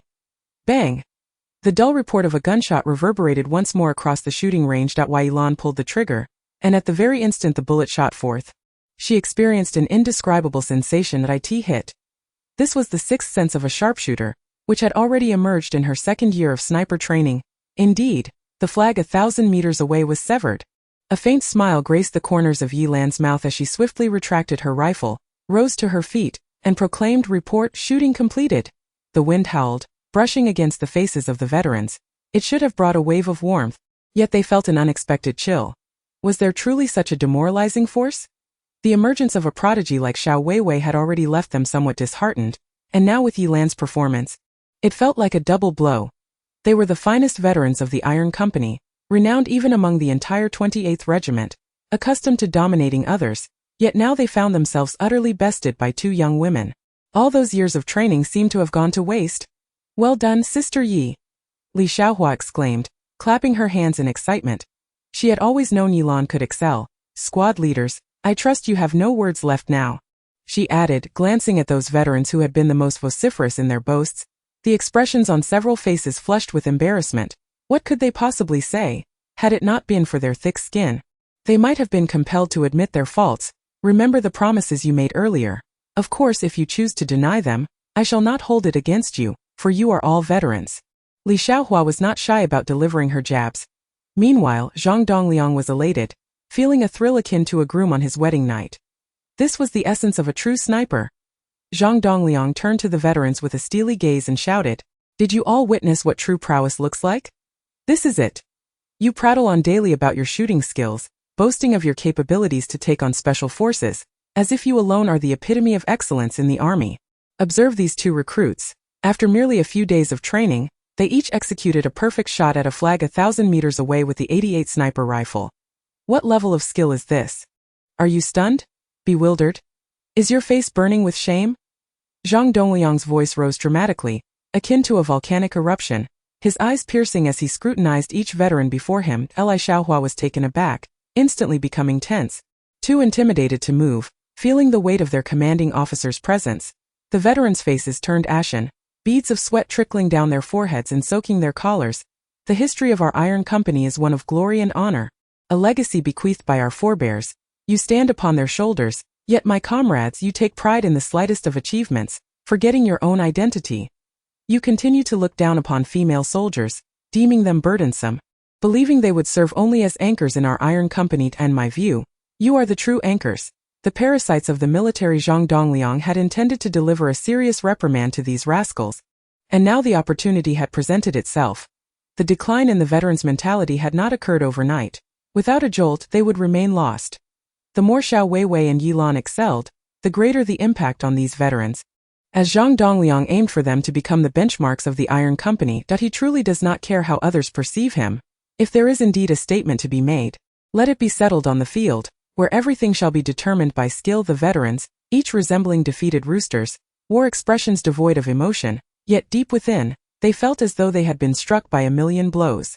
After Zhang Dongliang's admonition, he turned to Xiaowewei and Yilan, his previously stern countenance instantly transforming into a radiant smile akin to a blooming chrysanthemum. "Xiaowewei, Yilan, you both performed admirably, showcasing the indomitable spirit of our Iron Company.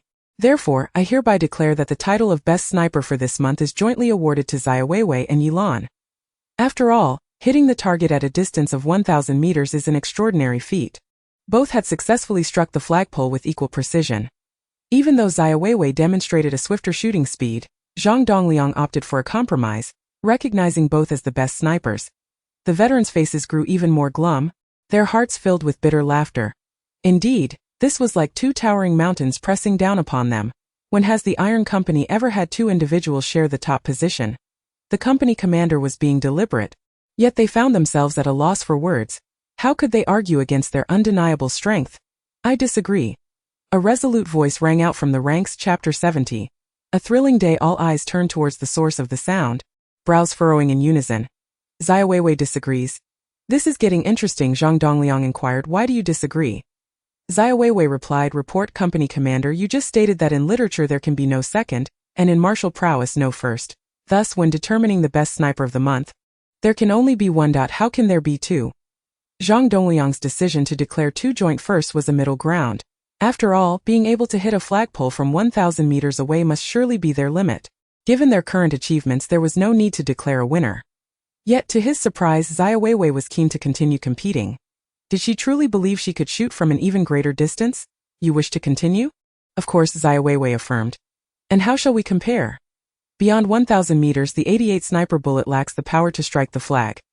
Xiaowewei continued, at 1,200 meters, if one shot cannot break it, then two shots will suffice. Zhang Dongliang felt a jolt of shock. This was utterly insane. 1,200 meters, and if one shot fails to achieve the task, then two shots. Such arrogance was unfathomable. Did she think this was merely a 10-meter shot? While the bullet can indeed reach 1,200 meters, its efficacy diminishes significantly, lacking the strength to sever the flagpole. Moreover, hitting two shots in nearly the same spot was a formidable challenge. How could this be possible? The other veterans were equally astounded upon hearing Xiaowei's intent to shoot at a distance of 1,200 meters, requiring two shots to sever the flagpole. They felt as if they had been struck by a thunderbolt, their bodies assailed by a million impacts. They had witnessed audacity before, but never such audacity. The effective range of the 88 sniper is 800 meters. Beyond that, the bullets become erratic. Now aiming for 1,200 meters, an additional 400 meters beyond its effective range? Was this a jest? Had she not just demonstrated her prowess at 800 meters, the residual momentum still palpable? The veterans would have erupted in curses had it not been for her recent achievement. Was she out of her mind, or had her CPU malfunctioned? One by one, they stared wide-eyed at Xiaowewei, whose delicate features betrayed no hint of jest. She remained calm as if this were an entirely ordinary proposition. Paralyzed, she actually succeeded. Meanwhile, as her rival Yilan heard the challenge of sniping from 1,200 meters, a jolt of surprise coursed through her heart. Hitting a target at 1,000 meters with a single shot was a feat Yilan could only achieve through extraordinary performance. Otherwise, under normal circumstances, she would require at least two shots. The audacity of Xiaowewei to propose a shot at 1,200 meters had she lost her senses. Despite her immense restraint, Yilan felt an urge to express her frustration in a manner reminiscent of those seasoned veterans. Xiaowewei, are you certain? Yilan inquired solemnly, her breath quickening. Had it been anyone else, she would have already taken action. Xiaowewei retorted, are you afraid? Yilan fixed her gaze upon Xiaowewei. There was nothing in this world Yilan would shy away from. While she lacked confidence in making a successful shot at 1,200 meters, did Xiaowewei truly possess it? Attempting to outwit her was futile. Let us do it. I am not intimidated by you. Yilan replied coldly. The veterans could no longer contain themselves. Were these two young women out of their minds? One dared to challenge while the other was audacious enough to accept. Sniping at 1,200 meters seemed as trivial as a game. Their words lacked substance, or rather, they had no substance to begin with. Were they simply acting out of spite? It was surprising to see both with such fiery tempers, both willing to engage in this reckless endeavor. Were today's young women truly so bold? A hint of success had made them arrogant beyond measure. Absurd. Chun Pai could not help but twitch at the corners of his mouth, muttering two words under his breath. Utter nonsense. He was pleased that they could disrupt a target 1,000 meters away, a testament to their shooting prowess, which was already the limit for an 88 sniper. Now they were aiming for 1,200 meters. Was this not sheer folly? If they sought to impress the company commander, it would be an unnecessary embellishment. Should luck favor them and they succeeded, it would indeed be a feather in their cap. But what if they fell short? They were still too young. Chun Pai interjected, unable to restrain himself.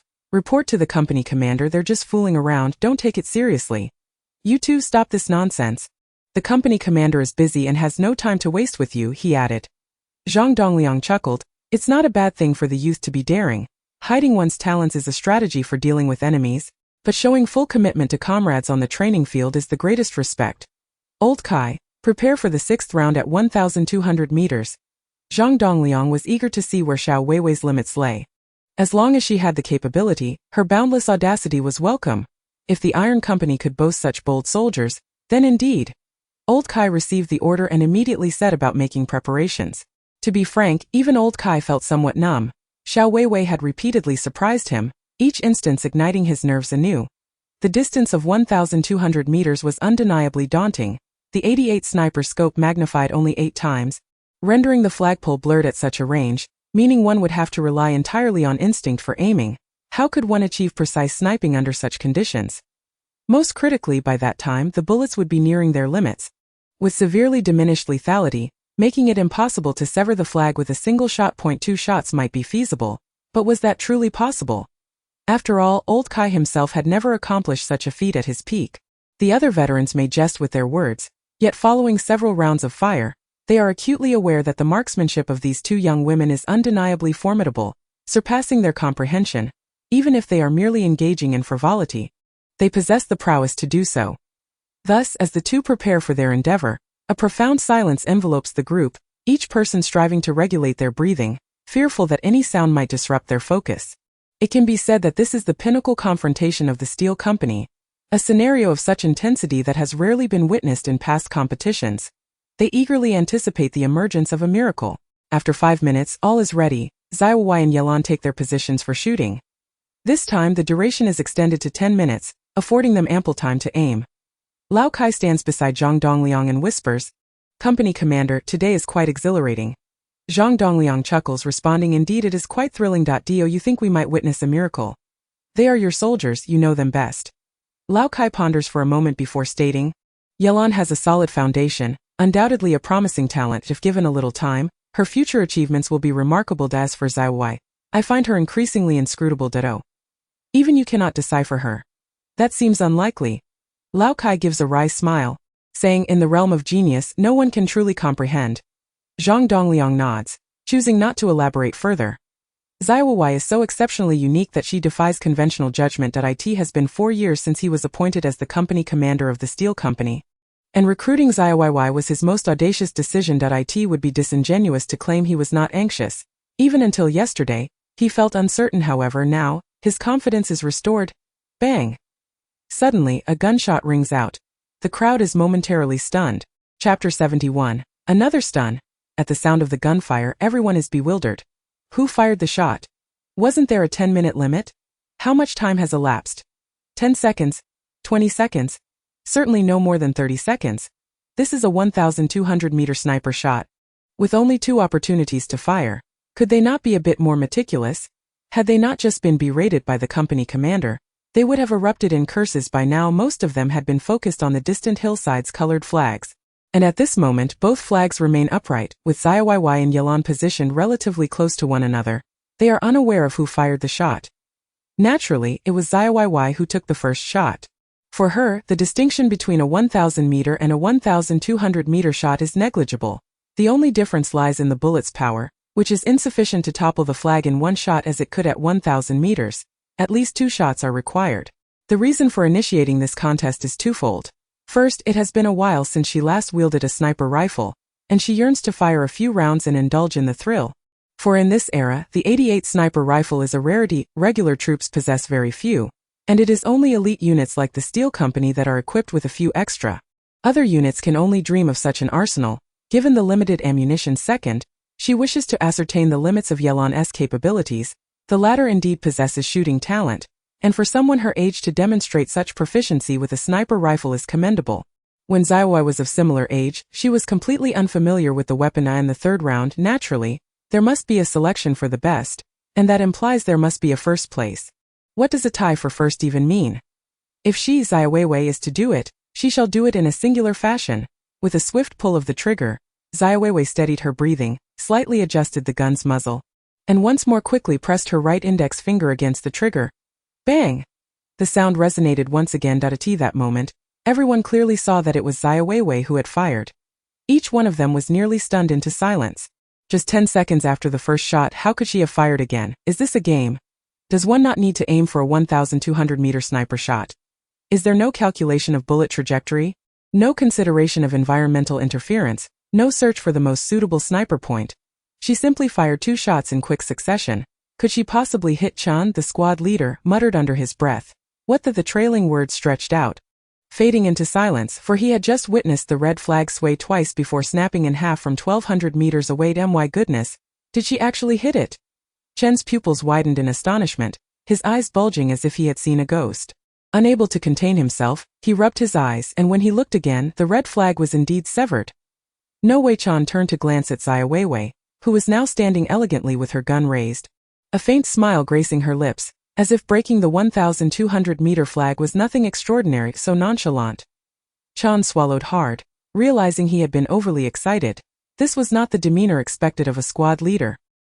He needed to remain composed, look at the subject of the event unfazed, while he, merely a bystander, was in such a frenzy. Why the urgency? Chan shrugged, attempting to maintain an air of indifference, then turned to observe the others, only to notice that the veterans were all wearing expressions of bewilderment, including the first and second squad leaders, and even the company commander seemed stunned. Was it truly such a spectacle? Chan wore a proud expression. After all, she was the soldier he had chosen. Exceptional indeed. Zhang Dongliang had initially harbored little hope, merely encouraging Xiaowewei to unleash her full potential. Even if she missed, the title of best sniper would still belong to her. However, he never anticipated this girl would deliver such a tremendous surprise. She had indeed broken the flag from 1,200 meters with just 2 shots. Such remarkable skill! With such sniper prowess, even the seasoned veterans of the Special Forces could not match her capabilities. Could they? Zhang Dongliang's first thought was that he had struck gold. With her marksmanship, she would undoubtedly astonish everyone at the military sniping competition. The very thought made Zhang Dongliang unable to contain his excitement. Such a soldier must be retained, even if it meant sacrificing appearances to comply with Lu's matchmaking schemes. Old Kai chuckled to himself, muttering under his breath, "Weren't you just the same?" This contest today would surely leave a significant mark in the annals of the Iron Company's history. Company commander, you must keep a close watch on such talent, especially regarding the commander, who tends to send promising recruits away after a drink. Old Kai hurriedly reminded him. Zhang Dongliang's heart sank momentarily, an inexplicable tension rising within him. How could he have forgotten this crucial detail? When he initially inquired about the peculiar training regimen of this cohort of female soldiers, Lu Tuanji hesitated, reluctant to divulge any details, claiming ignorance.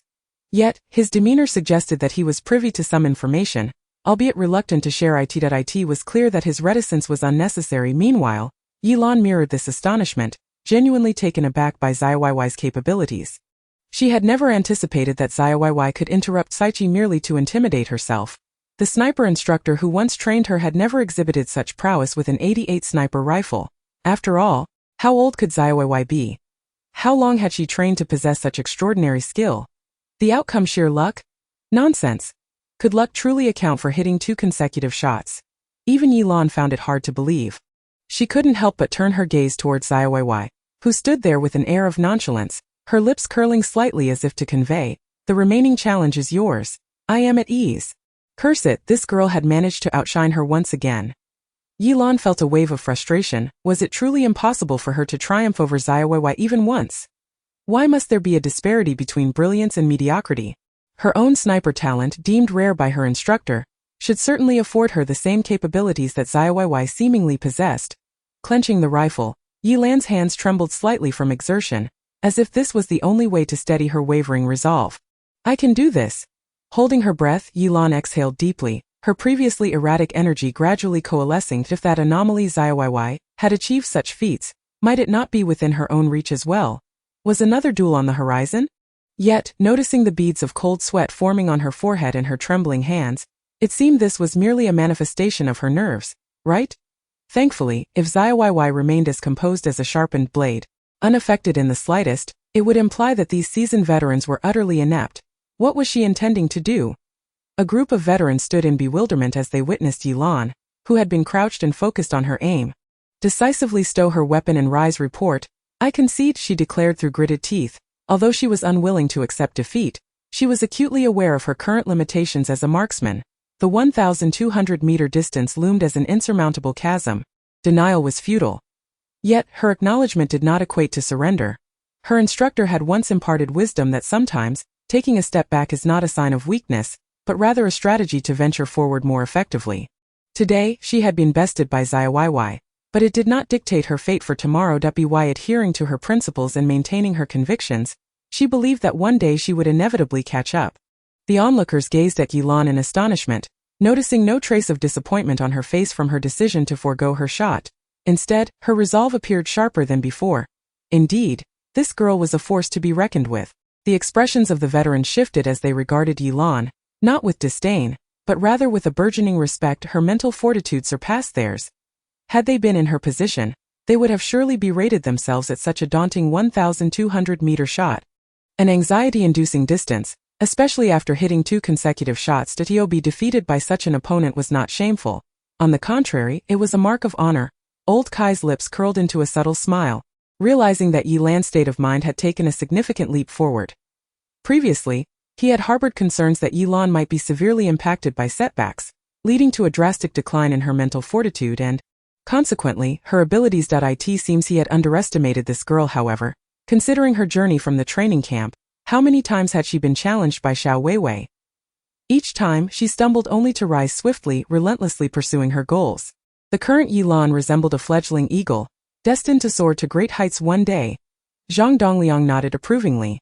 Yilan's progress was commendable, as conceding defeat did not equate to true failure.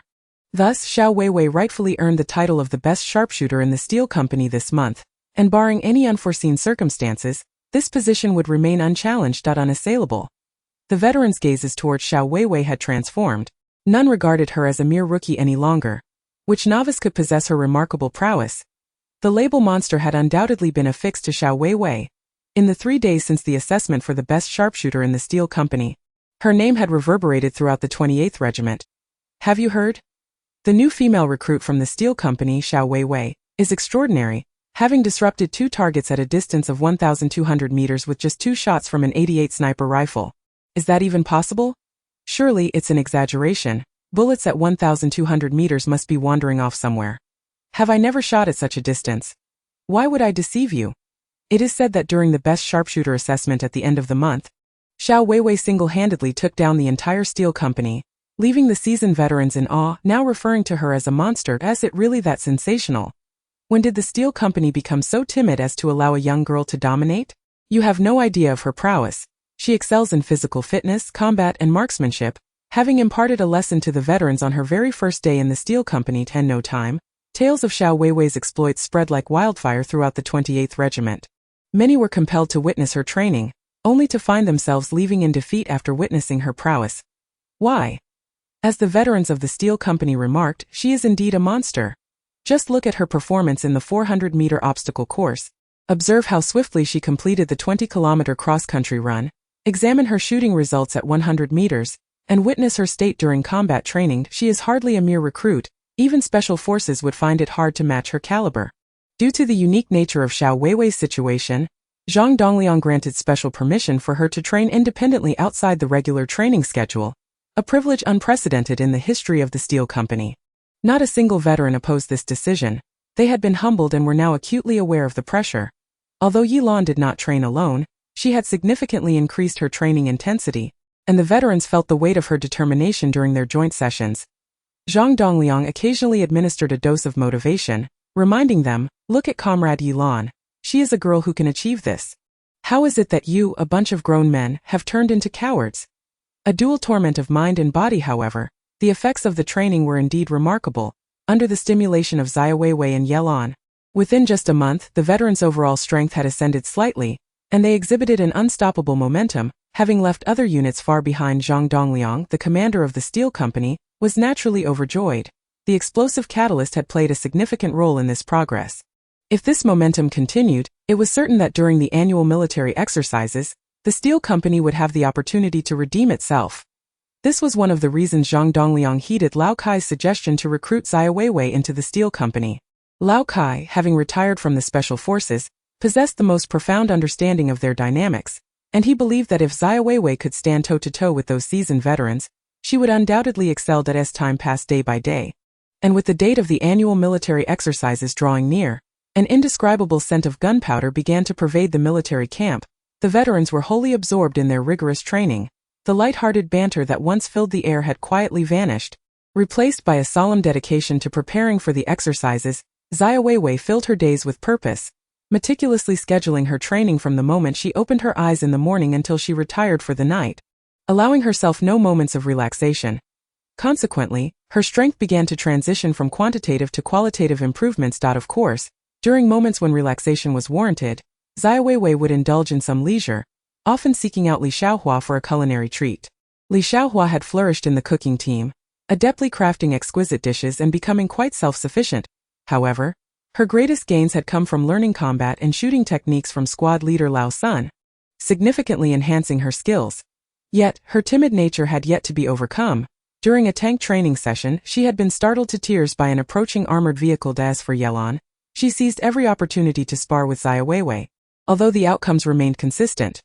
This girl grew increasingly tenacious, undeterred by setbacks, which earned Xiaowewei a measure of admiration for her resilience and mindset. One afternoon, after lunch, instead of resting in the dormitory, Xiaowewei ventured alone into the jungle for special operations tactical cross-country training. The routine drills of the steel company were far too simplistic for her, failing to satisfy her training regimen. Thus, she engaged in exercises that were part of special forces training programs. Suddenly, a booming sound echoed from the distant military camp. Xiaowei's expression shifted slightly. Chapter 73. A critical moment of failure. Had the military exercises commenced? Xiaowei was aware that preparations for the annual military exercises were underway, although the specific timing had yet to be determined. Familiar with military protocols, she understood that to assess a unit's responsiveness, simulations of sudden warfare outbreaks were often conducted, requiring troops to assemble swiftly upon receiving orders. Therefore, the sounding of the alarm signified the official commencement of the exercises. Military orders are as immovable as mountains. Once the assembly command was issued, everyone sprang into action without a moment's delay. Without a hint of hesitation, Xiaowei propelled herself forward, her form resembling that of a leaping cheetah. Racing toward the steel company's encampment this time, she chose to traverse directly through the forest rather than following the winding mountain paths, a decision that would save time but demand considerable physical exertion. Should anyone happen to catch sight of Xiaowei at that moment, they would likely be astonished. In the dense foliage, she was a swift predator, effortlessly leaping over stones, vaulting across deep pits, and darting through thickets as if traversing level ground. As the incessant blaring of alarms echoed through the air, the battalions stationed in various regions sprang into action with remarkable swiftness. Armored units, transportation troops, airborne forces, and more operated like a finely tuned machine. Revealing their formidable presence, armored vehicles formed a lengthy procession, traversing the mountain paths en route to their designated assembly point, while tanks created a steel serpent that roared through the woodlands, stirring up thick plumes of smoke. Armed helicopters ascended rapidly into the sky. The air was thick with the acrid scent of warfare. Xiaowei, as she navigated the forest, could see helicopters soaring overhead, a rare sight in ordinary times. The armored vehicles roared like beasts of prey in the wilderness. And when the tanks, those iron behemoths, were arrayed together, the spectacle was truly awe-inspiring. Despite having witnessed countless grand scenes in the past, Xiaowei was equally struck by the grandeur of the moment. The steel battalion she had seen was merely the tip of the iceberg. The true strength of the 28th Regiment was now manifesting as the annual military exercises commenced. The curtain of the annual military drill rose officially at this moment, within the steel battalion's encampment. The sound of hurried footsteps filled the air, and a tense atmosphere enveloped the entire military camp in an instant. The veterans had long prepared for this moment, fully armed. The seasoned soldiers of the steel battalion swiftly gathered on the training ground. Hurry, hurry!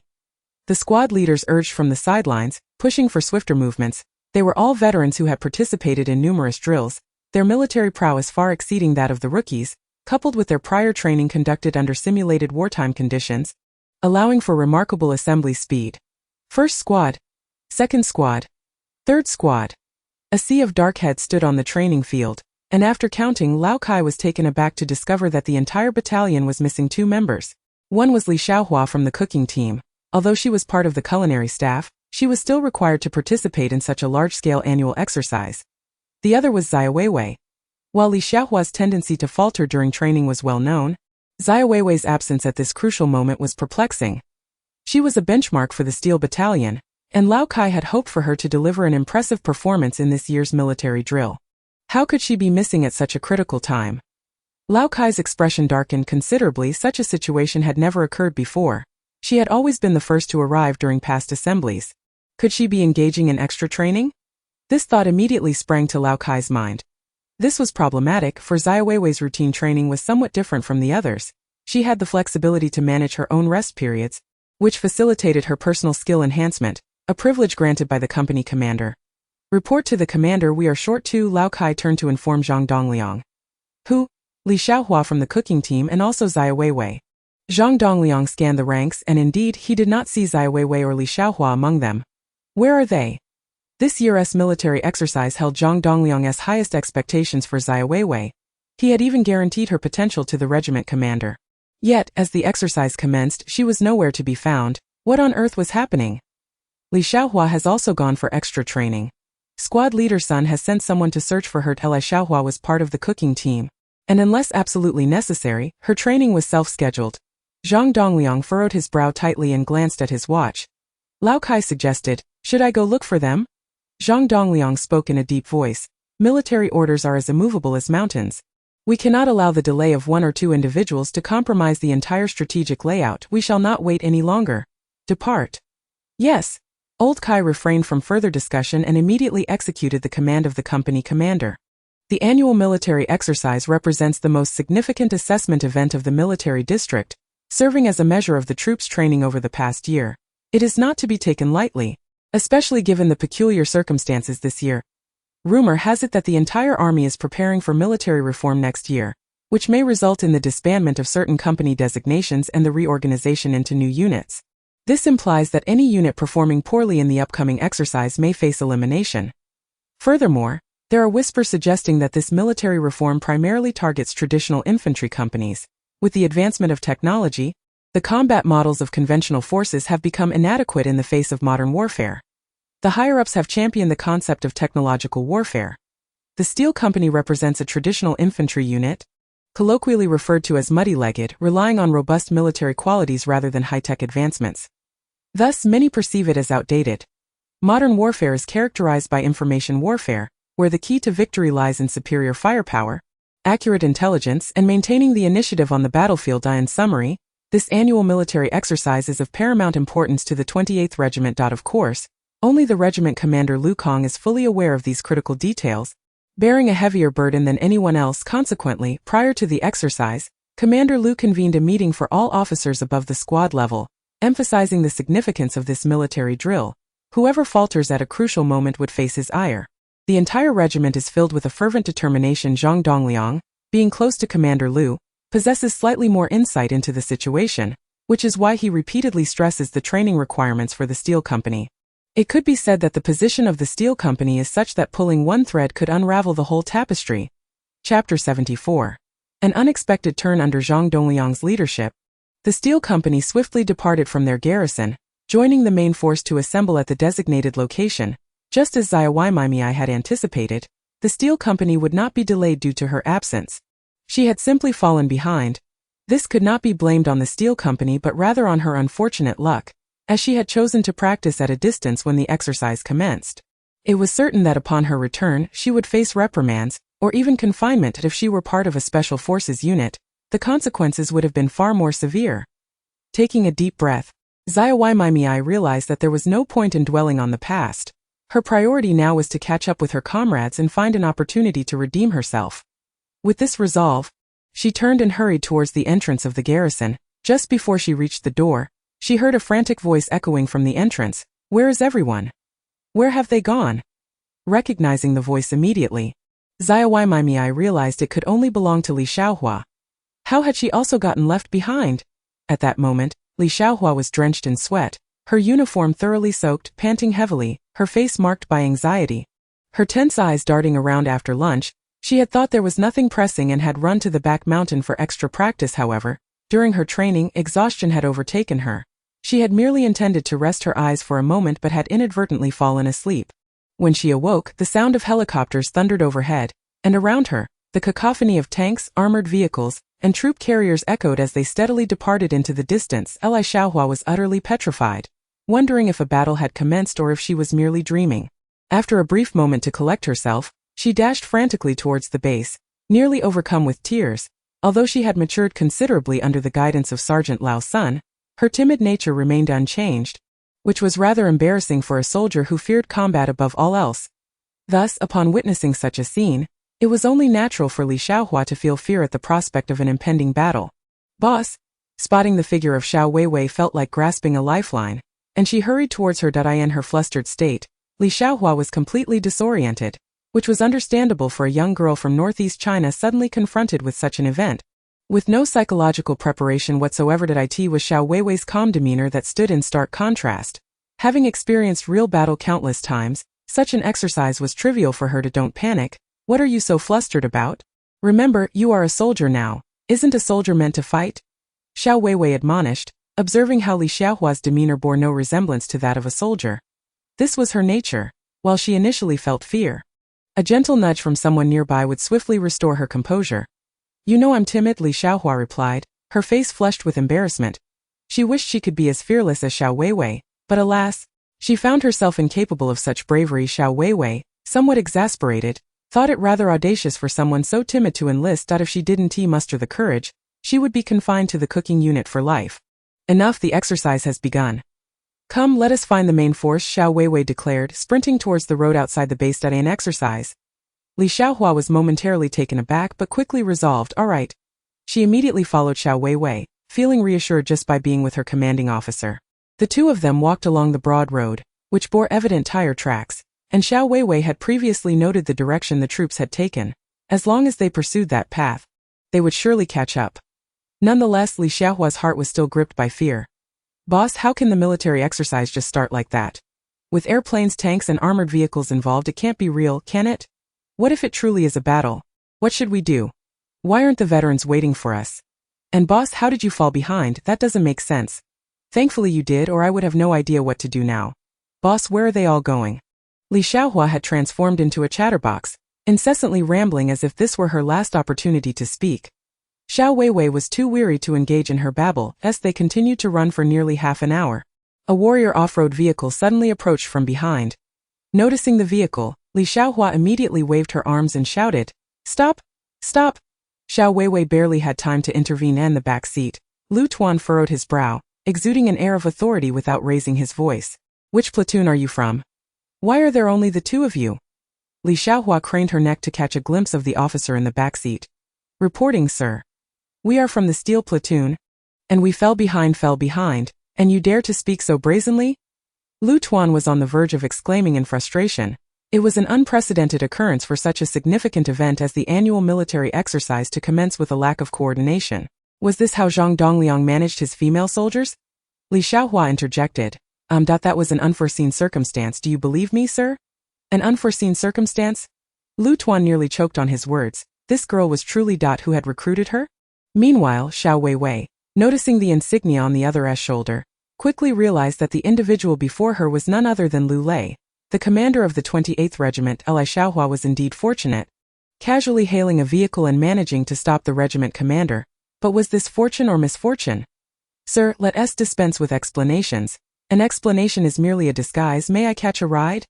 Li Xiaohua was quite forthright in her social interactions, displaying an unrefined boldness without perceiving any impropriety. The veteran driver nearly voiced his irritation, wondering how such a Na'vi girl had joined their ranks. She was audacious enough to seek a ride with the commander after falling behind. Just wait. Once the exercise concluded, Zhang Dongliang would have quite the reckoning. Lu Tuan's forehead was furrowing deeply in exasperation. Come on in. Thank you, sir. Li Xiaohua was utterly unreserved as she opened the door and swiftly took her seat. Xiaoweiwei followed suit. Chapter 75. Falling behind, deserter? The warrior vehicle sped forward, the older soldier hesitating, pondering when the commander had become so amiable. Had it been anyone else, not only would a ride have been out of the question, but there would surely have been a torrent of scolding. Yet, considering the exercise had only just begun, the reckoning would come later. Li Xiaohua, with a mind unclouded by ulterior motives, remained blissfully unaware of future repercussions. Xiaoweiwei, however, was keenly observant. She silently assessed this unfamiliar commander of the 28th Regiment, sensing an intangible pressure emanating from him, a presence that only seasoned veterans possess. This indicated that the commander had undoubtedly faced genuine combat in the past. Zhang Dongliang also exuded a formidable aura, instilling fear among the veterans, yet it was evident that he had never encountered real warfare, a fact that piqued Xiaoweiwei's curiosity. She had heard various rumors regarding the commander from the veterans. For instance, he was known to enjoy drinking, with a few fine bottles likely hidden in his office. It was said that his most notable trait was his tendency to send capable soldiers away when inebriated, followed by a period of regret during which he would declare his intention to abstain from alcohol. However, despite the passing years, there had been no reports of him having given up drinking. Additionally, he was known for attempting to play matchmaker for young officers, particularly showing interest in introducing his niece to Zhang Dongliang. In summary, there were numerous intriguing tidbits about him. Nevertheless, Xiaowewei understood well that managing a storied field regiment like the 28th with such precision could not be a simple task. At that moment, Li Xiaohua glanced out the window and remarked, "Sir, is this an exercise or are we truly preparing for battle?"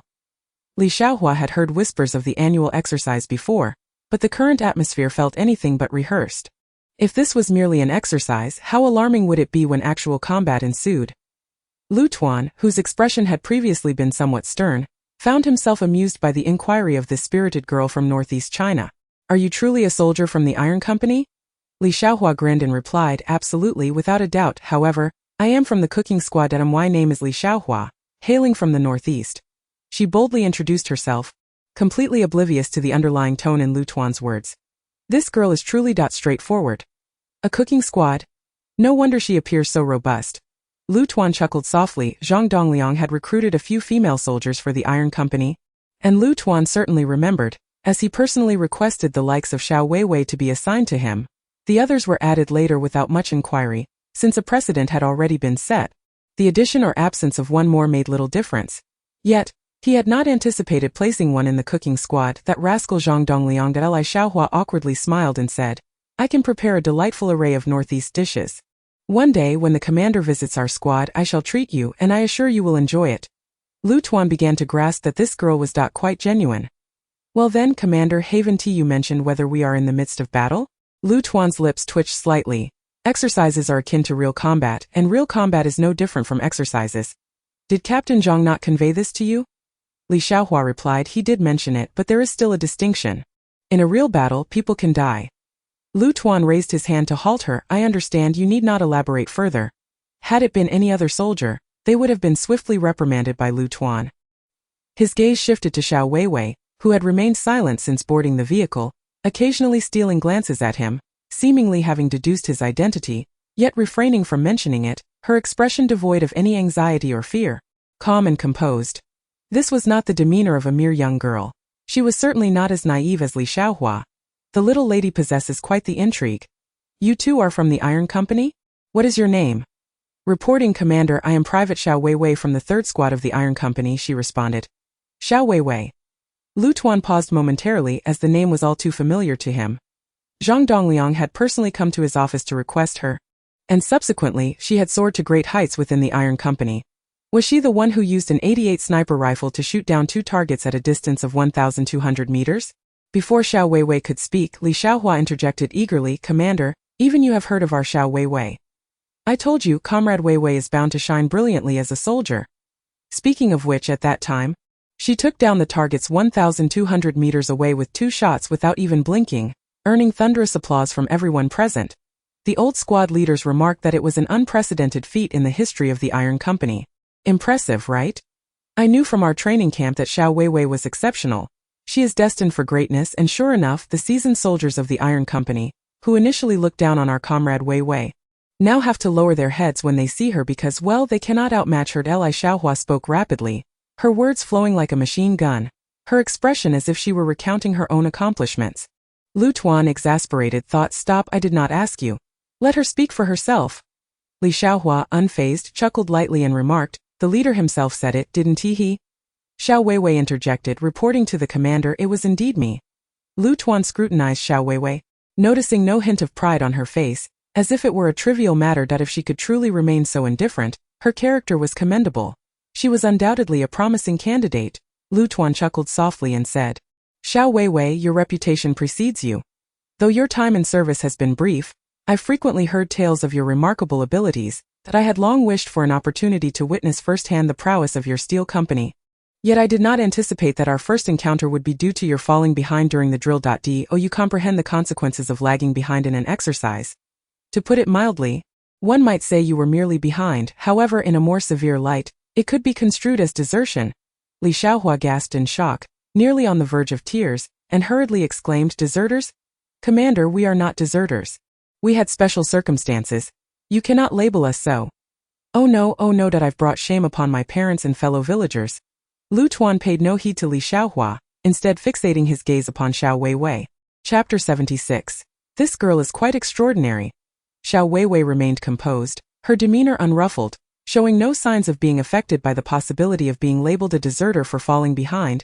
She exuded a sense of steadiness that intrigued Lu Tuan. And what surprised him further was the faint aura of pressure he sensed emanating from her. Indeed, it was an aura of pressure. This was rather uncanny. Such a presence should not be possessed by a girl of her stature. Zhang Dongliang lacked this energy. Lu Tuan, who had wielded a rifle, fought on genuine battlefields, and slain foes, recognized that feeling unmistakably. Xiaowewei understood that Lu Tuan was merely attempting to intimidate her. After the exercise concluded, any punishment would likely amount to no more than 3 days of confinement. "Commander, I am not a deserter, nor will I ever be," Xiaowewei declared. Meeting Lu Tuan's gaze without flinching, Li Xiaohua nodded beside her like a chick pecking at rice. Lu Tuan had no intention of truly punishing Xiaowewei. He merely sought to test her character. This girl was indeed different from others. Even seasoned veterans with a decade of experience would not respond with such ease to his inquiries. She was undoubtedly a remarkable candidate. And it was no wonder that Zhang Dongliang went to such lengths to recruit her into the Steel Company. We will discuss this matter later.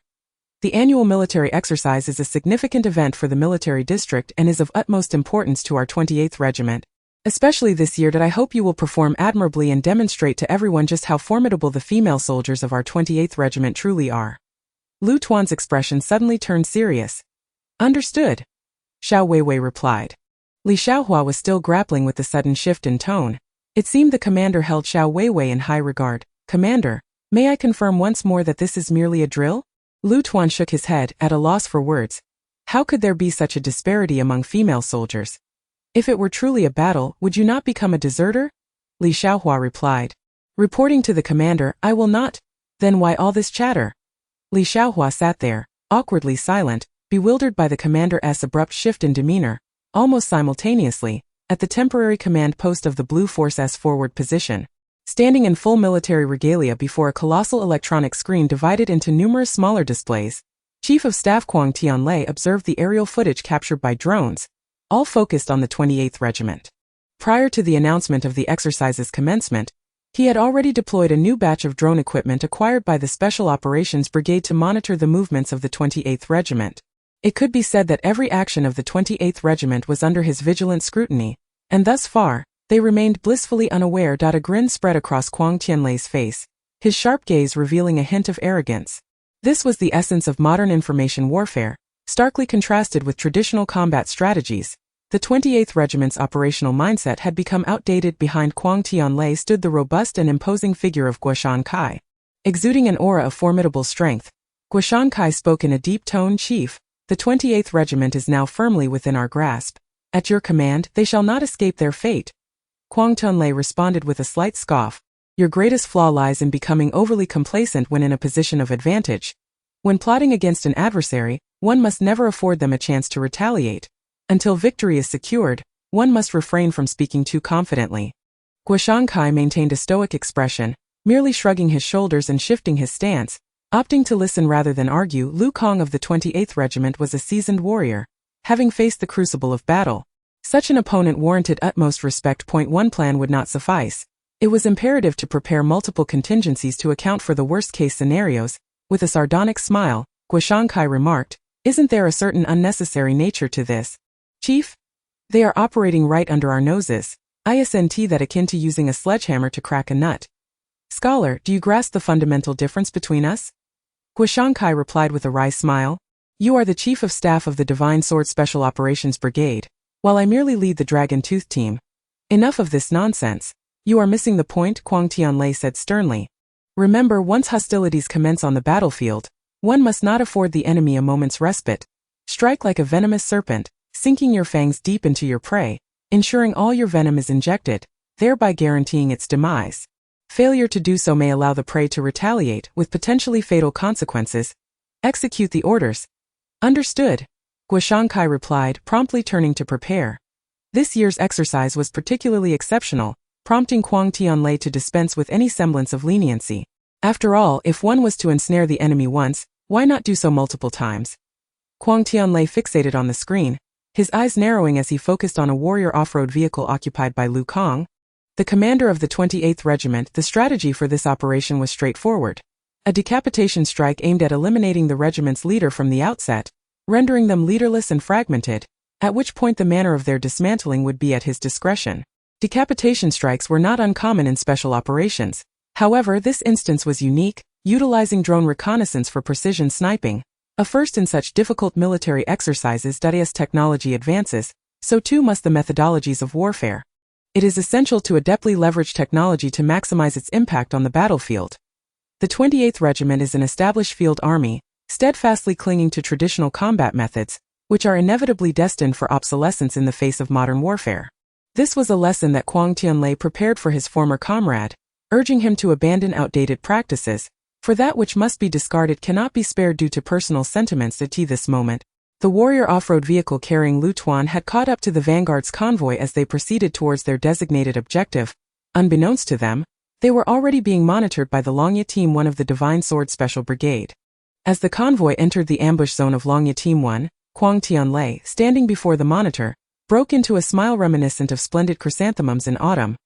Longya Team 1, this is Tian Kong, report your status. Soon, the voice of the Beidou terminal communication echoed. Longya Team 1 has observed the warrior off-road vehicle carrying the regiment leader of the 28th Regiment and is poised to execute a decapitation strike. Dagger report complete. Tian Kong received, awaiting orders, over. Dagger received, over. In the next moment, his voice suddenly rose. Relay my command, instruct the Divine Sword to open fire on Target 1 immediately. Chapter 77, Decapitation Operation. Relay my command.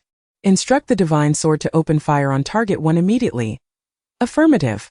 With Quang Tianlei's order issued, the technician responsible for operating the drone swiftly pressed the launch key through the terminal DIT. That moment, thousands of meters above, a circling drone released a missile from its underside with remarkable speed. Whoosh! A blue flame erupted from the tail, and under the guidance of the Beidou terminal, it plunged rapidly toward the convoy of the 28th Regiment below. The burning exhaust carved a white plume into the sky, and within the blink of an eye, the convoy, moving at full speed, remained oblivious. However, sitting in Lu Tuan's vehicle, Xiaowewei sensed an impending danger. Her hair standing on end as she suddenly exclaimed, "Stop quickly!" The veteran driver instinctively slammed the brakes, causing the vehicle to decelerate immediately. Confusion etched across his face. "What are we stopping for? Stop it now!" Lu Tuan barked. The veteran hastily pressed the brake pedal hard, and the vehicle came to a sudden halt, the tires screeching against the ground. "What's going on?" Li Xiaohua was bewildered by the sudden turn of events. Boom! A deafening explosion erupted as a missile descended from the sky, detonating less than 10 meters in front of the warrior vehicle.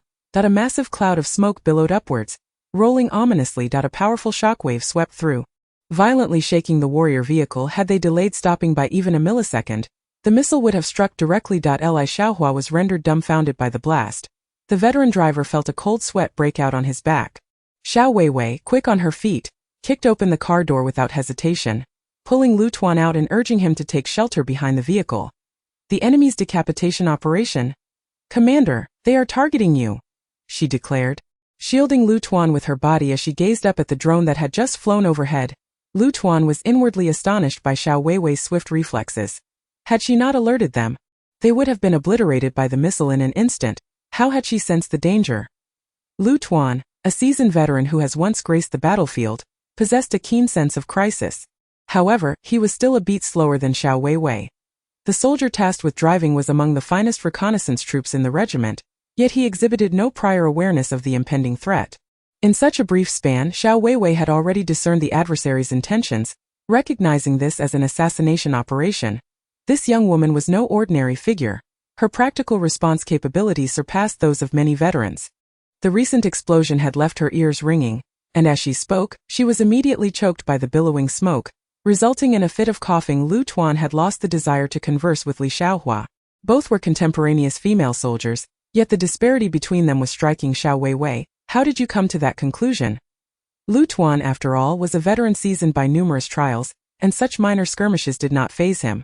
The drone that had just flown overhead indicated that the enemy was likely monitoring the convoy's movements, and it was entirely possible that the entire 28th Regiment was under their surveillance. Given the effort the enemy exerted, it was clear that aside from executing a decapitation strike, no other motive was necessary. With the exercise just commencing, a successful assassination would mean the 28th Regiment had already lost a significant portion of its strength. What astonished her was the enemy's audacity to directly employ a drone for the assault. Such extravagance was remarkable in this era. Drones were rare and valued even more than gold. Lu Tuan nodded. In this exercise, the 28th Regiment faced the elite special forces of the Shanjian Brigade. What a grand gesture for a first encounter. They truly hold us in high regard. Lu Tuan scoffed as he gazed at the drone circling high above. However, before they could stabilize, another missile screamed towards them. Boom! The vehicle that had just come to a halt was engulfed in a cloud of thick smoke. Bang! Bang! The doors were brutally flung open, and the veterans rushed out, each covering their mouths and noses, coughing incessantly, tears streaming from their eyes in utter disarray. This was a specially designed missile for the exercise, devoid of shrapnel, primarily intended to create dense smoke and noxious gas, rendering the situation quite unbearable. Alert! Alert! The soldiers from the service company jumped from their vehicles, swiftly forming a defensive line around the military trucks, scanning the surrounding area vigilantly. In that moment, they demonstrated formidable military discipline. Remaining composed despite the unexpected missile attack, however, the surrounding smoke was so thick that they could hardly discern their environment. The guard unit responsible for protecting Lu Tuan hastily converged towards the warrior off-road vehicle he occupied. Protect the commander quickly. At this juncture, the enemy's missile assault was undoubtedly aimed at decapitating the commander. The veterans were not fools. If the commander fell, they would have lost half the battle even before it had truly begun. Upon reaching Lu Tuan and finding him unharmed, the guards exhaled in relief, swiftly encircling him. Commander, are you unharmed? Lu Tuan, his face ablaze with fury, retorted, not dead yet. Meanwhile, Quang Tianlei, who had been observing the situation through the drone's surveillance feed, wore a radiant smile. Just as he had anticipated, order Longya Team 1 to unleash some heavy firepower. Let them see what we're capable of. Yes. The communication soldier promptly dispatched the new combat orders. Suddenly, along the kilometer-long mountain road, the air was filled with the deafening sound of explosions, thick plumes of smoke billowing upwards, as if the missiles raining down were of no cost at all. The veteran soldiers stationed near the military vehicles were engulfed in wisps of red smoke. With few obstacles to shield themselves, they found it impossible to evade the onslaught of missiles, which fell like a relentless barrage, claiming lives indiscriminately. Each soldier was equipped with a triggering device. Once within the blast radius, it would automatically emit smoke, signaling their demise. Damn it! What kind of skill is this? They can only ambush from the shadows. If they have the guts, let's face off directly. Loser takes the title of grandson. The fallen veteran couldn't help but utter a traditional exclamation of frustration. This battle was utterly humiliating. They had barely set out from their homes, not even reached the assembly point before being bombarded by missiles. Is this how they treat people? Meanwhile, the members of the Longya squad from the Divine Sword Brigade, concealed in the forest, witnessed the convoy engulfed in smoke. Their eyes gleaming with anticipation. Brothers, it's our turn to serve them a taste of their own medicine. The deputy captain of Longya squad, Xie Miao, codenamed Dagger, waved his right hand forward in a gesture of attack. Instantly, a dozen elite soldiers surged towards the convoy with lethal intent. Chapter 78. Awakened by the explosion? The transformation of Li Xiaowewei. The relentless barrage from the drones finally subsided. The veterans, having been crouched on the ground, slowly rose to re-establish their defensive positions. After this round of missile bombardment, half of the convoy's personnel had been eliminated, and filled with rage, they stepped aside. It was infuriating. Damn it! Lu Tuan exclaimed, covered in dirt and ash, pointing at the drones above while shouting, we are all from the same father. Their Divine Sword Brigade is a prized possession, while our 28th Regiment is a dilapidated household. If I had an anti-aircraft machine gun, you wouldn't be so arrogant. I would make you pay dearly. Lu Tuan was genuinely furious. Yet another ambush had occurred, starting with precise targeting and missile bombardment. This time it was outrageous, as they had even begun their ambush mid-journey. In the past, they would wait until reaching the exercise area to launch their attacks. This was sheer bullying. But apart from cursing, what could Lu Tuan do? The Divine Sword Special Operations Brigade specialized in infiltration and information warfare. Just as Xiaowewei had mentioned earlier, their forces operated right under the enemy's nose, who could attack at will. They wielded the most advanced weaponry, and before one even realized what had happened, many comrades had already fallen, oblivious to their own demise. This was the reality of modern special operations. At that moment, the security squad leader rushed over, urgently stating, Commander, the enemy is advancing. Lu Tuan roared back, just in time. I'm not afraid of them coming. If they want to decapitate Lu Kong, they better have teeth strong enough to do it. Everyone took cover behind the vehicles, ready to retaliate. Listen closely, our Iron Company soldiers only know how to fight to the death, not to cower. If they wish to eliminate us, then even in death we shall strike back. We won't perish in vain. The security squad surrounding Lu Tuan consisted of veterans who had fought alongside him, and they were naturally undeterred by the prospect of battle. What of special forces? Everyone was merely a man with a head on their shoulders, and in this deadly struggle it was uncertain who would live or die.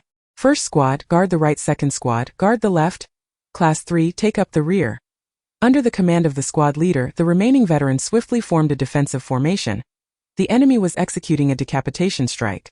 To seize their commander, they would have to pass over their bodies.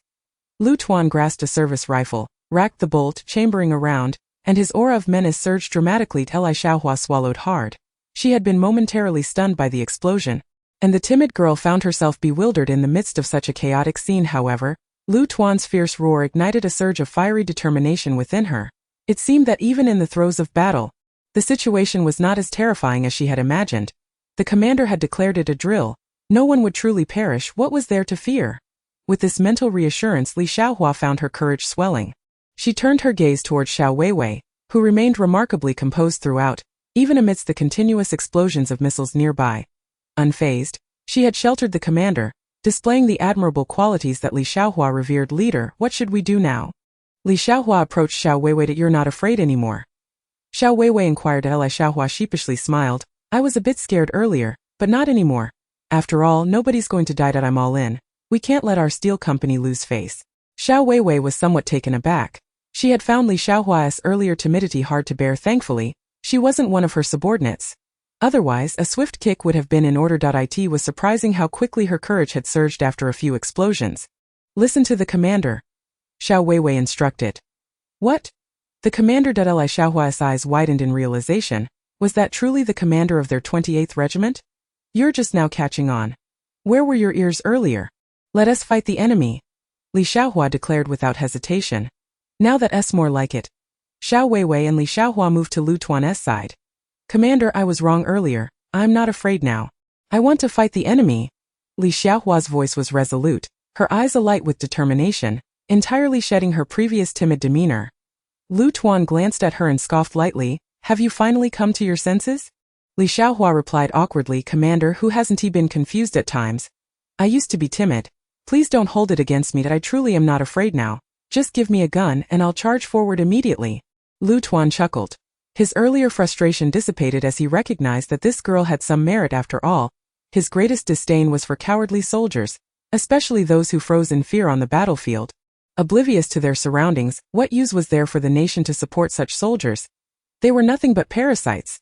If they acted like this during a drill, how could one expect them to charge into real combat? Well, it's good to see you've come to your senses so quickly. You need not participate in this skirmish. Find an opportunity to break out. Lu Tuan asserted that it was evident that Li Xiaowei's combat capabilities were average. Remaining here among the veterans would only lead to unnecessary sacrifice. Commander, I will not be a deserter, Li Xiaowei declared. Lu Tuan, choosing not to engage in idle chatter with Li Xiaowei, directed his gaze towards Xiaowewei. Had it not been for her timely warning earlier, he would have met a swift demise. She had saved him once, and during the subsequent missile bombardment, it was again Xiaowewei who shielded him just in time. A missile had struck perilously close, and she had thrown herself aside to avert disaster once more. In the face of such unforeseen circumstances, it was no small feat for a newly enlisted female soldier to safeguard her own life, let alone extend her protection to him. Her prowess surpassed that of even seasoned veterans in the guard unit. Clearly, this young woman possessed not only formidable military skills but also an acute combat awareness, rivaling that of those who had undergone extensive professional training. It was no wonder Zhang Dongliang was intent on recruiting her into the Iron Company, even going so far as to agree to a matchmaking arrangement with his own niece. Xiaowewei, what are your thoughts? Please share, Lu Tuan remarked, aware that the situation was dire. The Divine Sword Brigade was evidently laying a trap, intent on executing him here. If he were to stay with the main force, perhaps there would be a chance for escape. However, with less than a platoon remaining on his side and drones surveilling from above, breaking through seemed an insurmountable challenge. Chapter 79. Commander, I will lead you out. This was Lu Tuan's test for Xiaowewei. She was well aware of his intentions, yet the battlefield was ever-changing, and who could accurately predict the next course of action? The current predicament was indeed grim. You are the commander. I shall execute your orders, Xiaowewei replied. Lu Tuan smiled, recognizing her hesitance, and said no more. Very well, if it comes to it. Death is but a finality, I am not unfamiliar with it. He scanned the surroundings, noting that the drones had ceased their missile strikes, and the acrid smoke was gradually dissipating. When the smoke cleared completely, it would signal the full-scale assault from those seasoned soldiers. An attack is the best form of defense. Driving would be perilous, for the Divine Sword's missiles were as plentiful as they were ruthless. Once our vehicle moves, we would surely be blown to smithereens. Let us plunge into the jungle and evade those drones for now. Having been a veteran of the battlefield, Lu Tuan's ability to assess situations was commendable. Under his command, the soldiers of the guard unit advanced swiftly, providing cover as Lu Tuan dashed towards the forest 100 meters away. Just as Xiaowewei and Xiaowei prepared to follow closely behind him, a barrage of gunfire erupted from the depths of the forest ahead. Enemies lying in ambush surged from both flanks, their bullets raining down upon the guard unit. In a mere instant, a significant portion of the guard unit fell. The adversaries exhibited precision marksmanship, fierce firepower, and agile evasion. Unmistakably seasoned veterans themselves, though the soldiers of the guard unit were competent, they were no match for these seasoned foes, especially considering the latter came prepared. The surprise offensive was quickly suppressed, forcing them to take cover behind a slope 50 meters away. Unable to even peek out, Xiaowei witnessed the fierce exchange ahead, bullets striking the veterans, accompanied by the telltale red smoke of declared casualties, a stark contrast to the visceral splatter of blood, which brought her a peculiar sense of relief. Commander, which unit do those soldiers belong to? Xiaowei yearned to express her admiration for their remarkable prowess, yet hesitated to voice her thoughts, fearing the reprimand of her commander. Lu Tuan remarked, which unit could it possibly be? The Divine Sword Special Operations Brigade. That if I am not mistaken, it should be the Dragon Tooth Assault Team personally commanded by Xiaowewei. A Special Operations Brigade. Are they elite soldiers? Xiaowei exclaimed, astonished. Whether in the Recruit Company or the Iron Company, the veterans often spoke of special forces, claiming that their greatest aspiration was to become a special soldier. A king of soldiers.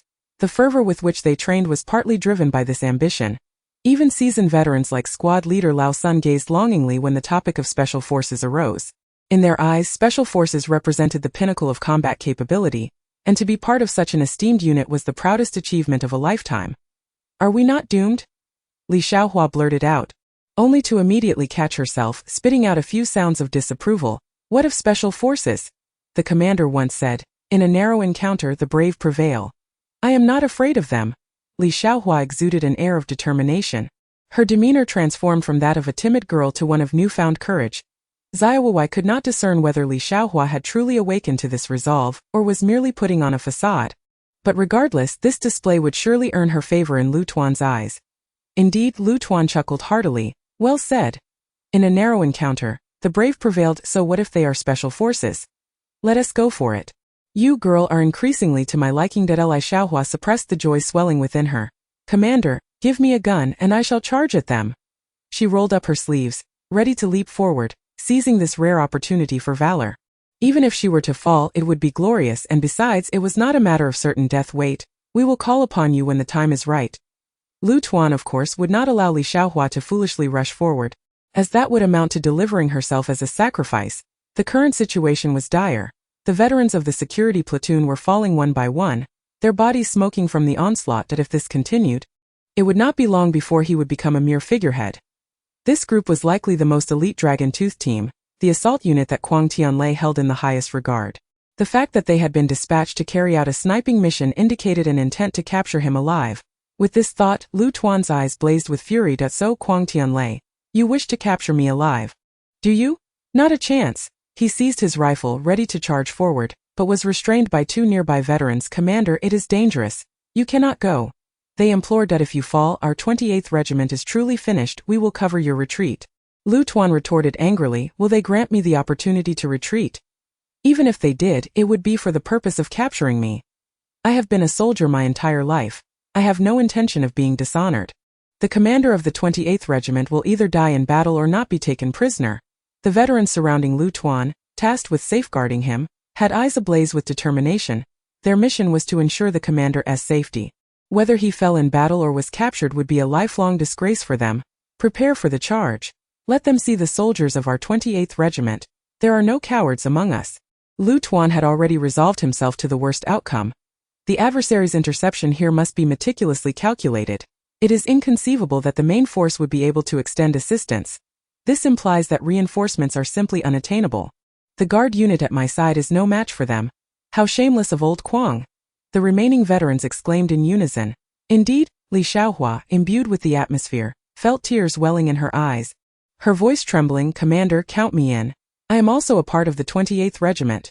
Without awaiting the commander's consent, she seized a rifle from a fallen veteran. This audacious act transformed the veteran's perceptions of Li Xiaowei. Recognizing her spirited courage, what a commendable girl! This time, Commander Lu did not intervene. After all, how could a soldier lack any fighting spirit? Whether man or woman, it is of no consequence, Commander. It is not yet time for you to heroically march towards death. We still possess a chance, Xiaowewei interjected suddenly. Lu shook his head. Xiaowewei, I understand you are unlike other female soldiers, yet your knowledge of special forces is limited, particularly concerning the Longya unit of the Divine Sword Brigade. Kuang Tianlei has dispatched the most elite team of Longya for this mission. An escape is beyond our reach. Although this sentiment might seem disheartening, we must confront reality. While we may be outmatched, we shall never cower. At that moment, an indescribable frustration welled within Lu Kang. Kuang Tianlei's actions were utterly despicable, seeking to extinguish his last flicker of hope. Following this exercise, the 28th Regiment would undoubtedly take significant action. Commander, I will charge out with you. As her voice fell, Xiaowewei suddenly darted forth like a cheetah from cover. Chapter 80. What are you doing? Seeing that the opponent was a woman, do they intend to let her go? Lu and the others were momentarily taken aback when Xiaowewei, akin to a cheetah pouncing on its prey, dashed out. Unbeknownst to them, she had already acquired an 81 rifle. Charge out with her? Could she manage it alone? Though she possessed commendable combat awareness and capabilities, against seasoned veterans, she was but a child. Still too young. Bang! As Xiaowewei leaped, she deftly swung her rifle, its muzzle locking onto a veteran who had just emerged from the foliage, and fired. How could this possibly hit? Lu's voice faltered, his pupils widening in shock as he beheld a plume of blue smoke emanating from the veteran's body. Fallen? Hit? This is astonishing. Just moments ago, the veteran soldiers from the guard unit had unleashed a barrage of firepower. Yet none succeeded. Now in her sprinting state, Xiaowewei casually fires a shot and claims a kill. Lu was left dumbfounded, as were the veterans beside him. When did those veterans become so easily dispatched? Goodness, this girl is remarkable. Whether by luck or skill, to take down a veteran is enough for her to boast for a lifetime. We have participated in countless drills, yet when have we ever felled those veterans? Who is she? The veteran stood in stunned silence. Li Xiaowei exclaimed with great enthusiasm, we have the finest sharpshooter of the Iron Platoon, Xiaowewei. The veterans felt a jolt of surprise. Could it be that she was the renowned Xiaowewei? The formidable woman who had shattered a flag from 1,200 meters away with 2 consecutive shots. No wonder she was so fierce. Boss, incredible. Let's take down those old geezers and show them that our 28th Regiment is not to be trifled with. Li Xiaowei was invigorated by Xiaoweiwei's tiger-like prowess. This was the combat state that every female soldier yearned for. Though Li Xiaowei harbored no grand ambitions and had never expected to achieve great feats or become a heroic figure in battle, merely wishing to remain in the military a little longer and ideally find a dashing officer to marry and become a military spouse, she occasionally fantasized about the moment she too could charge into battle, wielding her weapon, turning the tide of war. And becoming a celebrated heroine. Witnessing Xiaoweiwei's valor made her feel as though she were charging into battle herself. Li Xiaowei too longed to join in. Lu Tuan, coming to his senses, shouted with excitement, excellent. Everyone follow Xiaoweiwei's lead, provide covering fire and advance. Initially Lu Tuan had little hope, but with Xiaoweiwei emerging as an unexpected powerhouse, dispatching an enemy soldier with a mere flick of her hand, their combat effectiveness surpassed that of an entire security platoon. Perhaps they could indeed break free from the encirclement. Truth be told, Lu Tuan was determined not to lose this exercise. Had he not been forced into a corner, he would never wish to perish alongside the enemy. If this commander were to be decapitated, the 28th Regiment would swiftly face a dismal defeat, perhaps even total annihilation. Such an outcome was not what Lu Tuan envisioned. In previous military drills against the Divine Sword Brigade, defeat was inevitable, but not to such a devastating extent. Simply put, the 28th Regiment was a punching bag, meant to be struck. As long as they could endure longer than in the previous exercise and organize a respectable counterattack, they would consider it a victory. Bang! Another gunshot rang out, and a plume of blue smoke erupted in the forest as yet another enemy soldier fell. Lu Tuan laughed heartily. Well done. Xiaoweiwei, you are a formidable warrior in my ranks. He urged, charge forward. Those bastards have fewer numbers. In that moment, Lu Tuan was suddenly filled with the fervor of his youth, reminiscent of the times he had charged alongside the main forces. He led the charge, assault rifle in hand, firing into the woods with the same vigor as in his younger days. The other veterans, witnessing their commander fight with such ferocity, were also inspired to join the fray. Rallying around Lu Tuan as their shield, they were willing to sacrifice themselves, but not the commander, with concentrated fire providing cover for Xiaowewei. The previously beleaguered security platoon astonishingly turned the tide of the battle. On the Dragon Tooth squad side, Deputy Leader Xiaowewei noticed 2 of his teammates had been taken down in quick succession, sending a shock through him. 28 Regiment snipers. Xiaowewei immediately ordered through his terminal, "Everyone be alert, the enemy has snipers." They were seasoned veterans, quickly taking cover and searching for the sniper's location. The surrounding gunfire was chaotic, making it difficult for them to pinpoint the sniper's position. Was that the muffled sound of a sniper shot just now? No, not at all. If it weren't for the sudden demise of 2 on their side, they would have already surged forward to capture the target alive. To be honest, the marksmanship of the veterans from the 28th Regiment seemed to them akin to a mere pile of refuse. Yet how did they manage to lose 2 so inexplicably? Was it sheer misfortune? Did the enemy step on a stroke of luck? That dagger wielder, no, it was a girl. The observer immediately noted the figure of Xiaowewei. The dagger wielder had now taken notice, as the enemy suddenly burst forth from their cover, making a beeline for their position. It was she who had just dispatched hammer and scissors. The rate of fire was remarkably rapid. The observer swiftly reported the situation to the dagger wielder. "Eliminate her!"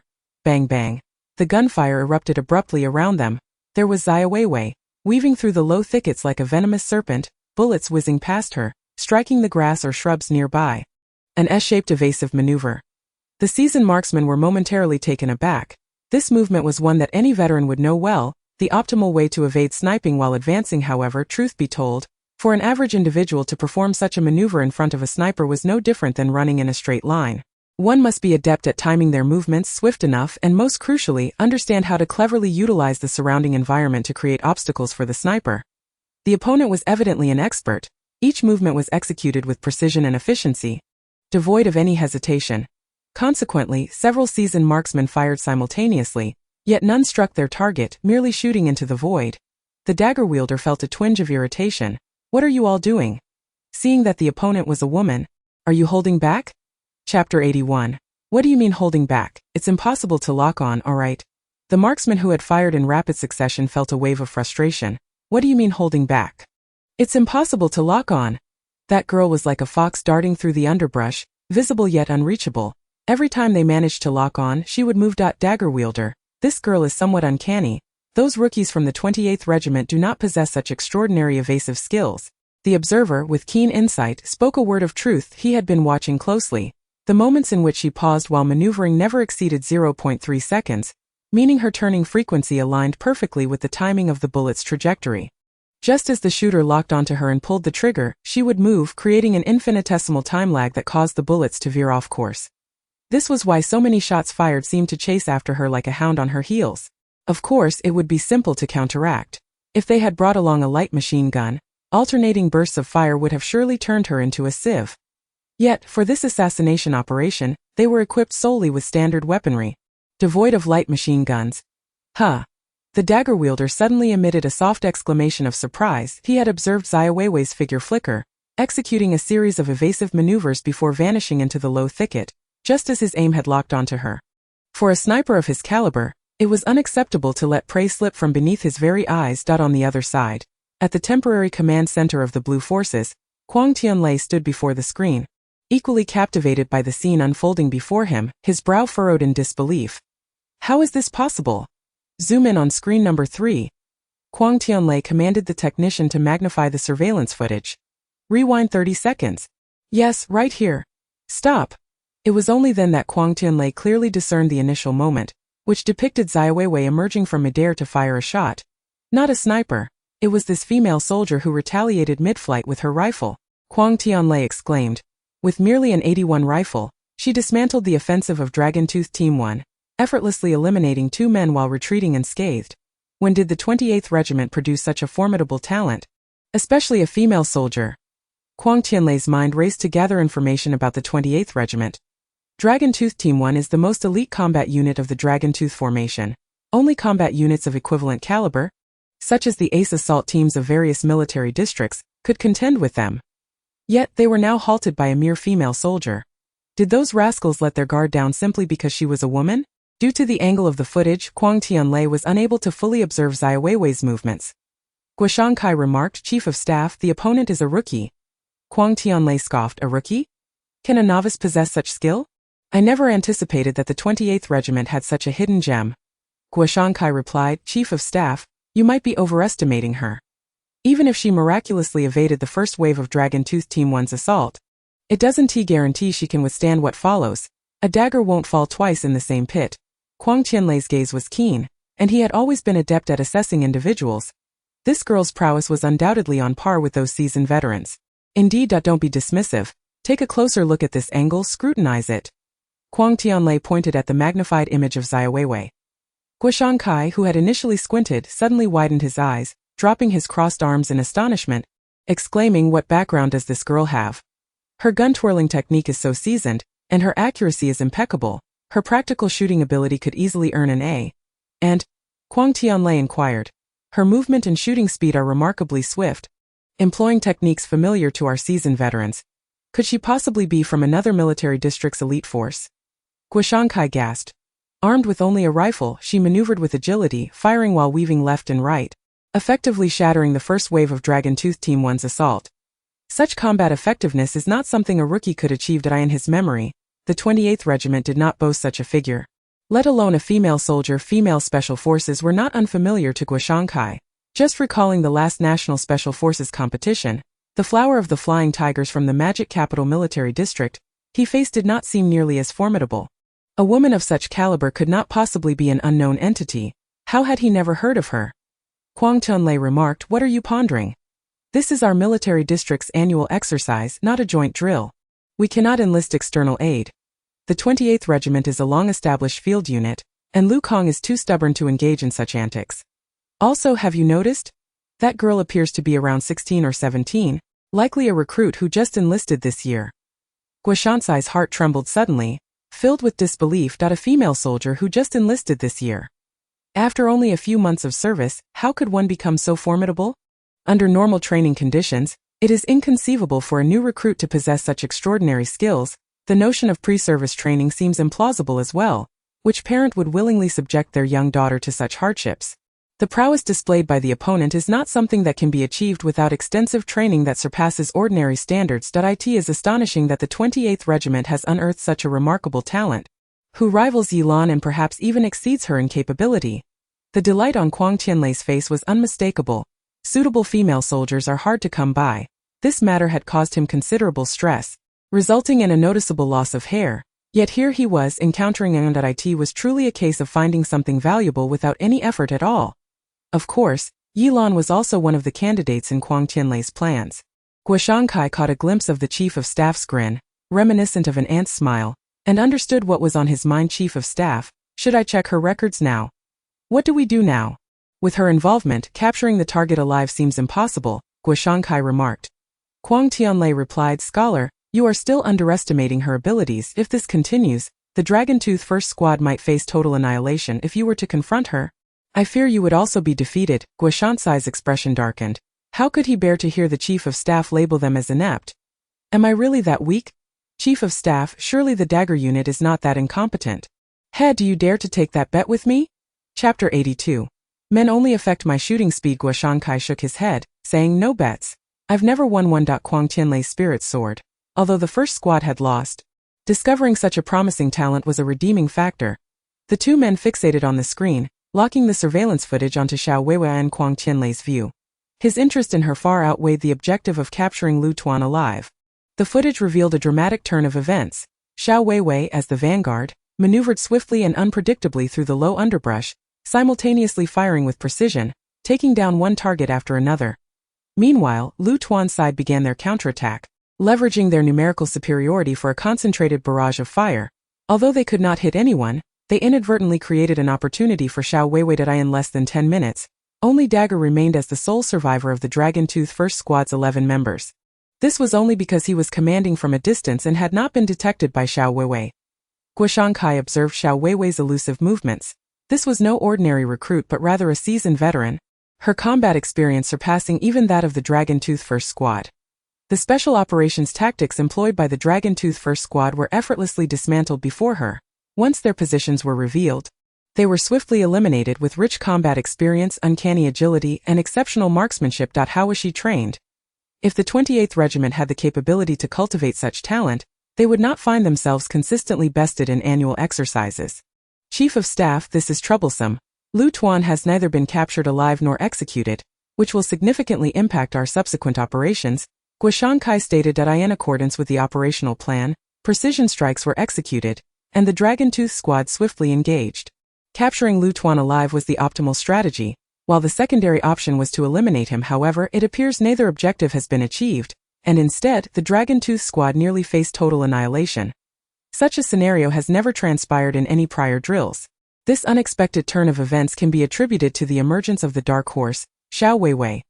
Quang Tianlei remained unperturbed, grinning widely as he proclaimed, "Not a single one of them will escape." In the face of advanced technology, an individual's combat prowess is utterly insignificant. Let her have her moment. Can she truly stir up trouble under our watchful eyes? Did Sun Wukong not end up trapped beneath the Buddha's five-fingered mountain? Command the divine sword to initiate a new wave of assaults and obliterate them completely. Let that girl witness what true special forces combat entails. Once the drill concludes, I wonder how the Chief of Staff will reprimand them. In any case, they can forget about this year's family visit leave. With a sardonic smile, the ever-sardonic Hammerskin remarked, Lu Tuan, don't celebrate too soon, so you're not convinced, are you? No matter, you veterans have thick skins, don't you? I imagine the experience of being a corpse is rather unpleasant, isn't it? Lu Tuan could not help but revel in the moment. It had been a long time since he had enjoyed himself so thoroughly. He had nearly thought he wouldn't escape just moments ago, almost resorting to using a hero's bullet to end his own life. This was all thanks to Xiaowewei. Be careful, Commander! Li Xiaohua exclaimed as a drone appeared overhead. Without a moment's hesitation, she threw herself onto Lu Tuan. The sound of the drone's descent was accompanied by a torrential downpour of bullets raining down upon Lu Tuan and his comrades. Boom! In the next instant, several missiles detonated on the nearby hillside. Smoke billowed as bullets fell like rain. 3 drones dove in an intersecting formation, their assault far more ferocious than before. The bullets raining down and the shells being dropped seemed as if they were without cost. 5 or 6 seasoned soldiers were caught off guard, crimson smoke billowing from their bodies as they fell. Lu Tuan, lying on the ground, cursed vehemently. Damn it, Quang Tianlei, you old rascal! Is this all you know how to do? I disdain you. Faced with the drones overhead, Lu Tuan found himself powerless to do anything but curse. The exercises employed blank rounds. Even if they were to hit with their Type 81 rifles, it would have no effect. Moreover, given the drones' rapid flight speed, hitting them was nearly an impossible feat. Quang Tianlei was indeed a bully. That if only the 28th Regiment were equipped with anti-aircraft machine guns, would they still fear such contraptions? In his fury, Lu Tuan suddenly turned to Xiaowewei. Do you have any way to bring them down? Commander, we're using blank rounds, the firepower isn't sufficient. Xiaowewei replied. Not sufficient. If I were to provide you with a rocket launcher, could you take them down? Xiaowewei contemplated briefly. The range of the Type 69 rocket launcher is 300 meters. If we find a suitable position, it is indeed possible. Excellent! Lu Tuan exclaimed, slapping his thigh. Xiaowewei, if you manage to bring them down, I assure you I will recommend you for at least a third-class merit. Thank you, Commander. Do we have the Type 69? Wang Yang! Lu Tuan shouted, calling for the squad leader of the guard detachment, who crawled over on the ground. Commander, what are your orders? Go bring 3 Type 69 rocket launchers over to the vehicle. Yes. Wang Yang turned and crawled forward with 2 veteran soldiers, reaching the military vehicle, from which they hoisted 3 Type 69 launchers. Commander, what do you need these for? Lu Tuan glanced at Xiaowewei and inquired, What are your plans?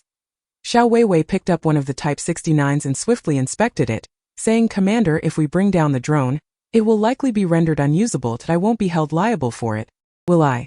It's quite expensive. Lu Tuan chuckled, liable for what? This exercise simulates real combat. If we take it down, that's our skill. The pain of loss is there, so don't fret about that. Focus on bringing it down. I'll take responsibility for anything that arises. I assure you the mission will be accomplished. By the way, may I ask a personal question? Do you have a boyfriend? Xiaowewei was taken aback. Commander, I just graduated from middle school. Previously, she had heard rumors that Lu Tuan enjoyed matchmaking within the regiment but had been skeptical. Today she witnessed it firsthand. Commander, men only affect my shooting speed, Xiaowewei declared. Lu Tuan was momentarily astonished, then smiled, understood. Go ahead. I assure you, you will be satisfied. Xiaowewei. Lu Tuan turned to squad leader Wang and instructed, have 2 soldiers accompany Xiaowewei. They will follow her commands. Yes. Soon 2 veterans carried rocket launchers and rushed up the slope alongside Xiaowewei. Chapter 83. Flights of fancy. Wang Yang observed as Xiaowewei and her companions departed and lowered his voice to ask, Commander, is it feasible to use a rocket launcher against a drone? Lu Tuan replied, is there any other option? If we don't bring those things down, we can't fight this battle. We might as well attempt the impossible. There may be a glimmer of hope. Lu Tuan himself was uncertain. After all, no one had ever attempted such a feat, and merely contemplating it felt somewhat far-fetched. However, Xiaowewei was no ordinary individual. She had achieved remarkable feats within the Iron Brigade, from 20 kilometers of cross-country runs to 400-meter obstacle courses and 1,200-meter precision shooting, each accomplishment more unimaginable than the last. Yet she had done it. Moreover, she had previously single-handedly subdued a group of seasoned veterans. Who could have anticipated that? If Lu Tuan had not witnessed it himself, he would never have believed it. Wang Yang nodded, acknowledging Xiaoweiwei's prowess. They were fortunate to have her. Otherwise they would have fallen prey to those old veterans. Previously, he had heard tales of Xiaoweiwei's impressive skills, capable of subduing the entire Iron Brigade, but he had been skeptical. Now he was convinced. Perhaps today, she would achieve yet another remarkable feat. The old veterans, who had been watching from a distance, were astonished as they saw Xiaowewei carrying a Type 69 and running up the hill with 2 soldiers. What was she planning? Did she really intend to bring down the drone with that? Surely that was a fanciful notion. Hammer widened his eyes in astonishment. Scissors chuckled derisively, nonsense. If drones were that easy to shoot down, they wouldn't be called drones, they'd be paper airplanes. This girl truly has an imaginative mind. She's quite audacious, remarked observer Eagle Eye with a smile. That's called naivety, Hammer retorted. It's embarrassing to think we could be defeated by such a naive girl. A few seasoned veterans were certainly skeptical that Xiaowewei could bring down a drone, an endeavor that had proven impossible for the entire Divine Sword Brigade. How could a mere girl accomplish what none had managed? Even if her skills were extraordinary and her marksmanship impeccable, they could not compensate for the inherent limitations of the weapon. The Type 69, while capable of targeting fixed fortifications or delivering a surprise shot at a tank, was nearly ineffective against swiftly moving targets. At this moment, Xiaowewei, accompanied by 2 veterans, arrived at a hillside, not particularly high, yet the highest point in the vicinity. After a brief survey to identify the most advantageous position, she swiftly detached the Type 69 and readied herself. Striking the drone with the Type 69 posed immense challenges. The first rocket launcher had a range of only 300 meters, making it a formidable task to lock onto a drone within that distance. Furthermore, its accuracy paled in comparison to that of the Type 88 sniper rifle, and the significant recoil made precise control difficult. Achieving a direct hit would rely solely on personal experience and luck. The drone's rapid flight speed, especially during its dive, compounded the difficulty of sighting it, rendering the task exponentially harder than hitting a stationary target. Under such circumstances, the probability of hitting the drone with the Type 69, or even the Type 88, was virtually nil. However, Xiaowewei was different. She possessed extensive sniper experience and an exceptional ability to visually track moving targets. Though the firing mechanism of the Type 69 was rudimentary, its effective range lay within 300 meters. The drone's relatively large size and the time required for it to alter its flight path worked to her advantage, not to mention the crucial factor of remote control. The Type 69's firepower, even with practice rounds, was sufficient to bring down a drone. The 2 veterans, tasked with providing cover from either side, felt a distinct lack of confidence. Had they not witnessed Xiaoweiwei's astonishing shooting prowess against the seasoned adversaries, the mere thought of her using the Type 69 to target a drone would have elicited exclamations of disbelief. At that moment, 3 drones once again dove to attack before soaring back into the sky. On the ground, smoke billowed as the entire convoy lay in ruins from relentless bombardment. Xiaowewei fixated on an approaching drone, holding her breath as her body tensed, akin to a cheetah poised to strike its prey. The 2 veterans beside her felt an involuntary shiver of apprehension, sharing a glance that conveyed a silent acknowledgement of her extraordinary capabilities. This girl was a veritable monster. Meanwhile, as Xiaowewei concealed herself to prepare for the drone strike, Huang Tianlei observed the screen, noting her crouched position with the Type 69 at the hillside's edge, leisurely sipping tea from a thermos. At that moment, Guoshang Kai approached, catching sight of Xiaoweiwei's stealthy stance. What was she intending? The recoil of the Type 69 was no trivial matter. Could her slender shoulders withstand it? Kwang Tianlei chuckled, pondering her intentions. What else could she be aiming to do but whimsically attempt to bring down the drone with the Type 69? A mere recruit, ardent with youthful zeal, but did Lu Tuan not comprehend this? Perhaps she had been dazed by the explosions, entertaining a fanciful notion that she might transform a bicycle into a motorcycle. Guoshankai remarked, she truly dares to dream, her imagination knows no bounds. Could she possibly believe that by annihilating Team Longya, she would render herself invincible? Utilizing the Type 69 strike drones as if they were mere paper airplanes? Ignorance breeds no fear. These 3 drones are the prized possessions of our Divine Sword Brigade, the latest achievements from the Research Institute. Not to mention the Type 69, even a concentrated barrage from anti-aircraft machine guns would find it challenging to hit them. Of course, she is oblivious to this, as is Lu Tuan, which is precisely why such a ludicrous plan was conceived. Once we capture this scene on film, it will provide us with laughter for an entire year. Kwang Tianlei chuckled. Even Guoshankai, who was typically stern and unsmiling, could not suppress a laugh. This was indeed the most humorous event he had witnessed in his years of service. Even the ace sniper of the Divine Sword Brigade, employing a Type 10 heavy sniper rifle, would only have a mere 50 chance of successfully targeting a drone, and that was merely theoretical. Such a scenario had never materialized in reality. Suddenly, Kwang Tianlei felt an inexplicable chill as he gazed at the figure of Xiaowewei. Something was amiss. Chapter 84. That damned rascal, the wretched thing has finally been blown up. What is it? Guoshankai asked, astonished, as he turned to Kwang Tianlei. Kwang Tianlei's eyes were fixated on the screen displaying Xiaowewei, a cold sensation inexplicably coursing through him, leaving him feeling chilled to the bone. This feeling was profoundly unsettling to a battle-hardened warrior, one who had clawed his way out from amidst the dead. He was acutely sensitive to crises. He sensed a hint of danger emanating from Xiaowewei. Could it be that the opponent truly possessed the capability to shoot down a drone? Kwang Tianlei's eyelids twitched, and he promptly cautioned drone operators, remain vigilant. Do not underestimate the situation.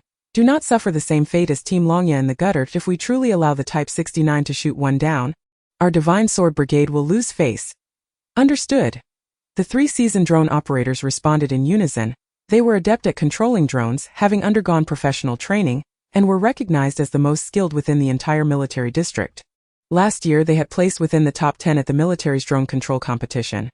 Thus, technically, they faced no issues. Instantly under their command, the 3 drones began to hover in the air, weaving in and out, executing several complex evasive maneuvers. In such circumstances, not even the Type 69, let alone the Type 10 heavy sniper, would find it easy to lock onto them.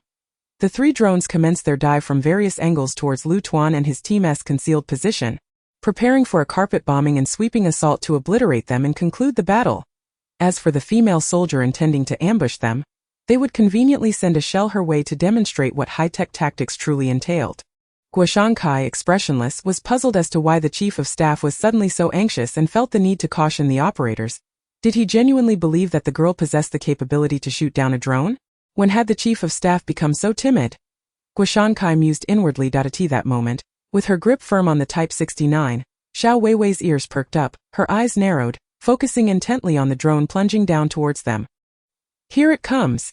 The 2 seasoned soldiers flanking Xiaowei felt a bead of sweat trickle down their palms as the drone descended, heading straight for them. The relentless staccato of heavy machine gun fire erupted, sending clouds of dust swirling into the air. A deafening roar followed as missiles rained down from drones, detonating upon impact and engulfing the ground in billowing smoke. Should a single projectile land nearby, it would spell doom for them all, as they found themselves exposed in the barren landscape, devoid of any cover. In the midst of the palpable tension felt by the 2 seasoned veterans, the previously crouched Xiaowei suddenly sprang to her feet. With a swift motion, she deftly hoisted the Type 69 onto her shoulder, her upper body inclining slightly as she angled the barrel skyward. Whoosh! A shell shot forth with a piercing shriek. Without pausing to observe whether the projectile struck the drone, she swiftly seized another Type 69 from the side, flinging it onto her shoulder and raising it with precision. In a heartbeat, she pulled the trigger with fervor. Whoosh! A second shell whistled into the sky, propelled by a white shockwave towards the airborne adversary. Yet the spectacle did not cease there. Xiaowei bent down once more to grasp another Type 69 and darted towards the opposite end of the slope with the speed of a startled hare. In the blink of an eye, she had covered a considerable distance and abruptly halted at the pinnacle of the hill, shouldering the weapon anew. Whoosh! A third shell screamed forth. The fluidity of her movements resembled a seamless dance. devoid of any interruption, leaving the two veterans utterly astonished, as if they were witnessing a surreal dream. Could the Type 69 be wielded in such a manner? No, this girl was far too adept. Both men, seasoned artillerymen whose training revolved around the Type 69, were well aware of their own skills, yet in comparison to Xiaowewei, they felt as if they were worlds apart. Setting aside whether she hit her target, her execution of the maneuvers was undeniably more than professional. It was extraordinary. Truly formidable. The two veterans exclaimed in unison, and in the next instant, their bodies jolted as if struck by a million shocks. Leaping to their feet to be why the heavens! They exclaimed, pointing skyward, their words faltering in disbelief. This was the most exhilarating experience of their lives. Go on, slap me and see if I'm dreaming. One veteran playfully smacked the other. You really hit me. That hurts. They laughed, both bursting into fits of laughter like two lunatics. Meanwhile, on the other side, Lu Tuan, observing the aerial chaos, widened his eyes in astonishment and leaped up, exclaiming, Did you see that? Did you see that? The drone has been destroyed. That damn contraption has finally been blown to bits. Tianlei, you old rascal, your day has come. Ha! Lu Tuan was so elated that his words became a jumbled mess. Xiaowewei had truly brought down all three of them with the Type 69. A miracle. What is surprise if not this? What is the unbelievable if not this? The veterans, nearly suffocated by the drone's relentless bombardment, erupted into cheers. Captain, the drone has been taken down. Captain, it's down. They cried, embracing one another in a flurry of excitement, their words tumbling over one another in their fervor. Meanwhile, on Quang Tianlei's end, the surveillance feed monitoring Lu Tuan and the others suddenly fizzled into static, the image disappearing entirely. Report with a swish, the three technicians responsible for controlling the drone stood up almost simultaneously, their faces ashen and their eyes reflecting disbelief. They could scarcely fathom that the drones they operated had been struck by a whistling shell as they plunged toward the lowest point. When the first drone was hit, the second operator had yet to react. By the time he sought to elevate its altitude, another shell was already hurtling toward them. Despite executing evasive maneuvers, the drone was still struck at its tail. The third technician, noticing the impending disaster, frantically attempted to alter the drone's trajectory. However, just as the adjustment was made, a rocket launched by Xiaowewei had locked onto its flight path, resulting in a head-on collision. Everything transpired with astonishing rapidity, leaving them utterly bewildered. Report, Chief of Staff, the drones have been shot down. Quang Tianlei stood with one hand on his hip, pointing at them as he finally managed to utter. All three have been downed. Chapter 85. One shell, three birds. Report, Chief of Staff, yes. The three responded in unison. Quang Tianlei felt as if struck by lightning, his heart bleeding profusely. These were the only three newly developed drones in the military district, procured through the most arduous of negotiations with the higher-ups, and now they had been shot down. Unbelievable. Once this exercise concludes, Long Tu will surely flay him alive. Quang Tianlei felt like crying without tears. He had truly fallen into a deep pit this time. Guoshankai was equally dumbfounded that if only one had been shot down, one could argue it was merely a stroke of bad luck. But to have three drones down consecutively, that could not be dismissed as mere fortune. That woman is simply too formidable, isn't she? All three of you were controlling different drones, and yet they were all taken down simultaneously? One shell for three birds? Guoshankai could not comprehend it to know she fired three shells in one go. Damn it, and you still allowed her to hit you. Where were your eyes? Guoshankai could not suppress his exasperation. If one drone was taken out, the other two should have been on high alert, evading the attack. The opponent was not using guided missiles, but rather the simplest 69 model, relying solely on visual targeting. Most crucially, its range was merely 300 meters. At the drone's speed, it should have been impossible to be hit. The three technicians stammered, unable to articulate a defense. It was not that they thought it theoretically impossible to be struck, but who could have anticipated the opponent's speed? It was as if three shells were fired simultaneously, each striking with uncanny precision. They had no time to respond. Just moments ago they had pounded their chests, assuring that they would never be shot down. Truly, one fears what comes to pass. Now no explanation would suffice. They had brought shame upon themselves. Guoshankai turned to the Chief of Staff. Chief, what do we do next? Quang Tianlei's expression darkened. What else could be done? Just a cold salad. I have lost face tremendously. To be frank, Quang Tianlei felt a deep anguish, yet he was also exhilarated. If the 69 model could bring down high-tech drones, downing three in one go signifies what? Xiaowewei is incredible. Xiaowewei's prowess grows increasingly formidable, and with it, her potential expands as she prepares to join her own assault team in the future. the impact she will wield will be monumental. At this moment, Kwang Tianlei is indifferent to notions of decapitation or the destruction of drones. The only thing that matters is bringing the opponent into their fold, regardless of the loss of face. Guo Shankai, who has also recognized Xiaowewei's significance, urgently states, "Chief of Staff, we must secure this female soldier. The 28th Regiment cannot possibly contain such a phoenix." This time he is truly convinced. Previously, he had nearly decimated Dragon Tooth's first squad alone, and while he acknowledged her remarkable abilities, he merely found her impressive. However, this instance is different. Utilizing a Type 69 to take down a drone is an unprecedented feat if she can accomplish such an astonishing task. One can only wonder how terrifying her sniping capabilities truly are. The Chief of Staff's discerning eye has once again proven sharp, immediately identifying her uniqueness. Dragon Tooth desperately requires a team member with such formidable sniping skills. Future missions will undoubtedly become significantly easier and casualties greatly reduced. Contemplating this, Guo Shankai feels a stirring within him. To outsiders, the Dragon Tooth unit appears robust and formidable, ranking among the top combat divisions of the military district. Yet, who truly understands that it is currently facing a transitional phase, with the old guard gradually fading and the new generation lacking in standout talents? If this continues, they will inevitably lose their former glory. This is precisely why the Chief of Staff seeks to recruit talent from various companies whenever time permits. Where does Kwang's digging come from? It is derived from unearthing talent. Within the military district, the various companies now regard Kwang Tianlei with the same caution as one would a thief. Upon his arrival, they conceal their personnel with utmost care. While troops may be plentiful, finding a capable general is rare. In his quest for promising candidates, Kwang Tianlei feels as though his hair might be pulled out. With a cold snort, Kwang Tianlei commands, "No need for your reminders. Assemble your people immediately and wait for me outside." Guo Shankai is taken aback. "Chief of Staff, what are you planning to do? What do you think, isn't Lu Kang calling for me? If I don't go, won't that be a source of ridicule? Besides, do you not wish to see that girl's skills?" Kwang Tianlei responds with a dismissive snort. There is no need to elaborate on her practical shooting abilities. No one in the entire Divine Sword Brigade can rival her. However, mere sniping prowess is insufficient. It remains to be seen whether her close-quarters combat skills are equally impressive. Kwang Tianlei hasn't felt such a strong urge in quite some time. His instincts tell him that she will not disappoint him. Guo Shankai's eyes instantly brighten. As a close combat expert himself, he is eager to engage with someone of her caliber. Judging by her agility and evasive maneuvers, her skills should be formidable. The Chief of Staff's foresight is commendable. Excited, Guo Shankai rushes to the command center, shouting outside, "Dragon Tooth Squad, assemble! Boss, that was incredible! My idol!"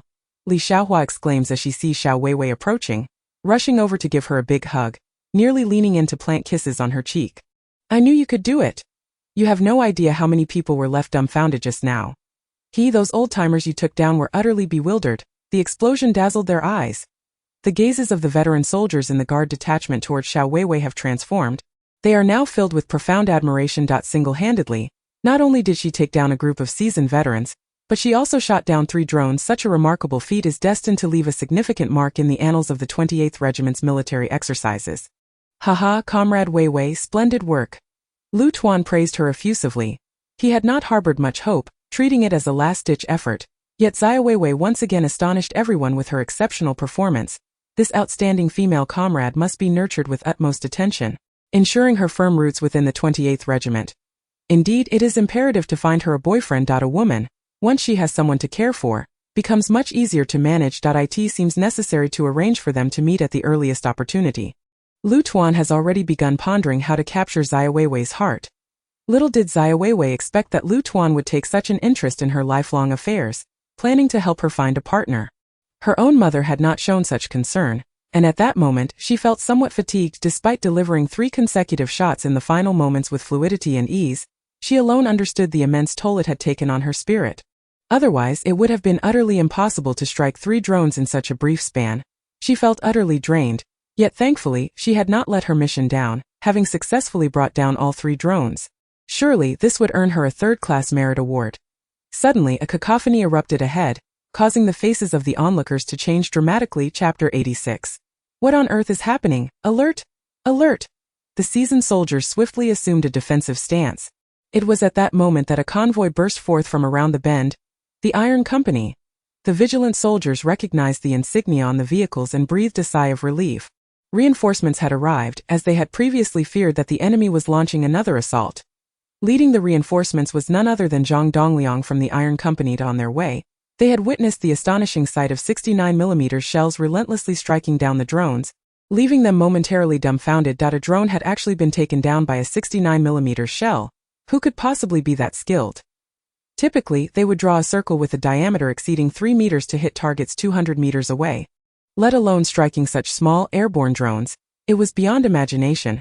What a feat! Zhang Dongliang, aware of the capabilities of the guards surrounding Lu Tuan, had never heard of any sharpshooters proficient with the 69mm.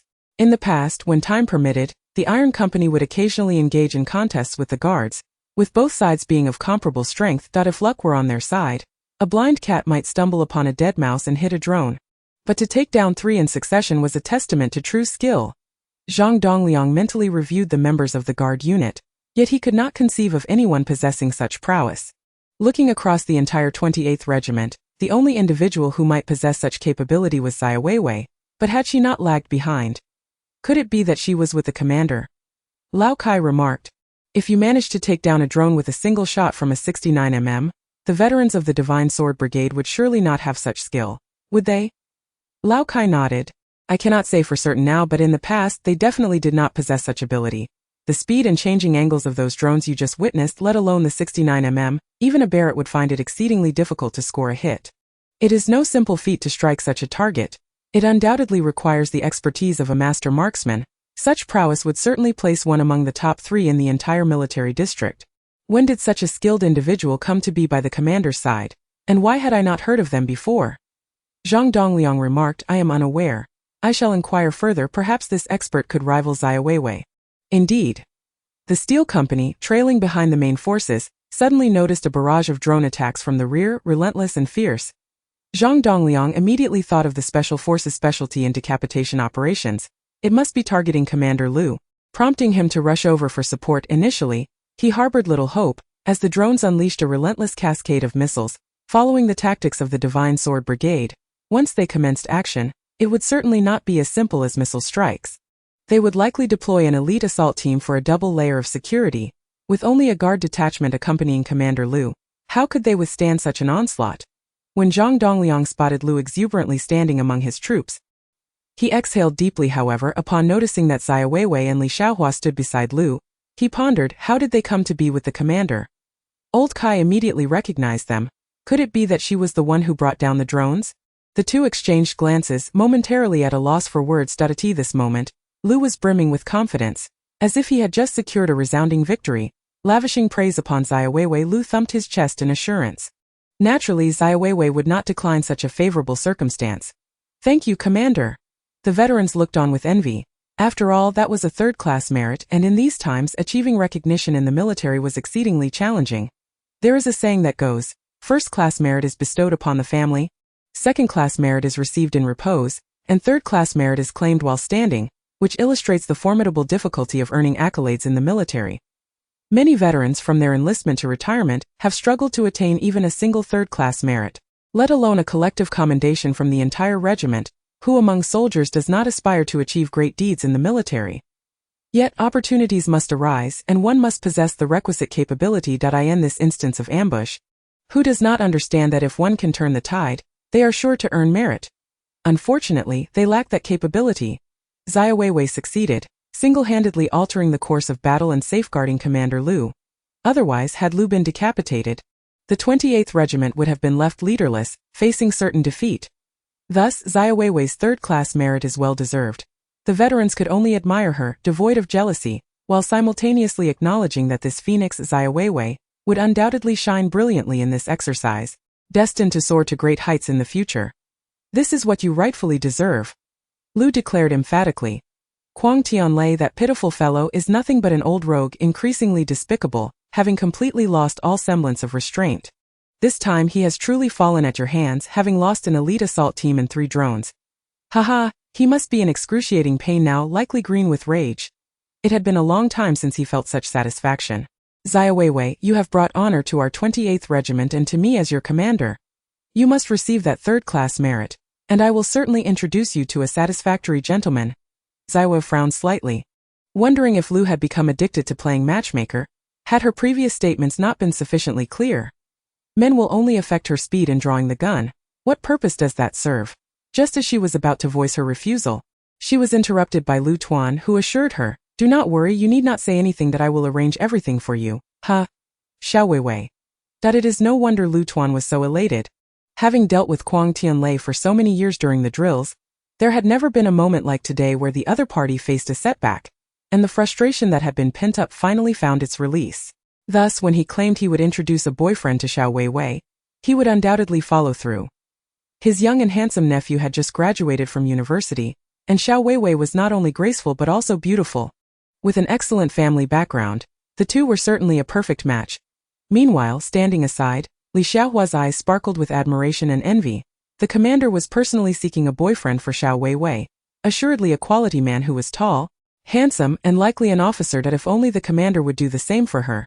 But she merely entertained the thought, knowing she did not possess Xiaoweiwei's charm. Zhang Dongliang leaped down from the off-road vehicle and strode towards Lu Tuan. Although Lu Tuan had been irritated with Zhang Dongliang, his disposition softened considerably due to Xiaoweiwei's presence. "Zhang Lianzhang, your timing is impeccable. Your judgment is commendable. Entrusting Comrade Xiaowewei to your iron company is one of the wisest decisions I have ever made." Lu Tuan, for the first time, praised Zhang Dongliang in front of everyone. Zhang Dongliang wore an expression of awkwardness. Chapter 87. Compassion is compassion. Let this be considered a dowry for the 28th Regiment. Zhang Dongliang felt somewhat uncomfortable. Xiaowewei had fallen behind during an urgent assembly, which was a grave error in the context of the drills, typically warranting punishment. Yet, now she was being celebrated, allowing the commander to lavish praise, and the Iron Company basked in reflected glory.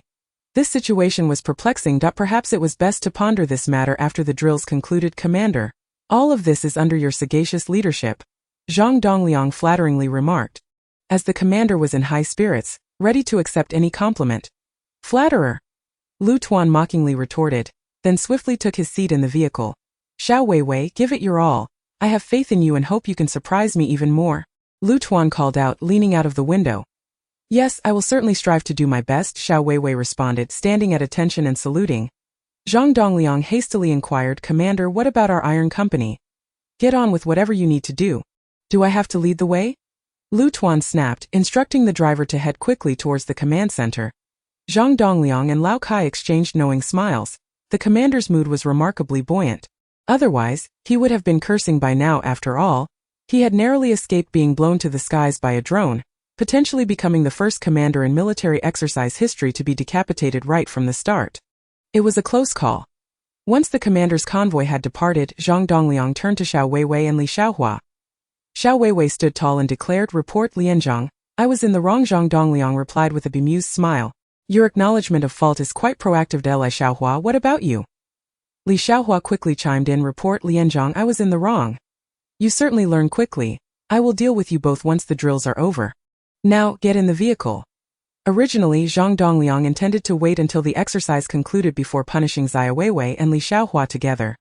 They had run amok before the battle, almost becoming deserters. Little did he know that by a twist of fate, Xiaowewei distinguished herself, and he had just heard the commander lavish praise upon her from afar. Now, to penalize Xiaowewei would be tantamount to crossing swords with the commander, a notion Zhang Dongliang was certainly not naive enough to overlook. Nevertheless, punishment must still be meted out. Merit is merit and faults are faults. This is a matter of principle indeed. They had finally caught up with the main force, and a sense of homecoming enveloped them. Li Xiaohua exhaled deeply, feeling entirely reassured. Xiaowewei was at a loss for words regarding Li Xiaohua, yet she couldn't deny her remarkable luck. During the missile attack, she had even saved the commander once, ensuring that he remembered her. "Have you grown bolder?" Xiaowewei inquired. Li Xiaohua glanced around cautiously and then whispered in Xiaoweiwei's ear, "If lives were truly at stake, I would undoubtedly be afraid." Meanwhile, in another vehicle, Old Kai was driving while Zhang Dongliang sat in the passenger seat, smiling as he remarked, "The company commander never anticipated this, did he? 3 drones down by the 69 type strike drone. Such shooting prowess is rare throughout the entire military district, and only Xiaowewei could achieve this." Zhang Dongliang nodded in agreement. "We have indeed underestimated her capabilities. When did she train on the 69 type shooting? Did you secretly coach her?" Old Kai replied, "Company commander, such words cannot be taken lightly. Training is your responsibility. I lack the courage to bear the consequences that I swear to the heavens." I absolutely did not. Zhang Dongliang was merely jesting, observing old Kai's nervousness. Relax a bit. If this was indeed Xiaowewei's first time firing the 69 type, it would be no surprise if she were labeled a prodigy. The 69 type is characterized by heavy firepower and precision that is challenging to master. Without specialized training, it is exceedingly difficult to maintain accuracy. Zhang Dongliang recalled his own initial experience, where he had missed the designated target by nearly 10 meters, considered a decent result, while others had shot straight into the sky. Furthermore, Wewei had targeted high-speed drones rather than stationary chest ring targets, making the challenge exponentially greater. Yet, she still managed to down one drone with each shot, showcasing an almost supernatural sniping ability that defied belief. Had he not witnessed it firsthand, Zhang Dongliang would have found it hard to accept. The commander had stated that Xiaowewei deserved at least a third-class merit award. She was on the verge of soaring to new heights, and promotion seemed a foregone conclusion, old Kai commented. Yet Zhang Dongliang refrained from engaging with this sentiment. Old Kai had received third-class merits thrice and still had not achieved promotion. Elevation in rank was no easy feat.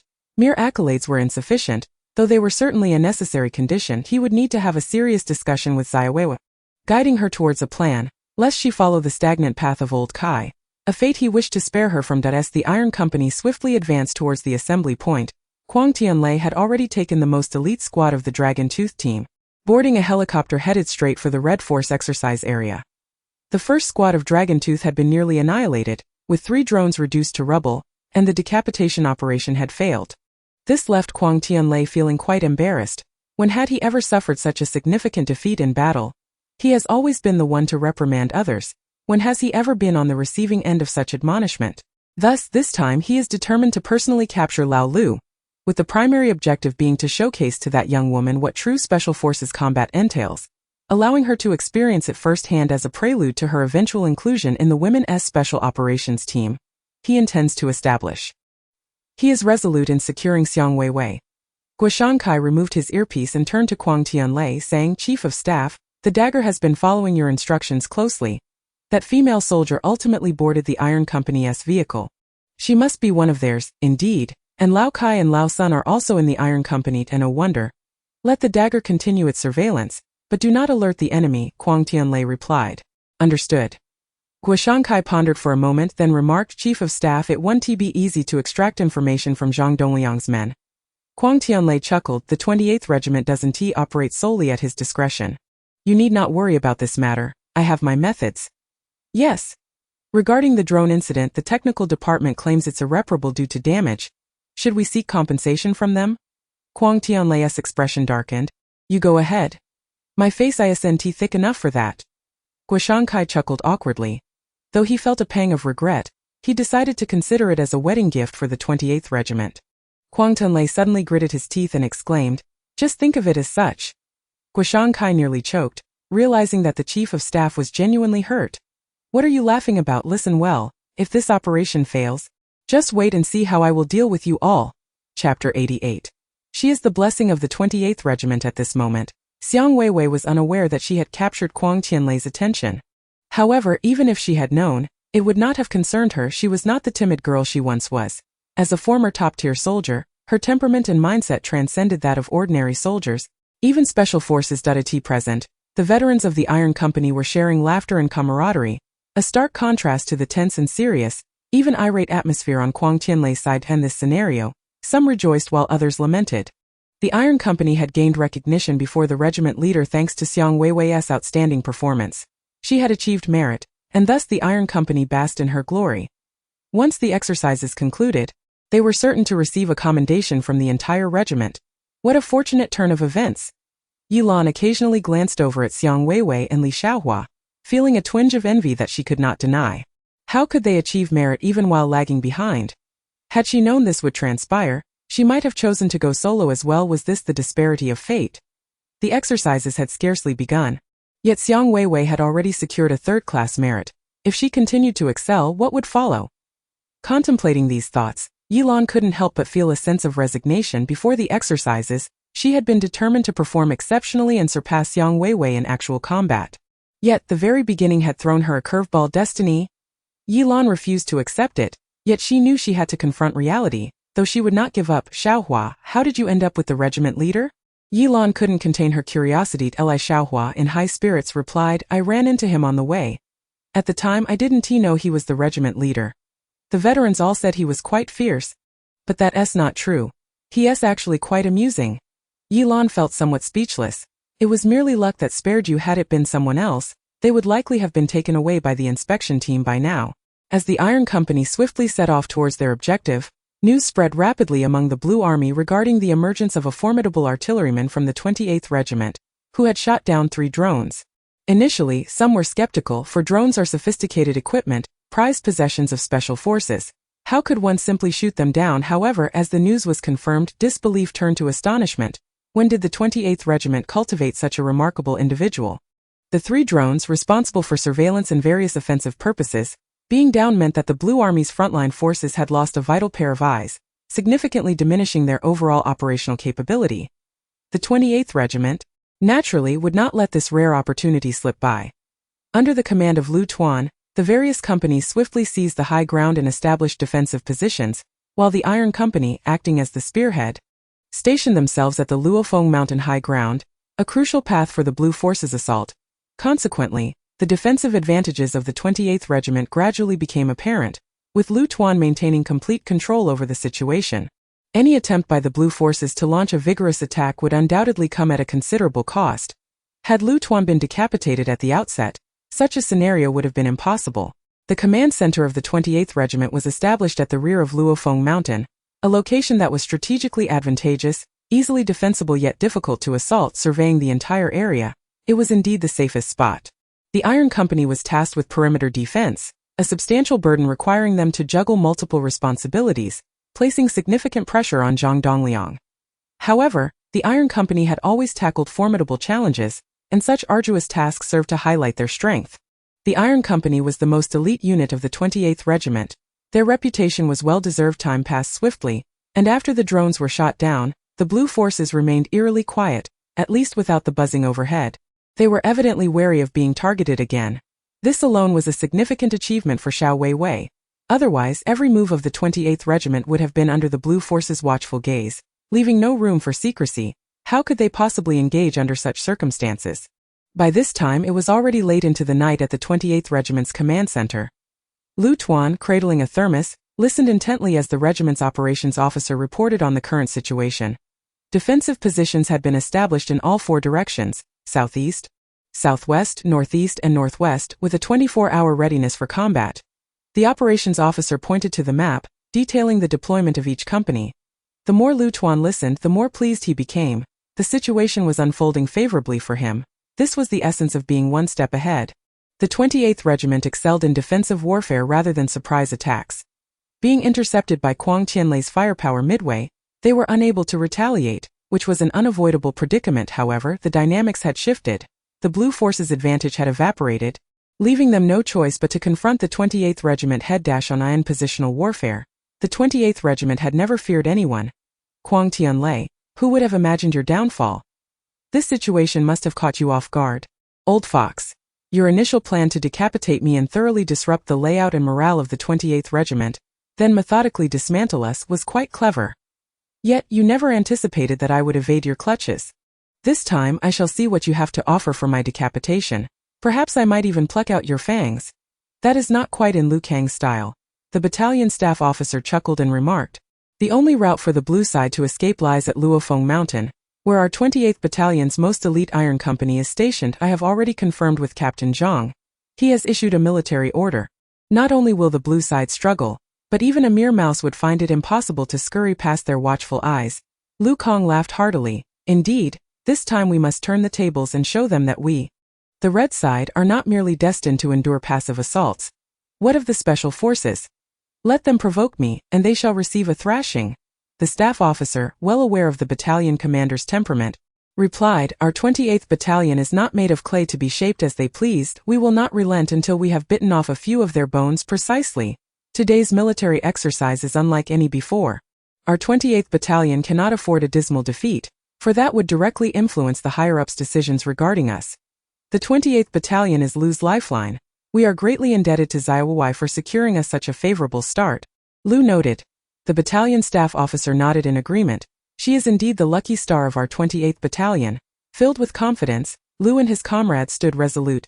Meanwhile, outside the command post, Xiaowewei accompanied the patrol team on a circuit, noticing that the overall defense was evidently tight externally yet lax internally. What does it mean to be tight externally yet lax internally? It signifies a robust external defense while the interior remains vulnerable. Such a lack of professionalism. If faced with conventional forces, this defense would pose no significant issue. However, in the presence of the elite sword brigade, such a defense would be utterly futile were Xiaowewei to command the elite. She could conceive dozens of strategies to infiltrate within a minute, effectively dismantling the command post. Chapter 89.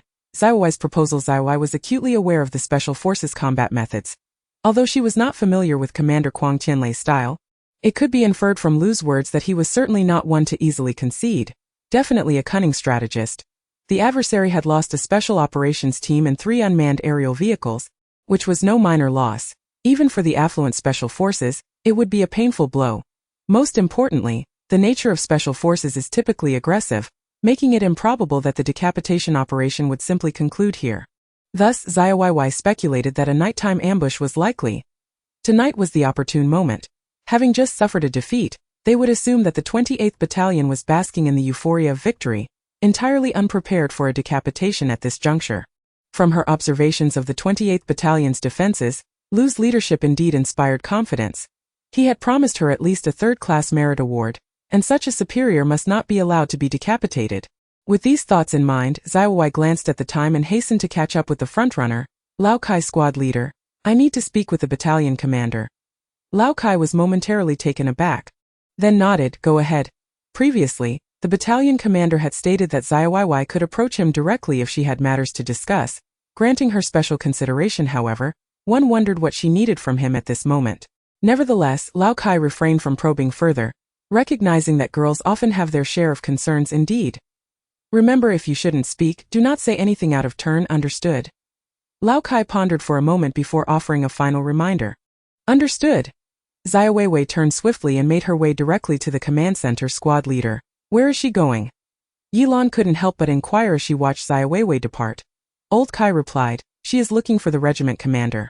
A pang of sadness washed over Yilan. How familiar had Xiaowewei become with the regiment commander that she could seek him out at any time. Old Kai, aware of Yilan's feelings, said, Yilan, I hope Xiaowewei can be your true rival, rather than an obstacle. Do you understand?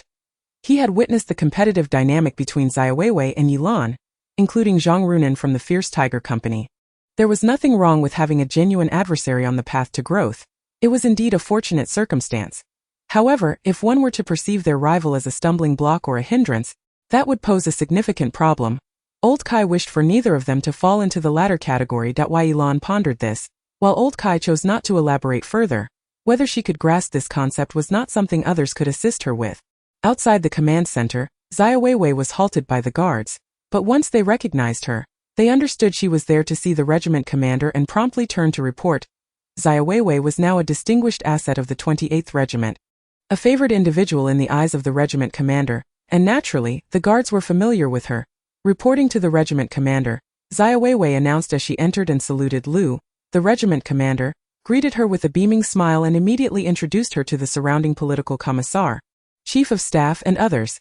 Allow me to present to you, this is Xiaowewei, who, during the decapitation operation against Longya, single-handedly led a special operations team and successfully shot down 3 drones. Xiaowewei could be regarded as the most formidable female soldier he had ever encountered. Even the simple Type 69 rifle in her hands could deliver precision strikes akin to missile targeting. What caliber of skill was this? Even a strategic-level sniper would pale in comparison.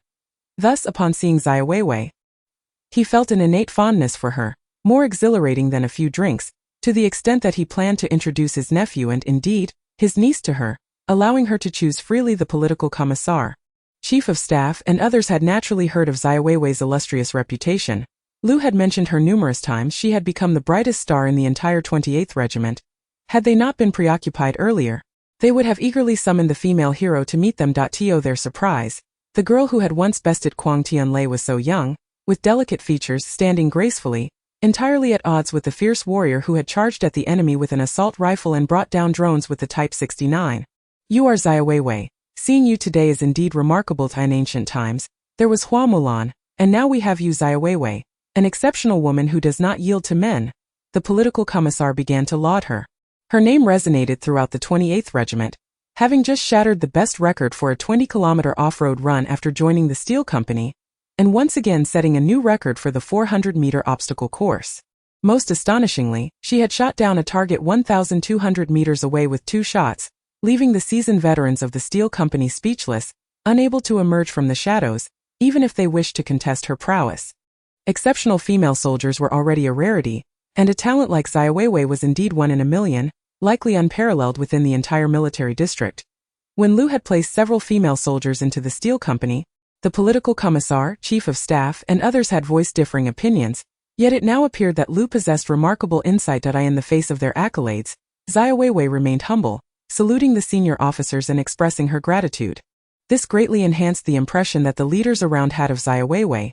Despite her tender age, she faced numerous high-ranking officials without a trace of nervousness, demonstrating humility in the face of praise. Such character is indeed commendable. Lu Tuan chuckled. It's quite late. Do you have something to discuss with me? It was already the latter half of the night, and had it not been for a matter of urgency, Xiaowewei would not have arrived at such an hour. Of course, her situation was exceptional. Were it anyone else, they would not even be granted entry. Report to the commander. I believe the Blue faction will initiate another decapitation operation tonight. This place is no longer safe. I implore you to evacuate immediately, Xiaowewei stated candidly. Though her words might sting, they were undeniably truthful. After all, this location boasted the most fortified defenses in the entire regiment, and her assertion was akin to slapping many faces. Indeed, as soon as her voice fell, the regiment staff burst into laughter. Comrade Xiaowewei, are you that certain? What evidence do you base your judgment on? Or is this merely your personal opinion? In terms of bravery in battle, Xiaowewei was impressive, yet when it came to commanding operations, strategizing, anticipating enemy moves, and formulating battle plans, she was merely a middle school graduate who had just entered the army. How much could she possibly comprehend? Commanding operations is no child's play. It is not simply a matter of desire translating into reality. Had she not recently achieved significant merit, she would have been promptly dismissed from the command center. The political commissar, seeking to bolster Xiaowewei's morale, remarked, Comrade Xiaowewei, we appreciate your concerns. After all, the previous decapitation operation by the Blue faction had a severe impact on us, nearly resulting in catastrophic losses. However, that was due to our negligence. We did not anticipate their utter lack of restraint. The situation is different now. We have heightened our vigilance. Your company commander Zhang has assured us that not even a mouse can infiltrate our defenses. You should trust in your commander and your comrades. The surrounding leaders laughed heartily. After all, Xiaowewei was still young, and often her considerations were rather naive. Perhaps she had consumed too many military novels. Chapter 90. My repugnant face shall never be cleansed. Lu Tuan gazed at Xiaowewei, harboring high hopes for her future. Given time for development, she would undoubtedly achieve great things in the military. However, at present, there remained a significant gap between an excellent soldier and an exceptional military commander. Xiaowei's perspective appeared somewhat juvenile. Moreover, the command center was strategically positioned, and the Steel Company's defenses had already been established. Breaching them would be akin to scaling the heavens. Quang Tunlei was no fool. Xiaowei, do not fret excessively. I know that old fellow Quang Tunlei better than you do. He certainly will not give up. But he will not come here either, because he understands the stakes. Without drone support, they are akin to a legion of blind men. Their advantages utterly obliterated. If they dare to approach, your Steel Company will surely capture them all. You must have faith in your company commander Zhang and in your Steel Company. Lu Tuan expressed himself with great tact, fearful of dampening Xiaowei's enthusiasm. Her concerns were not entirely unfounded. It was simply that she was still quite young, easily swayed by her thoughts, often believing that what she envisioned would naturally come to pass. Who has not been young? She had just achieved significant merit during the day, and it was only natural for her to aspire for further advancement. However, this very notion was what troubled Xiaowei the most. Xiaowei is different. Once a top-tier soldier, she possesses a profound understanding of human factors. Quang Tianlei, having attained the high rank of Chief of Staff for the Special Forces Brigade, undoubtedly possesses a considerable comprehension of human nature. He is no fool. Lu Tuan patted Xiaowei on the shoulder as a gesture of encouragement. Seeing Lu Tuan's support, Xiaowei realized that continuing to speak would be futile. Those of lower rank are often disregarded, especially as she is merely a newly enlisted private. The individuals present are all prominent figures within the brigade. and it is only natural that they would not give much weight to the words of a mere girl. Were it not for her achievement today, she likely would not have even had the opportunity to stand here. Indeed. Xiaowewei saluted the officers and then swiftly exited the command center after her departure. Lu Tuan and the others exchanged smiles. After all, she is still a young girl, but her willingness to think critically is commendable. Lu Tuan remarked. The political commissar nodded in agreement, stating, her awareness is quite remarkable. When we first enlisted, we dared not entertain such thoughts. We simply did as our squad leader instructed. Indeed, she does possess a certain audacity. Old Lu, you truly have an eye for talent, the chief of staff chuckled. Lu Tuan laughed heartily, saying, of course, when have I ever misjudged someone? Well, let us not dwell on this any longer. We must swiftly discuss our upcoming operational plans. Quang Tianlei has suffered a significant setback and will not simply let it go. While a decisive strike tonight is out of the question, it does not mean he lacks contingency plans. As an old adversary, we must remain vigilant. Lu Tuan held no underestimation of Quang Tianlei. A person who rises to the position of chief of staff for a special forces brigade is certainly no ordinary individual. Upon returning to the tent, the others quickly sought rest in preparation for the possible battle that lay ahead. Li Xiaohua, exhausted, slipped into her sleeping bag and fell asleep in an instant. Although Yilan was not particularly fatigued, she adjusted her breathing to conserve energy and quickly entered a state of slumber. After briefly closing her eyes, Xiaowewei noticed that everyone had drifted off to sleep and quietly rose from her tent, stealthily making her way toward the command center. While the brigade leaders may not believe in her, she could not remain idle. If the commander were to be assassinated or captured alive, the 28th Brigade would lose its backbone, and the subsequent battles would undoubtedly end in defeat. The outcome held little significance for Xiaowewei, as she was merely a lowly soldier. After all, if the sky were to fall, there are taller individuals to bear the brunt. However, the commander. He truly understands her temperament, and she resolved to assist him once more. Having engaged in a skirmish with them earlier in the day, Xiaowewei had only just begun to find her rhythm. Like a specter in the darkness, she swiftly navigated through the dense forest, ultimately concealing herself in the underbrush approximately 50 meters from the command post. At that moment, the command center was still illuminated, indicating that Lu Tuan and the others had yet to rest. Only 2 seasoned soldiers from the guard unit were on duty, while the others had retired. The patrol typically took about 30 minutes, meaning the current defensive capability of the command post rested solely on these 2 veterans. It was alarmingly deficient. Xiaowewei could not help but scorn the flawed defensive system. Were she in charge of the arrangements, she would ensure a balance of strength and deception, preventing the enemy from easily discerning the situation within. If her instincts were correct, Quang Tianlei must have already stationed individuals nearby to observe. The elite special forces excel in the art of camouflage and infiltration. In such an expansive area, it is a trivial matter for 1 or 2 seasoned operatives to stealthily infiltrate. They need not delve deeply. Merely finding a suitable observation point on the periphery suffices to ascertain the situation here. Just as Xiaowewei surmised, at this very moment, on a hill approximately 1,000 meters from the command center, Dagger lay concealed in the embrace of a grand tree. Keenly observing the surroundings, he had commenced his surveillance at dawn, meticulously reporting every detail of his reconnaissance to Quang Tianlei. A group of novices, tight on the exterior yet relaxed within, chewing gum. Dagger, with the aid of night vision goggles, discerned both the overt and covert sentries surrounding the area, patiently awaiting the arrival of the chief of staff and his team to reap the rewards. With a soft clap, Dagger swatted away a mosquito that had dared to alight on his face. That woman! If she hadn't intervened, there would have been far fewer complications.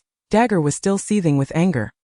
His Dragon Tooth squad had been inexplicably dismantled by Xiaowewei, leaving him feeling utterly humiliated. He could not fathom how the 28th Regiment had suddenly produced such a formidable female adversary. Chapter 91. Lu Tuan. The piggybacked under the shroud of darkness. The forest occasionally echoed with the rustling of branches. This hour, nearing 3 a.m., the human body is at its most vulnerable, and Xiaowewei, concealed among the underbrush, struggled to stave off drowsiness before regaining her focus. The surrounding woods were enveloped in utter darkness, save for the whispers of the wind and the rustle of leaves, occasionally punctuated by the calls of unknown birds. Although her visual range was limited, her auditory perception was exceptional. She could discern even the slightest sounds within a 50-meter radius. Suddenly, her ears perked up, and her head turned sharply toward the right side of the forest. There came the faint sound of footsteps, distinctly different from those of a patrol, marked by a heightened caution, as if the intruders were wary of making too much noise. They've arrived. Xiaoweiwei's expression turned grave.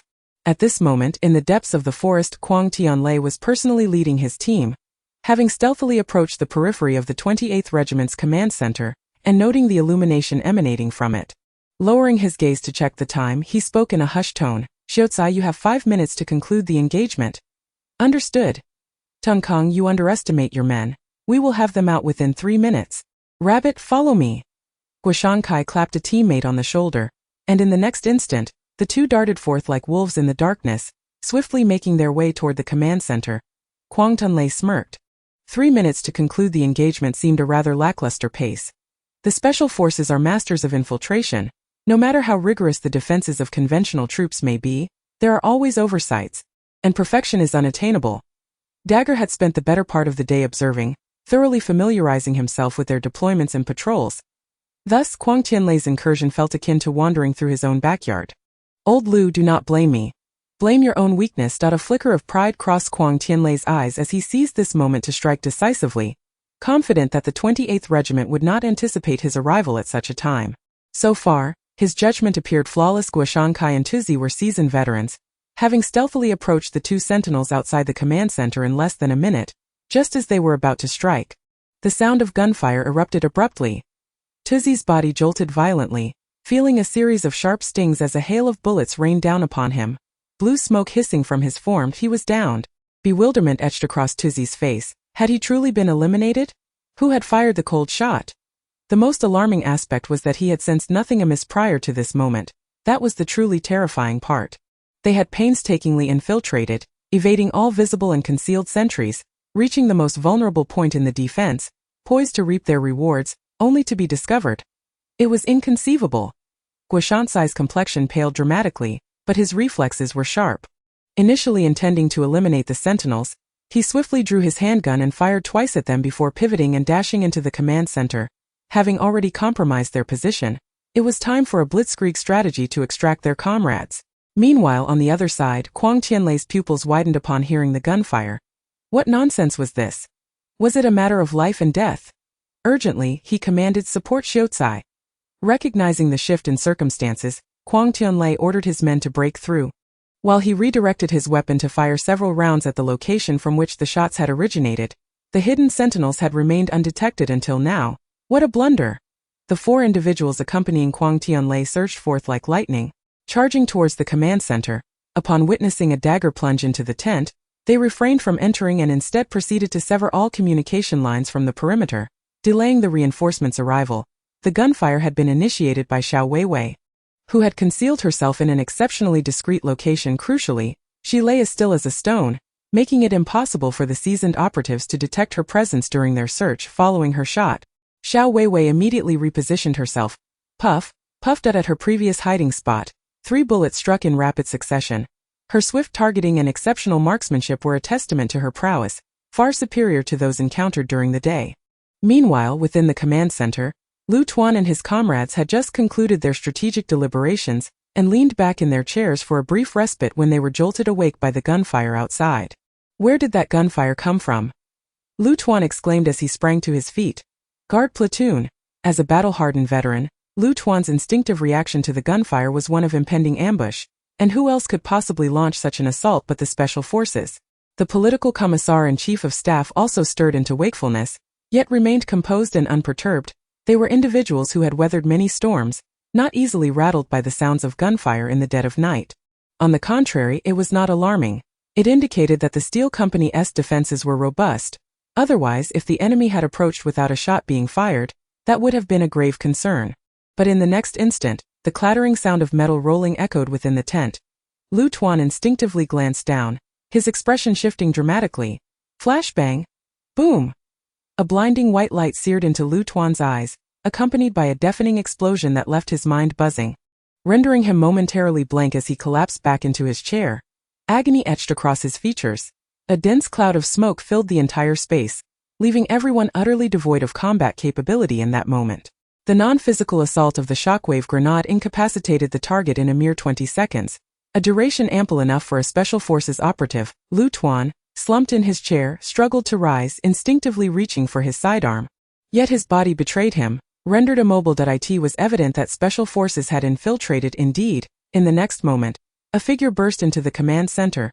Before Lu Tuan could even blink, his mouth was forcibly pried open, and an unknown object was thrust inside, silencing him completely. In a swift motion, a burlap sack was thrown over his head, and his hands were expertly bound. Lu Tuan barely had the chance to call for help before he was hoisted away as if he were a mere piglet. Chapter 92. It turns out we were the clowns. Guoshankai carried Lu Tuan out, while 4 other team members quickly formed a protective perimeter around them. They encountered several veteran guards rushing in to assist, who were dispatched in an instant, before dashing toward the opposite side of the mountain, executing a rapid withdrawal from the scene. From the moment the gunfire erupted to their departure, not even a minute had elapsed. Their figures vanished swiftly into the shadows of the forest, the mountain breeze rustling the trees around them. Had it not been for the thick smoke billowing from the command center, it would have been impossible to ascertain their presence. Before long, the political commissar and others stumbled out of the tent, coughing violently as they gasped for air, the acrid smoke nearly overwhelming them, leaving their minds muddled. Damn it, the commander has been captured. Find someone quickly, the commissar roared in anger. Yet, apart from a few senior members of the regiment, the guards lay lifeless around them, each a casualty, unable to participate in further operations per the exercise's regulations. Where were the patrolling forces? What were the Steel Company doing, allowing the enemy to infiltrate undetected? Typically composed, the commissar now resembled a lit powder keg. Spewing fury, Zhang Dongliang had assured that not a single rat could slip by his watchful eyes. Yet here they were, utterly aghast that the commander had been taken. The first patrol unit, alerted by the sounds of gunfire and explosions, rushed over. However, by the time they arrived, Quang Tianlei and his team had already carried Lu Tuan on a rapid march down the mountainside. Their speed was unmatched by the veteran soldiers of the Steel Company. In short, they were professionals. Meanwhile, the unit stationed for external cover, upon receiving Quang Tianlei's orders, launched a decisive strike, eliminating the sentries hidden in the periphery, ensuring a clear path for their escape. Their strategy hinged upon speed. Before the Steel Company could react, they had whisked Lu Tuan away. With the command center's signals severed, they were cut off from external communication. The Steel Company only heard the sounds of gunfire and explosions, oblivious to the true circumstances. Their immediate response was to bolster internal support, never suspecting that Quang Tianlei and his team had bound the commander and were stealthily retreating. By the time they reached the command center and grasped the situation, Quang Tianlei and his team had already boarded the prearranged off-road vehicle and vanished into the darkness. Zhang Dongliang surveyed the chaotic command center, his face an ashen hue, as though struck by a million devastating blows. How could it be that despite having fortified the perimeter with defenses as sturdy as a castle wall, those cunning operatives managed to infiltrate our ranks and even abduct the commander? What a disgrace! Zhang Dongliang nearly struck himself in frustration. Pursue them. They have taken the commander. They cannot be moving swiftly. He ordered, notify the 1st and 2nd platoons to keep a vigilant watch, and if any suspicious personnel are spotted, open fire immediately. We cannot allow them to escape. As a distinguished graduate of a military academy, Zhang Dongliang quickly regained his composure and promptly issued combat orders. However, just as the commands were relayed, a signalman approached with alarming news. Several unidentified blue forces had forcibly breached our defenses, eliminating 3 of our outposts in the process, and had now broken through our defensive lines. Pursuing them now would be futile. Not only was there uncertainty about catching up, but they might also fall into an ambush along the way. The chief of staff glared at Zhang Dongliang. Is this what you assured me? That not even a mouse could slip through? Our command center has become their playground. Is this how the Steel Battalion ensures the completion of its mission? Zhang Dongliang stood there, his face burning with shame. What could he say now? That the special forces were too formidable. Such an admission would only further highlight the incompetence of the Steel Battalion. Regret washed over him. Had he heeded Xiaowewei's advice, they might not have found themselves in this predicament, with the commander captured and the 28th Battalion poised to become the laughingstock of the entire army. The chief of staff sighed heavily, reflecting on Xiaowewei's earlier warnings that if only they had accepted her suggestions to relocate the command center or, at the very least, bolster internal defenses, they might have thwarted those intruders and prevented the commander's abduction. Had they implemented Xiaowewei's strategy and prepared in advance, perhaps they could have turned the tables and ensnared their adversaries. But now it was too late. The commander had been captured, and the hard-won advantages of the 28th Battalion had evaporated, leaving morale in disarray. With dire consequences looming, Zhang Dongliang paused, pondering what Xiaowewei had said. The political commissar, equally helpless, remarked that those immersed in the situation often fail to see clearly, and their blindness had led them to this dire outcome. Old Lu's capture was a devastating blow to the 28th Battalion, a true gut punch, and Quang Tianlei's tactics were ruthless enough to inflict significant damage. The expressions of the senior officers turned grim, as rescuing Commander Lu seemed nearly impossible. The immediate concern shifted to how to mitigate the damage and prevent the 28th Battalion from suffering a catastrophic defeat. Zhang Dongliang hadn't anticipated that Xiaowewei could foresee Quang Tianlei's maneuvers. She had approached the command center, yet he remained unaware of it. Old Kai, standing beside Zhang Dongliang, remarked, "During the patrol earlier, Xiaowewei mentioned she was going to find the commander. I let her go, but she didn't inform me about this situation. Where is she now?" Zhang Dongliang mused, having brought the 3rd platoon for support but not spotting Xiaowewei among them. Dalai Xiaohua and Yilan, who shared a tent with her, were present in the ranks. Chan, the platoon leader, awkwardly stated, "I didn't see her during the assembly." This marked the second time Xiaowewei had fallen behind. Zhang Dongliang had inquired with Li Xiaohua and Yilan, who confirmed that she had been in the tent while they slept. But upon waking, she was nowhere to be found. Had she grown accustomed to lagging behind? Zhang Dongliang, already seething from a previous defeat, now found his fury exacerbated. At this moment, the rabbit beneath the tent grinned and waved at Zhang Dongliang. "Lao Chun, it has been quite a while." Zhang Dongliang turned toward the voice, momentarily taken aback, but quickly recognized the figure, his eyes lighting up as he hastened over. "Lao Wang, what brings you here?" Chapter 93. The Regret of Lu Tuan. Wang Tutu, a veteran of the Longya team, had shared a close camaraderie with Zhang Dongliang during his studies at the Divine Sword Brigade. Making them old friends, it was unexpected to meet again under such circumstances. Wang Tutu chuckled. "Lao Chun, you truly have a knack for sarcasm. What are you doing here? Didn't your people take you out?" A hail of bullets aimed right at me. It was only then that Zhang Dongliang noticed the triggering device on Wang Tutu's person had been activated. He had fallen in battle. He turned sharply to Chan Pai and the others, bellowing, "Who did this?" Chan Pai and the others exchanged glances. By the time they arrived, the combat had already concluded, and not a single shot had been fired. "Squad leader, your team was on patrol. Who among you is responsible?" He Liang, puzzled, replied, "Report, squad leader." We rushed over upon hearing the gunfire, but by the time we arrived, the conflict was over. "Was it not you?" Zhang Dongliang raised an eyebrow. Could it have been the personnel from the security squad? Yet that didn't add up. The remaining security team had also been eliminated by the enemy. Furthermore, who possessed the capability to take down the rabbit? The rabbit, known for his stealth, agility, and keen alertness, had ensnared countless skilled opponents during drills. When had he become so vulnerable? Wang Tutu remarked, "Is no one willing to take responsibility?" "Rest assured, I am not a petty person. I will not hold this against anyone." Zhang Dongliang pondered for a moment. Wait a minute, he immediately contacted the security squad, discovering they hadn't even had the chance to fire a shot before being eliminated by Lao Te. As for who had taken down the rabbit, no one had any idea. They only realized there was an ambush after hearing the first gunshot. Suddenly, a name flashed through Zhang Dongliang's mind: Xiaowewei. She had offered advice to the commander, which had gone unheeded, and then stealthily positioned herself near the command center. With Xiaowewei absent from the company, everything aligned in terms of both timing and motive. It was highly likely she was the culprit. Where could she have gone? Zhang Dongliang's eyes widened in realization. Xiaowewei possessed formidable off-road capabilities, making it entirely plausible. However, she was up against an elite special operations team. Even if she managed to catch up, would she be able to rescue anyone? "Everyone follow me quickly!" Zhang Dongliang shouted, leading his team outside to the foot of Luofeng Mountain. Quang Tianlei's warrior vehicle had managed to shake off the pursuing enemies. Although there had been minor complications with the rabbit's inexplicable demise, Lu Tuan had been captured alive, and the mission was deemed a success. The sudden gunfire would be addressed once Lu Tuan was dealt with. The ability to evade their search and eliminate the rabbit had nearly thwarted their decapitation plan. Such talent was invaluable.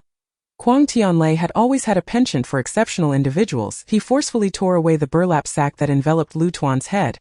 Revealing a familiar face, though now it was clouded with malice, Quang Tianlei broke into a grin, his signature broad smile illuminating his features. "Old comrade, it truly is you. I thought I must have been mistaken," he exclaimed, loosening the towel that had bound Lu Tuan. Beaming like a resplendent autumn chrysanthemum, Lu Tuan, with a face as dark as thunder, let out a cold snort. "Old comrade, do not be angry. There is no need for such haste. It is merely an exercise. One captures the other, a perfectly normal occurrence." Quang Tianlei chuckled merrily. Lu Tuan begrudgingly accepted his predicament, a storm of frustration brewing within him. His subordinates had proven utterly incompetent. allowing an enemy to infiltrate their own territory and capture him, a disgrace of monumental proportions. A bunch of worthless fools.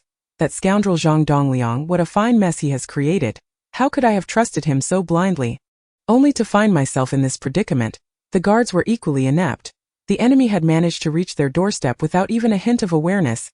Damn it, ultimately, it all boils down to my own shortcomings as the commander. Quang Tianlei paid no heed to Lu Tuan's expression, continuing to smile as he untied Lu Tuan. Old comrade, have you finally submitted? You may have evaded capture during the day, but your subsequent carelessness, your Achilles heel, has led to your eventual downfall at my hands, hasn't it? I have long advised you to amend your ways, yet you refuse to listen. But let us not dwell on this. Once we arrive at my place, let us indulge in a few drinks. I have everything prepared. I was merely waiting for you. Lu Tuan gazed at Quang Tianlei's smug visage, a surge of anger bubbling within him, an urge to spit in his face overwhelming him. Yet, alas, he was now the captive. Go ahead and revel in your triumph. I am in your grasp, and you may say whatever you wish. My pride has already been shattered, and I have resolved to embrace my role as the butt of your joke. Old comrade, do not take it to heart. Is it not entirely expected that you would lose? Your 28th Regiment may be a field unit, but it is merely a slightly formidable conventional force. How can you possibly compare with our special operations troops? If you truly could best us, would not the substantial annual funding for our special forces be in vain? You have performed commendably. The fact that I, your chief of staff, have come personally to request your presence speaks volumes. Inquire among other units, who else enjoys such privileges? Lu Tuan snorted derisively. Oh, so I should thank you then. Those 3 drones of yours must not have come cheap. It was certainly exhilarating to bring them down. Quang Tianlei chuckled lightly. Not to worry. If they were damaged, I can simply apply for replacements. Victory and defeat are the norms of warfare. We must maintain a broad perspective rather than focus solely on a single skirmish. Come now, had you not been so rash, would you have risked being overwhelmed to achieve a decapitation? Alas, a missed opportunity is a missed opportunity. Otherwise, it would be I who is laughing now. He had indeed underestimated her prowess. Her combat mentality was astonishingly adept, capable of grasping even the strategies of special operations forces. It left him bewildered as to what thoughts occupied her mind. Regrettably, a singular mischance to turn the tide had utterly extinguished the hopes of the 28th Regiment. Quang Tianlei was momentarily taken aback and remarked, "Oh, judging by your tone, what is this? Did you anticipate my arrival tonight? If you had, would you be sitting here?" Lu Tuan cast a sidelong glance at Quang Tianlei, retorting, "What is this? Do you really think your little schemes can remain concealed from everyone? You may consider yourself clever, but do not presume that others are fools." He shrugged, adjusting himself into a more comfortable position, and with a self-deprecating smile added, "Had I not underestimated her, it would have been I inviting you for drinks and peanuts." Quang Tianlei furrowed his brow, about to speak when the vehicle suddenly screeched to a halt. Chapter 94. Go wild and overcome those rodents. Thud thud. A series of tremendous crashing sounds echoed in the darkness. 2 large boulders rolled down from the slope, effectively blocking the mountain path ahead. Fortunately, Guoshan Kai, with quick reflexes and adept driving skills, braked just in time. Otherwise, they would have surely overturned upon impact. The abrupt stop caught Quang Tianlei off guard, causing his body to collide with the front seat, a sharp pain shooting through his chest. Thankfully, the force was not overwhelming. Otherwise, several ribs might have been fractured. How can a scholar drive like this? Quang Tianlei cursed, feeling aggrieved. Despite the hail of bullets not striking him, he had suffered an injury within the confines of the vehicle, a situation that would surely invite ridicule if it were to spread. The others fared little better. At least they had the sense to assist Lu Tuan as they steadied him. Guoshan Kai explained. A few rocks suddenly rolled down the slope and blocked the road. Quang Tianlei frowned. What a coincidence. Turn off the lights. With a snap, Guoshan Kai extinguished the headlights, plunging the surroundings into darkness. The others, without needing Quang Tianlei's prompting, immediately gripped their weapons and donned their night vision goggles, entering a state of readiness. While rockfalls were not unheard of, their occurrence at this moment felt too coincidental. Lu Tuan surveyed the pitch-black forest around them and scoffed. Old Quang, so you do have moments of cowardice. Weren't you rather cocky just now? Afraid of an ambush on the way? Quang Tianlei chuckled softly. I exercise caution, unlike you. Tch, if you're afraid, just admit it. No need to make excuses. Lu Tuan gazed into the surrounding woods, his heart still harboring a flicker of hope for a miracle, for he certainly did not wish to be the punchline of a joke for the rest of his life. However, at this juncture, who could possibly come to their rescue? The members of the 28th group were likely still milling about in their hideout. Alas! If only he had heeded Xiaowewei's advice. Would she come? The thought flitted through Lu Tuan's mind, but he quickly dismissed it. Her suggestion had been turned down, and she might very well harbor resentment. Eagle, go take a look, but be cautious, Guoshankai whispered to the passenger beside him. Theoretically, the 28th group could not have set an ambush here. One could only hope for a blind cat stumbling upon a dead rat. Eagle gently pushed open the car door and swiftly exited, using the moonlight to spot two large boulders lying across the path a few meters ahead.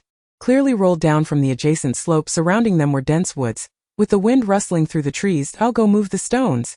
The other two veterans quietly exited the vehicle to cover him. Eagle slung his assault rifle across his chest and briskly approached the boulders. Just as he bent down to shift one aside, a loud bang echoed. A gunshot shattered the stillness of the night. The eagle felt a sharp sting in his back, as wisps of blue smoke billowed from his clothing. Damn it! He couldn't help but exclaim. This was not the sound of an 88 sniper rifle, but rather that of an ordinary 81 rifle. Fired from approximately 200 meters away, Tio hit a target at such a distance with the less precise 81 rifle, and in the darkness with only a faint, hazy moonlight to guide them. How could one possibly achieve such a feat? The opponent must possess the keen eyesight of an owl. It was a sight to behold. As soon as the gunfire erupted, Quang Tianlei and his comrades sprang from the vehicle, seeking refuge among the bushes and stones lining the roadside. Only Lu Tuan remained in the car southeast, about 200 meters, an 81 rifle. Guoshankai whispered. Quang Tianlei and the others immediately activated their Beidou terminals. Who is it? Is it Lao Kai? Or Lao Sun? Guoshankai inquired. In such an environment, being able to eliminate an eagle from 200 meters away with a single shot was a mark of extraordinary sniping prowess, far beyond what an average marksman could achieve. Even seasoned veterans from the Iron Brigade lacked such skill. Only those who had retired from special forces possessed such capabilities. Taking cover behind a stone, Quang Tianlei remarked, it shouldn't be Lao Kai or Lao Sun. They had such strength only in their prime. After so many years away from the front lines, they could hardly maintain that level of proficiency. If an 81 can achieve such accuracy, imagine the devastation an 88 sniper rifle could unleash. What I want to know is how they anticipated our route and set up an ambush here ahead of time. Moreover, why is there only one of them? If they had more reinforcements lying in wait, we would be in serious trouble. Guoshankai agreed. Indeed, it does seem rather peculiar. Regardless of that, let us eliminate him first. Quang Tianlei declared resolutely, refusing to dwell on the matter any further. Just as he was about to issue a combat order, laughter erupted from the vehicle. Lu Tuan exclaimed, excellent, excellent. Truly, I knew the soldier I chose would come to my aid. He felt a pang of regret, thinking that had he heeded her advice from the beginning, they could have wiped out the foe long ago, avoiding this predicament. Haha, as long as you believe you are right. Hold steadfast. That's splendid. Lu Tuan surmised the identity of their savior. Who else but Xiaowewei? No one in the entire 28th Regiment believed that Quang Tianlei would lead an ambush tonight, so the only one who could have prepared in advance was Xiaowewei, and she alone possessed such terrifying shooting skills. Naturally, he was somewhat taken aback that she had pursued them all the way here, even positioning herself ahead of Quang Tianlei and the others. They had been driving at a speed of over 30 km/h, yet she had managed to reach them on foot through the dark, mountainous terrain, requiring her to run in a straight line to catch up. This girl was certainly audacious. He had heard tales of her exceptional off-road abilities, but never imagined they reached such heights.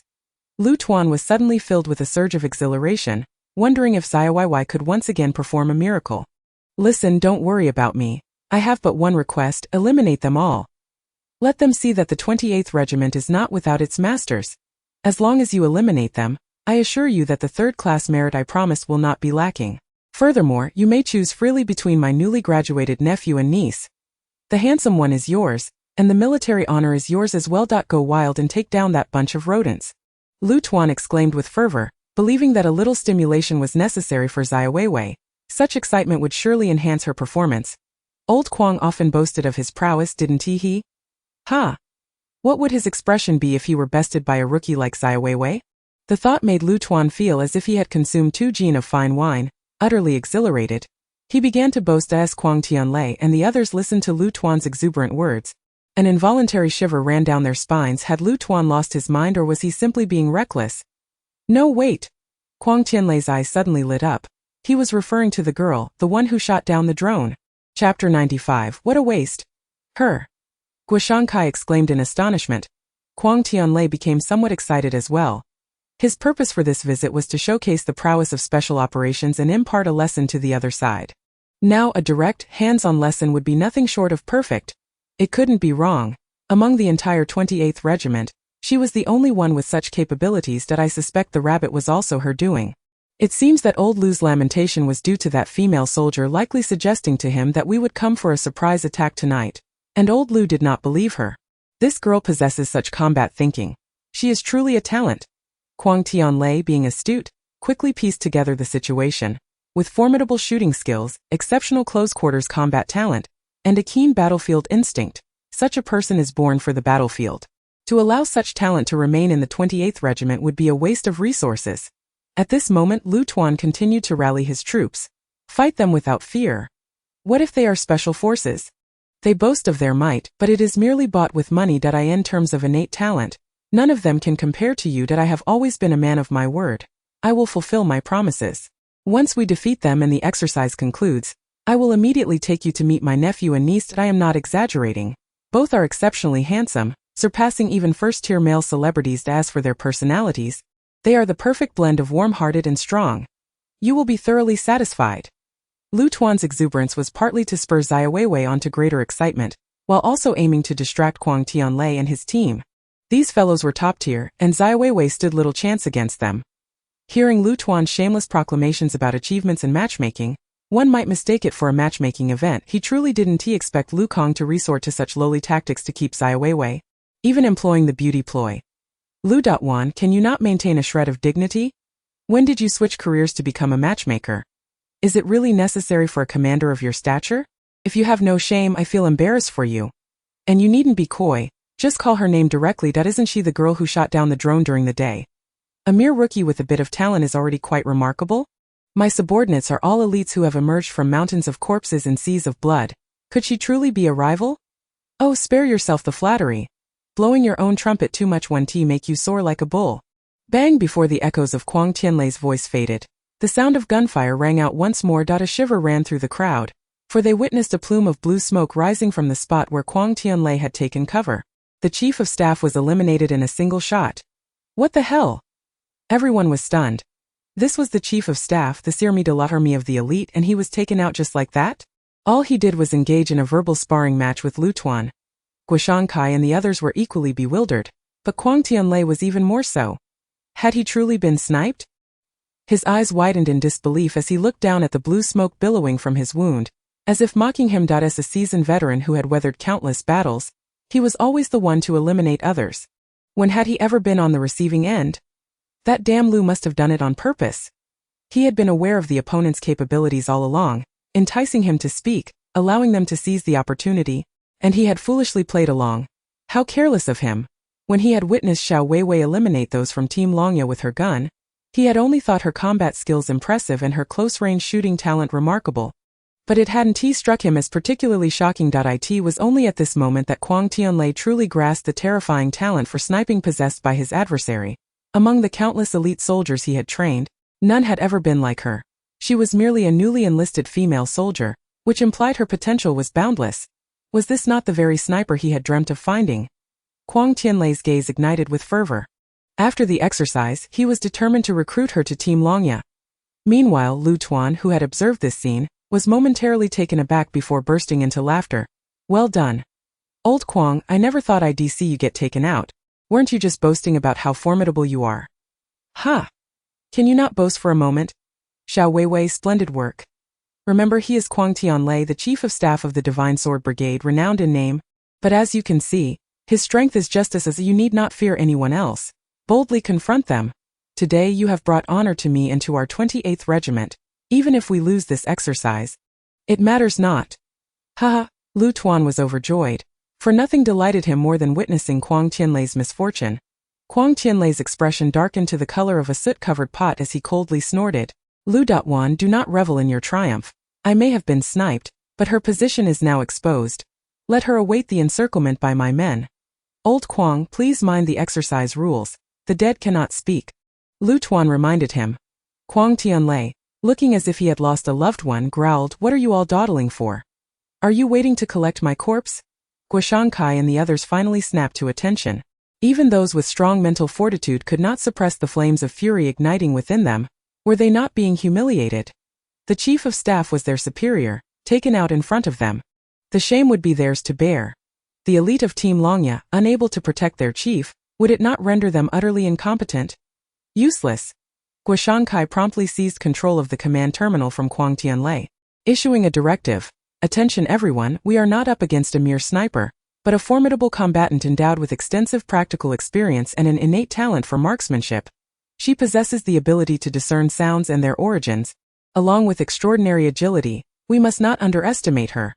The target is approximately 200 meters to the southeast. Spread out in tactical formation. Over. Lone Wolf acknowledges. Over. Heavenly Dog acknowledges. Over. Sky Cat acknowledges. Over. Commence action. In an instant the four individuals, previously concealed behind obstacles, surged forth like arrows released from a bow, silently and swiftly racing towards the source of the gunfire.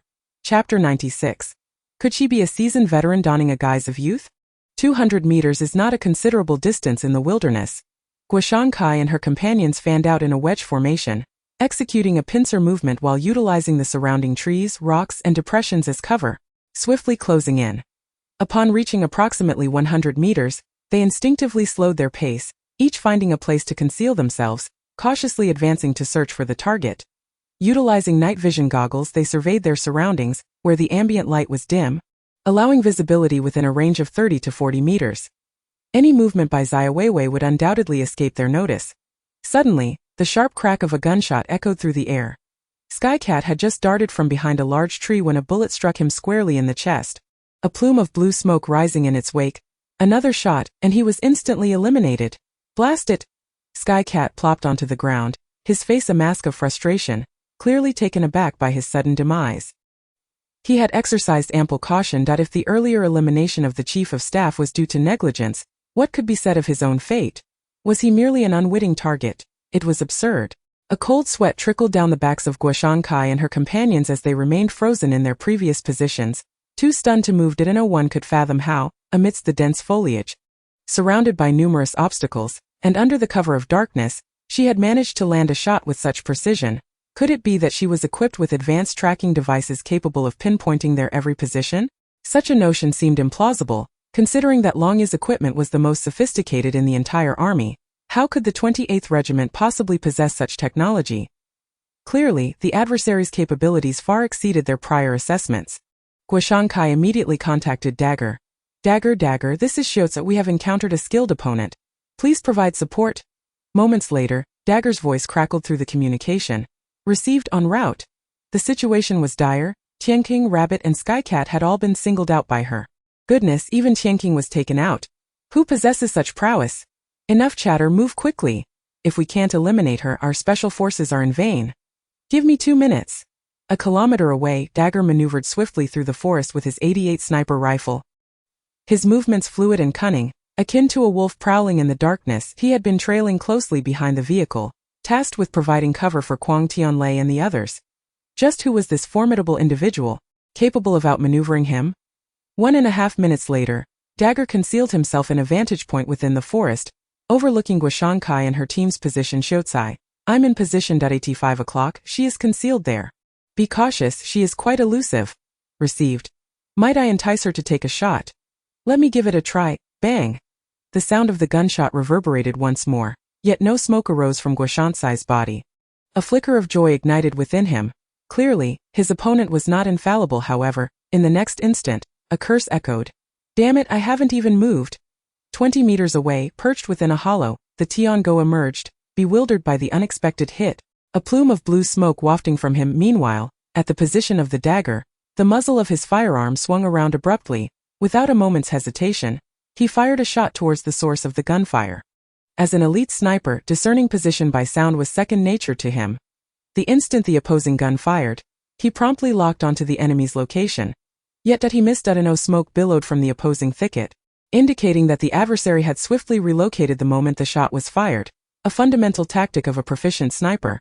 Fire a shot and change position, striving to conceal one's whereabouts. Scholar, that fellow is indeed a master. Is she the same soldier who eliminated our Dragon-Tooth's first squad during the day? Dagger inquired. Correct, it is indeed her. Guoshankai responded in a wonder. I was wondering who possessed such remarkable skill. Should we pursue? With the arrival of Dagger for support, only 3 of them remained. By this calculation, among the 6 brought by Quang Tianlei, 4 had been eliminated, totaling 5 when including himself. Damn, they had nearly been taken out. Had the Dragon Tooth ever suffered such a dismal defeat? The most critical factor was that, even now, they had not caught a glimpse of their adversary. Haha, what has happened to you? Have you lost another one? TSK. Old Quang, did you not claim that your soldiers were battle-hardened, the finest among the elite? Why are they so easily overwhelmed? Is it 5 against 1 or 4 against 1? Unable to hold their ground? Yet you still boast. To be frank, I shall lay my cards on the table. My soldier is merely a private, having just enlisted this year. Yet even so, your drone was brought down by her, and she is the one who took out your Dragon Tooth squad. What do you say to that, Old Quang? You have a penchant for gazing skyward, neglecting your own feet, and now you have stumbled, haven't you? Quang Tianlei's lips twitched, his face turning a shade reminiscent of a tarnished pot bottom. That girl was indeed formidable. Guoshan Kai and the others had gained no advantage, instead losing 2 men. That if this continued, would they not face total annihilation? The jest had gone too far at that moment. Guoshan Kai spoke coldly. If we do not eliminate her, how shall we face ourselves? With Dagger providing cover, Guoshan Kai and Lone Wolf advanced towards the vicinity of the recent gunfire, discovering evidence of a prior ambush. Yet the assailants had already vanished without leaving a trace, not even shell casings. Scholar, is she truly just a newly enlisted girl? Why does it feel as though she surpasses us in expertise? Lone Wolf crouched down, pressing his hands against the flattened grass, sensing the opponent's professionalism. It seemed as though every move they made was under her scrutinizing gaze. They had never encountered such an adversary. Even during special operations competitions against other elite assault teams, they had not felt so thoroughly outmatched and battered as they did now. Guoshansai's brow furrowed tightly, a bead of sweat forming on his forehead. They remain unaware that Xiaowewei possesses astonishing vision and hearing. The dark jungle has little effect on her, instead serving as her optimal cover. Coupled with her vast experience in jungle warfare, Guoshan Kai and his seasoned comrades find themselves at a distinct disadvantage before her. Who is this girl truly? I refuse to believe she is a novice. The Lone Wolf speculates, could she be an old hand in new guise pretending to be inexperienced? Is there something wrong with her?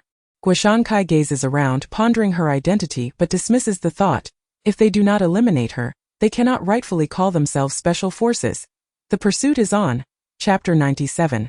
Not even a shadow to be found. This is rather eerie, isn't it? While Guoshan Kai and his companions express their grievances, their movements remain swift as they meticulously search the surroundings for any traces left by Xiaowewei. Wherever a person passes, some evidence must remain, a mere thread of a clue. In this regard, the Lone Wolf excels. However, after a considerable time of searching, he finds the last trace leading to a wooded area, only to discover it vanishes abruptly, as if the target had evaporated into thin air. This predicament leaves Guoshan Kai and his group confounded.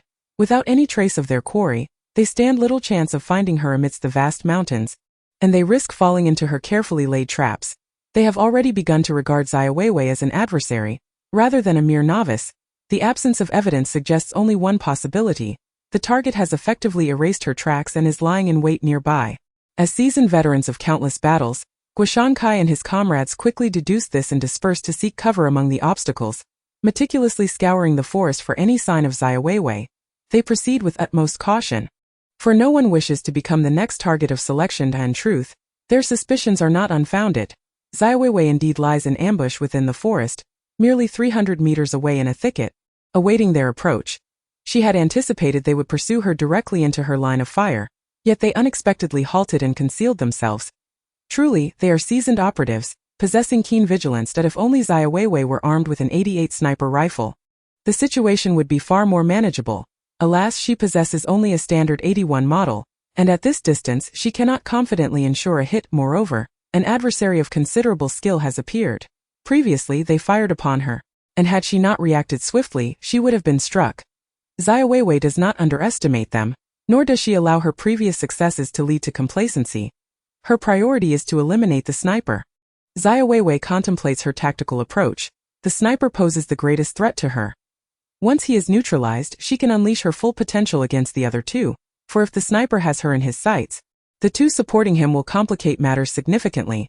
Her earlier successes stemmed from the enemy's ignorance of her capabilities and a degree of overconfidence. The moment Xiaowewei confronts Guoshan Kai and his team, Quang Tianlei and Lu Tuan, two of her old comrades, have regrouped. Quang Tianlei, though puzzled, acknowledges that victory and defeat are common in warfare. He possesses thicker skin than Lu Tuan. Lu Tuan chuckles, feeling quite at ease. If only he could enjoy a drink and some peanuts now, it would be even better. Sipping while watching the hapless minions of his adversaries fall one by one would be sheer delight. Look at your smug demeanor. It is somewhat justified, considering you have faced defeat in numerous drills without a single victory. This time, it seems fortune has favored you, akin to a blind cat stumbling upon a dead mouse. Quang Tianlei jested, acknowledging that his old companion has indeed struck a stroke of luck this year. Lu Tuan rolled his eyes, saying, "My troops have triumphed. Are you suggesting it was mere chance? What a joke." Quang Tianlei chuckled, "All right then, I am but a dead man now. Whatever I say is merely hot air. Once the exercises conclude, let us indulge in a few drinks and I shall ensure your enjoyment." Lu Tuan promptly became wary. "I have sworn off alcohol to no matter. We can drink first and abstain later." "It amounts to the same," Quang Tianlei replied with a squinting smile. "Do not try to deceive me." "I truly have quit this time," Lu Tuan remarked, still skeptical of Quang Tianlei's intentions, pondering why he would seek him out for a drink when he had previously been absent. "Let us not dwell on that." Quang Tianlei continued, "By the way, your soldier is quite impressive. It's a pity she is a girl, or I would genuinely wish to recruit her for our Longya." Lu Tuan retorted coldly, "What's wrong with being a girl? Old Quang, you cannot belittle female comrades." Quang Tianlei, with a smile in his narrowed eyes, responded, "When have I ever looked down on female comrades? I truly admire this girl. Single-handedly, she has made our seasoned veterans look foolish. A modern-day Hua Mulan. You know we at Longya only recruit male special forces. It is a rule, after all, as there are distinctions between the genders." Lu Tuan eyed Quang Tianlei with suspicion. "Old Quang, are you testing me?" No, what sort of relationship do we have?" "Decades of camaraderie. If there were matters to discuss, I would be straightforward, not beat around the bush." "Come now, you are overthinking this," Quang Tianlei reassured him. Lu Tuan then exhaled in relief and proudly stated, "Xiaowewei is a key candidate for our 28th Regiment. Despite being a fresh recruit and merely a teenage girl, her abilities are remarkable." He proceeded to elaborate on how Xiaowewei had outperformed a group of seasoned soldiers in the Steel Company. Quang Tianlei listened, his eyes gleaming with excitement, noting her proficiency in off-road driving, combat, marksmanship and physical fitness, recognizing her as a well-rounded talent, undoubtedly possessing the potential of a military prodigy. This girl is a definite candidate for Longya. Meanwhile, on the other side, as a top-notch sniper of Longya, Dagger had chosen a sniping position that was both expansive in view yet remarkably concealed, ideal for hiding. He nestled within a half-buried hollow of a massive rock, perfectly fitting his form, allowing him to observe the surroundings while remaining undetectable from the outside. Even if someone were to sense his presence, not even a blank round, let alone a live bullet, could penetrate this perfect sniping spot. Dagger slowly shifted his rifle's muzzle, beginning a systematic search from the eastern position toward the south. Intent on uncovering Xiaowewei in terms of sniping expertise, there were few in Longya who could rival him. Perhaps during the peak of the Chief of Staff's prowess, he could have bested Dagger. But that was no longer the case. The scholar excelled in close combat, while his sniping skills were significantly inferior. "You cannot escape me, little girl," Dagger thought, filled with absolute confidence in his abilities. Time passed gradually, as the dagger swept repeatedly through the forest ahead, yet it still failed to uncover any trace of Xiaowewei. Was strange. Could she truly not be here? The dagger's confidence began to waver. If the opponent was concealed within this area, then her skill must be exceedingly formidable. With the scholar and the lone wolf simultaneously searching, the combined strength of the three should, without doubt, be sufficient to defeat even the renowned warrior Bu Zhanyun. Now, faced with a mere girl and unable to find even a shadow of her, it all seemed rather eerie. "Scholar, have you found anything? That girl hasn't truly escaped, has she? Prolonging this search isn't a viable strategy. Should we lure her out?" suggested the dagger. Chapter 98. "I bet your warrior can't take down mine," Guoshankai whispered. "Stay composed. This is a test of patience. Continue searching. It is currently 3:45 a.m., and there are 2.5 hours until dawn. I refuse to believe she has left no trace." The dagger replied, "You are the captain. Your word is final. No more chatter. Focus your attention." "Understood." The dagger took a deep breath, honing his concentration for a new round of meticulous searching. As the scholar indicated, this was indeed a contest of endurance, a sensation he had not encountered in quite some time. Darkness enveloped the entire forest, with occasional calls from unknown birds piercing the silence, rendering the woods even more tranquil. The dagger maintained his position, motionless, save for the subtle movement of his upper body as his arms gently adjusted the rifle's aim. For a sniper, remaining hidden for several hours or even days was a commonplace occurrence. Curious, where could she be hiding? The dagger possessed a unique method for locating his target, relying on the subtle shifts in the surrounding atmosphere. It was akin to a predator lurking in its lair. The environment would manifest minute changes, becoming unnaturally quiet, with other creatures shying away, essentially exuding an aura of lethal intent.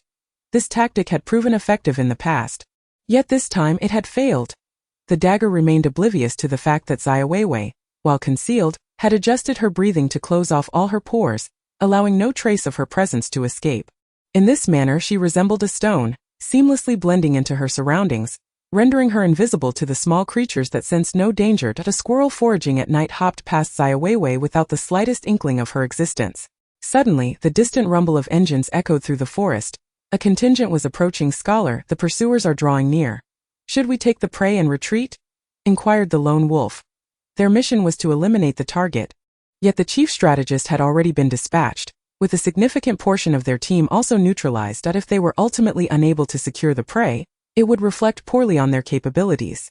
Following the Longya exercise, they would undoubtedly become the subject of ridicule. The dagger interjected in the communication. Scholar, I will remain here to exhaust her. You and the lone wolf should take the prey and leave. As he spoke, the barrel of his rifle moved slightly faster, brushing against a nearby stone and producing a faint clattering sound, startling the dagger into an abrupt halt. This was a blunder, praying that the other party had not noticed. Lest his position be revealed, fortunately, a gust of wind swept through, likely masking the subtle sounds of impact around him, allowing the dagger to breathe a sigh of relief in secrecy. Little did he know, this minuscule oversight was swiftly captured by Xiaowewei. There! A glimmer of cold light flashed in Xiaowei's eyes as her right index finger abruptly pressed the trigger. Bang! The resounding gunshot suddenly echoed through the mountain forest. The bullet shot forth from the chamber, perfectly threading through a gap no larger than a fist, striking the dagger squarely on the shoulder.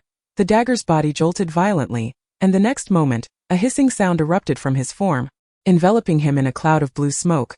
What the hell? Was I sniped? Damn it! The dagger was utterly stunned. His concealed position was so well hidden that even if discovered, it was improbable for anyone to take him out with a single shot.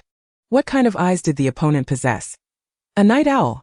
Impossible unless that girl was cheating. To hit him, the bullet would have to precisely traverse that narrow gap. But my goodness, is she even human? The dagger looked down at the smoke emanating from the tube on his body, sighing, I've capsized in the gutter.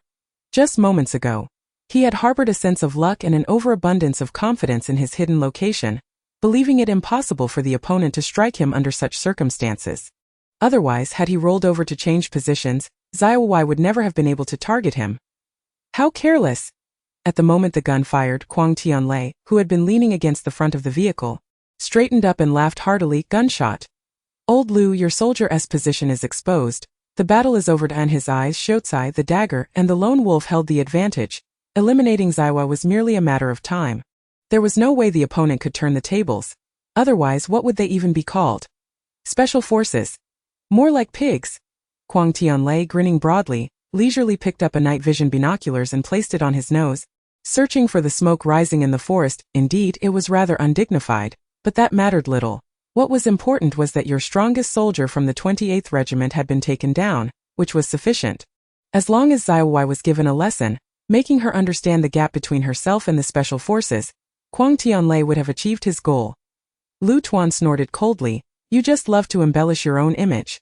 It's all your own words in black and white, utterly meaningless. Xiaowewei had performed admirably. He did not expect her to turn the tide against three opponents.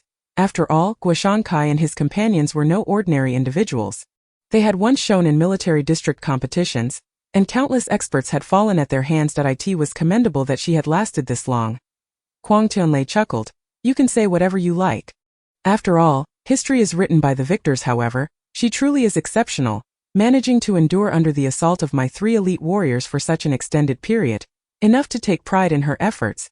Even in defeat, he noticed a figure rising from the area where the smoke was billowing in the forest. The dagger? Quang Tianlei's jaw dropped in disbelief. That silhouette was unmistakably the dagger, not Xiaowewei. Had he truly been sniped? What on earth? It must be known that the dagger was the most formidable sniper of the Longya team, capable of single-handedly taking on the king of soldiers. Bujane and Datio have been taken out by Xiaowewei with a single shot. Was this girl truly that formidable? Quang Tianlei's expression had become numb.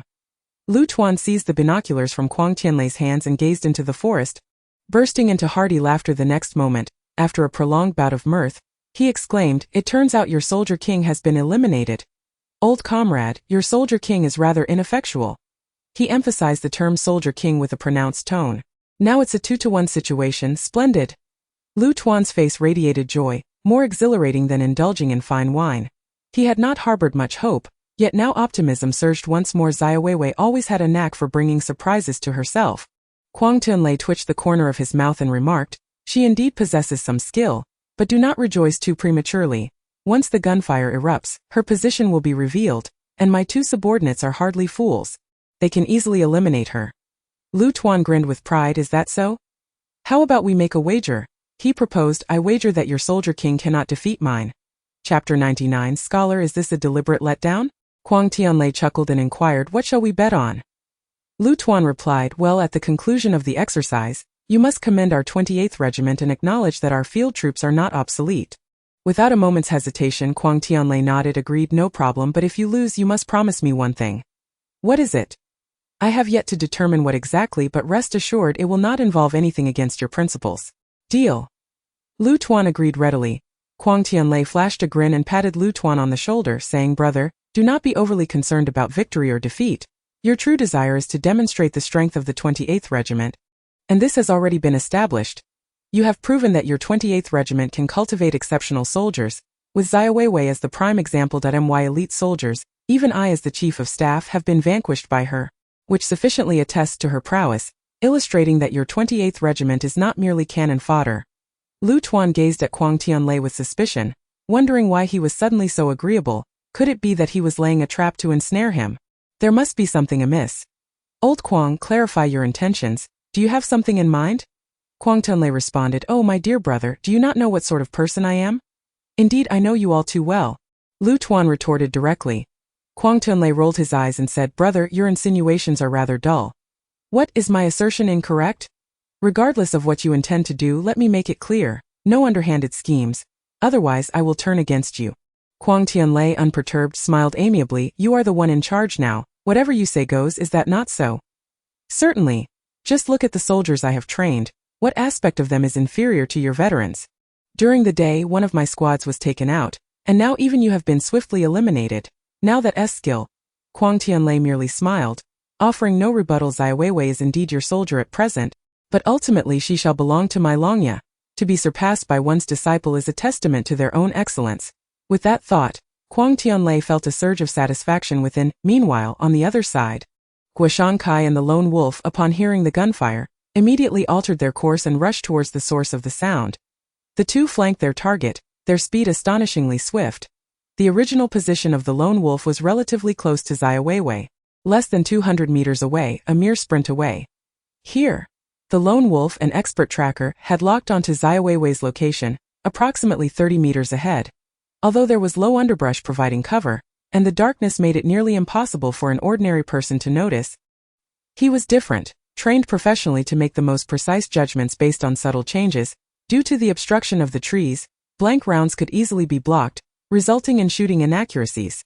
Thus, the Lone Wolf refrained from drawing his pistol, instead propelling himself forward with a sudden burst of speed. Dashing like lightning. Close quarters combat and eliminating the adversary was the most reliable approach. The Chief of Staff, Rabbit, and Dagger had all been taken down by the enemy. A fire of vengeance burned within the Lone Wolf. He could not allow the enemy to escape unscathed without avenging his fallen brother's scholar. "I'll go first."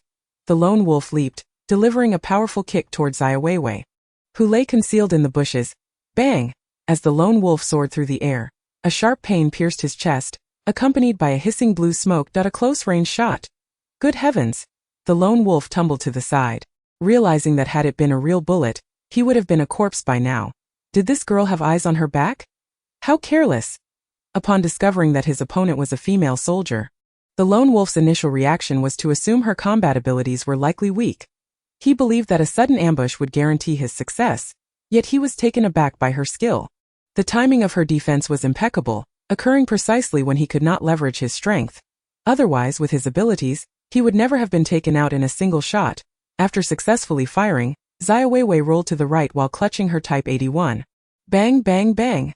Behind her, Guoshankai raised his gun and fired, a flurry of bullets raining down on the spot where Xiaowewei had just been. Had Xiaowewei been delayed by even a mere 0.1 seconds, she would have been riddled with bullets as Guoshankai pursued and shot, his assault rifle discharged in rapid succession, resembling a firecracker display. Xiaowewei dodged left and right, weaving through the underbrush like a fox, bullets whizzing past her. Click! Guoshankai's ammunition ran out, and he swiftly drew his pistol, continuing to fire, determined to eliminate Xiaowewei without granting her a moment's respite. However, her evasion was too swift. A barrage of bullets whizzed by, all missing their mark. This scene left the lone wolf behind. Utterly astonished was the scholar holding back. If the Dragon Tooth members learned that the scholar had fired a dozen rounds from both rifle and pistol at such a short distance and had not even grazed the edge of her clothing, they would undoubtedly burst into laughter. Had the scholar truly transformed into a mere scholar? Little did the lone wolf know that Guoshankai was growing increasingly astonished. It was not that he was intentionally holding back, but rather that the opponent's evasion skills were so exceptional that he could not lock onto her, unless a light machine gun could cover her entire range of movement with suppressive fire. How was this girl trained? Click! Guoshankai's ammunition was depleted once more, and as he quickly reached for a new magazine at that moment, the running Xiaowewei pivoted her Type 81 and a torrent of bullets surged toward Guoshankai. He swiftly dodged behind a large tree to evade the oncoming fire. Instantly, an intense gunfight erupted between the two in the forest. Guoshankai was a master of jungle warfare, and so was Xiaowewei. During the fierce confrontation, Kuang Tianlei and Lu Tuan heard a cacophony of gunfire, yet the situation within the woods remained obscured. Both Lu Tuan and Kuang Tianlei brimmed with confidence. Kuang Tianlei was acutely aware of the prowess possessed by Xiaowewei and the lone wolf. Their synergy in jungle warfare was remarkably harmonious. Even when faced with the formidable military king Bu Zhanyun, their combined efforts could lead to victory. Although Xiaowewei possessed a high innate talent for combat, she undoubtedly lacked experience. Engaging them head-on would yield no chance of triumph. Brother, the battle is about to conclude. Let us await the outcome, Kuang Tianlei remarked with a grin reminiscent of a mischievous relative. The intensity of the gunfire did not instill any apprehension in him. After all, Xiaowewei was contending with two veteran military elites. That on another hilltop, Zhang Dongliang suddenly heard the dense gunfire emanating from the forest ahead and bellowed. Quickly, it must be Xiaowewei engaging them in combat. Chapter 100. I am disdained. Zhang Dongliang, accompanied by the Iron Brigade, hastened forward. Initially, he had little hope, considering that Lu Tuan had been captured by the Dragon Tooth Squad's seasoned personnel. Rescuing him from their clutches seemed a daunting task. Even if Xiaowewei were exceptionally skilled, she was but one individual, and a pair of fists could scarcely contend against four hands, especially when those veterans were battle-hardened. To his astonishment, Xiaowewei had truly managed to hold them off. Yilan and Li Xiaohua were also among the pursuing ranks. Simultaneously, the Tiger Brigade, stationed on a nearby hill, heard the commotion and dispatched personnel to investigate the situation. They were already aware of Lu Tuan's capture, and their hearts burned with fury. Those Dragon Tooth elites were exceedingly overbearing. As Zhang Dongliang and his men rushed to the scene, Xiaowewei and Guoshankai found their ammunition depleted. Guoshankai charged towards Xiaowewei, and as he neared her, he executed a mid-air split aimed at her. Consumed by rage, he showed no mercy simply because she was a woman. On the contrary, he felt compelled to conclude the battle swiftly. Should the 28th Brigade's pursuers arrive, Lu Tuan's rescue would spell utter failure for the decapitation operation. What had begun so favorably was now thwarted by the unexpected emergence of Xiaowewei, akin to the legendary Chang Yaojin, causing their plans to be repeatedly obstructed until only he remained. He could not afford to let her go. How could Dragon Tooth maintain its reputation? Unfazed, Xiaowewei deftly sidestepped, evading Guoshankai's strike. Bang! Guoshankai's foot crashed into the ground, sending a cloud of dirt flying. He had not anticipated Xiaowei's remarkable reaction speed. As she effortlessly dodged his attack. In close-quarters combat, speed and angle of attack are paramount, requiring extensive real-world experience. As a newly enlisted soldier, how much combat experience could Xiaowewei possibly possess? This also explained why Guoshankai's assault was so broad and unrefined. Having missed his strike, Guoshankai tightened his right fist and unleashed a sweeping blow aimed directly at Xiaowei's upper body. Moving with lightning speed, Xiaowei, instead of retreating, pressed forward, her form bending like a bow, closing the distance to Guoshankai in an instant. His expression changed dramatically as he realized it was too late to retreat. Thud! A muffled collision echoed sharply. Guoshan Kai felt as though he had been struck by a speeding vehicle, his body uncontrollably propelled backward, crashing into the thicket behind him. The sound of snapping branches followed, culminating in the heavy impact of his body meeting the ground. Guoshan Kai emitted a muffled groan, as if his internal organs had been struck by a colossal hammer. A piercing agony surged throughout his body, causing his brain to malfunction and plunge him into unconsciousness. The lone wolf standing not far away appeared somewhat dumbfounded. Merely 2 exchanges, is this not excessively uncanny? Even the renowned soldier Bu Zhanyun could not achieve such a feat. Is Xiaowewei's combat prowess truly so formidable? How could she have honed such skills? Even if she had trained since the womb, it would be improbable for her to be this powerful. The lone wolf was not alone in witnessing this spectacle. Dagger also took note. He was not surprised that Xiaowewei could engage in a fierce gunfight with Chen Shanming, but to decisively incapacitate a scholar in hand-to-hand combat was nothing short of extraordinary. It was a rare sight indeed. How could a young woman possess such extensive combat experience? It seemed illogical. Could it be that one's innate talent could truly elevate an individual to such heights in a brief period? For the first time, Dagger found himself questioning his worldview. In truth, they were mistaken. Xiaowei's experience in close combat was indeed richer than Guoshan's. After all, as a versatile soldier, she had gained her expertise through numerous real-life confrontations. The actual number of battles she had endured was greater than Guoshan's, not fewer however. Guoshan Kai was also a master of close combat.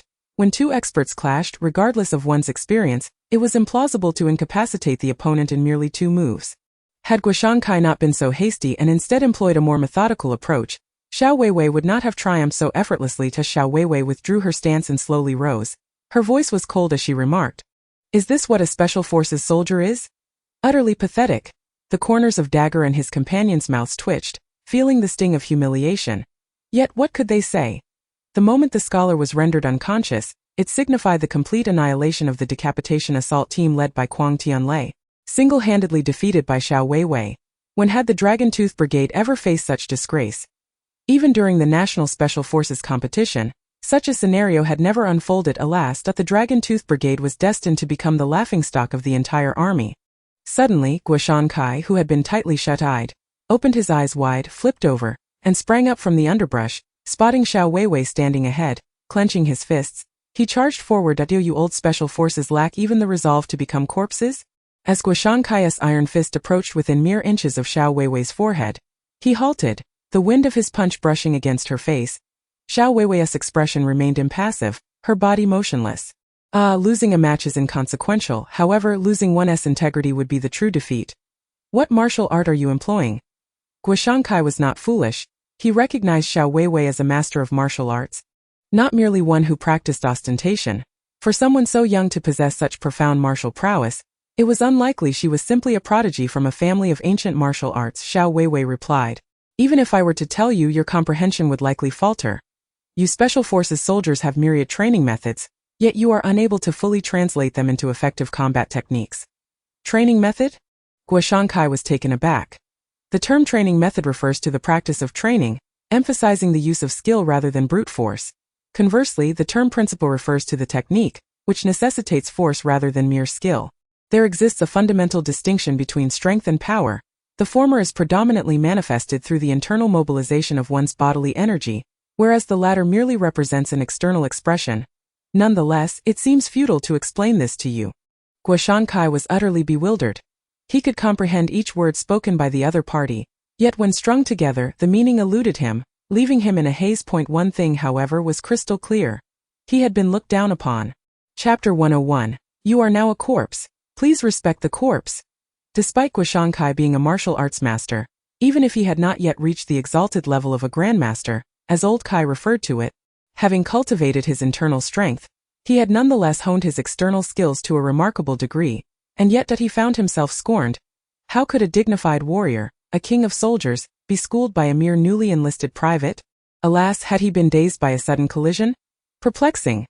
Guoshan Kai inhaled deeply, striving to regain his composure, and then scrutinized the female soldier before him. "You are Xiaowewei, a soldier from the Iron Company?" Xiaowewei replied. "Sir, you are now a corpse. Please show respect to the corpse." Guoshan Kai felt a pang in his heart. This young woman seemed to bristle with barbs all over. Nevertheless, he conceded defeat. "This time we have indeed faltered.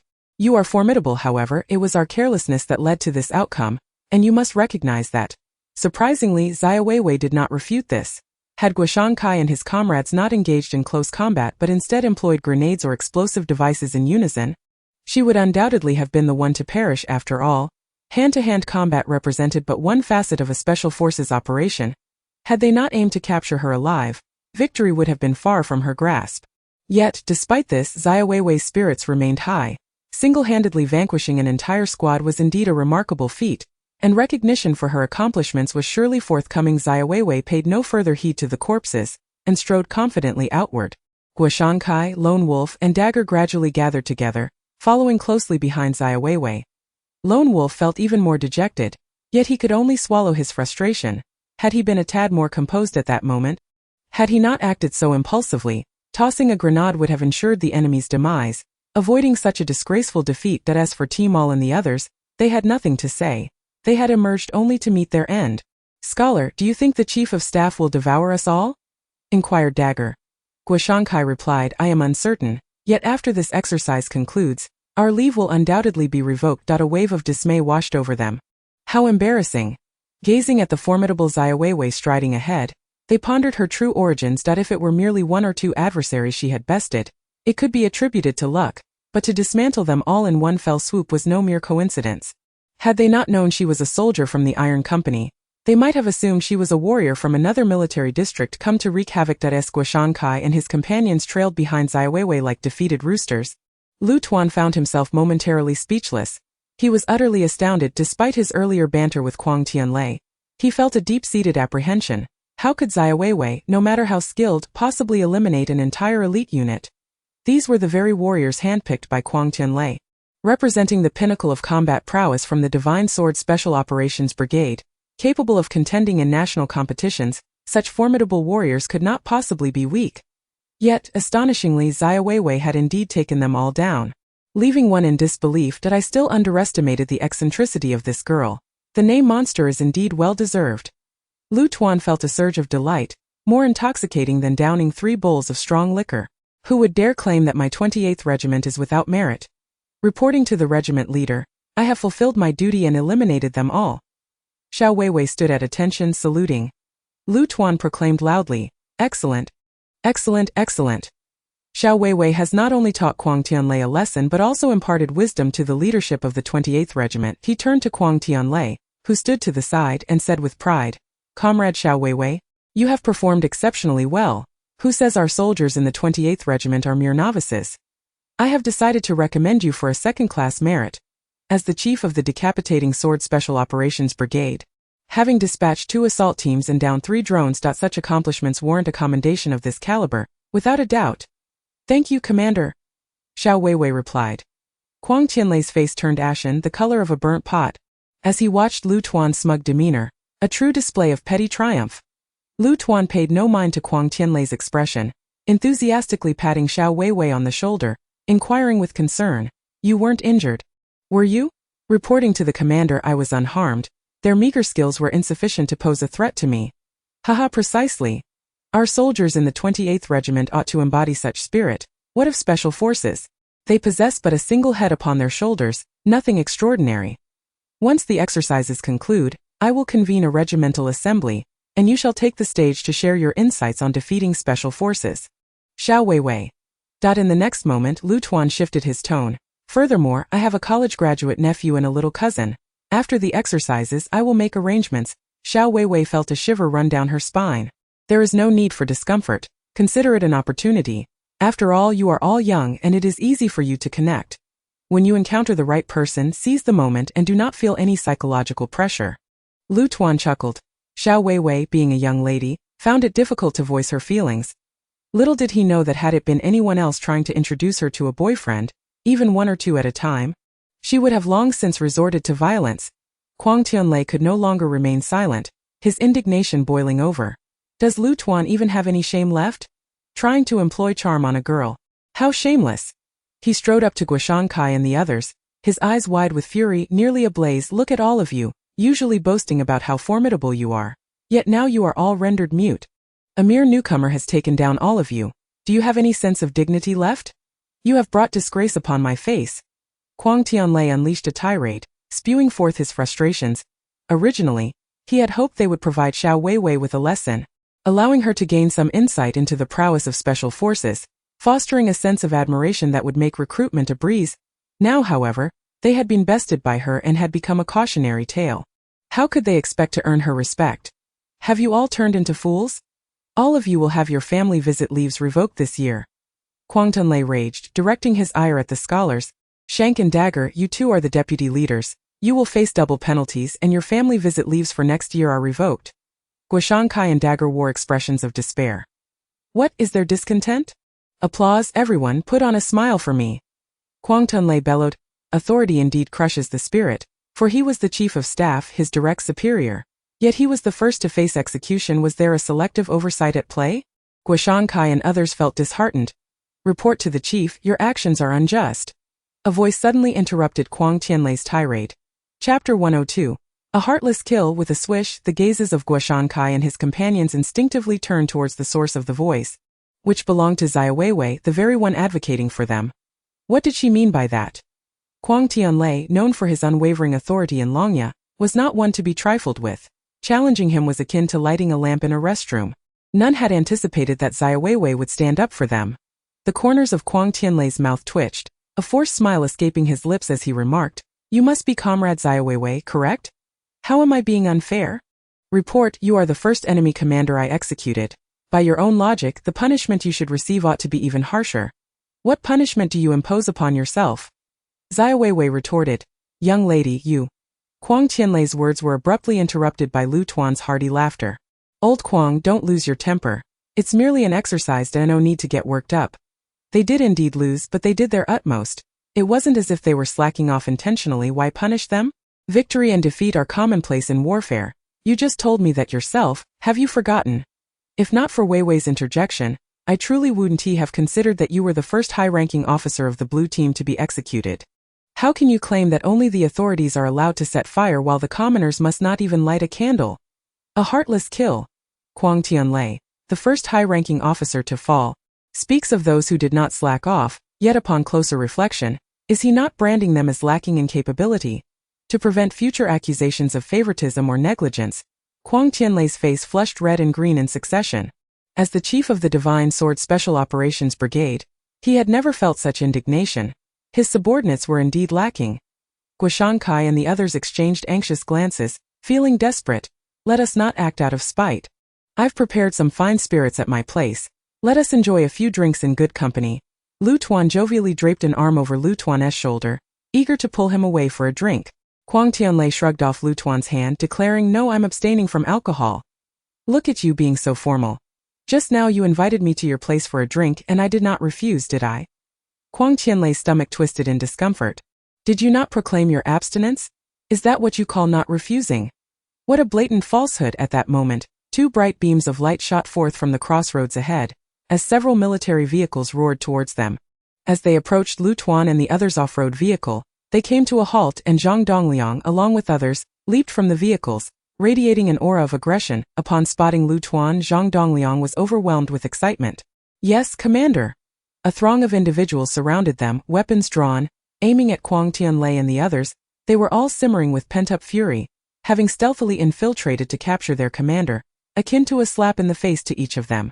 Upon seeing Lu Tuan unharmed, Zhang Dongliang's spirits soared. Commander, you survived. How splendid!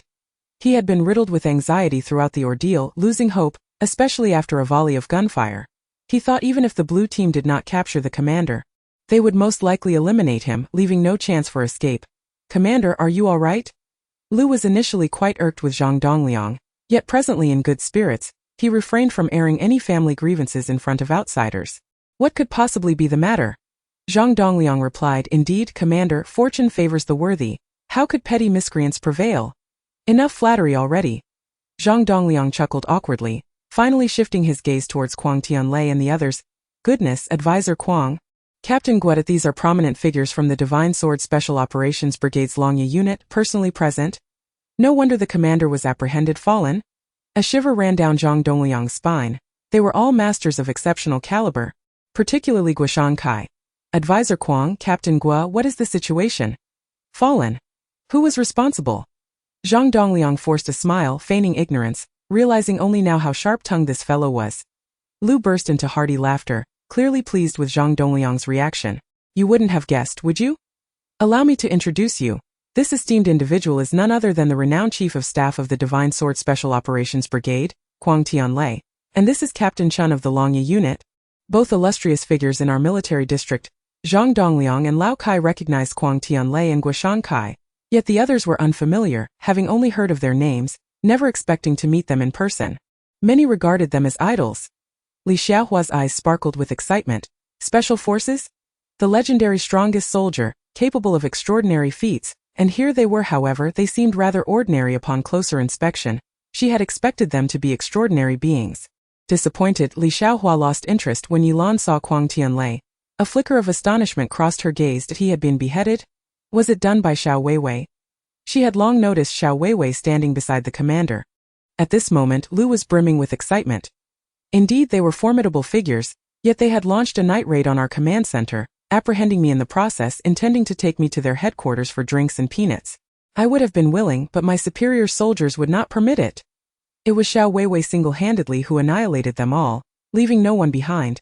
You see, they are not so different from us. After all, they have 2 arms and 2 legs, and I have not seen any extraordinary appendages. The crowd erupted in astonishment. Xiaowewei single-handedly eliminated them all? Goodness, it sounds almost surreal. Lao Kai was utterly bewildered. Having retired from the Longye unit, he knew his former superiors all too well. Cunning as a fox and fiercer than a tiger, they never faltered on the battlefield. Not to mention Guoshan Kai, Dagger, and Lone Wolf, each a formidable adversary. Even in his prime, facing any of them would have been a 50-50 chance. Yet they were all taken down by Xiaowewei alone. Lu, observing their doubtful expressions, darkened his countenance and sternly remarked, "What are you all looking like that for? Do you not believe a word I say? Look at your lack of ambition. Xiaowewei, you explain to them how you managed to defeat these seasoned veterans." Xiaowewei stepped forward and proclaimed, "After they kidnapped the commander, I anticipated their route and preemptively ambushed them. Here did I excel at sniping, as you all know, taking them down one by one with a single shot. In the end, I dispatched the last 2 in close combat, exploiting their overconfidence to eliminate them." The crowd appeared bewildered. Chapter 103. A bold idea. The seasoned veterans of the Iron Company were well aware of Xiaowei's prowess in off-road driving, marksmanship, and hand-to-hand combat. She could sever a colored flag from 1,200 meters away with an 88 sniper rifle and bring down drones with a Type 69. However, such feats did not imply that she could single-handedly confront an elite assault team, racing across rough terrain, intercepting surprise attacks, and taking down seasoned specialists while even managing to eliminate the Chief of Staff of the Special Brigade. Such narratives might be permissible in novels, but to claim victory in combat against 2 adversaries while emphasizing their negligence. Well, you won the fight. That's all that matters. In the eyes of the veterans, what seemed impossible was articulated so casually by Xiaowewei, as if it were merely an everyday occurrence. It was indeed only a prodigy like Xiaowewei who could express such nonchalance. Li Xiaohua, not contemplating much, was the first to shout, "Boss, you're the best. I knew you could do it. Xiaowewei, this time I truly admire you. Well done, Special Forces. What a joke. From now on I'll acknowledge no one but you." The veterans cheered exuberantly. Xiaowewei was one of their own, a comrade in the Iron Company, and now that she had accomplished such a monumental feat, they basked in her glory. It's worth noting that in previous exercises, they had often been bested by those seasoned specialists, forever relegated to the role of cautionary tales. Lu Tuan was the most aggrieved of them all, consistently meeting his demise in drills, earning the nickname Lu Decapitation. This was a disgrace to the 28th Regiment, but what could they do? Those seasoned specialists employed various high-tech and elusive tactics, leaving them vulnerable despite their best defensive efforts. When the 28th Regiment attempted to adhere to the rules of engagement, the specialists regarded such principles as obsolete, dismissing them as mere conventions. The 28th Regiment longed to retaliate, but all they possessed were outdated equipment. This time, the blue team had drones monitoring from their own territory, launching bombings en route. Was that fair play? It was sheer bullying. Now the tides had turned. It was the seasoned specialists facing decimation, with even the esteemed Chief of Staff falling victim, an unprecedented victory for the 28th Regiment. Had Xiaowewei not been a female soldier, they would have rushed to hoist her aloft in celebration. The veteran stood tall, gazing at the fallen specialists with evident satisfaction. At that moment, the members of the Tiger Company arrived. And upon hearing the jubilant cheers from the Iron Company, and the news of the commander's rescue alongside the decimation of veterans like Quang Tianlei, they too joined in the celebration. As soldiers of the 28th Regiment, they naturally felt a swell of pride. The way everyone looked at Xiaowewei shifted once more, their gazes filled with admiration, even reverence. This was unlike their usual training. Now, during the annual exercises, which bore significant implications for the honor of the 28th Regiment, those who contributed to its glory earned their respect. Zhang Runan also found herself amidst the ranks, astonished by the remarkable growth of Xiaowewei, who had surpassed even the seasoned veterans, leaving Zhang to ponder whether she still had a chance to catch up. Over the past few months, Zhang Runan had remained unyielding in the Tiger Company, her training results matching those of the veterans, earning their respect. Whenever her name was mentioned within the Tiger Company, it was met with approving nods. Initially, she believed she was steadily closing the gap with Xiaowewei, only to realize the distance had only widened. Xiaowewei, of course, had taken note of Zhang Runan. However, she never regarded her as a rival. Observing Zhang's newfound composure and significant growth, she remained indifferent. The military serves as a grand crucible, ensuring that any flaws one possessed prior to entry are thoroughly melted away. At this moment, Guishan Kai and his comrades watched the members of the 28th Regiment reveling in their apparent triumph, akin to winning a grand exercise, perplexed by their elation over what seemed merely a minor victory, achieved largely due to the efforts of a female soldier. Shouldn't they feel ashamed, allowing a female soldier to steal the limelight? Naturally, such thoughts remained unspoken among Guishan Kai and his peers, as they had been bested by a female combatant, leaving them with no choice but to tread carefully in the future. Furthermore, the veterans' perceptions of them had shifted. It seemed they no longer feared them. Quang Tianlei, unabashedly bold, turned to Lu Tuan with a hearty laugh. Lu Tuan, your 28th Regiment is brimming with morale, but do not let it lead to arrogance. Although we suffered a setback in this decapitation attempt, we fell victim to our own negligence. Had we paid sufficient attention to Xiaowewei from the outset, she would not have had the opportunity to showcase her abilities. Frankly speaking, we have many formidable talents yet to be unleashed. Had we done so, would we be in our current predicament? Lu Tuan scoffed. Quang, you may continue to boast. After all, boasting is not a crime. Once you finish your grandstanding, you can return to your corner. The exercise is still ongoing. Let's see how your 28th Regiment performs. Quang Tianlei, unperturbed, replied, very well, I am indeed eager to witness the capabilities of your 28th Regiment. Do not forget, the exercise has only just begun. The Dragon Tooth formation has merely lost 2 small units. It hardly impacts the overall situation. You must be aware of our Dragon Head style. Although the Dragon Tooth formation had lost 3 drones and 2 combat units at the commencement of the exercise, the overall loss was minimal. With Dragon Head Zhao Ziyuan commanding the Divine Sword Special Operations Brigade, comprised of elite soldiers, the absence of Quang Tianlei would not prove fatal. Conversely, should the news of Quang Tianlei and his comrades' downfall reach Dragon Head Zhao Jijun, it would undoubtedly garner his utmost attention, subjecting the 28th Regiment to pressures far greater than they currently faced. Having served as a seasoned commander, Lu Tuan possessed a keen strategic insight and could not overlook the underlying complexities, indicating that the battles ahead would undoubtedly be arduous. A misstep could lead to complete annihilation. The ferocious reputation of Dragon Head Zhao Jijun echoed throughout the military district, and few could stand against him across the entire army. Lu Tuan let out a cold snort. Old Quang, do not attempt to intimidate me with tales of the Dragon Head. Those without shoes do not fear those with them. I am prepared to risk everything. Even if the Dragon Head himself were to come and take my life, I would still bite back before I perish. Quang Tianlei chuckled heartily. My brother, you still possess that same foul temper. Very well, let us cease this verbal sparring and simply observe the unfolding drama. At that moment, the previously silent Xiaowewei suddenly spoke up. Commander, I have a bold idea. Chapter 104.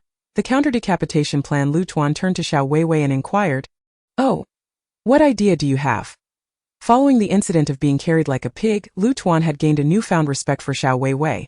He could no longer underestimate her capabilities. The Blue faction has initiated a decapitation operation against us, and we too can execute a similar strike against them, shifting from passive defense to proactive offense. As the art of war states, the best defense is a good offense. Xiaowewei proclaimed with a resonant voice. Lu Tuan's heart trembled slightly at the thought of orchestrating a decapitation operation against the Dragon Head. This notion was indeed audacious. Setting aside the feasibility of the plan, the courage to confront such a formidable foe was a rarity among many. Guishan Kai and the others widened their eyes in astonishment. This girl truly dared to dream big. The decapitation of the Dragon Head. Were they aware of what special forces were tasked with? The command center of the Divine Sword Special Operations Brigade was surrounded by a veritable fortress of defenses. Xiaowewei's ambition was astonishingly boundless. Dagger muttered under her breath, filled with disdain, while Lone Wolf's lips moved slightly. They have annihilated us. Naturally, they possess the confidence to act recklessly. Tianmao remarked, did the art of war mention that the best defense is an offense? I have read little, so I am unsure. Guoshankai coldly interjected. Silence. Let us listen to what she has to say. Our defeat stemmed from our complacency and underestimation, of course. The idea presented by the opposing side was somewhat fanciful. The distance from their location to the command center of the Divine Sword Special Operations Brigade exceeded 30 kilometers. Merely on the periphery, there were numerous collaborative defenses from the Blue faction, and within, special forces maintained a vigilant guard.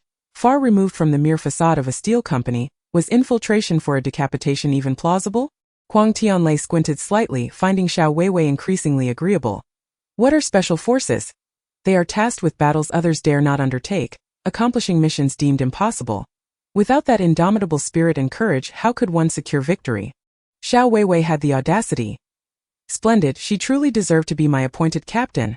At that moment, Lu Tuan said, please elaborate on your plan. Xiaowewei consistently astonished him. Perhaps she would bring forth yet another unexpected revelation. Indeed. Xiaowewei replied, her expression composed. With the Blue faction's decapitation operation having failed and their forces annihilated, their communications will fall silent. This means their command center remains unaware of their total destruction.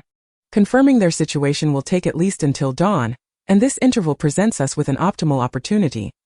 Therefore, my plan is to lead a strike team, disguising ourselves as their own, and launch a night raid. It is likely that the Blue team currently believes that Commander Kwang's personal leadership in the mission will ensure its success in decapitating the target. They are convinced that our masquerade of triumph will go unchallenged, especially since they are special forces and only a few are acquainted with them. As long as we don their uniforms, slightly disguise our faces, and drive their vehicles, we could confidently pass through their defenses. Lu Tuan's eyes sparkled with newfound hope. Upon hearing Xiaowei's words, it seemed the prospects were indeed promising. Excellent. The veterans of the Divine Sword Special Operations Brigade would never suspect that their commander could be so decisively eliminated, let alone be completely annihilated. Therefore, if we execute a convincing disguise, the chances of a successful counter-decapitation are significantly high. Should we dismantle the stronghold of the Divine Sword Brigade, the Blue side would lose its formidable reinforcements, and our Red team's probability of victory would dramatically increase. Lu Tuan was no fool. He grasped the intricacies of the situation with clarity. If Xiaowei's counter-decapitation were to succeed, the Red team would have already claimed half the victory. Even if we ultimately lost the exercise, it would not impact the 28th Regiment in the slightest. As long as the higher-ups recognized the strength of the 28th Regiment, that would suffice. With this thought, Lu Tuan could not suppress his excitement. Xiaowei was indeed a talent, and the fate of the 28th Regiment rested upon her shoulders. Commander, even if the counter-decapitation mission fails, our loss would merely amount to a single squad, which would not affect the overall outcome. Xiaowei too could not guarantee a 100 success rate in decapitating the target, for the battlefield is ever-changing, and no one can predict what will unfold next. What Xiaowei could do was to minimize the possibility of errors during the operation.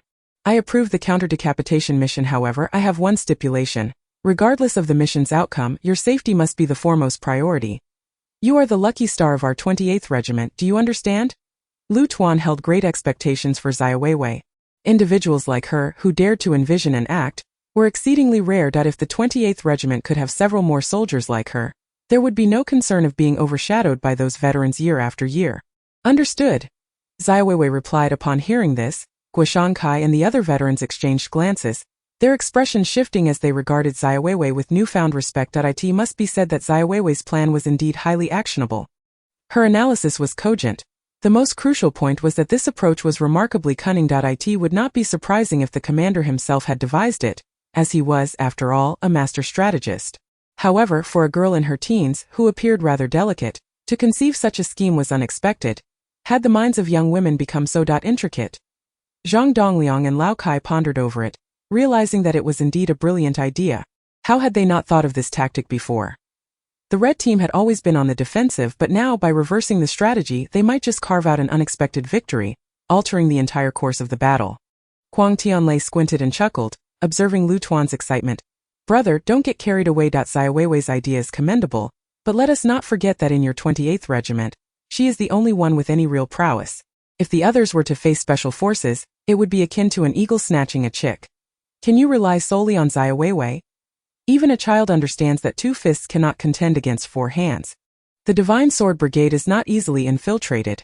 It remains a trump card of the military district. We may have been careless this time and must accept our defeat, but do not underestimate the capabilities of special forces.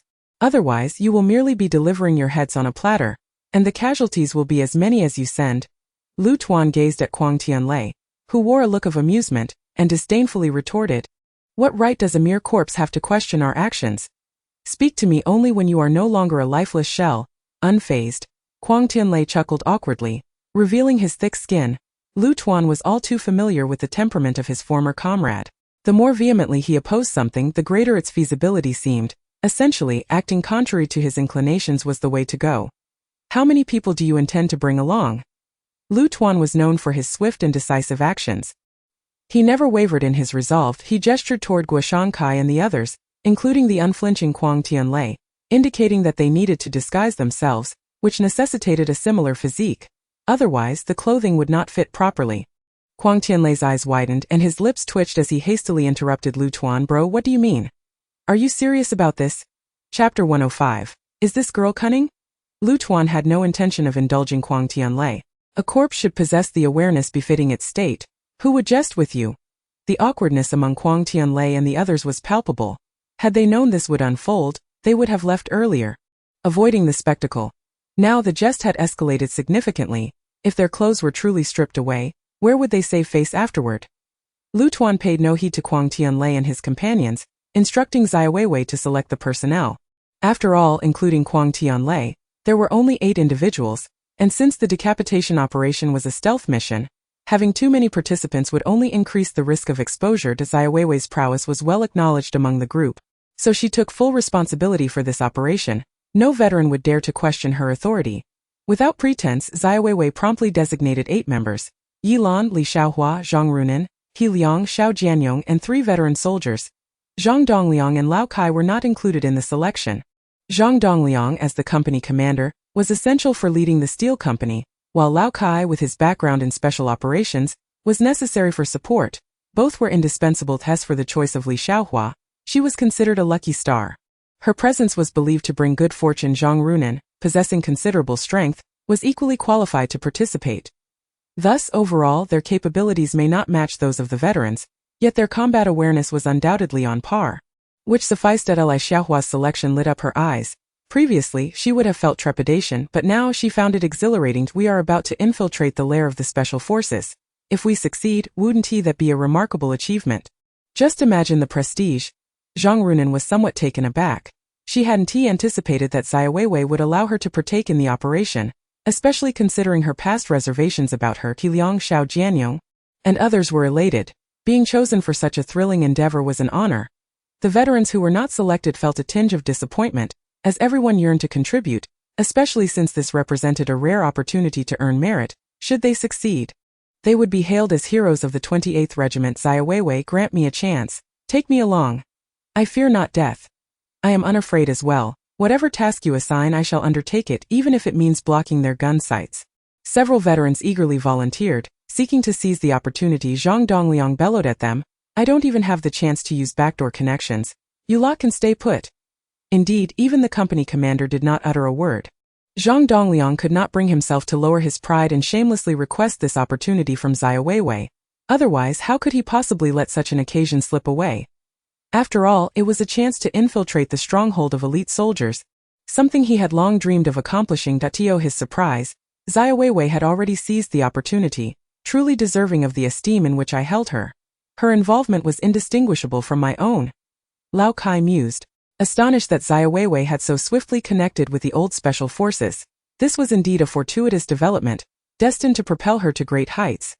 Lu Tuan relinquished control, allowing Xiaowei to spearhead this operation, and turned to the 7 selected individuals, advising them, for this counter-assassination mission, Xiaowei will be at the helm. Her commands are my commands. Do you understand? Understood. They responded in unison. Xiaowei, we are relying on you this time. However, do not push yourself too hard that I reiterate, your safety is paramount, Lu Tuan remarked, turning to her. Yes. Off I go, Xiaowewei saluted before turning to Quang Tianlei and the others, smiling as she said, Gentlemen, I kindly ask for your cooperation. You are all seasoned veterans and surely understand the protocols better than I, a newcomer. Quang Tianlei felt a twitch at the corner of his mouth, continually reassuring himself that Xiaowewei was his soldier. There was no shame in being outmaneuvered by one's own. The more capable she proved to be, the better, right? A little cooperation to please her could be considered a gesture of goodwill. Guoshan Kai and the others were in considerable discomfort, stomach pains, headaches that their entire bodies ached. To perish was one thing, but to be reduced to mere fodder was another. Would this incident spread, leaving them with any semblance of dignity? It felt like a cruel jest. In previous drills they had always been the bullies. When had it ever been their turn to be bullied? They exchanged glances, their expressions betraying an indescribable mix of frustration and embarrassment. According to the exercise regulations, those who fell in battle were regarded as corpses, and having their clothing stripped was not deemed a violation, yet no one had ever done such a thing before. This girl. Cunning. The ancients did not deceive me. Truly, the world is fraught with difficulties posed by women and scoundrels alike. Quang Tianlei shot a glare at Guoshan Kai and the others, scolding, What are you still dawdling for? Strip! Do you expect someone to help you with that? If you feel ashamed, then remember today's lesson. Strip! With a belly full of indignation, Quang Tianlei could only vent his frustration on Guoshan and the others. He had come to execute Lao Lu. Yet instead of accomplishing that, he found himself stripped bare. After all, he was a dignified chief of staff, a figure of note within the Divine Sword Special Operations Brigade. Alas, he had been careless. Had he known, he would not have come. Guoshan Kai and the others, seeing that even the chief of staff had spoken, could say nothing further. That if anyone was truly embarrassed, it was the chief of staff. Before long, Quang Tianlei and the others began to undress. Tactical belts, specially designed military belts, combat uniforms, trousers, they even removed their shoes, leaving only their fitted green vests and loose shorts that a chilling wind swept through, causing Quang Tianlei and the others to shiver in the gust. The seasoned soldiers of the Steel Company observed, feeling a twinge of sympathy. They wanted to laugh but dared not, for after all, these were their superiors. Nevertheless, each of them silently acknowledged Xiaowewei with a thumbs up, commending her for executing this task so admirably. This was precisely how it should be done. Who could blame her for returning the favor after the old special forces had treated others so ruthlessly? This was poetic justice. What of the saying, leave a line when dealing with others so that you may meet again in the future? They relentlessly bombarded the 28th Regiment, relying on advanced technology, and when they captured the regiment commander alive, why did they not leave a glimmer of hope? The veterans were truly exhilarated. While they reveled in their triumph, Guoshan Kai and the others were filled with fiery indignation, like a tiger fallen into a lowland. They would never forget the events of this night. Wei Lan, Li Xiaohua, Zhang Runan, and the others swiftly donned their attire. Though somewhat loose, it did not impede their movement. For Xiao Jianyong and He Liang, the fit was just right. After they changed, Xiaowewei personally adorned their faces with war paint, making it even more difficult to discern their identities. As they lined up, they truly exuded the aura of special forces, particularly after Xiaowewei donned her combat uniform, radiating an intangible charisma that would leave no one believing she was not a seasoned veteran. Once prepared, Xiaowewei led the group into the warrior off-road vehicle driven by Quang Tianlei, heading straight for the Blue Faction's position. Chapter 106. Preparing for battle, Lu Tuan was in high spirits. If Xiaowewei and the others succeeded, it would be a monumental boon for the 28th Regiment.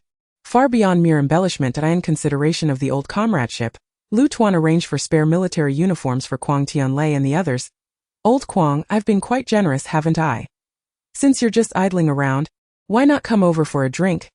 Lu Tuan proposed. Can I refuse? Quang Tianlei scoffed, knowing that Xiaowewei and the others were off to execute their mission without results. He certainly would not let them leave empty-handed. Guoshan Kai and the others were not afforded the luxury of a vehicle, following behind on foot. As per Quang Tianlei's orders, in the vehicle, Quang Tianlei wore a broad smile, completely shedding the seriousness he had displayed earlier. Brother, that girl Xiaowewei is indeed fierce. She's a real she-tiger. No, even fiercer than one after fighting for half a lifetime, to be bested by a girl. Ah, how unpredictable life is if she weren't fierce. Could she be one of the soldiers I trained? Lu Tuan replied with pride. Indeed, brother, back in the day your nickname was Tiger. The enemies trembled at the mere mention of your name, and naturally your soldiers reflect your spirit. Quang Tianlei remarked, reminiscing about the days they fought side by side. United against a common foe, how magnificent it was, and how swiftly the years had flown by. Had it not been for your shielding me from that bullet, leaving me with this injury, I should be the one in your position now. Lu Tuan cast a sidelong glance at Kuang Tianlei. Enough of this. It's ancient history, why bring it up? Kuang Tianlei sighed. It's been a while since we've had a good chat. Today let's not discuss military matters. I feel like a mere ghost now. Why do I sense you have something up your sleeve? How could that be? If I were to scheme against anyone, it certainly wouldn't be you. Meanwhile, in the warrior off-road vehicle, Xiaowewei, Yilan, Zhang Runan, and Li Xiaohua occupied the rear seats with Xiao Jianyong at the wheel and He Liang in the passenger seat. The vehicle sped forward, preparing to reach the Blue Faction's forward outpost in half an hour. Xiaowewei cautioned, do not be anxious. They are merely regular troops on the periphery, unfamiliar with special forces like you. Maintain an air of aloofness and treat them as a bunch of rookies. They are all seasoned veterans, possessing commendable psychological resilience. Thus handling the situation is not particularly arduous. Li Xiaohua's assertion of being unperturbed is a mere facade. Her palms are slick with sweat from gripping her rifle tightly. Nevertheless, this is a rare opportunity to showcase their abilities, and she must not hinder the team or bring shame upon their leader. With this thought, she regained her composure. Wei Lan and Zhang Runan appeared considerably more relaxed, as they inherently possess a fearless disposition. Even when confronted by special forces, however, to claim they are entirely untroubled would be misleading.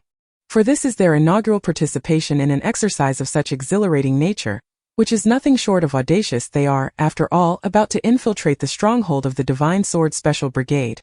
An unprecedented endeavor for the 28th Regiment. In unison, their gazes fell upon Xiaowewei, who they previously recognized as a maniac in training. It was unexpected to discover she exhibited the same fervor in combat. Despite Xiaowei's prior warnings, when the warrior off-road vehicle approached the outpost, neither Yi Lan nor the seasoned veterans, including He Liang, appeared as relaxed as they had claimed. Their grips on their steel rifles tightened involuntarily. The warrior off-road roared toward the sentry post, and the sentinel on duty immediately took notice, the bright searchlight illuminating their path. However, upon recognizing the vehicle's affiliation with the Divine Sword Special Brigade, he swiftly cleared the barricade, allowing them passage. Squad leader, why not inquire first? What if there are Red Force personnel inside? The squad leader promptly delivered a sharp retort to the private. Are you blind? That is the vehicle of the Dragon Tooth Battalion of the Divine Sword Brigade, the elite among elites. Do you truly believe they would allow Red Force operatives to infiltrate? The private chuckled lightly. Ceasing further inquiries. Do you wish to become a Special Forces soldier? Absolutely. The private nodded vigorously. I too aspire to join, yet I have failed 3 evaluations. I will be retiring next year. The squad leader, with a resigned expression, patted the private's shoulder. Keep striving. I have faith in you. The Divine Sword Special Brigade is the crown jewel of their military district, the very place they all yearn to serve. Yet, the path to becoming part of that elite unit is fraught with challenges, as each candidate is a rare gem among countless stones.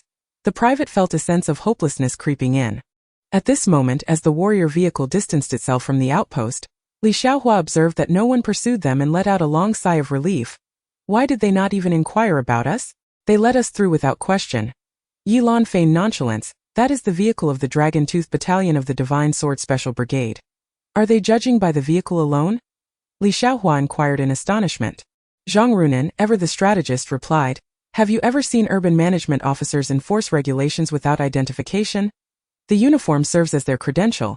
It's the same principle. Zhang Runan rolled her eyes in exasperation. Li Xiaohua then turned to Zhao. Boss, you seem remarkably familiar with the methods of special forces. One might think you've served among them. How do you know? Xiaowewei replied, just a guess. Li Xiaohua grinned. Boss, you truly have a knack for humor. Just as Xiaowewei had previously surmised, their journey in the warrior vehicle was uninterrupted. Not a single soul dared to impede their passage. In fact, many sentries saluted as they passed, their eyes reflecting admiration. It is evident how esteemed the Divine Sword Special Operations Brigade is among the conventional forces. This is quite understandable, as special forces are regarded as almost divine entities by ordinary soldiers. Half an hour later, Xiaowewei and her companions traversed the outer defensive line of the Blue Forces, now less than 2 kilometers from the Divine Sword Special Operations Brigade. He Liang and the other veterans were astonished at how effortlessly they had managed to reach this point, their spirits soaring as if they had been invigorated by a potent elixir. That if they could breach the final barrier, could they not indeed strike at the heart of the enemy command? Unbeknownst to anyone, special forces were not as formidable as they were made out to be. However, Xiaowewei's subsequent command doused their enthusiasm like a bucket of cold water. Be aware, the guards ahead are not to be underestimated. More importantly, they are likely quite familiar with the likes of Chief of Staff Kwang. Deceiving them is simply out of the question. Everyone prepared for battle, instructed not to fire their weapons. Instead, they would resolve matters with daggers upon approaching for inspection. Chapter 107. 1 down is break even, 2 down is profit. He Liang and the others quickly readied themselves, but their confidence wavered, knowing that the guards stationed here were seasoned veterans, undoubtedly skilled in close-quarters combat. Resolving matters with daggers? Was it truly that simple? Zhang Runan felt no fear. She was determined to take down at least one adversary, while Yi Lan would have to give it her all. Although He Liang, Xiao Jianyong, and the other veterans felt uncertain, that did not equate to fear. The Iron Company had no cowards among them. Spurred on by Xiaowewei's urging, their blood surged with fervor. After all, they could never be branded as weaklings. Zhang Runan declared, "Number 1, do not think you are the only one unafraid. If it comes to it, death is merely a possibility." Li Xiaohua thumped her chest, exclaiming, "It's not as if we'll truly die. Let us give it our all." Initially, the group harbored some apprehension, but with Xiaowei's simple words, they all resolved to fight fiercely. The armored vehicle approached the sentry post and came to a halt. Bright searchlights illuminating the area, Xiaowei commanded, "I will take the lead. Everyone follow my orders." No sooner had her voice faded than she flung open the vehicle door, leaping out and striding confidently towards the guard post. At that moment, the 2 sentries responsible for inspections perked up upon seeing the Chief of Staff's vehicle arriving. They were well aware that it was their shift when the Chief of Staff had departed with his team. Nevertheless, inspections were mandatory. It was Protocol Point. One seasoned veteran noted Xiaowei approaching, clad in combat attire, and initially paid her little mind until he sensed something amiss with her stature. Upon closer inspection of her face, he realized, despite her camouflage paint, her features were unmistakably not those of the Dragon Tooth Brigade. In a flash, Xiaowei lunged forward, swiftly drawing a dagger concealed in her sleeve and pressing it against his abdomen. Lowering her voice to assert, "You have already fallen. Please adhere to the rules of the exercise." The veteran was taken aback. This was the command center of the Divine Sword Special Operations Brigade. How could there possibly be Red forces infiltrating? Wait, wasn't he that vehicle belonging to Chief of Staff Kwang? Was this some sort of prank orchestrated by him? A test of their mettle? The gleaming blade of the tiger tooth military knife pressed firmly against his abdomen left no room for doubt. The other elderly operative nearby remained oblivious to the anomaly. Leisurely turning to gaze in another direction, Xiaowei released her grip on him, her form leaping to position herself behind him, her tiger-toothed combat knife poised against his neck. "Comrade, you have perished. Please adhere to the exercise protocols." The elderly operative, equally taken aback, turned to his comrade, who wore an expression of helplessness, having also met his demise. Meanwhile, Yi Lan and her companions, who were intently observing Xiaowei from within the warrior vehicle, were equally astonished. Did Xiaowei just walk over so directly and eliminate someone? Were those 2 operatives mere illusions? They offered no resistance whatsoever, not even a chance to call for help. Could the elderly operatives be this feeble? Li Xiaohua murmured, "Did we perhaps arrive at the wrong location? Is this not the command center of the Divine Sword Special Operations Brigade? Otherwise, how could they be so inept, feeling even inferior to me?" Zhang Runan pondered for a moment and replied, "It was the swift movement of number 1. They were caught off guard and dispatched. Of course, their carelessness played a part. Had they prepared in advance, number 1 would have only managed to take 1 down, while the other would certainly have sensed the danger." Zhang Runan fell silent. Li Xiaohua exclaimed excitedly, "The boss is truly formidable, charging in." At that moment, Xiaowei paid no further heed to the 2 elderly operatives, swiftly moving to remove the iron ram's horns while simultaneously issuing a hushed command through her terminal. "Number 2, drive in and draw everyone's attention.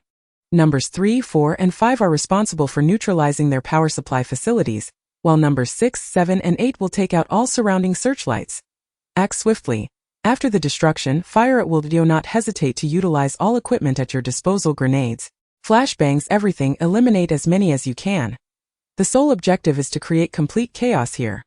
Moreover, do not entertain any thoughts of leaving this place alive, understood?" In Xiaowei's plan there was no consideration for survival. 2 fists cannot contend with 4 hands, especially when the elderly operatives are no fools. Understood? It is impossible to escape now. We must engage fiercely. Taking down 1 is a break-even, killing 2 is profit. In the past, those elderly operatives have been atop their thrones, treating us with disdain. This time let them experience the taste of being victimized. The two elderly operatives, upon hearing Xiaowewei's orders, stumbled slightly, barely maintaining their balance. Realizing the voice belonged to a woman, they were struck by the severity of her intent. Was she truly planning to obliterate the entire command center in one fell swoop? A mutual destruction. But who knew that the vehicle of Chief Kwang was not occupied by him, but rather by foes? What of Chief Kwang and his men? Had they been turned? Were the layers of defense outside merely composed of dullards? Could no one conduct a thorough check? The two elderly operatives felt as though the sky was collapsing around them, hoping their comrades would respond swiftly, lest this group extinguish the leadership, dooming them to a lifetime of disgrace. The warrior off-road vehicle roared into the encampment. Before it had even come to a complete halt, Yilan and her companions swiftly emerged, dispersing into two small groups to search for targets as per Xiaowei's commands. The driver, Xiao Jianyong, gripped the steering wheel with one hand while the other seized a grenade, pulling the safety pin and hurling it towards a nearby tent. A gift for you? Boom! The grenade landed squarely atop the tent.